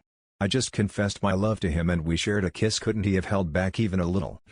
Is all the great Uchiha can do. Damn, I thought the legendary clan would be better. Right, he would also get a bit sadistic. As soon as she got up she was barely able to sense him coming behind. It was too late because he already had kicked her, sending her once again flying. "Focus, Satsuki. I can't focus with you tossing me around like a rag doll," she retorted. "You're too focused on trying to focus on me." "What the hell is that supposed to mean?" "Shit." He appeared in front of her again and punched her gut again, this time a bit harder. She definitely felt this one. The impact forced her to open her eyes in pain. "Satsuki, eyes." She was on the ground. I know, she said as she attempted to get back up. These were going to be a long 2 weeks. 3 hours later, a beat and battered Sasuke laid on the ground. "Okay, I think that's enough for today. Tomorrow we will change your seals. Each level will now add 100 pounds. I will also increase it to level 4. Sasuke was too tired to properly protest. "What level are your seals?" She managed for force out. 28. Still too tired to be shocked. Naruto walked up to her and took her mask off, then held her bridal style and smiled at her. "You're making progress, Satsuki. I felt you getting more and more responsive. Keep this up." She mustered enough energy to flash a small smile. Satsuki above all loved it when he praised her. She then fell into a deep slumber. Naruto shunshined back to his house and laid Satsuki in a different room. Naruto sighed. "Now to the issue at hand," he said as he began to disappear in a swirl. He appeared at the place where all the scrolls were. It, however, looked different. Instead of scrolls scattered around the ground, he had his clones organize the place. On the walls there were multiple sections, one for each of the elements, one for sub-elements, one for genjutsus, even one section that had a few summoning scrolls. Kurumi and Miyako showed up next to Naruto in a flash. He had finally become quite proficient in the Hiraishin. He even began to play around and experiment with the seals. He came up with a variant. It would work similar to the regular Hiraishin, but instead, it would teleport a person to one place, in a linear path. Naruto applied this to Kurumi, Haku, and Miyako. All they would have to do is apply chakra to their seal and they would Hiraishin to Naruto. Even though they couldn't utilize it as well at the regular Hiraishin, it was still a useful tool. "Wow, master, this place looks so cool," said Miyako excitedly as she ran around. "Ara, this place is coming along nicely, compared to how it used to look," said Kurumi as she looked around. "Boss." They all turned to look at the clone that was walking up to him. He gave Naruto the scroll and walked away. He looked at the scroll. It was a sealing scroll, however he needed a certain type of blood to activate, Uzumaki blood. Interesting. He bit his thumb and smeared his blood on it. "I hope it isn't anything too big," he said as he realized they were still in Kurumi's storage area. Something, or rather someone, poured out of the seal and began to materialize. His eyes slightly widened in realization as the person form was nearly materialized and quickly called upon some of Kurumi's chakra. The person who came out was a female. She was wearing a long hooded black cloak with a small Uzumaki clan crest on her long sleeves that covered her arms and hands completely. She had relatively long red wavy hair that seemed to shine. It was tied up in a high loose ponytail. She had 2 locks that framed her face, and even though her hair was tied up she still had bangs that covered her eyebrows and nearly covered her eyes. She had an eternal deadpan look on her eyes and held a large scroll on her back. "Where am I?" she asked to no one in particular. "In the Land of Fire, a few miles from the Land of Waves," responded Naruto. "Land of Waves? I see, so we're close," she said, then turned to Naruto. "You're the one who summoned me? What are your intentions?" she asked. She knew she was powerful, but even she knew that she would definitely struggle with him. She analyzed him. Gravity seals, storage seals, chakra depletion seals, chakra masking seals. Impressive, she thought to herself. Before Naruto could respond she turned and saw the 2 who accompanied him. Her eyes widened slightly. She bowed. "Kyubi-sama." She instantly recognized that chakra, her clan, were the only ones who can hold her.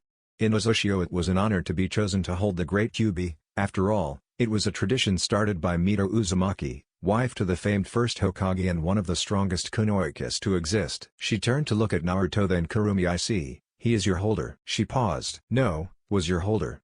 What a surprise. It was Uzumaki tradition for all the holders of the Kyubi to be female. However, it seems Kushina-sama didn't uphold the tradition, she said as she closed her eyes. "Kind of hard to choose the perfect successor when she's doing it on her deathbed," said Naruto, and she simply nodded. "And who's this? A fox summon? Last I remember no one was allowed to sign it, and they tried they would get denied by Hikari-sama," she said as she opened her eyes again and looked at Miyako with an eyebrow raised. She bowed to Naruto. "I'm Umeko Uzumaki, you are?" Naruto smirked. "I'm Naruto Uzumaki, And I am going to restore Uzushiogakure and revive my clan, he told her. Her eyes slightly widened and a small smile overtook her face. Is that so? Are those your intentions? Of course. It however seems we are not in Uzushio, she said as she looked around. This scroll was hidden in Uzushio. How it ended up here is a mystery. Speaking of, what is this place? Kurumi responded sheepishly. You see, I commanded my foxies to gather every possible scroll they could and I didn't tell them to stop. Umeko looked around. This place seems to be riddled with seals. If it wasn't for you I would have been dead, she said as she turned to look at Naruto. Kurumi heavily sealed this place. If you don't have Kurumi's chakra and you or on you, you would have been a goner. I luckily was able to coat you in a thin layer of her chakra to avoid this. I see, thank you, she said calmly. Why were you sealed inside a scroll? Asked Naruto, getting to the important parts. He felt like he could trust his person. Naruto considered himself to be a cautious person, yet this person didn't alert him whatsoever. I was one of Ashina-sama's strongest personal Anbu. When we were attacked he sealed me in a scroll that could only be opened with an Uzumaki's blood. He ordered for me to find the intentions of the one who opened the scroll, and if their path was an honorable one I was to guide them into restoring Uzushio. If not, I was to kill them and seal myself again until the next one came. It was a huge gamble, but it seems to have paid off as I found the perfect person, she said as she kneeled before Naruto. Please let me help you lead Uzushio-gakure. He smiled. This made his plan so much easier. Very well. Have you been to Uzushio yet? She asked curiously. Naruto shook his head. No, I have been meaning to go but I have been held up, he said as his mind wandered to Jiraiya, Haku, Satsuki, and Anko. I see, then let us go, she said as she ran through a series of hand signs. Then they disappeared without warning. When they arrived she took a pause for a moment. Naruto looked at her and saw her glazed eyes. He also sadly looked down and around. Wow, master, is this the place your clan came from? Yay. It is, he said as he turned to her and smiled. Oh, so this will be our new home, she said as she stared out at the ruins. Even though he wasn't familiar with this place he could still feel a connection to it. For a part of his life Naruto had thought he was a clanless nobody, and now here he is, in the land of whirlpools, the homeland of his clan, his people. He couldn't help but feel pride that he is going to bring his clan back. He turned to Umeko and saw her take a large breathy sigh and began to walk around. For someone whose face holds little to no emotion she seemed to be quite emotional at the moment. She slightly smiled as if she remembered a fond memory when she walked near a building. This was where I studied to become an Anbu. I remember Ashina-sama personally talked to me because I had been chosen by him to protect him. I remember the pride that swelled me that day, she said melancholically. She turned back to Naruto and saw he was placing a seal on the ground near the entrance. What is that?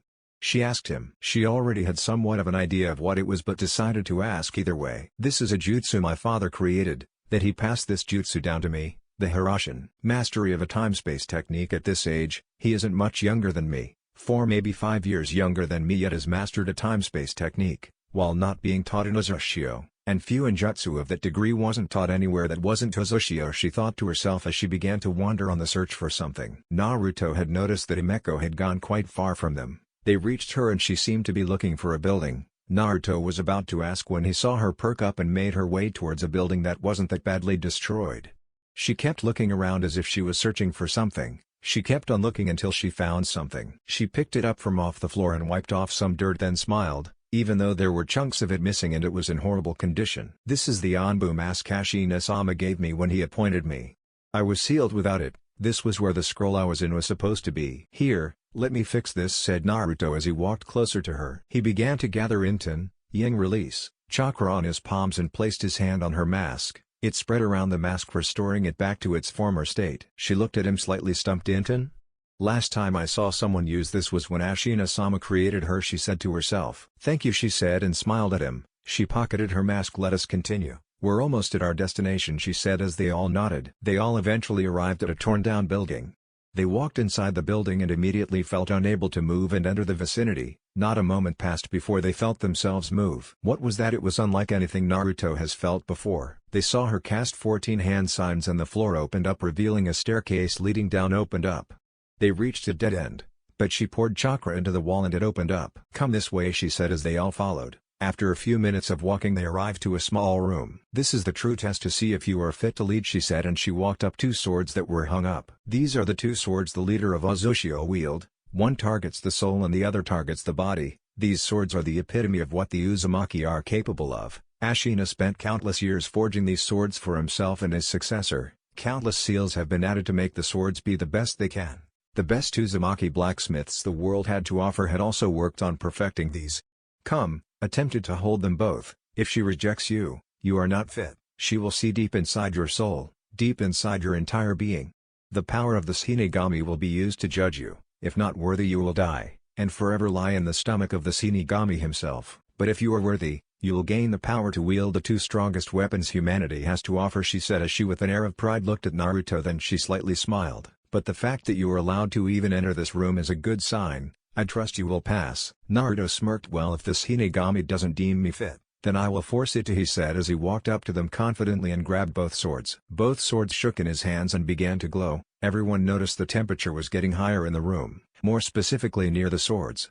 However, Naruto didn't feel the heat. Instead, he felt the swords invite him even more. Chakra began to form around the sword. It grew and grew until it manifested. Before them appeared death itself. Naruto started it down. He didn't show but it struck fear into his very core. The next leader of Uzushiogakure. Its voice rang deep. It wasn't loud, but they could still feel the ground beneath them crack and vibrate in response. It stared Naruto down. He stared right back at it, his resolve not wavering. Such a young boy, even in the face of death. Even with fear running through his veins, he continues. A worthy successor, Ashina, it finished before disappearing again. Hey, I knew I could trust you, Umeko, a disembodied voice rang out. Her eyes widened and she kneeled. Ashina-sama, she said without raising her head even though she felt him manifest in front of them. I have found the one, your successor, I believe, she paused. No. I know he is the one who will restore Uzushio. He will bring it to its previous glory. The old man looked at Naruto. He then closed his eyes. Very well, I'm entrusting her to you. I trust you to bring back the former glory of Uzushio, was all he said as he disappeared. He then looked down at the two swords. They changed from what they were before. He looked at Umeko, who was kneeling before him. You can rise, Umeko, he said. What's with everyone bowing to me today, he mused. He sort of liked it. The swords, they changed, he said as he inspected them. Yes, she changes. She adapts to your ideal shape. If the situation calls for it, she will adapt however needed. I do not know every detail there is to her, but Ashina-sama told me some things. I think he intended for you to discover her capabilities yourself. The sword is made to adapt to her owner. She is meant to grow with her owner. The sword is only as strong as the wielder it. Hi, and my master is most certainly strong, he. They heard a voice ring out. They all looked at the source of the voice, the swords. Wow, master. Did the swords just talk? Exclaimed Miyako. Yes, it seems like she did, replied Naruto, inspecting them more. The handle was all black on both blades with multiple writing them. Seals. They had red lining and an Uzumaki crest etched onto it. One held the kanji for soul and the other held the kanji for body. The soul sword was a dark, almost translucent color. He poured chakra into it and it flared. He attempted to pour elemental chakra into it and it didn't respond. He attempted to cut himself but it stopped, not allowing itself to connect to his flesh. He looked at the body, was a deep Damascus black that seemed to shine. He brought his finger. It stopped again. The swords refused to hurt their master. The soul can't physically hurt a person, but it holds the power to cut someone's chakra, their soul. And the body blade sharp enough to cut through the body no matter what. The mind and body that make iron. Kya, my maiden heart can't handle my name being called out by a cute boy like that.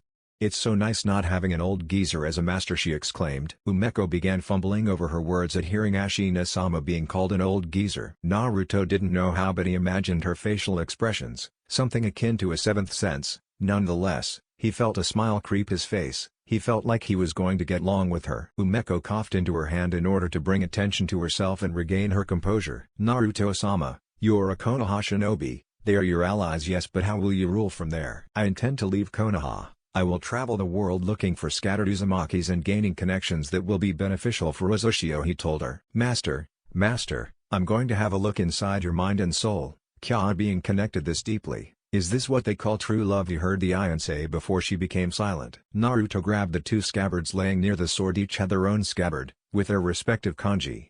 He hung one piece of iron on his back and another on his waist. They began to walk outside and Naruto began to explain what he will have Umeko do. Umeko, I want you to stay here and help me rebuild Uzushio. I will leave clones to help build. You are the only one who is familiar with Uzumaki architecture and I want to uphold that. Naruto placed a Hiroshin seal on her. Pulse your chakra into this and it will alert me and I'll be here in a flash, he said as Umeko also placed a seal on him. And the same applies to you. There is another thing, she continued. She applied another seal on him. She then touched her heart. This allows us to speak, she said, and Naruto heard her in his mind. Touch the seal and attempt to talk to me, she told him. I see, this is very useful. You'll definitely have to teach me this, he told her. Right, she said with a slight smile. Well, Umeko, I have to go. I will keep in touch with you. She nodded and watched him leave in a flash along with his partners. She smiled and looked at the sky. Thank you, then turned to the clones Naruto left and began to order them. 2 days left until final exam. Third-person view. Sora and Yun. Nini, hurry up. I wanna go fight Naruto-sama already, Sora excitedly said as they neared a temple that was a few meters outside Konoha. Yun simply smiled at her partner's antics. Foo, don't worry, Sora. The time where we reveal ourselves to him will come soon, she said before continuing. We stayed in the village for 4 weeks in hopes of seeing more of Naruto, but in all our time there we couldn't find him anywhere. Disappointing, really. Sora then pulled a blade out of the many she held and twirled it around her finger, then looked at the shiny reflective blade. Only thing I'm disappointed in is the fact that I wasn't the one who fought him. Her smile grew and a blush spread throughout her face as her eyes glazed. He can't wait till I can strain my blade with his beautiful blood, she laughed as she licked her blade. Soon I'll fight him, she shrieked in anticipation. Nini Yun-chan, how good do you think his blood tastes, she asked with hearts in her eyes. I don't know, I'm not a blood-obsessed maniac like you, Sora. Don't say that, Yun-chan. That was mean, Sora childishly said. Yay, whatever, calm down, we're almost arriving, said Yun as she looked at a small statue of a Kyuubi. Both looked at each other and nodded, in synchrony. They both ran through a long series of 20 hand signs, then poured their chakra into the statue. Space around them kept on distorting and blurred until they saw they arrived at a breathtakingly large underground city. Scattered all around the village were endless statues of the Kyuubi. The village was swarmed with citizens, each armed in one way or another. They kept walking until they arrived at another temple and got to the center where someone was seated. Fumi-sama, they said as they bowed. Ah, Sora-chan, Yun-chan, how did the mission go, she said with a smile. He's powerful. More powerful than I had originally thought. His taijutsu is as strong, if not even stronger, than Sora's. It seems like he's made contact with the fox summons. Surprised Hikari-sama didn't alert you. Fumi raised her eyebrow at that. Anything else? He has knowledge of Fuinjutsu. He's as well adept with the sword. Probably not at Sora's level, but he held his own against me. He had Raiden, Lighting Release, and Doten, Earth Release. That was all I discovered before I forfeited the match. He is exceptional at hiding. In all the time we were there we couldn't find him. We're not entirely sure if he was even at the village. Fumi pulled a fan out and covered her mouth, then closed her eyes and nodded. Very well done. I'll send you guys back so you can compete. She closed her fan and ran through some hand signs. Yun and Sora disappeared and Fumi smiled to herself and looked up. The amount of self-control needed to hold myself back, she said as she closed her eyes. Chapter 13. Battle for Konoha. Third-person view. Naruto looked up at the sky. What's wrong, Naruto-kun? He heard Hakusei from behind. I don't know, he said as he put on his mask. Hope you do well, he said. Hakusei. He turned around and saw her smile. Well, to be honest, it's not like you can lose, she said with a small giggle. Yes, master is strong. There is no one who can beat him, especially while wielding me, he heard Ion say. Mo-oh, that's what I was going to say. Stop stealing my lines, you dumb sword, said Miyako angrily. Huh? A stupid fox like you is calling me dumb? Retorted Ion. Enough, both of you, said Naruto sternly, releasing his chakra, cracking the floor a bit. Even though he was amused, he decided to not let it show. It would get annoying if these two always backed. Hi, master. Haku simply giggled at their antics. Naruto looked beside him and Satsuki was sitting arm on her knee. She had her mask on and similar to Naruto on her body was a cloak like the one Amiko had, but instead of an Uzumaki crest it was an Uchiha crest. It covered the majority of her body and sleeves that extended past her arms. One would imagine that this would be distracting and get in the way, but they found that it actually helps with hiding kunai and any other weapons. On her back a sword was strapped. You know our plan, right? He heard her say. Naruto turned to her then rolled his eyes slightly. What if you get disqualified for being late? Don't worry about it, remember what I said? She said, shooting him a smug smile. Naruto sighed. Well, if you say so, if you get disqualified don't come crying to me. Even if I got disqualified, doesn't bring me any further from my goal. That's true. Satsuki, you're going against Gaara, my sister's holder. You should be careful. She tends to drive her holders insane, said Kurumi as she looked at Satsuki. She nodded. Well, not a chance in hell I could lose with Naruto and Kakashi-sensei's training. Naruto closed his eyes and put on his mask. Okay, let's go, he said as Miyako jumped into his shadow, something she recently learned how to do, and Kurumi was sucked into his stomach and Naruto disappeared in a flash. Jiraiya was standing on top of the stage looking down. That damn Gaki isn't here yet, he said as he saw down, his legs dangling off the building. He hadn't seen Naruto in 2 weeks. No one has. He went to ask Kakashi, but he was also clueless. When Kakashi left Sasuke to train with Naruto, they both disappeared. When he went to ask Kakashi, said they were training and not to worry, nothing had happened. He still couldn't help but worry. With the news of the Akatsuki, Jiraiya had no other choice. Damned Gaki, I still need to warn him about the Akatsuki. I doubt they'll want the Bisha for anything good, he said as he looked at where the Hokage was stationed. His attention was turned to the Kazekage, and narrowed his eyes. Something was off. Third-person view. Where the hell are they? Ino's voice was heard complaining. All the contestants were standing in a line waiting, all but 3. They have Kakashi as their sensei, and he's infamous for being late. It must have rubbed off on them, said Shino, crossing his arms. At the Jounin stands everyone glared at Kakashi. He sheepishly laughed and scratched his head. Good lord Kakashi, why did they have to inherit your tardiness, scolded Kurenai. She in all honestly wanted to see Naruto fight. He also wanted to see him, to thank him for removing Anko's seal, of course, nothing else. Anko told her that when she woke up, she had a girl tending to her, and when she tried to ask about Naruto's whereabouts, she would simply say he was training. And ever since she hasn't seen him. Wonder what could have happened, she thought, slightly worried. While training Hinata, she would tell her a lot of great things about Naruto, and she started becoming curious about him. He was such a huge mystery to those who didn't know him. It would be nice if I also managed to get close to him, she thought to herself. Her face flushed and then blinked in realization of what she said. What am I say? God, take control, Kurenai. He's just a child. Asuma noticed this and decided to tease her. You seem to something. Or rather someone on your mind, Kurenai, he said out loud, bringing attention to her. She blushed in embarrassment and punched him in the gut. Shut up, Asuma, you pervert, and flipped her head, turning her attention to the arena. The contestants were also getting impatient. Huh? It seems the blonde cutie is too scared to fight me. He must have gotten cold feet, she said with a teasing grin.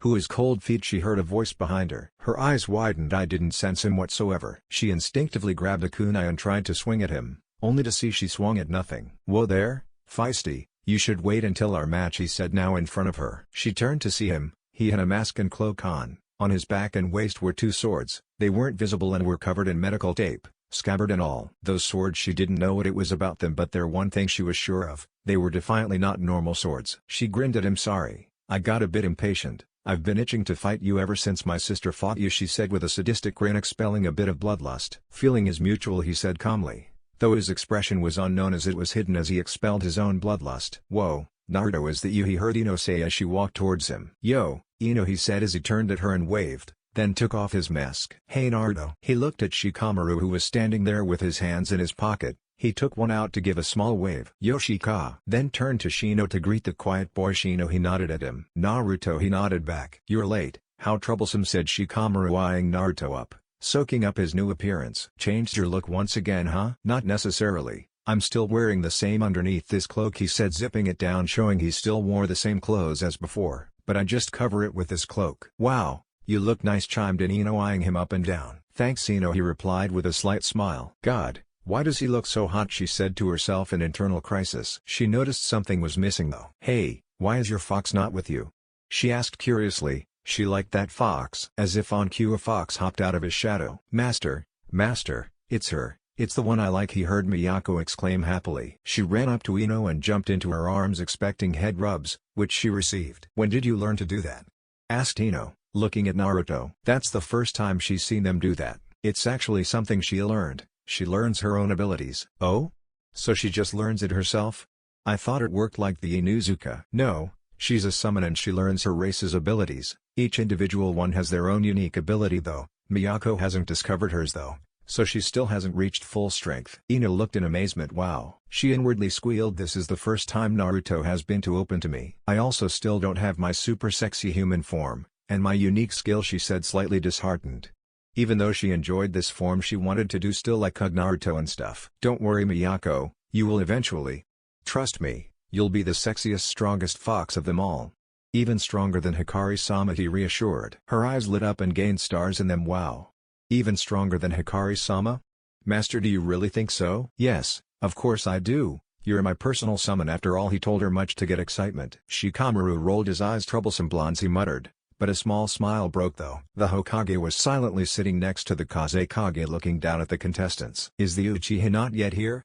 He heard the Kazekage say. Your son, Kankuro, also doesn't appear to be here as well, replied the Hokage. He, unfortunately, suffered from an unfavorable injury while training. I warned him not to push himself, but he didn't listen, and now he's reaping the consequences. He will unfortunately not be able to fight. Hokage-sama, We will have to continue with the exams. If Sasuke doesn't show up we will have to be forced to disqualify him, said a Chunin that showed up next to him. We'll start the exam and while they run hopefully he will show up. He replied, it would truly be a shame if the Uchiha didn't show up. I wanted this to be an opportunity to show off the strength of my son, Gaara. Yes, that's true. This is also the chance to show off what the leaf can do. However, Sasuke isn't the only promising shinobi. We have Naruto here who has shown tremendous ability. The Kazekage reacted to his name. Ah yes, the blonde boy, he certainly is something to watch out for as well, said the Kazekage, regaining his composure. They both said nothing and simply looked down at the stage as the proctor made his way there. The Konoharukis were talking amongst themselves until saw someone show up. It wasn't the same proctor from last time. Where is Hayate? Asked Naruto, surprising some people that he even knew his name. Naruto remembered him. He and his fiancée would train him in some basic kenjutsu when he was trying to learn. He cleared his throat, he wasn't able to make it, he said. Naruto raised an eyebrow but decided to not ask anymore. Well anyway, since Kankuro has withdrawn from the fight the win goes to Ino Yamanaka by default. We will proceed with the second fight, Shino Aburame vs Tosuke Nuta. Everyone else, leave the arena. Huh? Wait, what? Just like that? Protested Ino. She actually wanted to fight. She had been training hard in order to show off to Naruto. After a minute of back and forth she reluctantly walked out of the stage. Before leaving she turned back. Good luck Shino, she said as she smiled back at him. You better not lose Shino, said Naruto, and disappeared in a blur and showed up where the Suna siblings were and noticed that Kankuro was in crutches. Naruto raised an eyebrow. What happened to you? Did you break a leg trying to get into your kitty jumpsuit? He said with mirth present in his voice. Tamari had to hold back a giggle, and Kankuro glared at him. It's not a kitty jumpsuit, you idiot. Is that so? Explain those two ears on top of your head. Those definitely look cat-like, asked Naruto. Their conversation was cut by Gaara, who gripped his head in pain. Uzumaki Naruto. Naruto looked at him. Mother wants your blood, he said as he kept gripping his head. Shukaku was currently running amok inside Gaara's mind. She wanted Kurumi and her host dead, and she wanted it now. The other two siblings looked at Naruto slightly worried at what Gaara might do to him. Hey Gaara, he said, gaining his attention. Naruto walked up to him and raised his finger. As if in slow motion his finger neared Gaara's face, his sand attempting to rise, but it simply warped around his hand, not a single grain touching his flesh, shocking the other two siblings. His finger poked Gaara's mark. Love, huh? I like your mark, it looks nice, he said, and turned to the match that was about to commence. Gaara stood there, confused, his eyes were widened. That was the first time anyone has ever. What? How did he get through Gaara's defense like that, panicked Amari. Kankuro simply narrowed his eyes as a bead of sweat ran down his forehead.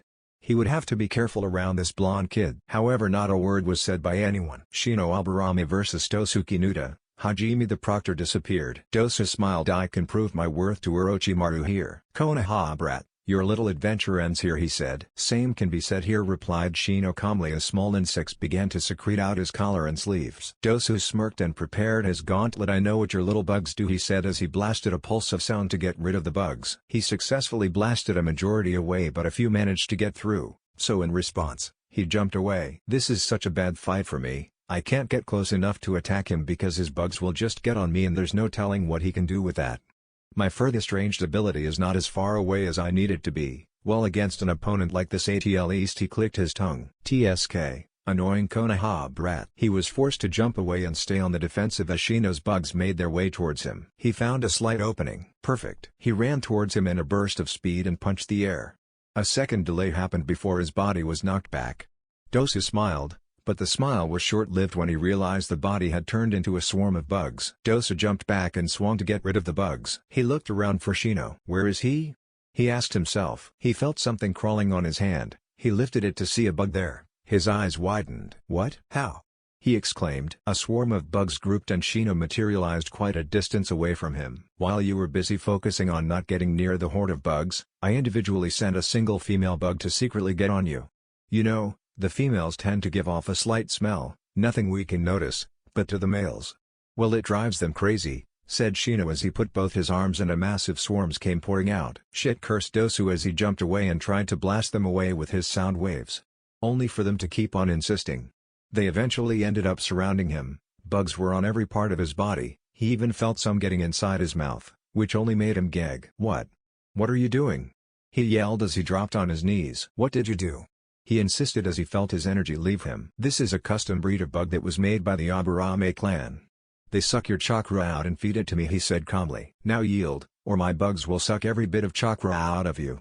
You'll die, he said. Shit, he said to himself. Orochimaru. He grit his teeth. I've once again failed you. To have lost this fast. I yield, he said through grit teeth. Winner, Shino Aburame, the proctor said through a loudspeaker as the crowd erupted with cheers. Hinata, who had recently arrived, smiled. Even though he wasn't necessarily close to her, she was glad a Konoha shinobi won.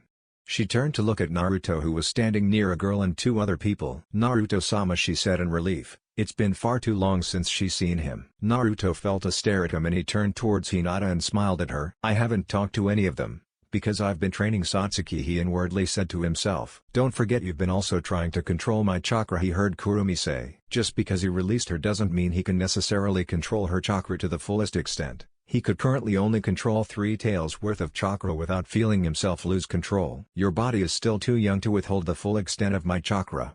This is just half of it though, the rest is stuck inside the Shinigami's stomach with your father. Yeah, I know. Naruto, do you have any idea what both your little stunts are going to do? It's going to throw the village in a hurricane, he heard Kurumi say, taking notice of what Naruto has been thinking of. That's the whole point, you know, if I want to make a name for myself I have to be a little flashy. And well, Satsuki is tired of hiding herself, I guess, said Naruto with a slight shrug, thinking back to the time Satsuki told him of her plan. Flashback. Oh. Satsuki was taking a small break from their training. Hey, Naruto. He said, looking over to her. So, I have an idea. I've been thinking about what you said about keeping my identity a secret, she said. So what of it? Said Naruto, curious as to where she was going with this. In the Chunin exams I'm going to reveal myself to the world. He raised an eyebrow, then smirked as a small chuckle left his mouth. See, this is why I love you. I had thought of doing the same thing. At the Chunin exams I'm going to use the Hiraishin and the Rasengan, and if possible the Uzumaki chains. You know, just to show off a little bit. She flushed at his endearing words for a second. They had gotten a lot closer during their training session. She felt safer being with him in her true form. She felt like she could take on the entire world with him by her side. She smiled at him. Both going to be pretty shocking reveals, she said with a glint in her eye. I'm going to need your help though. How so? He asked. I plan on being late. What? Late? Won't that disqualify you? He asked. She shot him a smug look for a second. I'm the last Uchiha. They won't disqualify me. Everyone is there to see me. He looked at her. I don't like how smug you are, he deadpanned. She flicked her hair. Well, it's something you're going to have to learn to deal with. He waved it off. Yeah, whatever you say, Uchiha-sama. He grinned darkly now. Back to training. Back at the arena stands, everyone started getting vocal about their impatience, asking when the Uchiha was going to fight or when the next fight was going to happen. We will continue with the next fight, Sorokomachi and Naruto Uzumaki. Please come down, said the proctor through the loudspeaker. Certain people perked up in hearing Naruto was going to fight. While the civilians and the council wanted to see Sasuke's fight, all the shinobi wanted to see Naruto's fight. Naruto-sama is going to fight now, thought Hinata and Haku in unison. Both with no doubts that he was going to win. Asuma inhaled smoke when smirked at he exhaled and paid closer attention to the arena. Kakashi unveiled his Sharingan to keep track of him better. Kurenai pretended to not care, but she was fooling no one. Everyone saw how her eyes perked up upon hearing Naruto's name. Anko perked up and her full attention was on the match now. All the rookies and the Suna siblings silently anticipated the fight, finally hoping to catch a glimpse of the blonde's battle prowess. This one is going to be interesting, they all thought. Now hopefully his opponent was someone who could put up a challenge. Naruto smiled and disappeared onto the stage, and a bolt of lightning fell onto the ground, his cloak slightly flapping, and Sora threw a blade at him from where she was at and disappeared in a blur to catch the blade before it hit him in a show of speed. Naruto smirked. He felt his blood pumping. Miyako, stay out of this one. I want to fight her myself. Hi master, she replied from within his shadow. Sora got a crazed smile. So you're the cutie who I'm going to fight? I've been waiting for this. My sister enjoyed her fight with you. The boiling battle lust can be felt oozing off the two of them. Huh? That was your sister? Can you relay the message that I enjoyed my time with her then? She laughed. Very well. You might want to calm your tone there, big man. She twirled the blade she was holding. Or I might not be able to hold myself back, she said with a lust-filled grin. A wave of killing intent filled the arena courtesy of Hinata. I'll kill her, she grit her teeth to the surprise of everyone present, while Haku just closed her eyes inside. Kurenai slightly sweat. From the time she had been with her, she realized that Hinata didn't just have a small crush on the blonde, but a full-blown obsession. She practically worshipped him, and whenever Kurenai spoke ill of him she would all sense of rationality and try to attack her. something she defiantly needed to fix, as this can be weaponized against her in battle. "Well, if you two are done flirting, we can begin the match," Hajime said the proctor from the loudspeaker, to the disdain of Hinata. Naruto put on his mask, surprising none of the Konohanin, as they had grown accustomed to Naruto's team doing this. "Why the mask? I can't see your cute face if you cover it up with that mask," she said as she began to unwrap the medical tape she had on. "If you want to see it that bad, all you have to do is take this mask away from my face," he said. A crazed grin appeared as she unsheathed the two swords she had on her back. "Then it seems that's what I will have to do," she exclaimed as she disappeared in a burst of speed. The Jonin were barely able to keep up. Naruto in a blink of an eye pulled a sword out to block her attack. Everyone present could feel the amount of power that sword oozed, making everyone uncomfortable. "Hey, not bad," she said as she swung her other sword in an attempt to slash his rib. Naruto however blocked it with a kunai using his other hand. He kicked her stomach making her fly back. She flipped and landed on her feet. Without pause she began to throw a volley of kunai and shuriken, enhanced with wind chakra to make them travel faster and deal greater damage. It was all in vain as Naruto simply blocked all of them with his sword in a series of clanks. She smirked and pulled out another sword, then another, then another, then another, then another. She stood in an odd crane stance with swords on her arms, mouth, elbows, behind her knees, and in odd places. "What the hell is that stance?" asked Naruto, slightly confused about what she was doing. She didn't respond but simply jumped into the air and slammed down onto Naruto. He attempted to block her blades but Naruto couldn't read her moves. She fought using her entire body. They were both moving so fast that the viewers could barely even tell there were two people there, and to the more advanced people they were simply moving at Jonin speeds, something two Jonin should not be doing. The sound of metal clinging against each other echoed through the ring. No one dared to make a sound. Everyone was on their seats wanting to know what happens next. "She's fast," said Naruto, slightly surprised. "Some of his mask has been scratched up." Seems like she was taking what he said to heart and was trying to take his mask off. Naruto activated his Rin Sharingan. Behind his mask he would need it to keep up with her current speed. Naruto jumped back. A playful grin showed up as she saw this. "Leaving me so soon? But I was having fun." "Don't worry Sora, this isn't the end of it, and we both know it," replied Naruto, returning the teasing tone she had. She giggled at this. Naruto slapped his hands together. "Raiden, Raijin no Kaiho, lighting release, Thunder God's release." The air around him began to shift and his cloak started to flatter. Small sparks of lightning began to form around his hands. The density of the lighting began to grow and crackle around him. The form of a demonic-looking Oni showed up behind him. "What the hell is that?" asked Kakashi to no one in particular. He had never seen a Raiden technique of this level. Sora attempted to use the fact that this jutsu forced him to be stationary and in her eyes, vulnerable. She threw a kunai at his stagnant form.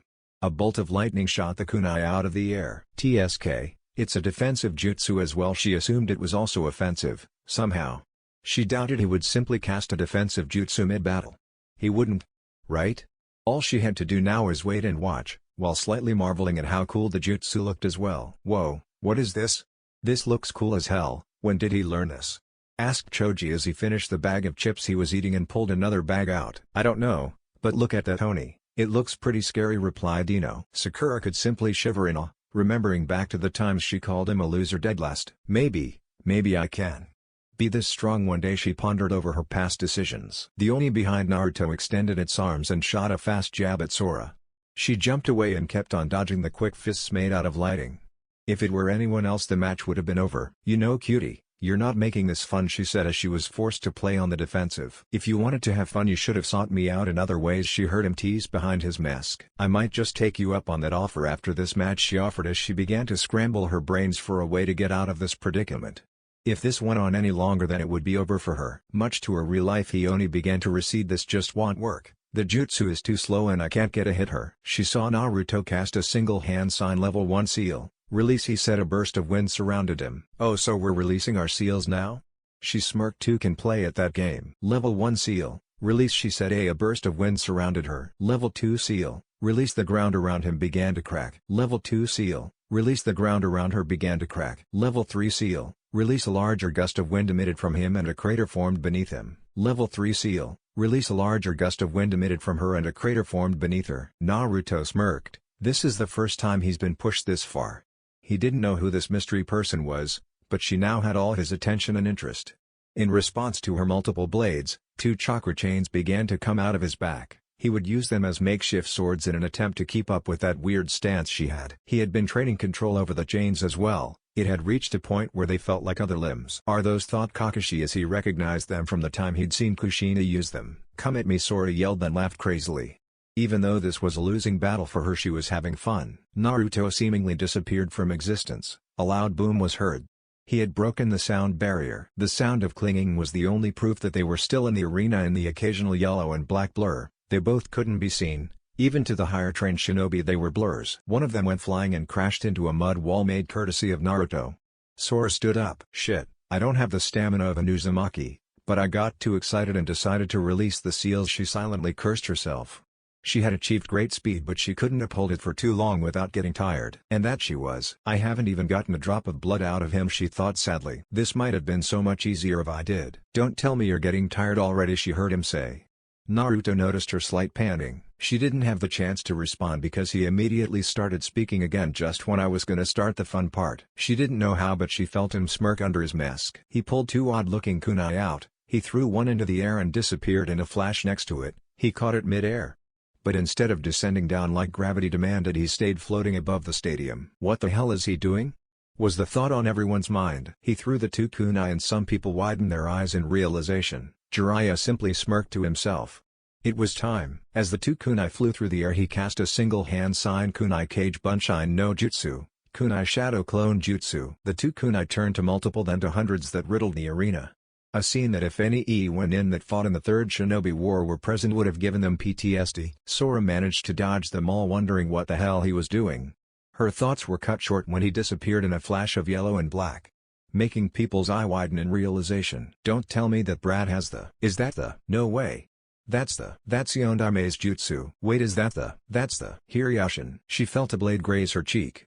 She tried to fight back, but he disappeared again and she felt another blade scratch her thigh. She had no time to respond before she felt another scratch on her shoulder, again in her stomach, leg, arm, forearm, another arm, thigh, another leg. The attack relentlessly continued, the cuts not being deep enough to cause major bleeds. All that could be seen was the sight of flashing around Sora. That very same flashing left her slightly disorientated. She was about to drop when she heard Rasengan. Naruto appeared on top of her, a big bright blue swirling ball present in his hand. He slammed it down on Sora, creating a crater. He made sure to not use enough force to kill her. He wouldn't want to kill a new friend he's made after all. The arena was silent. No one said a thing. The crowd had been trying to set their thoughts straight. The proctor eventually regained their composure. Winner, Naruto Uzumaki. No one made a noise, then the crowd all of a sudden burst out in cheers. Only to grow louder when Naruto helped his opponent up. He smirked at her. Thanks for the dance. She smiled back. I didn't even scratch you. He took his mask off and smiled at her. Something that made her heart skip a beat. He brought his mouth close to her ear to assure only she could hear him and huskily said, "Meet me at the Hokage Monument tonight at 9. She blushed and simply nodded. Fumi-sama, why do you torture us like that? Being this close to him with orders to not jump into his pants, she said to herself. What the hell was that? That was kind of cool, asked Kiba. That was the fourth Hokage's signature jutsu, the Hirashin no Jutsu. It was a jutsu made by the Nadaime but perfected by the Yondaime. And his son, replied Hinata as she began to walk to the stalls where all the rookies were hanging out. Naruto is his son? Why did nobody tell us of this? Exclaimed Kiba in shock. It was a village secret put in place to protect Naruto. If Iwa or any of the enemies of the Yondaime found out he had a son, then there would be countless attempts on his life. More than there already was, she silently said to herself with a bit of rage behind it. She was a loyal Konoha shinobi, but even she can't forgive the villagers for the things they did to him. Wow. I didn't know Naruto had that kind of history behind him, said Kiba, his respect for the blonde growing slightly, since the Yondaime was his hero. Orochimaru narrowed his eyes. This Gaki, not only did he ruin the hold I had on Sasuke, but he also shut off my connection to Anko. He's definitely going to be a thorn on my side. I have to get rid of him soon. What a surprise, Hokage-sama, I didn't know that this was the Yondaime's son.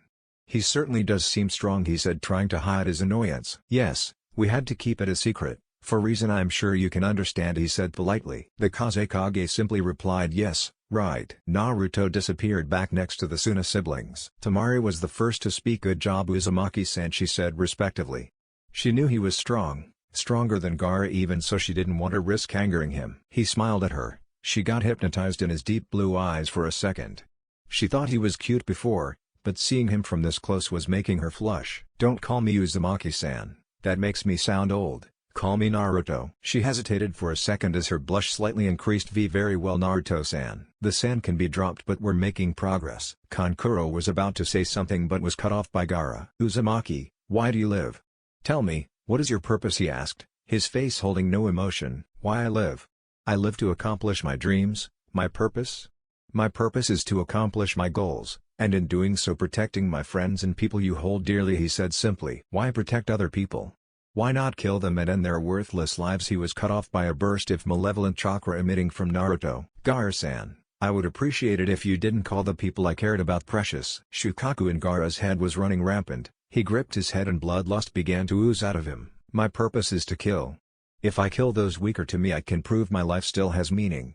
That will be your downfall, Uzumaki. You are strong but you are weak. If you can't protect the people you care about, then you have no purpose. And my purpose will forever live. As long as there are people in this world to kill, my purpose lives on. He's really gone off the deep end, he said to Kurumi. Yeah, Shukaku really did this boy in. Well, all we need you to is whip him back into shape, she replied. You see, Gaara, that's where you're wrong. It's because of those people that I grow stronger. The necessity to accomplish my goals and protect my loved ones is what pushes me, and there is not one person in this world that will stop me from accomplishing them, and if someone stands in my way, I'll kill them, he replied, adding extra emphasis on the kill. I'll just have to prove to you that your purpose holds no meaning, he said before turning away. Everyone was getting riled up over the last Uchiha not showing up. While the last fight was a good one, everyone was itching to see the last Uchiha in battle. Naruto channeled chakra into his chest and opened up a link to Satsuki. Satsuki, it's time, he said, holding back a smirk. On cue, a massive plume of smoke sprouted from the center of the area, startling some people. As the smoke cleared out, people could make out a figure. They had a white mask on with 2 horizontal eye slits. She had thought about what Naruto said about all of their team having a dujutsu,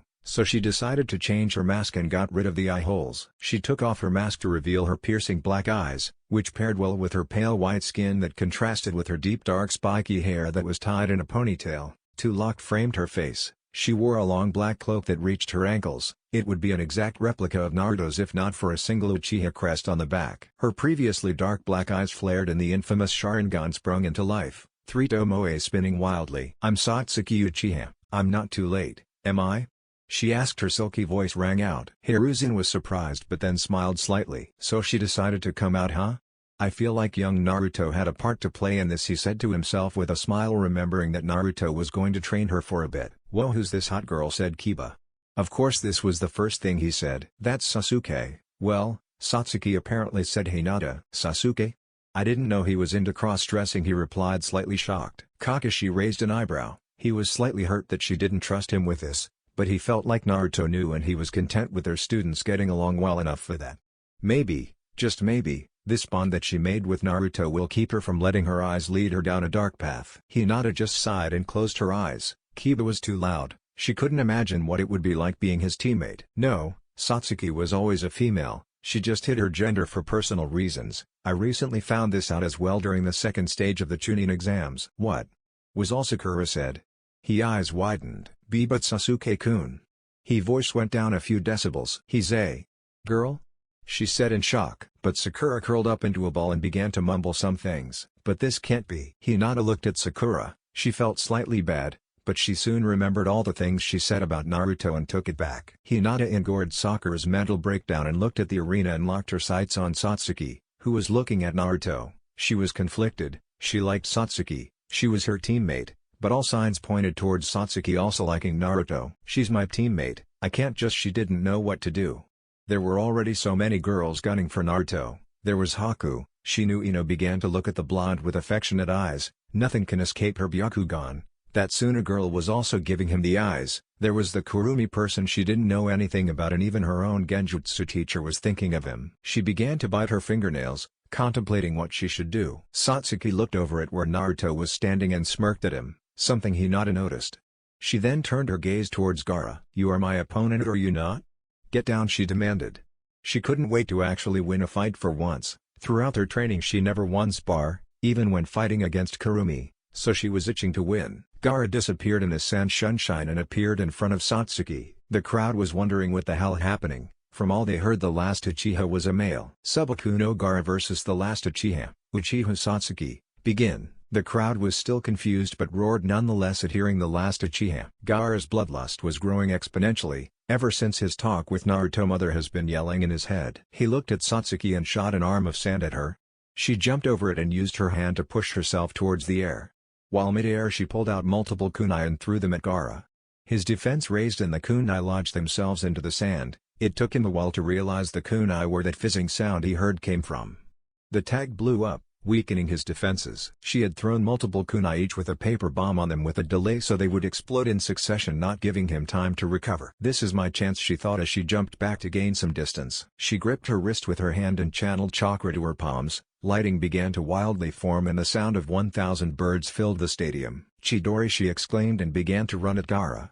She thrust her Chidori into him and she felt her hand impale. A warm liquid began to leak onto her hand. She knew what it was. All could be heard the sound of the Chidori sizzle out and Gaara's blood-curdling scream. "My blood, is this my blood?" She tried to pull her arm out but as sand had gotten a hold on her. Shit, she cursed at herself as she tried to pull her arm out but to no avail. She felt his sand's grip get tighter. "I have to take my arm out before I lose it," she said to herself, trying to think of a way to get herself out of this predicament. She began to channel chakra through her arm. "Chidori burst!" she yelled as lighting chakra began to crackle all throughout her arm before bursting in an outward explosion.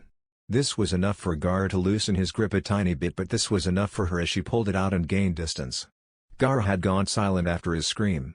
She wondered for a second if she had killed him. She turned to see him just staring at his blood in shock. He turned up at her and glared. "Mother will have you," was all he said before a ball of sand formed all around him. She kept staring at him, wondering what he was doing. Temari and Kakuro looked slightly worried, something that didn't go noticed by Naruto. "He can't be, he isn't going along with the plan. If he transforms here without the signal it can ruin the whole plan," Temari thought worriedly. Even though she had not agreed with the plan, they were orders from her father. And after seeing what the blonde beside her could do only made her lose morale. Satsuki kept analyzing the ball. She tried to throw more paper bombs but when they exploded the sand didn't budge. She pulled her sword out and began to channel lightning chakra into it. Kakashi's eye widened slightly. He only thought her the Chidori. But all this other stuff she was doing he hadn't shown her. "I knew it was a good idea to have her train with Naruto," Kakashi mused to himself. Satsuki channeled chakra into her feet and pushed herself into the air and was about to slam down into his ball at full force.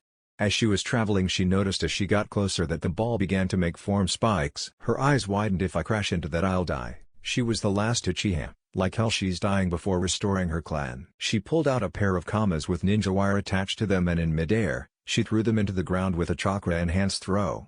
When that impaled the ground she pulled herself towards them, effectively stopping her from slamming into the spiked ball. She began to feel a malicious chakra emit from the ball, something felt by all. The ball began to crack and in there was Gaara standing, his arms hanging down. He looked up and Satsuki saw his eyes were not golden with a golden star-like shaped pupil. "What the hell?" she asked herself. "Is that her?" Naruto asked Kurumi. "Yes," all she was able to say before she was cut off by the feather that were falling from the sky. "Genjutsu?" asked Naruto as he dispelled. "As I thought, they were planning something," he said as he noticed Temari and Kankuro was gone. Naruto made a clone. "Go to the Hokage Tower." The Hokage and Kazekage looked at each other, then an explosion and 5 shinobi began to make a move. As soon as Jiraiya saw the explosion he jumped towards it. "Sarutobi-sensei, it's as Naruto thought, Orochimaru was planning something," he said. 4 shinobi surrounded them in a rectangle shape. After they ran through some hand seals a barrier showed up, locking the 4 shinobi were locked in with the other 4 shinobi. The barrier casters cast another barrier, effectively locking them between both barriers, so they can't get attacked from outside, nor inside the barrier. Jiraiya noticed this and clicked his tongue. "We're stuck in here without backup." He turned his attention to his teacher as he responded. "Yes, it's a good thing Naruto told you to stay just to be sure." "Why are you doing this, Orochimaru?" he said to one of the 2 figures. He already knew the response but he wanted to once again hear it. The Kazekage took off his robes and cage hat to show Orochimaru. The figure beside him had white hair with a zigzagged line that ran through the middle of his hair. He was wearing purple robes and had 2 red dots on his forehead above his eyebrows. "Ah, so it seems like I have been found out," said Orochimaru with a sickly smile. Jiraiya glared at him. "Orochimaru? And who's this?" asked Jiraiya, referring to white-haired kid next to him. "This is Kimimaro, my dear subordinate. I wasn't going to originally bring him along but there were some complications," he said with a scowl. Jiraiya smirked. He had a good idea as to what he was referring to. "And you're here to destroy Konoha?" "Yes, and I'm here to finally kill you, Sarutobi-sensei." Jiraiya scowled. "This won't end like last time." He glared at him. "This time I won't hesitate to kill you, and end this once and for all." Sarutobi also looked determined. "Same here. Today is the day I correct that mistake I made all those years ago." Not only do you betray Konoha, you threaten its people, and that is something I can't simply look over, he said, getting ready for battle. Orochimaru laughed. How cute, look at who decided to grow a spine. It's a little too late for that, Jiraiya, you can't hope to stand up to me. We'll see about that. Naruto. At the same time, Naruto was standing in front of Satsuki staring Gaara and his siblings down. He made a clone to try and go assist the Hokage, but as soon as he got there a barrier came up. 2 Anbu landed besides him. Naruto, is there any way to remove this barrier? Asked one of the Anbu. Yes, it's possible, but I need time. I first want to try something, he said as he activated his Rin Sharingan. Kamui, he said to himself as he tried to warp into the barrier, but to no avail. Crap, it seems like space-time jutsus don't work in there. The only way to release it is to close it from inside, or I'll have to cancel it out from out here, but that would require time and multiple people. He made 3 clones and instructed them, each of you, go to a corner and began your part of the seals. They nodded and pulled out ink, then disappeared. The Anbu were slightly surprised. Naruto turned to them. You guys stay with me, when the barrier goes down I want you guys to be prepared to go in. They nodded. The original Naruto was standing in front of Gaara and his siblings.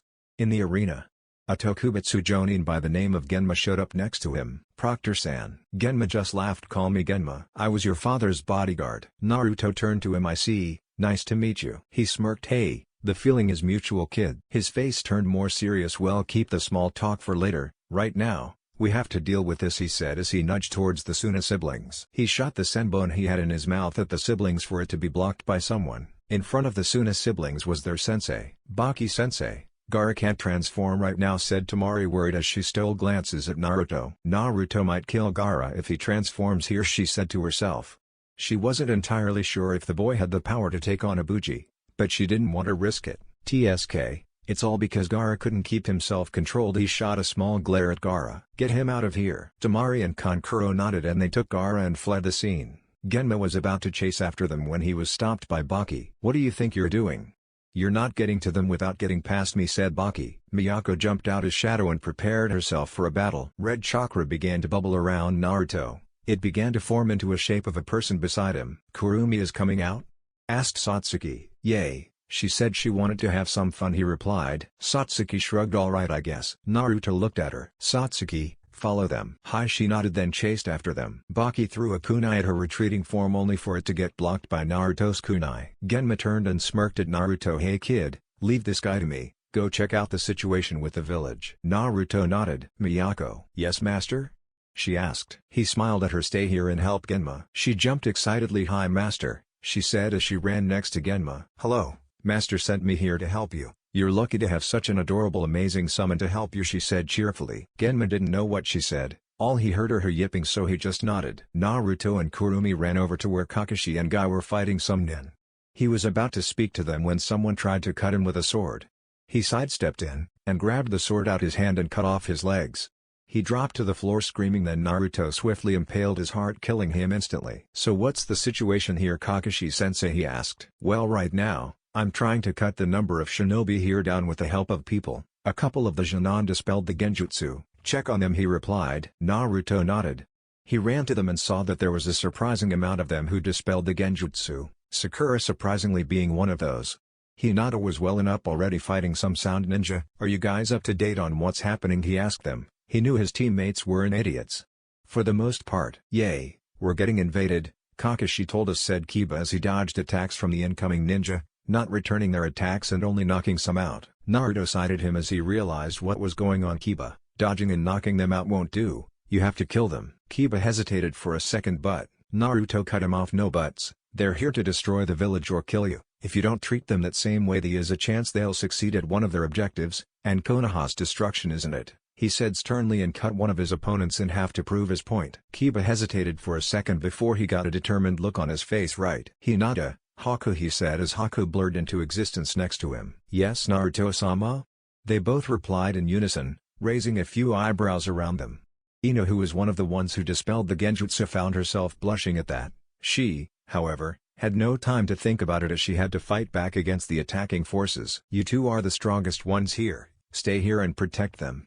"I have to check what that ruckus outside is all about," he said. He looked at Hinata sternly. "I need you two to get along." She nodded nervously. Hi. Haku began to make ice senbon, surprising a few people. "I thought she was a civilian," said Kakashi. "Well, I guess cat's out of the bag now," she said sheepishly. Kakashi just sighed, slightly hurt that Naruto lied to him about this. He must have his reasons though. Naruto made a single seal, and water began to form around him. They both looked at him and they knew exactly what to do. Suten, Marushu Otabureto no Jutsu, water release, multi-water bullet, yelled out Hinata as a portion of water began to form into small bullets and she launched them at a group of sound ninja who just arrived, effectively injuring the ones who didn't dodge it. Haku made the other bit of water into ice senbon and launched them at the shinobi that dodged Hinata's attack, taking them out. Naruto smiled. "See, you guys have great teamwork. Haku, use your seals to make water for Hinata," he said to her, and she nodded. Hinata looked at Haku, jealously present. "Humph. Why don't I have those seals?" the grumbled to herself. Naruto had made seals that were on her hands that were connected to an ocean somewhere, so when she applied chakra into the seals they would expel water, effectively ridding one of the downsides of being a Suten user. Naruto was about to leave, but he had one last thing to do. Something. He walked over to Shikamaru and kicked him behind the head. Shikamaru yelped in pain. "Now what the hell?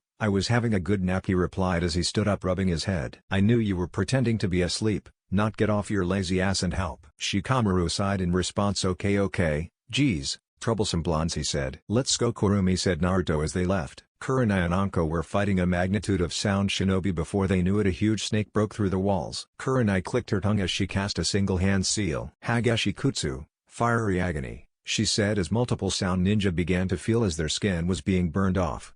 They screamed in agony, leaving Anko to finish them off. "Phew. Seeing the Genjutsu mistress in battle is certainly a sight to behold," said Anko, whistling. "Yeah, this is a new technique Hinata created in her time training with me. It usually takes someone months before they can develop their own Genjutsu," said Kurenai. "Yeah, that's cool and all, but what were we going to do about this massive snake?" replied Anko while she jumped away to a nearby building to escape its tail slamming down onto them. As if on cue, a blur showed up. "You know, I would appreciate if you didn't run rampant in the village," he said to the snake as he pulled out a sword. Lightning crackled around it for a second before the figure impaled it into its head. The lighting expanded from its head right down to its tail and crackled madly before the snake exploded in a plume of smoke. Anko then recognized it as when the masked figure jumped near them.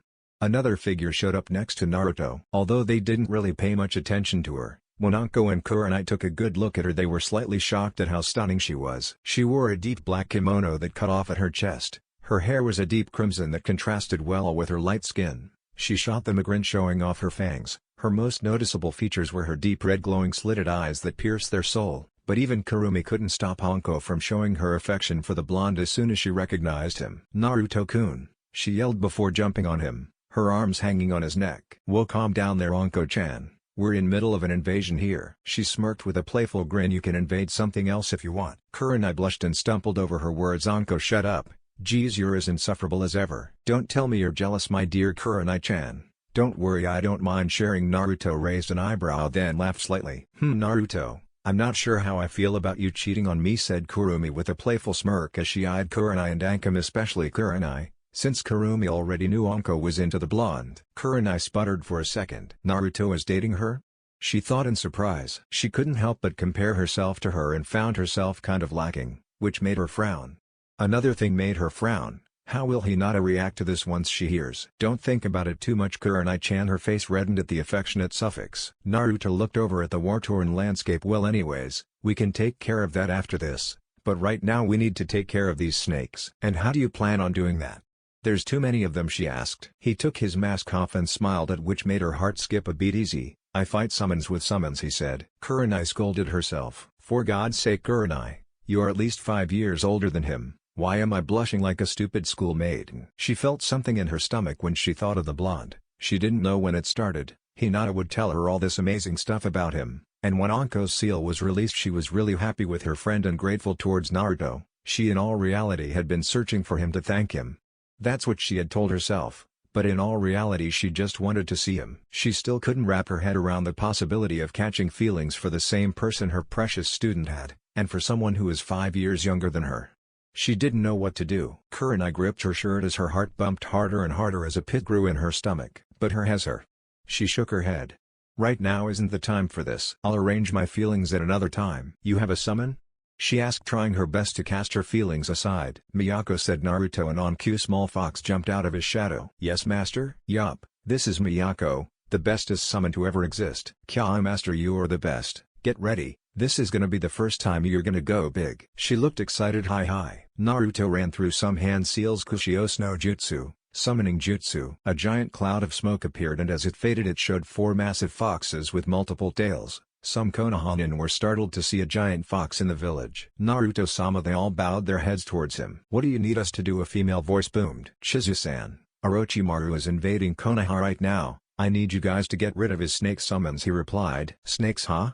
This shall be fun," boomed a male voice. Naruto smirked. "Now you can get that snakeskin wallet you've always wanted, Hiyoshi." One of the females looked and saw Miyako. Young Miyako is here as well. Hi Katone-sama, I decided to stay with master. It's so much more fun here than at the forest," she said as her tail swung from side to side. She simply laughed in response. "If you say so." "Well, let us go," said the male to the other foxes. "Just don't try to destroy the village," he reminded them. Hi Naruto-sama," replied Katone. "Okay, it's my turn now master," she said as she began to grow in size. "Come to me when you're finished." Hi, she said as she ran off. "Kurumi, you can also have some fun. Don't go all out though, I wouldn't want you to destroy the village after all."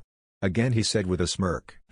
I'll think about it, but first, my good luck charm," she said as she grabbed Naruto's face and gave him a searing kiss, that left Anko and Kurenai blushing. "Well, now I'm off to go help Satsuki," he said as he disappeared in a flash. Kurumi turned to Anko and Kurenai and gave them a cheeky grin. "You know, I wouldn't mind you guys joining," she said as she dashed at a nearby enemy, impaling him with her now long claws. Kurenai's inner turmoil continued and Anko just stood there scratching her head. "He turned this battle around so easily. What the hell is Naruto-sama?" she said as she stared at the battle unfolding before them. Multiple giant foxes fighting along the Konoha Shinobi to eliminate the snake summons and the invaders. The foxes breathed out blue flames that eliminated the majority of the sound invaders and also had no trouble disposing of the snakes.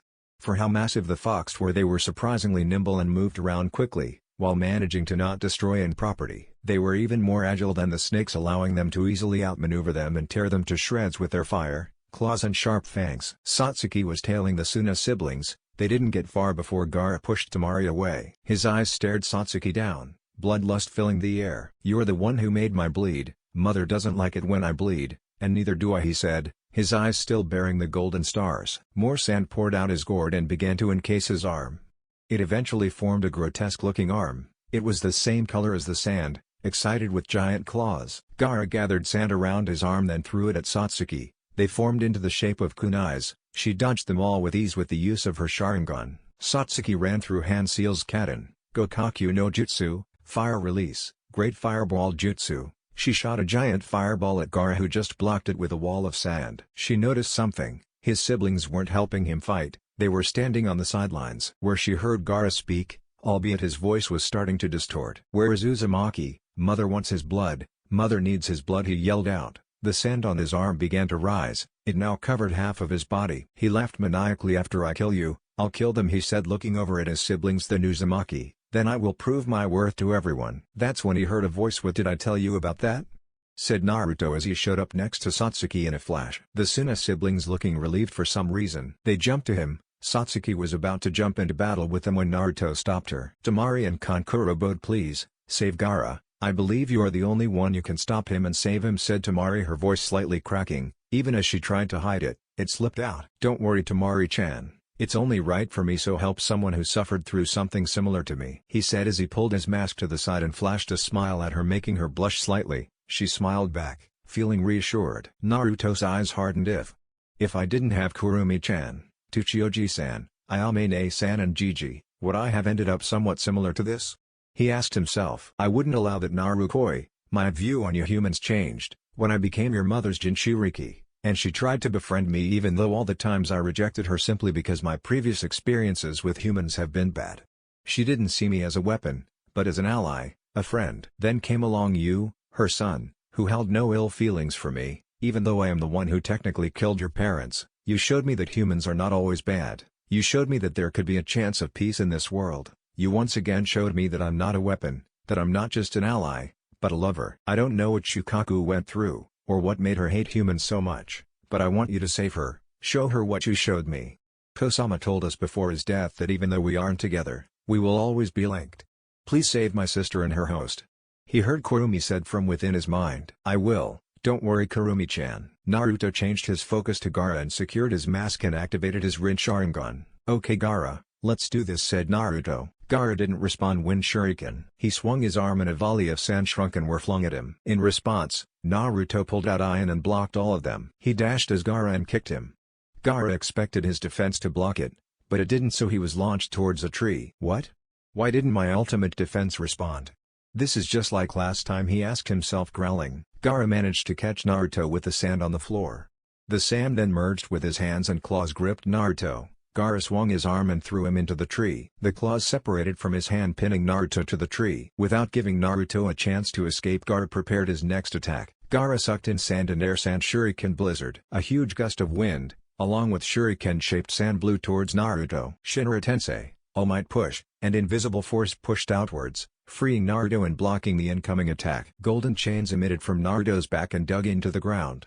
The ground rumbled, and before Gaara could respond they shot out from underneath him and wrapped themselves around his waist. More chains shot out and wrapped themselves over his arms and legs. Gaara felt himself getting weaker. The chains began to grow spikes that dug into his skin, making him snarl in pain. Naruto showed up in front of him and punched him in the jaw, making him bleed. Temari winced at the action. Hey, you know, for someone who is supposed to be saving him, he is being quite rough with him, she said to Satsuki. You call this being rough? She scoffed. He tends to get a little sadistic when he's having fun, she continued. Can't say I mind it too much, she added inwardly.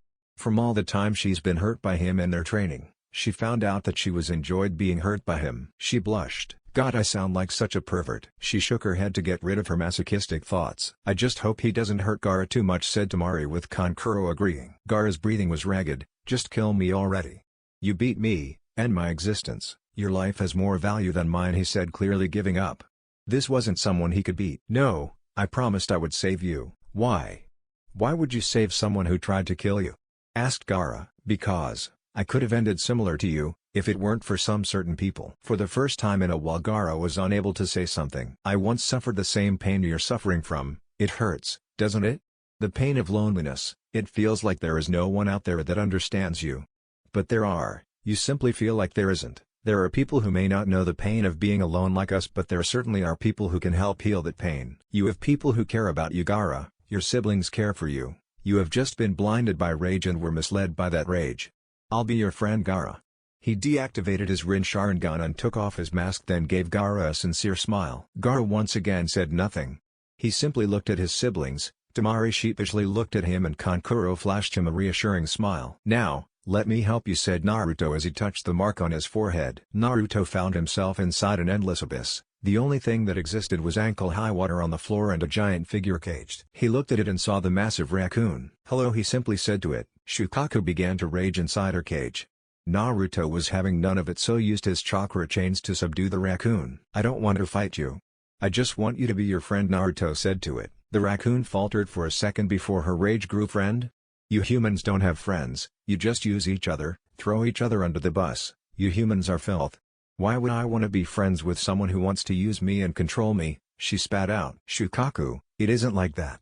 I want to help you. She was unable to respond as Kurumi began to materialize beside him in her human form. Shukaku, Kurumi said calmly. She scowled. What are you doing here, Kurumi? Here to flaunt how much better you are than me? Your little boy toy here already beat me. I don't need you to add sand to the wound, she spat out. Naruto raised an eyebrow and looked at her. She thinks that I think that since I have more tails I'm better. Well, I mean, it's the truth, but let's not talk about it, she added a bit silently. Naruto gave her a look. We're here to make friends with her, not enemies. And I told you once before. I'm not going to get deceived into becoming friends with you. Naruto sighed. This was going to be more difficult than he had thought. Shukaku was dead set on being hostile. Naruto walked into her cage, not being scared of anything she could do to him. Shukaku, Naruto said sternly, releasing his aura. The water around him reacted and parted all around him. Such power, and from such a small squirt too. Well, small wouldn't be that accurate. She looked at Kurumi beside him and her face turned sour. Of course, that's to be expected from the Jinchuriki of the All Might Kyuubi. I just want to be friends. Kurumi told me about Hagoromo. She told me about the bond you all shared. She told me all about you guys. I'm here to reunite you all, he said, making her raccoon eyes widen slightly. Why did you tell him? She asked her sister. I think he's the one Tosama told us about. Him? She asked. She didn't like her sister but she knew to trust her judgment. When I told him about me, when I revealed myself to him, he didn't hold any ill intent. I was the one to kill his parents, but he didn't place the blame on me. He didn't immediately see me as a monster, he tried to understand my side of it. He doesn't see us as mindless beasts like the rest, he sees us as heroes, she said. Shukaku was surprised. Naruto looked at her. Hagoromo split the Juubi into you guys are the reason it isn't running rampant through the world, you all are the true heroes of this world, thank you. Her eyes widened even more. This is the first time anyone has ever thanked me, or even been nice to me. Only other time someone treated me with respect was Hashirama, but only to seal me and sell me to a nation. She thought, her thoughts turning me sour. She looked at Kurumi. Why do you trust him so much, enough to tell him about our true origins? Why put so much faith into him? Kurumi flashed a foxy smile. Because he's my lover, and I wouldn't be able to hide something like that from him. Shukaku took a second to process what her sister had said. What? You? With a human? She roared as she stepped back. I'm not sure if I should be offended by that, chimed in Naruto. It's just that I don't know, the fact that a human would even consider being with a bijou seems odd and impossible. She didn't know how to explain it properly. She had grown so accustomed to humans hating her and despising her that the thought of being loved like that never crossed her mind. Yet here she was, standing in front of her bijou sister and her lover. She looked at Naruto. Maybe she's right about him. She didn't know what, or why, or even when. But she felt like she could follow him. Something deep within her told her to place her faith into him. The raccoon closed her eyes. Fine, can you release me from these chains for a second, she said calmly. Naruto didn't sense any malintent with her words, so he obliged. Upon receding his chains, a huge sandstorm began to rage around her. Her form grew smaller and smaller until she was human-sized. All the sand eventually entered her and she stood there. She was shorter than both Kurumi and Naruto. She wore a beige-colored kimono that cut off at her mid-thighs. Her single tail could be seen swinging from side to side. Blue marks were seen running all throughout her legs, face, hair and tail. Her head was adorned by two small ears who were the same shade of blue as her marks. Her black sclera contrasted her sand-colored eyes. She held her arm out. I wouldn't mind being friends, she said meekly, finally giving in to the blonde's request. Naruto smiled and shook her hand. He felt himself getting empowered by something.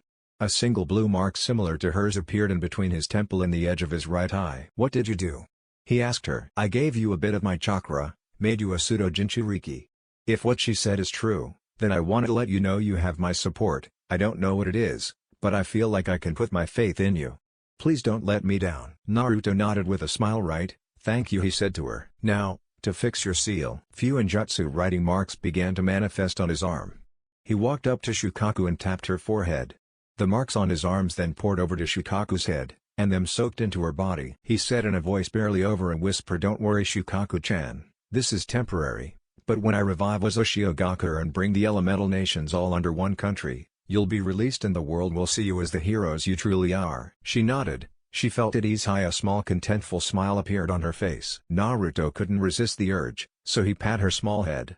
She barely reached his ribcage and her small form brought upon brotherly love. She is going to be his sister-in-law in the future. Naruto shook the thoughts out of his head and left Gaara's mindscape. He saw Temari and Kankuro standing there. Their faces were full of anxiety while Satsuki was standing there with her arms crossed, tapping her foot on the floor. Took you long enough, she said. Naruto rolled his eyes. Shut up. This was a bijou we're dealing with. Kankuro spoke up. So what happened, he asked. Shukaku should let Gaara sleep now. She can't influence him. The main problem with him was the seal he used. I applied a better one that allows the user to communicate with the bijou but not get influenced. Gaara can willingly cut the connection if needed. He turned to Gaara. But Gaara, please don't hold any resentment towards Shukaku, try to understand her. Gaara nodded. He didn't know what he meant by that, but he will keep it in mind. Naruto paused for a second as if he remembered something. There is something I want to try, he said. Everyone looked at him curiously. Naruto lifted his arm and the sand that was pulled around them began to respond.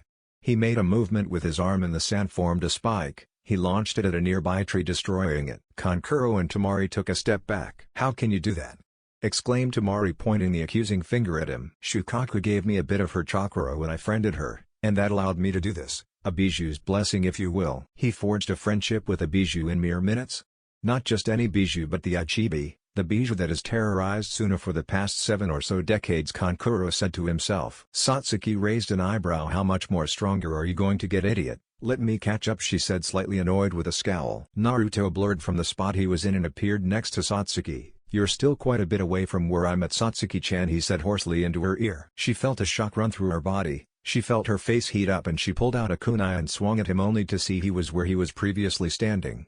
She glared at him, her blush still present. "You're such an idiot, I swear." The Suna siblings scratched their heads sheepishly at their interaction, not knowing what to say. A few seconds of silence proceeded before Gaara spoke, drawing everyone's attention. "Temari, Kankuro," he said. "I'm sorry," he said, bowing to them. They widened their eyes in response and blushed slightly, moving back slightly, waving their hands. "And no, Gaara, it's fine, no need to bow or anything like that." What brought this on?" stammered Temari. Gaara looked down and looked at his hands. "When I talked to Naruto, he told me about living to protect people, he told me that people care about me, he told me you guys care about me. Is that true?" he said, unable to look up at them, fearing their response. Temari smiled. "Of course, Gaara, we always have." "Yeah, it's obvious I would care about my little brother." Gaara's face shot up, looking at them, his eyes glazed. Why other reason do we need? "You're our brother, we're family, it's only natural for family to care about each other," replied Kankuro. "But, all I ever did was threaten to kill you guys, and on multiple occasions I even tried it." "I'm a monster," he said, only to be cut off by Temari running to him, wrapping him in a hug. "You're not a monster, Gaara, you're our little brother, you're someone who I care about, who Kankuro cares about. We never once saw you as a monster, to us you've always been our little brother," she said, squeezing him tighter.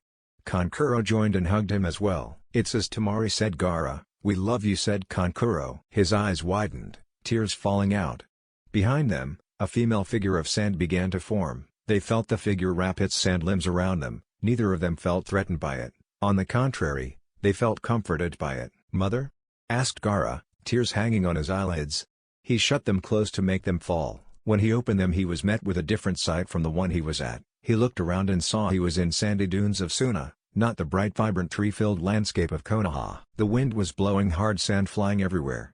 He noticed a figure with their back turned to him. He walked to it, curiously filling him. Once Gaara got close enough to make out their short brown hair, said figure turned around. His eyes widened. The figure that turned, it was a female. She shot a smile at him as tears ran out her eyes. "You've grown, Gaara," she said with a motherly smile. "Mother?" was all he was able to muster out. He instinctively walked up to her, and wrapped his arms around her, not sure how he should react. He shut his eyes once again, feeling the tears pour out harder than before. "I've always loved you, Gaara. Your defense wasn't from Shukaku, it was for me. But even that wasn't enough to protect you. It didn't protect what mattered most, your heart. Protect your siblings, Gaara. I love you, please live a long happy life." She choked out, squeezing him tighter. "I'm sorry," was all she said before she disintegrated into sand flowing away in the wind, making Gaara fall onto the sand. Before he realized it, he was where he previously was. He felt the sand figure around them began to crumble. He swallowed his lump and smiled contently. His siblings released their hug. "What was that?" asked Temari. "It felt warm and loving." "It was mother," was all Gaara said before turning to Naruto. "Thank you, Uzumaki." "Call me Naruto. As your friend I would much rather you call me that." Gaara nodded. "Right. Thank you, Naruto," said Gaara, bowing to him. "Thank you, Naruto," said Kankuro and Temari in unison as they all bowed. They looked beside them to see Gaara began to lose consciousness. Kankuro caught him before he hit the ground. "He's just chakra exhausted, let him rest. He deserves it," said Naruto with a smile. Temari ran to him and wrapped him in a hug. "Thank you for helping, Gaara. Thank you for bringing my brother back," she choked out. Naruto wrapped his arms around her, making her squeeze him tighter, much to Satsuki's annoyance. She began tapping her foot faster and wrapped her arms again. They separated and Temari quickly turned around. "Well, go back to Suna now, we don't want to participate in this invasion. We didn't want to begin with." "Yeah, thanks man," said Kankuro as he shot him a smile, and they left with Gaara in hand. Temari shook her head. "What got into me? Geez," she said to herself. "Although, I can't say I didn't enjoy it." She smiled to herself. "Naruto Uzumaki, huh? I hope I'll see more of him." Kankuro, who had been watching her facial expressions change, knew exactly what, or rather who she was thinking about. Definitely going to use this as teasing material later on. Naruto had waited until they were out of vision to talk to Satsuki. "Satsuki," he said as he turned to her and noticed she had a sour look on her face. "What's wrong?" he asked her. "You seem to enjoy talking to that Temari girl," she said with her arms crossed. Naruto rolled his eyes. "What, are you jealous?" he said as a small smirk. She turned around and huffed. "Me? Jealous? What do I have to be jealous of her? I'm stronger, faster, prettier," and she looked down at her chest and frowned slightly and she blushed in anger. Naruto simply turned her around and closed the distance between their mouths. She was slightly surprised, It was short-lived as she melted into it, responding to his kiss with equal force, eventually trying to overpower his in the battle of the tongues, only to find out she still gets outmatched by him. Out of Naruto's shadow, Miyako jumped out and saw Satsuki and Naruto mid-makeout session. "Wow master, I'm sorry for interrupting." Miyako blushed. Naruto smiled at her. "It's fine Miyako, what happened?" "I placed a seal for you at the Konoha entrance. The intruders have been taken care of. Let's go back," she said. "Right, thank you Miyako," he said as he began to scratch her behind her ears, making her tails wag in happiness. "Satsuki," he said. She nodded and grabbed his hand, and Miyako jumped into his shadow and they disappeared in a flash. He showed up at the entrance to see the summons, along with his clones and Hinata, and Haku kneeling there waiting for him and Kurumi standing there. A huge crowd of people were behind them, curious about the massive summons who had saved Konoha and why they were kneeling in the front gates. Naruto noticed Jiraiya was there lying against the gate. He turned to his summons. "What are you guys still doing here?"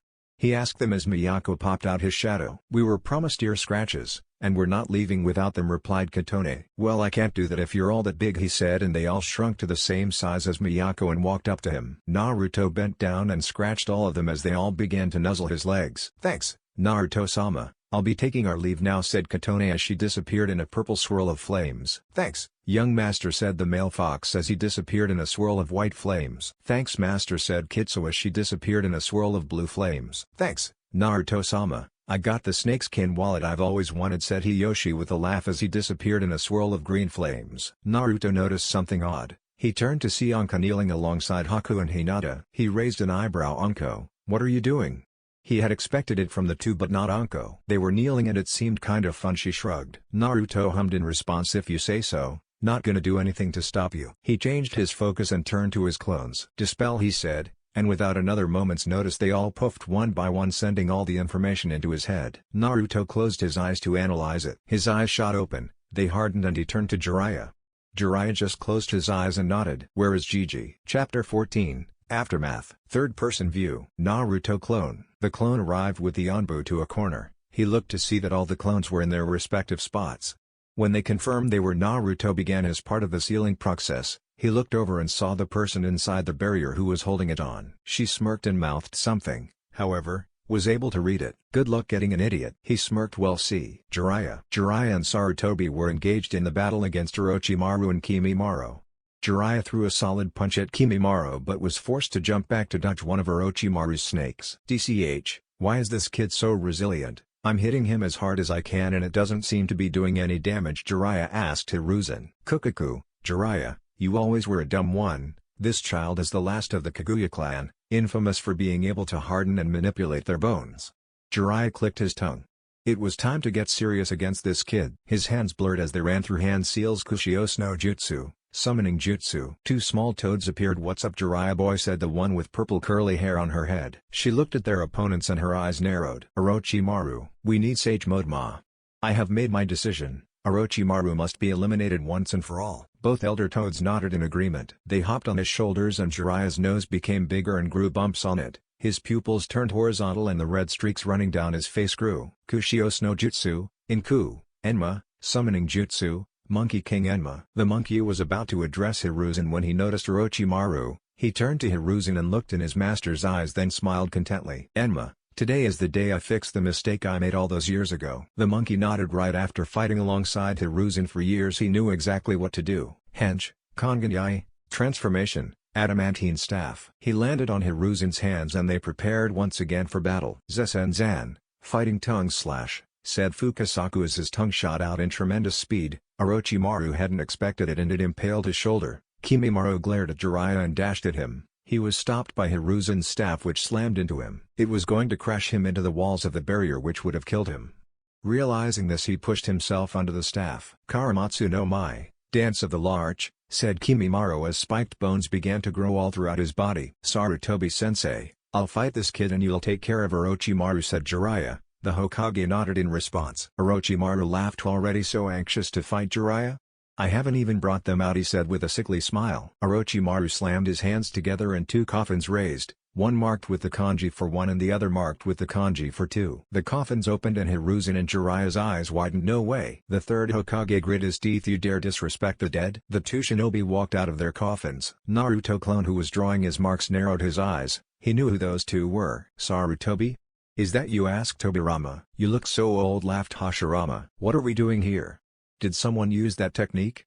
asked Tobirama as he looked around and saw Orochimaru, to which Tobirama was the one responsible for casting the jutsu. "Kukaku, you were summoned to do my bidding, Tobirama. I need you to get rid of a little thorn that has been on my side," he said, nudging towards Hiruzen. "Then you'll help me destroy the village you created," said Orochimaru with a dark smile. "I see. I told you, brother, that this technique was no good," said Hashirama. Tobirama closed his eyes. "I don't need you to lecture me at a time like this, brother. You both can chat while you fight," smiled Orochimaru, clearly wanting to start the battle. "This is looking bad for us. It's a 2 against 4. We're at a huge disadvantage," said Jiraiya as he turned to see Naruto trying to release the barrier. "In a few minutes Naruto should be done with this barrier. All we have to do is stall," Jiraiya thought to himself. If they had Naruto with them, then they might be able to turn the tide of this battle. He doubted Orochimaru would be able to bring back Hashirama and Tobirama back at full strength. Well, at least that's what he had hoped. "Kill them," was all Orochimaru said, and they both sprang into action along with Kimimaro. Hashirama clapped his hands. Makuten Haijutsu, Jukai Katan. Wood release, deep forest emergence. Tree branches and roots began to grow out the floor and made their way towards Jiraiya and Hiruzen. "Suten, Jetoshaku, water release, jet shark," said Tobirama as 3 shark-shaped figures formed next to him and shot at the 2 older nin. Both Jiraiya and Hiruzen jumped out of the way, dodging the tree branches, and landed on roots to be met with Tobirama's water sharks. Hiruzen ran through Hanseal's Katan, Hosen Kano Jutsu, Fire Style, Phoenix Fire Jutsu. He shot smaller fireballs at each shark to dispel them and blindly shot a few more towards the direction the enemy was at. Kimimaro showed up next to Jiraiya, and threw a fist at him. Due to Sage Mode, Jiraiya was able to dodge his fist. However, the bone that was sticking out shot out of his arm and scraped part of his arm. He winced and gripped his arm. The cut was deep. He didn't have time to lament, so he jumped away and prepared his attack. Senpo, Goemon, Sage Art, Bath of Boiling Oil. Oil, fire and wind all shot out at the same time, combining to create a deadly attack that targeted Kimimaro. He tried to dodge it, but he underestimated the speed it was traveling at and was splashed with a bit of oil. He winced in pain as that bit burned through his skin. "Damn it, its speed was enhanced with the wind, so it accelerated it, making it faster," Kimimaro said to himself. "My speed is not at what it was. I'm already overexerting myself as it is. I have to do this, and be of use to Orochimaru-sama," said Kimimaro to himself. The Naruto clone was close to destroying the barrier. The redhead's smug visage soon disappeared as she realized the barrier was going down. "What the hell? What's going on?" She looked to see her teammates were getting attacked by the same masked blonde that was in front of her.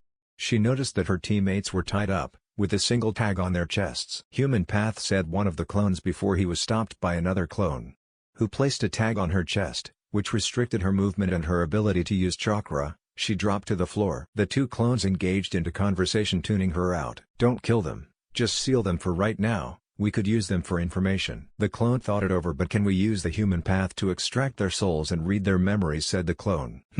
Yeah, that's true." The clone was going to go complete the deed when he was stopped again. "But she's kind of hot. I kind of want her to live for a bit longer. Plus she has red hair, and you know what that could mean. Boss would be mad if we possibly found a clanmate and just killed her." "Yeah, but he always says kill your enemies. But you're right, she is kind of hot," he said as he walked up to her. They looked at her and stopped tuning whatever she was saying. "Hey, you dumb retarded masked fucker, don't call me hot, you fucking idiot. I'll kill you, you hear me, Al?" The clones looked at each other. "She's annoying though." Her face grew red with rage. "I swear to God, once I get out of here you will wish." One of the clones pulled out a tag and began to write on it, then placed it over her mouth, effectively muting her. "You should shut up. You're making yourself look less attractive like that." All 4 of the clones met up and brought their respective prisoners to each other. They all threw them together in a pile in middle of each other. One of the clones looked at the 2-headed ninja. "These sound guys look kind of creepy." They all nodded in agreement. More Anbu landed near Naruto. Naruto turned to them and began to brief them. "These guys can't move and have had their chakra sealed. Watch over them." The Anbu nodded. One of them thought to herself, "Why are we obeying this guy?" she said to herself and shrugged. "Well, he is the son of the 4th Hokage apparently, and he's helping the village out, so I guess there is no harm." The 4 Narutos showed up next to Hiruzen, who was fighting a losing battle against the 1st and 2nd Hokage along with Orochimaru. Jiraiya was still dealing with Kimimaro. The leader of the clones began to speak. "You two, go help Jiraiya finish off that bone guy." They nodded and left. The main Naruto clone looked at the 2 Hokage and Orochimaru. "Hello Orochimaru-chan, we finally meet again," he said with an all-knowing smile. He glared at him. "Shut the hell up, you worthless brat. All my plans are going to waste. All thanks to you." Naruto shot him a warm smile. "Sorry Snake-sama, Do you just want me to hand over Satsuki in a silver platter? If so I can go get her right now," replied Naruto sarcastically. Orochimaru just kept on glaring at him. "And who are you, Masked-san?" asked Hashirama. "I'm Naruto Uzumaki," he replied. He raised an eyebrow. From Mito's clan? How are they doing?" He wondered if Ashina-sama was still around. The old man scared him. Even though he would probably win in battle, something about him made Hashirama not want to face him. "They got wiped out in the Third Shinobi War," he replied. Hashirama's eyes widened. "What? Wiped?" he exclaimed in shock. He knew the Uzumaki were a strong, powerful clan, but to get wiped like that was something he found hard to believe. Hashirama's eyes saddened as he realized something. "Third War, huh?" he said, turning to the blonde. Naruto was unable to reply when Orochimaru interrupted him. "Enough blabbering, kill him," he commanded. "Suten, Suryuden no Jutsu, Water Release, Water Dragon Jutsu," said Tobirama as a water dragon began to materialize behind him. In response, Naruto cast a single hand seal and a larger water dragon began to form around him as it shot out and bit the water dragon, creating a huge splash of water. Tobirama was surprised. "I see. Such mastery over the water element, and at such a young age as well," he said with praise. A clap of the hands was heard. "Suten, Tengoku no Namida, Water Release, Heaven's Tears." The water soon turned into thousands of teardrop-shaped droplets. The pointed side was aimed at the two dead Kiges. In an instant the teardrops began to rain. Dust kicked up upon impact, clouding the vision. As the dust cleared, Naruto saw them starting to repair. "I take that back. What horrendous shuriken jutsu, none of those were even close to hitting me," said Tobirama. But he then got a better look at the kunai, more specifically the handle, and he realized, "Wait, is the..." He heard a voice behind him. "I wasn't aiming them at you." Tobirama was unable to respond when he was hit with a sword. While in midair, Hashirama launched tree branches at him. Naruto blew with his mouth towards the tree branches and a massive gust of wind was blowing, sharp enough to cut through the tree branches.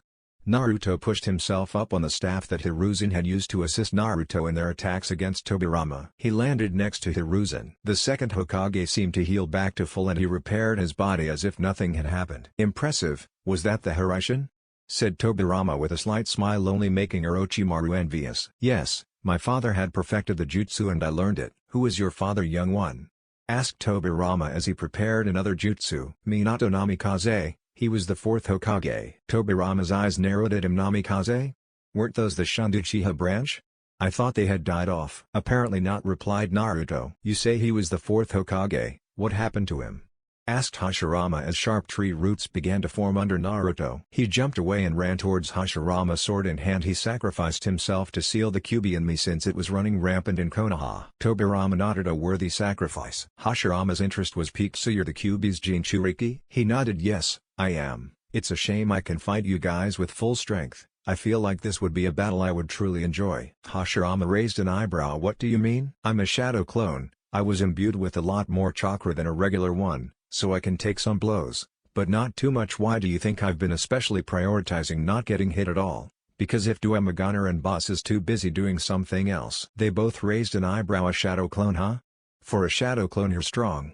"A shame we can't fight at full power," said Hashirama with his brother agreeing. "Good to see this generation's shinobi be this powerful," said Hashirama with a slight smile. Naruto looked over to his side and noticed how Hiruzen was taking deep breaths, clearly fatigued. "We need to end this soon. But nothing I do can hurt them.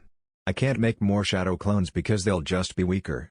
Naruto thought to himself when he heard Ion speak to him. "Master, since you don't have my soul sword, you can make a seal on the swords you have right now, and it will work the same way. The only way to defeat these people is by sealing them." Naruto nodded. "I guess that makes sense. Well, it's time for me to end this," he said, slightly worried as he saw Hiruzen struggle. But he couldn't send the clone to help because he needed a clone to help him with the two Hokages. He looked over at Jiraiya and Kimimara's battle with his clones. He looked different, probably the second stage of the curse mark, and it was proving to be an annoying fight. No matter how hard they hit him, Kimimaro would almost heal back. But now that Jiraiya no longer had to worry about the two Kage and Naruto, his fight with Kimimaro was easier.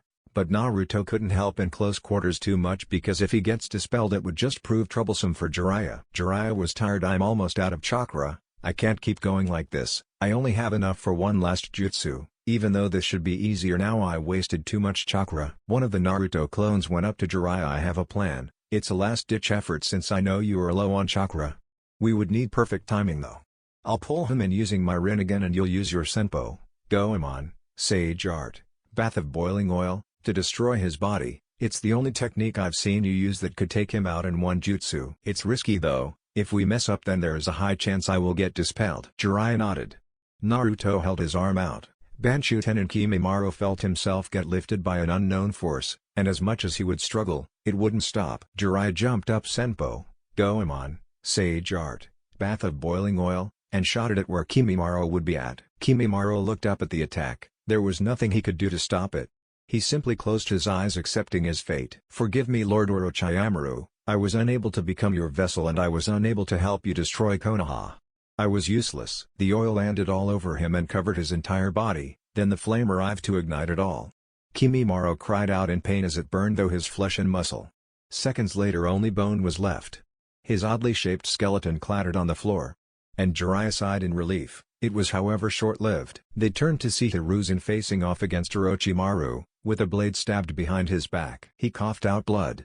Orochimaru, even if I am unable to take your life here, I'll make sure to take something precious to you, your ability to use jutsu. He said as he placed a seal that burned into his arms. What?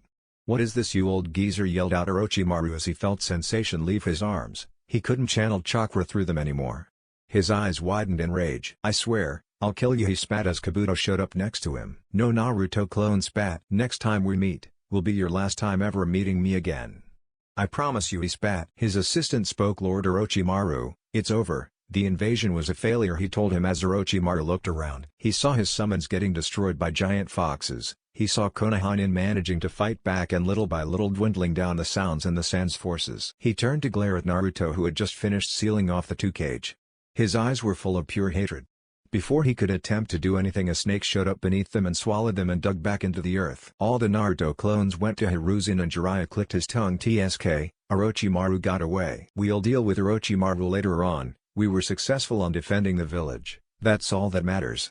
Right now let's focus on Gigi, said one of the clones, and Jiraiya just nodded in agreement. Medical Nin arrived and took the Hokage to the hospital. Boss should be done with his fight, let's go wait for him at the entrance, said another clone as they all nodded. Upon arrival they noticed the summons go up to them along with Miyako, with Haku and Hinata, and behind them, a crowd of people began to form wondering what all the commotion was. Hi Mini-Masters, do you want me to call him? She asked the clones and they all nodded and saw her place a seal on the ground. She then jumped into her shadow. Naruto looked at Jiraiya. Where is Gigi? Jiraiya sighed. He may not be able to continue his position as Hokage, they want me but I'm not fit for that position, so after I finish resting up we're going to go find the next Hokage. Naruto nodded. All his thoughts were cut off by Kurumi jumping on him and removing his mask, tossing it away, and greeting his mouth with a tongue-filled kiss, surprising everyone. Jiraiya just simply laughed perversely. His laugh was short-lived however. I'm proud of you Naruto, she said happily. Kurumi had seen everything, how Naruto saved her sister and how he saved the village. She was proud, he even managed to drive away that snake bastard. First-person view. Hinata. I felt my eyes widened. The world around me stopped. I felt my blood run cold. I didn't know who the person was, I didn't care. My vision blurred as I felt tears run down. All I saw was red. All sound from the surrounding world was muted. All that played in my head was the scene of Kurumi kissing Naruto. I had never felt such a visceral feeling. I felt my eyebrows furrow. I have never felt this much. This much. Rage. A deep powerful feeling emerged, it shot a jolt through my spine. Veins around my eyes bulged. I had only one goal in mind. Kill. I'll kill her, I'll kill her. I'll kill her. I'll kill her. I'll kill her. I'll kill her. I'll kill her. I didn't care. I didn't care what everyone thought about me after this. I didn't care about what any of her teachers thought about me. I don't care what the world has to think about me. All care was getting rid of this thing that had dared take the lips of the only person I love and ever will love. I sprinted at her as fast as I possibly could, ignoring the gasps from the crowd that had formed around us. I need to kill her. I targeted one of her vital organs, intending to destroy every single one of them. I need to erase her. I need to turn her into a bloody pulp, a smear against the floor. But I was stopped. I was stopped by a set of deep blue eyes glaring at me. Pain. The pain wasn't from the feeling of having the person I love gripping my neck, leaving me with little to no access to oxygen, but from the look in his eyes. A look of hate. Directed at me. The hateful look in his eyes. His blue eyes that I adore, the blue eyes that comforted me, saved me, the blue eyes I would get lost in. They were now staring at me. With anything but affection. It hurt. I felt my heart shatter, a jolt of pain run through my spine, I felt the pit in my stomach grow. I felt like throwing up. It hurt.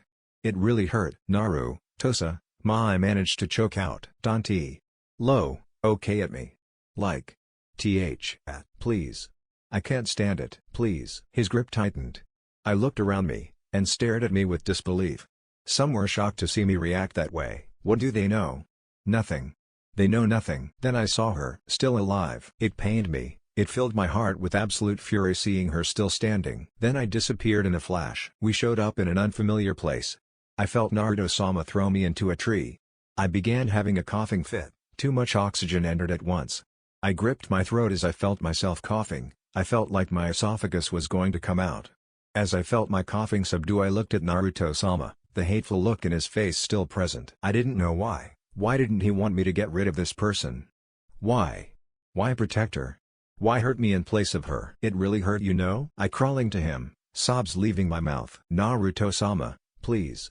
Please don't look at me like that. Please. I saw his fist ball. And I heard him take a deep breath. His raging chirka began to ease down. I'm sorry, I heard him say as he sat down beside me. My eyes shut up. No, Naruto-sama, don't ever say that. Don't ever apologize to someone like me. I'm simply here to assist with getting you anything you want. All that matters to me are your needs. I didn't want him to apologize to me, or to anyone. Ever. I narrowed my eyes. This was all because of her. Definitely all because of her. No, this is my fault. I should have addressed this a lot sooner. I let it boil up for too long. I should have just told you the truth a while ago. I'm sorry for keeping you in the dark for so long. What do you mean, Naruto-sama? I looked up at him. He met my gaze. But instead of those beautiful hypnotic blue eyes, I was met with another sight. His eyes rippled. As they rippled, the shade turned from the usual blue to a purple, with each ring that pulsed from his pupil like a wave in the water after a pebble has been dropped in it. 9 tomoe that was laying on each ring began to spin wildly. I was hypnotized as I saw the dance take place in his eyes. Beautiful. Simply beautiful. I noticed the world around me began to distort and change. Then I saw it all. Everything. His past with her, his goals, his ambition, his clan, the process of the revival of his clan, his connections, his strength. I saw Haku, Satsuki, Kurenai, Anko, and her. She saw that he needed to repopulate his clan. In order to do so he needs a magnitude of lovers.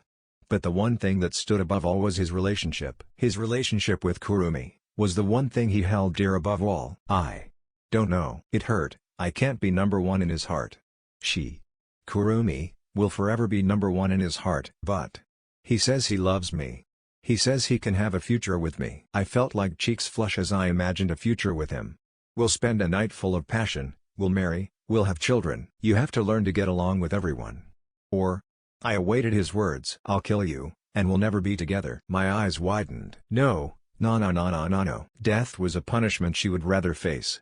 Not being with him. That's a punishment that far exceeds death. I will, Naruto-sama. Please don't leave me. Please take me as a lover. Please, it's all I want. Nothing in this world matters. I begged. I crawled on my knees and begged. My father would kill me if he saw the Hyuga heiress on her knees like this begging someone. But I don't care. Getting on my knees and begging Naruto-sama is a blessing, it only felt right. Naruto helped lift me up. My eyes widened when I felt his lips upon mine. It felt like heaven, this proximity to him, its absolute ecstasy. I of course melted into his kiss. It wasn't his first, but no matter, Naruto-sama is mine. He isn't just mine, but he's mine, and I'm his. My entire soul, my body, everything is his, for his pleasure. I care about you, Hinata. I just want you to get along with everyone else. I know you care about me, but if you really did then you would get along with everyone else. 'Cause if you don't, he threatened. I waved my arms in denial. No, Naruto-sama, don't worry, I'll help you get more lovers if you so desire. It's only natural that Naruto-sama isn't satisfied with a single lover. Don't worry, I giggled. It falls upon me to get more lovers for Naruto-sama. I felt a sense of pride rise in me. Yes. This is it.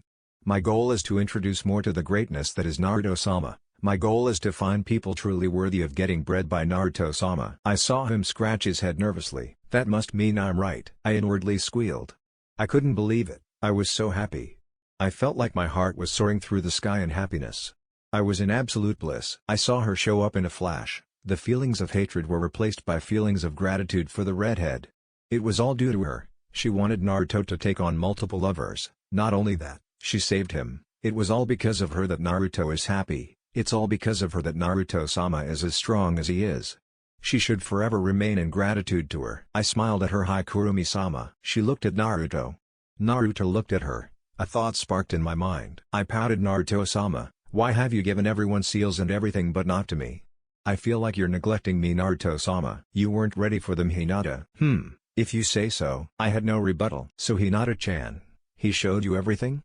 The redhead said to me. I nodded. I'm going to help Naruto-sama by showing every one of his greatness, and women will naturally flock to him. I gleamed. I saw a glint on her eye appear. I feel like I'm going to like you now. Third-person view. Kabuto and Orochimaru had landed at one of Orochimaru's hideouts. Orochimaru couldn't move his arms, so all he did was yell and kick in anger. He was seething. This stupid little blonde bastard was ruining everything. He had taken his elite guards, he had taken away Anko, he had taken away his chance at killing away his stupid old sensei, and above all, none made him seethe more than the fact that he had taken away Sasuke's, or rather Satsuki's, curse mark. He couldn't influence her anymore. Lord Orochimaru, let me take a look at your injuries, said Kabuto. Orochimaru didn't protest and sat down, letting Kabuto analyze his injuries. He sighed. There isn't much I can do here. We would need a more advanced medical nin to take care of this, and there is only one person I could think of who had greater medical expertise than I do. Right, prepare your stuff, we're going to go look for her, said Orochimaru with a dark smile, albeit a weak dark smile. Then I'll kill that blonde bastard and take Satsuki's body. Orochimaru set out to find the one person who could possibly heal him. Tsunade. Naruto. Later that night, Naruto had left with Hinata. Soon after he settled things with Hinata, Jiraiya showed up. Oi Naruto, you better not do anything too drastic, said Jiraiya. He knew how defensive he would get about Kurumi. Last thing he wanted was for Hiashi to be after Naruto's head. For Hiashi's safety, of course. Yes, I know, Jiraiya replied Naruto. Jiraiya looked over to Hinata, who was sleeping soundly beside him. She was still in one piece, thankfully. In a matter of fact, I just finished settling things with her, said Naruto. Jiraiya had a perverse grin. Another one, eh? Naruto tried to hide the smirk incoming. Shut up, you old pervert. Aw, don't be like that, Naruto. Yeah. Now, let's go to Gigi. Jiraiya turned serious. Right, let's go. Naruto began to nudge Hinata. Oi Hinata. She began to stir. She sat upright and began to yawn cutely.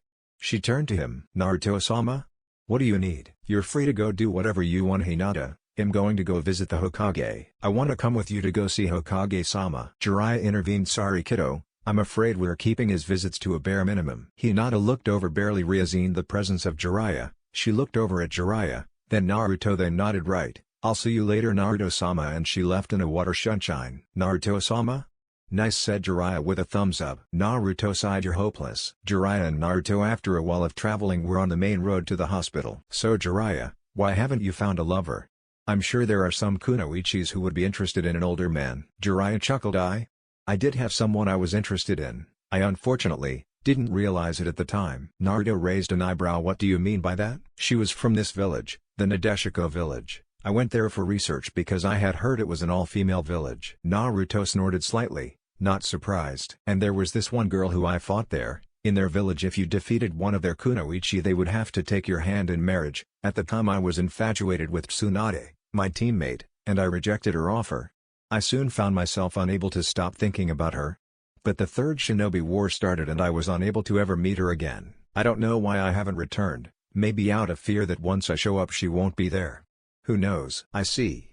Naruto stayed silent for a second. I'd say go, even if she's not there. Who know, maybe you could beat someone there and gain a new one. You may be an old pervert, but you're a strong old pervert. Jiraiya laughed. No need to patronize me, although, there is something I remember from that village. Jiraiya smirked perversely. Naruto, would you consider yourself my pupil? Naruto struck a thinking pose. Pupil? Well, you taught me some new fire jutsu, plus your name holds some weight to it. So if someone were to see I was taught by Jiraiya the Sannin, it would make me look better. So yeah, I consider myself your pupil. He grinned. Perfect. Naruto narrowed his eyes. What are you planning? Jiraiya raised an eyebrow.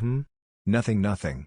Well, anyways, would you consider going to the village with me at some point? Naruto hummed at the thought, already having an idea of what he might be planning. You're planning on setting me up, huh? What? Me? I would never think of doing that to my precious protege. Naruto waved him off. Yeah, if you say so, you dirty old pervert. As they were walking, they couldn't help but see that everyone was looking at Naruto in a new light. Naruto didn't care. He knew this was all because he knew the Yondaime's jutsus. His status as his son hasn't officially been released, but everyone already basically knew. He noticed some females wanted to approach him. He sighed. This is pathetic. Was that all it took? This didn't change his outlook on the village whatsoever. However, his father wanted to protect this village, but he didn't hold any attachment to the villagers. Naruto shook all those thoughts from his head and ignored the villagers. I still have to settle that matter of those sound ninja my clones captured, and I have to meet with those two sisters later at night. That's if they even show up. Kurumi, who had gone back into his seal shortly before Jiraiya arrived, spoke to him. Even though the seal is released, it simply means Kurumi can leave and enter the seal at will. They now somewhat share Kurumi's chakra. Naruto still can't control all of it yet. His body doesn't allow him to. Don't overwork yourself, Naruto. He felt her smile. It's okay to take breaks and rest up. You have been giving it your all for a long time, and while I do enjoy seeing you getting stronger, I also want you to have fun and enjoy life. But, I need to. My goal is quite ridiculous if I'm going, to be honest. Uniting all 5 nations, under one person, I will need the power to back it all. If I'm not prepared to take on all 5 Kage and their armies at once, then I am not fit to take action. If I die, then so does my plan, and if I die without killing the masked man, I will forever live in the afterlife full of regret. But Naruto, you're not alone. You have people to help you: Hinata, Haku, Satsuki. Each of them are strong in their own ways, and you even have me. Not to mention yourself, you can probably take on an entire army on one of your bad days. You're strong, Naruto, and you're only 14, you still have a lot to live and learn. But please, take a break. She insisted. I can't. I'm sorry, we don't know what will happen to Gigi. We have to search for the next Hokage tomorrow. Kurumi sighed. At least a small break? While you're traveling with the old pervert. Naruto sighed and decided to cave in. Fine. Kurumi gleamed. Yay, thank you, Naruto. I promise when you turn 15 I'm going to rock your world. Naruto mused. I don't know why you're more excited than me at the fact I'm taking a break. She giggled. It's because I care about you. Remember, you're still human. Right, that last part stuck with Naruto. Still human, huh? Naruto and Jiraiya arrived at the hospital. 4 cloaked Anbu were guarding the entrance to the hospital, and he imagined inside were riddled with Anbu. Jiraiya walked up to them. We're here to see Hokage-sama. Naruto is coming inside with me. They nodded, gave him a paper, then let him in. Naruto stopped and raised his finger. Seals began to quickly form around his finger. Naruto tapped the floor near the entrance and the seals went from his finger onto the floor. What are you doing? Asked Jiraiya. I'm placing a Hiraishin seal, just in case. Jiraiya nodded as he noticed the seal soak into the floor and disappear. They walked inside. 10 Anbu just in this room, Naruto mused to himself. They walked to the receptionist, a plain-looking girl. She seemed to be an intern. She was flipping thought files, clearly in a rush. She turned up to see Jiraiya and the blonde next to him. Jiraiya-sama, she bowed. She blushed and looked at Naruto, then bowed at him as well. Hey kiddo, we're here to see Hokage-sama. We got clearance from the Anbu, he said as he showed her the paper the Anbu at the entrance gave her. She nodded. Alright, he's in room 204 on the 2nd floor. She began to look scattered, looking for some papers. She ended up dropping them. She blushed in embarrassment. She looked as if she was going to start crying due to embarrassment. She began to climb over the desk in an attempt to get them. Naruto stopped her. She noticed the papers began to fly to his hand. Once they were in his hand, he neatly stacked them and handed them to her with a smile. Here you go, miss. With a red face, she bowed multiple times. Thank you. Naruto and Jiraiya walked out. Bye-bye, Watanabe-chan. She squirmed. How did he know my name? How did you know her name? Her name tag, said Naruto with a slight grin. Jiraiya laughed. They were now on the 2nd floor in front of room 204.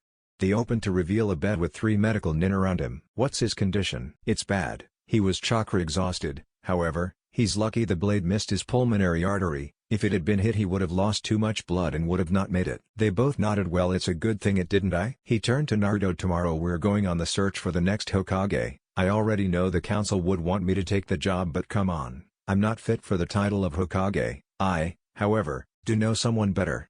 We're going to search for my old teammate Tsunade. Naruto nodded. Alright, I'll return later when Gigi is awoken. I just wanted to see his condition.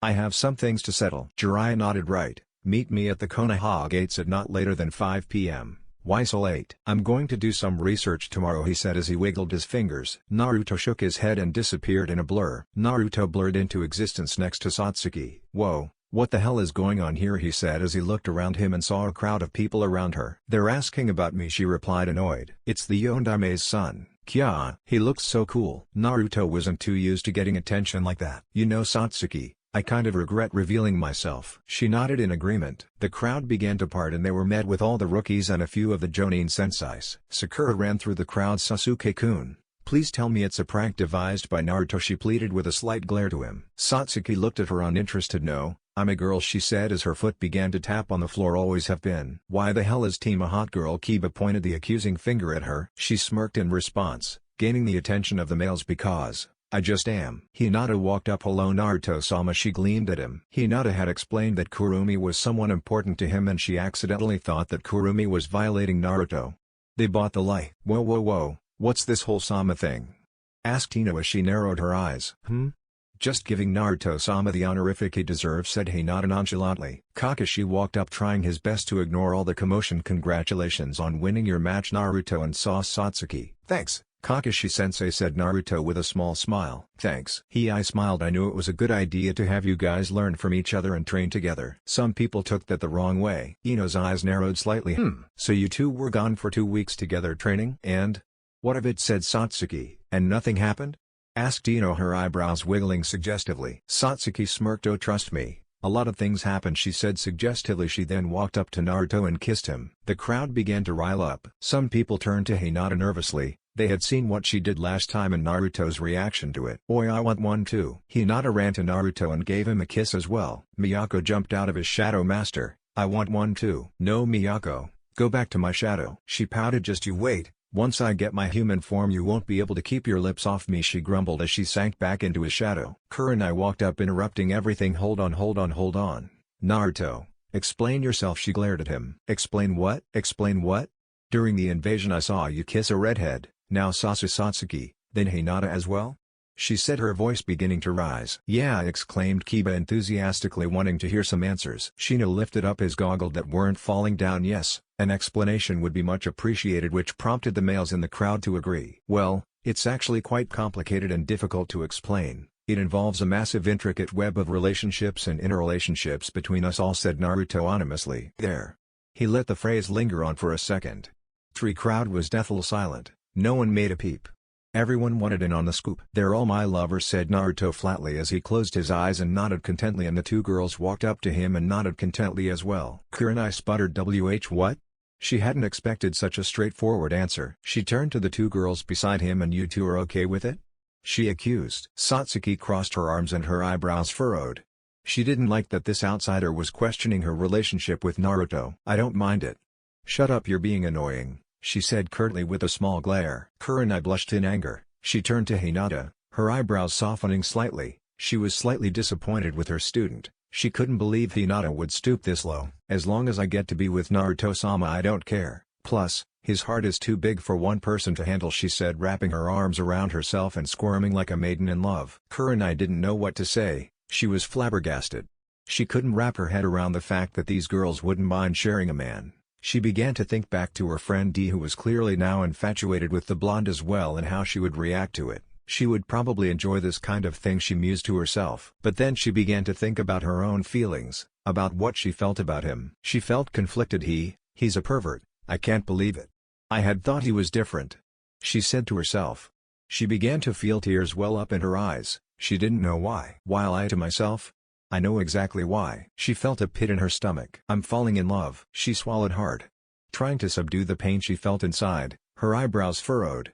She pointed at him accusingly. "You pervert," she exclaimed, her voice cracking slightly. She spun on her heel and began to sprint away. Naruto, however, had more pressing matters than seducing Kurenai. Hinata, however, raised an eyebrow. A small smirk appeared on her face. "Interesting." Naruto finally made it outside the Konohagakure Intelligence Division. He walked in and walked up the receptionist. "Hello, I'm here to see the 4-sound shinobi I captured." "I apologize, I don't have the clearance to allow you to enter." Naruto closed his eyes and nodded. "I see," he said before he continued to walk down the hall. Hey wait," he heard the woman say before an Anbu blurred in front of her. "It's okay ma'am, he had clearance." She nodded hesitantly and went back to her desk and began to work. Naruto and the Anbu nodded at each other. "You will find them at the jail cell 2 levels in the underground portion of the D&I department. That's where all the prisoners from war are.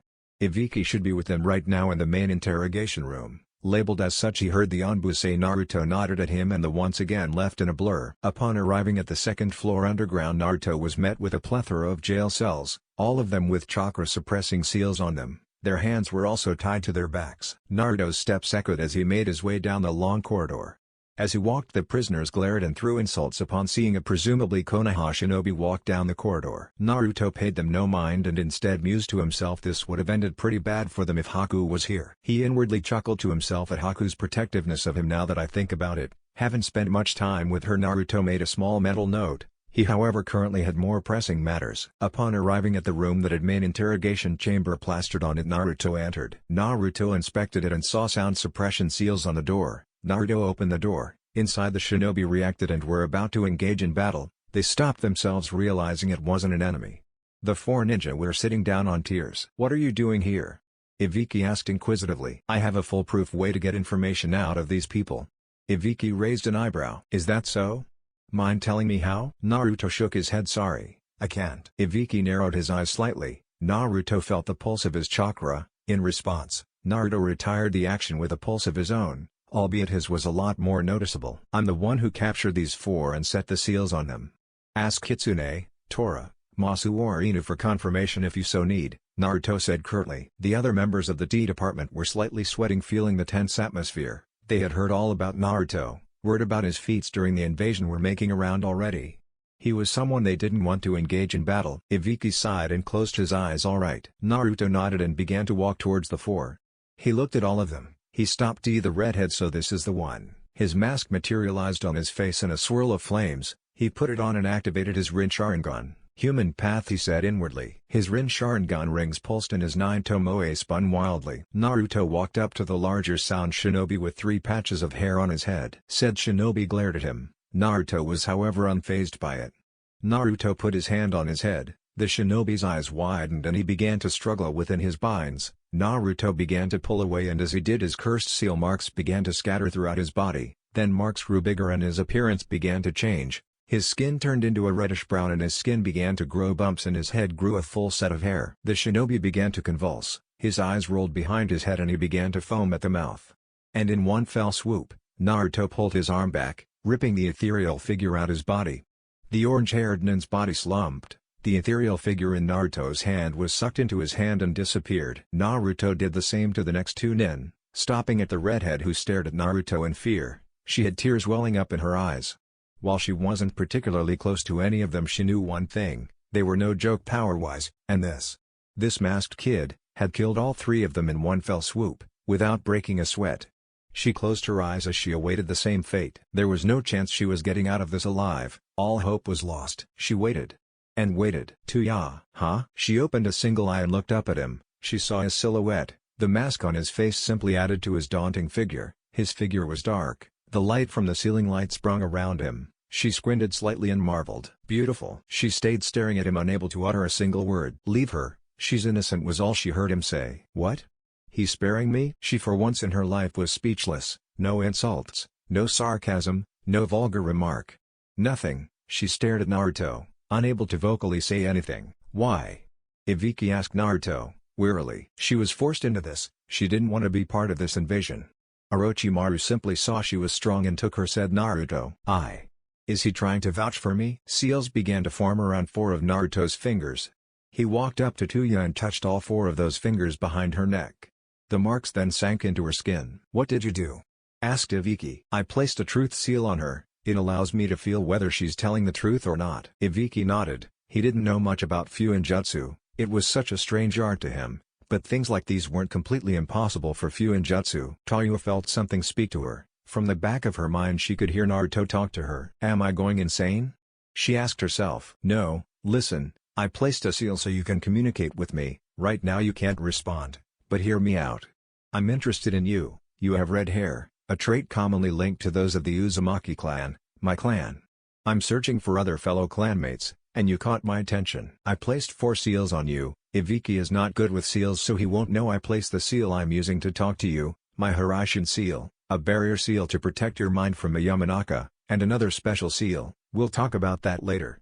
But for right now pretend you were forced to participate in this invasion and were forcefully given Orochimaru's curse mark. I'll help you. Play along and you might make it out of here." She didn't show any reaction to not startle the onlooking shinobi. "Tuya was forced to be here. I saw from the memories of the previous 3 nin," said Naruto as he turned to look at Ibiki. "So that's what he did. He extracted their memory. That's most certainly a powerful interrogation technique. However, It seems they die when he uses it. Naruto glanced at Tuya. He waited for her response but he received none. A light bulb lit up in Naruto's head. Ah, right. Naruto made a single-handed seal and a kanji for silence appeared on her mouth. The kanji disappeared, it burned away. Ibiki raised an eyebrow at him. She was being annoying when I captured her, so I placed a silencing seal on her. Ibiki nodded. Their attention was on her once again. Did you or did you not want to participate in this invasion? I didn't, she said curtly.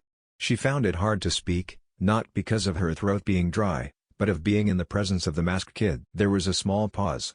Naruto's mask disappeared in the same manner it appeared, in a series of flames. He pulled 2 senbon from out the sleeve of his cloak. He walked up to Tuya and put 2 of the senbon into his mouth to hold them. He brought his fingers from the front of her forehead and combed it back with his fingers. He moved the locks that were framing her face and combined them with the rest of her hair. He kept running his fingers through her hair, evening it out and untangling it. Once it lost its crazy messiness, Naruto used one hand to hold the front of her head. He placed his index finger and thumb on her temples, keeping the locks of hair from falling on her face. With his other hand, he grabbed the base of her neck. The action made a jolt run through Tuya's spine. She slightly breathed out at his, in her eyes, affectionate action. She had never had anyone touch her like this. She admittedly liked it. She felt her face heat up in embarrassment. It reminded her of the times her mother would comb her hair. She closed her eyes. A small smile showed up on her face. She felt at ease. She felt a stage sense of tranquility ran through her as Naruto worked his fingers. Naruto grabbed a bunch of her hair and grouped it up with the rest. Naruto wrapped it into a bun. He got the 2 senbon and inserted one on the left side of her hair and the other on the right. Naruto took a step back to look at his handiwork. Tuya felt the breeze hit the back of her neck, something she wasn't used to feeling. She looked up to see Naruto with a small smile. You know, you look kind of cute like this. The small blush on her face grew. She didn't know how to respond, so she simply looked down. She wasn't used to receiving compliments. All she had ever received were insults from the people Orochimaru worked with. The only other person she would get along with was Kin. She didn't know why she was acting this way. He was the enemy, yet he is trying to help her. She didn't know why he was helping her. That's a lie. She knew why. But she didn't know why it was making her feel this way. She felt a warm feeling spring from within. It ran through her body and made her face heat up. She felt her heart beating faster. What is this jutsu he cast on he? She asked herself. If any of the Sound Five saw her, she would have surely never let her live this down. Especially that fatso. She heard Naruto speak. She looked up at him. She found his voice oddly smoothing. It was raspy. He spoke in a low, relatively monotone voice. The volume and rasping of it made it sound husky to her. She felt something well up whenever she heard him speak. Naruto made a hand seal. The truth seal that's behind her neck will glow if she lies. The shinobi around us can look at it to make sure she isn't lying. Ibiki nodded and mentioned the nin present in the room to watch the seal. I'll once again ask this. Did you or did you not want to participate in this invasion? I didn't. Ibiki looked at the shinobi. Did it glow? They shook their heads. No, it didn't. And to prove that it's real, I'll ask her a question and she'll reply with a lie. She nodded. Is your hair black? Yes. The seal began to emit light. It did shined. Let's tell another lie. So Tuya, are you a female? No. The seal radiated light. Ibiki nodded. Very well. It seems like your seal does its job. Now, did Orochimaru manipulate and lie to Suna in order for them to help him with this invasion? Yes. Now so? He planned on killing their Kazekage and taking his place, pretending he is Kazekage to order his men to attack Konoha. Where's Orochimaru currently? He should be at one of this many bases in the Land of Fire. However, attempting to chase him right now will be futile as he is constantly on the move. Ibiki looked at Naruto. Very well. It seems like Suna was manipulated into this attack. Ibiki looked at Naruto then at Tuya. What do you think we should do with her? I'd say keep her in here. Free her arms but keep her chakra restrainers on to make sure she won't try something funny. There probably isn't much information we can get out of her, but you can still try, with the help of a Yamanaka. Ibiki nodded. Very well. I'm going to need you to write a full detailed review of the information you gathered from the 3 nin, and you have my promises that I won't do anything too bad to her. She helped us get information after all. Naruto nodded. Very well. Well, I'll take my leave now. Naruto took one last glance at Tuya before leaving in a swirl of his cloak. Upon leaving, Ibiki took Tuya to an enclosed prison cell, then took off her handcuffs. Tuya sat down on the hard bed of the prison cell. She thought about all that had happened. She felt so out of character. Naruto was someone she couldn't find anything to insult. Upon thinking about that blonde, her heart skipped a few beats. Tuya, touch the seal that is directly on your curse mark. When Naruto placed the seals on her, he placed on below, to the left, to the right, and directly on where her curse mark is. When you'll be able to respond to me? Tuya touched her seal. Hello? I hear you. Tuya blurted out the first thing she thought about. Why help me? As I said before, I'm interested in you. Do you know anything about your parents? No, my mother never told me anything about her family or anything, so I had assumed it was a clanless family. Red hair is a large defining feature of an Uzumaki, that however doesn't always mean you are an Uzumaki, as in my case, I inherited my father's hair. Did your mother or father had red hair? She nodded to herself. Both my father and mother had red hair. I see, she heard him say. Are you loyal to Orochimaru? She thought about it, unsure how to respond. I don't know. I can help you. I can free you from here. I can give you everything you've ever wanted. Just submit to me, and forget all about Orochimaru. She thought it over. The offer was definitely tempting. She knew Naruto was strong. She had no reason to return to Orochimaru. Her mission failed. She was captured, which makes her useless in his eyes. She felt safe with this boy. Whenever she heard his voice or saw him, a chill would run down her spine. Tuya likes power, strong people. That is one of the reasons she followed Orochimaru, because he was strong. But with this kid, he radiated with power. Every time he spoke she felt like submitting to him. Plus, he may be even stronger than Orochimaru. Plus, she blushed. He's kind of cute. I wouldn't mind submitting and serving a cute boy like him. Much better than Orochimaru's weird ass. I'll follow you, I'll submit to you. I never got your name. It's Naruto. She nodded. Right, so how do you plan on releasing me? I doubt Konoha would let me waltz out. Where will I go or live after this? Don't worry, I thought about all that. So, tell me, look outside your cell. Is there anyone currently there watching you? No, not at the moment. Alright. Her eyes widened. She turned around and saw him. She gave out a slight scream. Naruto in an instant covered her mouth shut up. Naruto walked up to the cell and placed a paper bomb on the door. They left in a blur. The paper bomb exploded, sounding the alarms. Upon arrival, Tuya dropped to the floor and began to gag, almost throwing up. Oh, sorry, forgot people can get nauseous from traveling. The Ondame's Hiraishi, it was more of a statement than a question. Well, it was the Needham Jutsu, then my father's, and technically it's mine now. So, what's your plan? She wanted to keep it simple. He saved her from the cell, but she still wanted to keep it safe. I'll take you with someone. I have no sure way to find out whether you're an Uzumaki or not, but she might. Tuya nodded in response. How far away is it? Oh, we're here already. Oh. She looked around and saw countless tall stone high-rising buildings. Naruto began to walk, soaking in the view. This was actually the first time he's seen the village in its entirety. He remembers snippets from his clones. This is his first time seeing Amiko in a while as well. Amiko, I'm in the village. I need your help. Yes, I sensed you, Naruto-sama.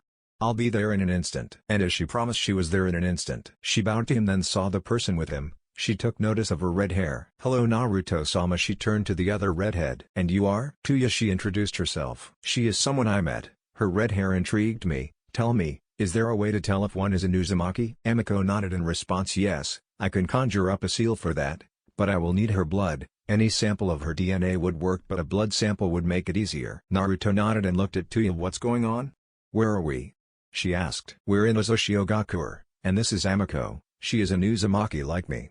She will help us find out whether you are an Uzumaki. Tuya simply nodded dumbly. Is this where I'm going to be staying? Naruto nodded. Amiko should get you situated. I'll let her give you a rundown of what my plans are. I have somewhere to be. She nodded. Naruto turned around and was about to leave when he was stopped by Tuya grabbing his arm. Thank you for saving me, she said as she wrapped her arms around him. You're welcome. He turned around and shot her a warm smile. Her heart skipped a beat and her face flushed. Naruto disappeared in a blur and Amiko looked at Tuya with a small amount of mirth in her smile. It was dark. Two sisters stood on the Hokage monument, the Ondame's head specifically. Sister, do you think he's going to come? She smirked. Don't say that. I've been waiting for this for a while, you know. She grinned. They had to deal with an invasion. She felt the slight change in the wind. You know, my father's head was always my favorite, even before I found out he was my father. Glad to see you came, said Yun without turning around. Sora on the other hand turned around and grinned at him. If it isn't my favorite blonde. This is a lovely scene, continued Yun, ignoring Sora. She was still looking over to the scenery, not turning around to face him. Naruto walked past Sora. Oi, don't just ignore me. Sora's pleas fell on deaf ears. He sat down next to Yun. Yeah, this was my favorite stop. I would always come here and look over at the scenery. It would be peaceful. This spot on the monument would always be my favorite. I didn't know why, but this would be the most soothing spot for me. Even more so when I found out he was my father. Yun closed her eyes and smiled. I see. Must have been instinct then. "So what do you two want from me?" "We are interested in you," he heard Sora say from behind him. She walked up and sat on the opposite side of Yun. "We mean you no harm, Naruto." "And how can I be too sure of that?" Yun smiled a bit. "We would never do that to you, Naruto. We care too much about you to do that." Naruto raised an eyebrow. "I don't even know who you are though." "You don't know we are, but we know who you are, and who you hold." Naruto's eyes narrowed. Before they realized it, 4 Naruto clones with a blade at their vital organs, 2 clones on each sister. "How do you know about her?" he said coldly. "Please put the blades down. As I said before, we mean no harm. We come from a village that worships the Kyuubi. We're actually well acquainted with Hikari-sama. I'm sure you know who that is. We were tasked by our leader to watch you and analyze your battle prowess, and get closer to you." "Worship her? So where does that put me?" asked Naruto curiously. "I'm sure you know the answer to that," Yun said softly. Naruto smirked. "I see, but I still don't trust you people," said Naruto as the clones dispelled. "Trust is earned," said Yun, nodding slightly. "And trust us, we'll do anything to earn your trust," said Sora happily. Naruto nodded. "Well, you'll have to work on it." "Kya sister, I can't believe we get to work with Naruto-kun." Yun smiled. "Yes, this is truly the greatest gift Fumi-sama could have given us." "Fumi? Who is that?" asked Naruto. "She is the leader of our village." She didn't mind relaying this information to Naruto. He would have found out about her eventually. "I see. I'd like to meet this village of yours. I need as many allies as possible for my plans, and you seem to be promising. I hope to work with you all soon." "Of course, thank you." They left without saying anything else, and Naruto stayed looking at the scenery. With a movement of the hand, 4 masked people showed up in front of him. "A village that worships Kurumi-chan? Interesting," said Satsuki. "More people that see Naruto-sama's greatness. How wonderful," said Hinata. "At least we know that they weren't enemies," said Haku. "Narukoi, I sensed no ill intent whatsoever. I also apologize for not mentioning the village. I had completely forgotten about their existence," said Kurumi. Naruto nodded. "More allies for our cause. Things are turning out to be working in our favor." They all nodded. "Naruto-sama, I revived word from Zabuza-sama. The civil war has been on a downward slope. He says the rebel leader is growing impatient. She is starting to grow doubtful that you will even go and is losing hope. Naruto side will have to be making a move there soon.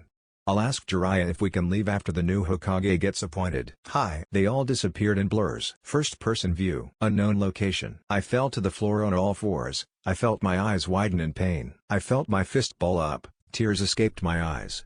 I stared at the kunai in front of me. Considering taking my own life, I knew it wasn't worth it. But her dreams will never come to fruition. I can't channel chakra. My chakra isn't normal. Every time I try to channel it, pain erupts from inside. It feels like it's tearing my coils. The animalistic chakra. I'm not the only one with it. I know it. I sent their presence a while ago. I however don't want to return to that village. It reminds me of what I could never achieve. It's the only thing I can do. Maybe this other person will help me, I said to myself hopefully. I went up to my parents. "I think there is someone who can help me," I told them. They looked at me excitedly. "Really? Where?"